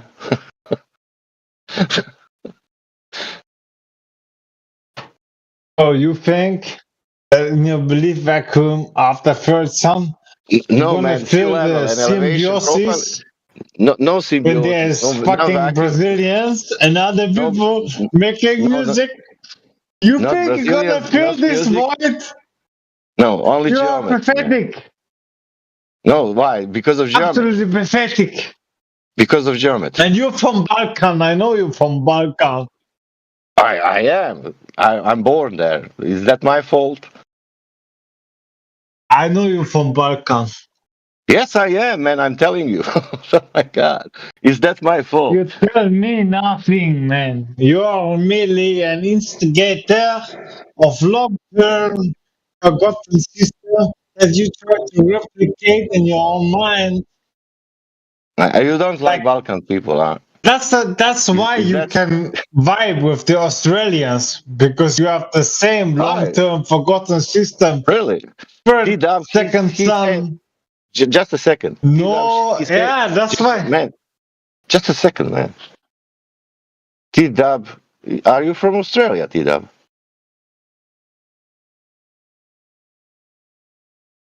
Oh, he's not here. A bunch of sad gits. Yeah. We have too much money. You know why I like Australia? There is one guy, it's called Novak Djokovic. He won 11 Australian Opens.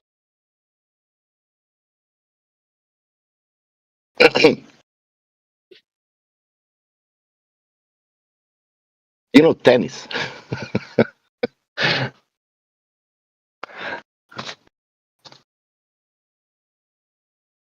But geometry hurts you, how I can see. Yeah,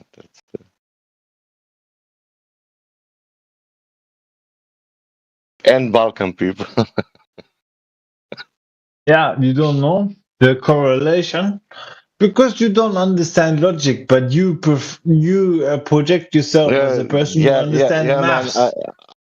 You are a person who understands mathematics, right? Yeah, of course. My teachers were so stupid. They're giving me all good, points every time. They were so stupid. I don't know why.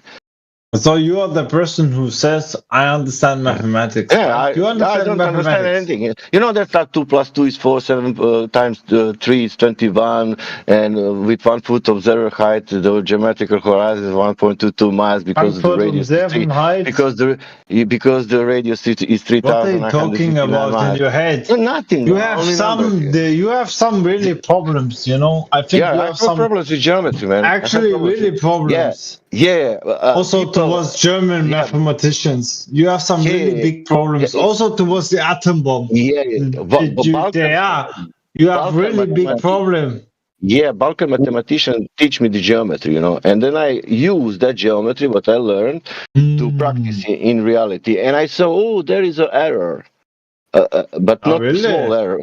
Yeah, there is an error, and we mathematicians, we are counting how much error is that, and let's say 1%, 2%. No, there is error of 1,000%. So how you defend your country so far? How I defend my country? And how you defend? Yeah. Eric guy has nothing but non sequiturs, one after the other.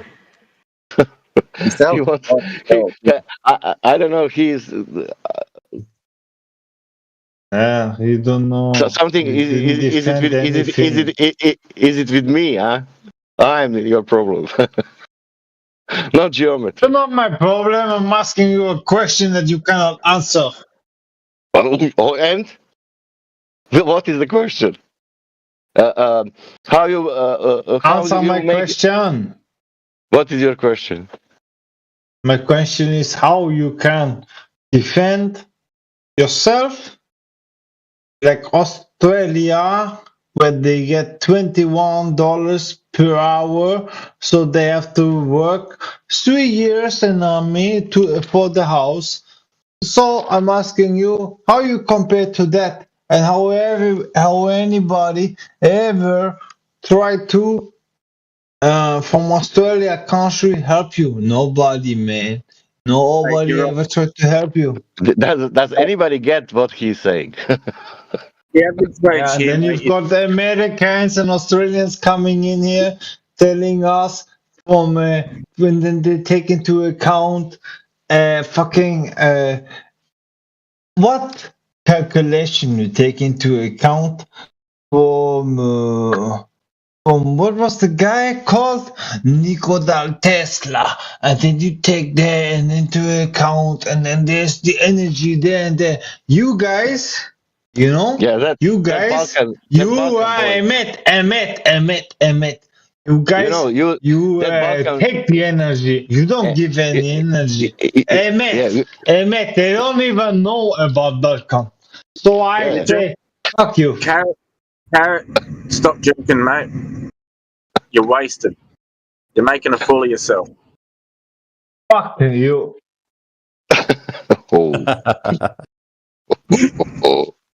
You make fun. You make fun of Balkan. Did you know that Nikola Tesla? He You also was kill Balkan. Balkan people for your sake of Ashkenazi, and later explaining the world and Christianity for yourself.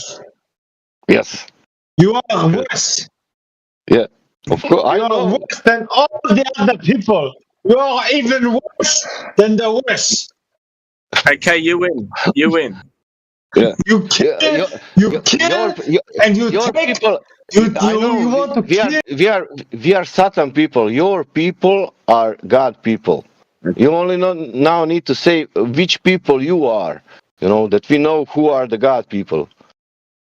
Okay, who you are. Essayist. He's a carrot. Hey, what's the country of the carrot? Vegetables. Bunnyland.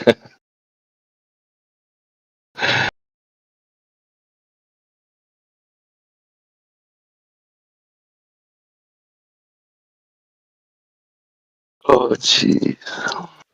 Angry drunk carrot.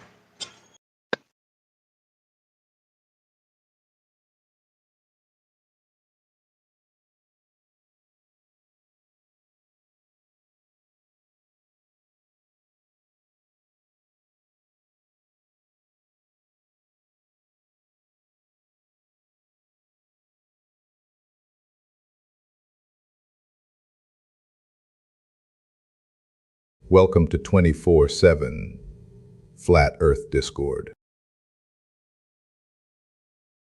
Live.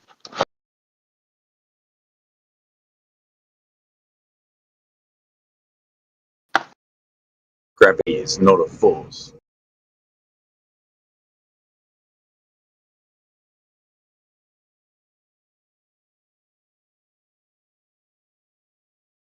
Gravity is not a force. Even if it is, that's not helping.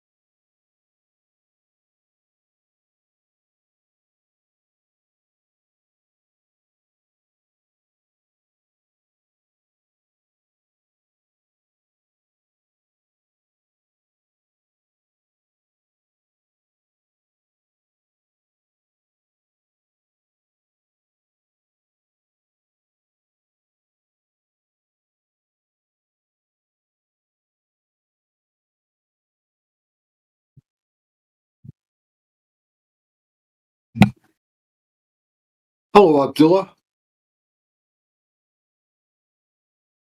Who's this? Are you good? Yeah. Cool. Are you new to Flat Earth? Have you heard about Flat Earth before? Flat Earth? Yeah, I did. I think it's kind of stupid. Your mic's very quiet. Yeah, why is the channel so quiet?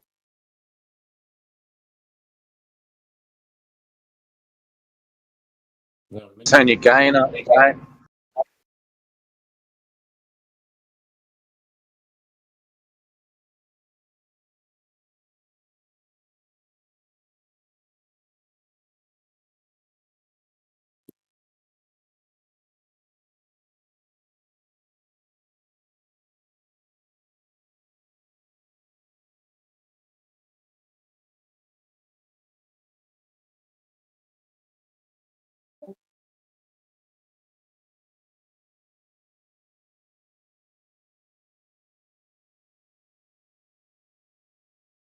So how can we help you, Abdullah? What do you know about Flat Earth? What would you like to know about Flat Earth? I just came here and I wanted to listen to people talking about Flat Earth. Not like I came here to speak myself. I wanted to listen. Oh, okay. You're welcome to listen. Just no one's talking, so if you ask us some questions, we could tell you. We could talk about it. Don't really have any questions. Sorry to disappoint None you. at all? None at all? What's can I ask, what's your perception of Flat Earth? What do you think we think Earth is? You think Earth is flat and the sun and the moon are circling around the Earth and there's the Great Ice Wall. Yeah. I don't know so much about an ice wall, my friend. That's maybe an idea that you've seen about us that's not really true. Yeah, I'm not saying that every flat earther believes in the ice wall, but typically flat earthers believe in the ice wall. Well, we believe there's an Antarctic coastline, but whether it goes all the way around or not can't be known. What goes around all the way around the world? Well, we don't know what goes all the way around the world. We don't know what's past the 60th parallel south anywhere on Earth. We're not allowed to go there. We can go to a certain part of Antarctica on holidays or to work there. Yeah, I think that's peculiar, to say the least. Yeah. I think that's peculiar, to say the least, that we cannot go to Antarctica, yeah. Yeah, so that's why I say we don't believe that there's a big ice wall goes all the way around. We don't know what goes all the way around. If it does go around all the way around or not, we don't know. But no, you know what we think Earth is, so that's cool. You don't think that we think Earth is a space disk, like where do you live? Can I ask you that? Scotland. Scotland. Let me look at the map real quick. I wanna know how big Scotland actually is. Very small. Yeah, I know. But I wanna know if it's big enough to what I'm about to say or not. Okay. Do you have train across Scotland? Train? A train, yeah, a train. As in choo-choo train, yes. Yeah. Yeah. So it takes you from the north to the south? Yeah. Wait, okay. Give me 1 second. Yes, you have a train, Edinburgh, London. A train from Aberdeen to Glasgow to London. Okay, that's another one. And you guys are on the same time zone? Yes. Okay, great. I think I'm Egyptian, by the way. I think we also have the same time zone, or maybe 1 hour difference, or something like that. Oh, nice. So, yeah. So, if you let's say, for example, on 12 p.m., you have a long stick, not taller than you. I don't care how tall you are. It's not taller than you. You just make it stand 12 p.m. and you measure how long is the shadow of that stick. And then you go to London, and then on 12 p.m. again, you hold the same stick, and then measure the shadow. You will notice a difference, and that difference proves that the Earth is a globe. And with what scale? What do you mean, what scale? That shadow showing, and now what is the size of the Earth and what scale is of that Earth? I don't understand you. Does that shadow showing Earth in any size or one precise size? It's going to be different in size, because it's going to be taller. One of them is going to be taller. Yeah, but that final result of that shadows will give you the size of the Earth, or we will give you different sizes of the Earth? It's going to prove a curvature. Yeah, it will prove the curvature with one size or with some different sizes. Of what size? That size, what you said, that difference in shadows proving that its Earth is curved. Is that correct? Yeah. What size is of? What is the size of that? What you now saying that it's curving? You want me to give you like numbers? Yes. No, I don't have numbers. But you are saying that it's curving. Because you can measure the how much it's different in London regarding the first place. 2 meters, 1 meter. I mean, if there is any difference at all, then this tells you that the Earth is not flat. Okay, if it's different, if the difference in shadows is 1 meter or 2 meters, is that the same or is different? You just said if there is a difference, is that a difference? No, you said if we put the stick in one place, in one town, in another place,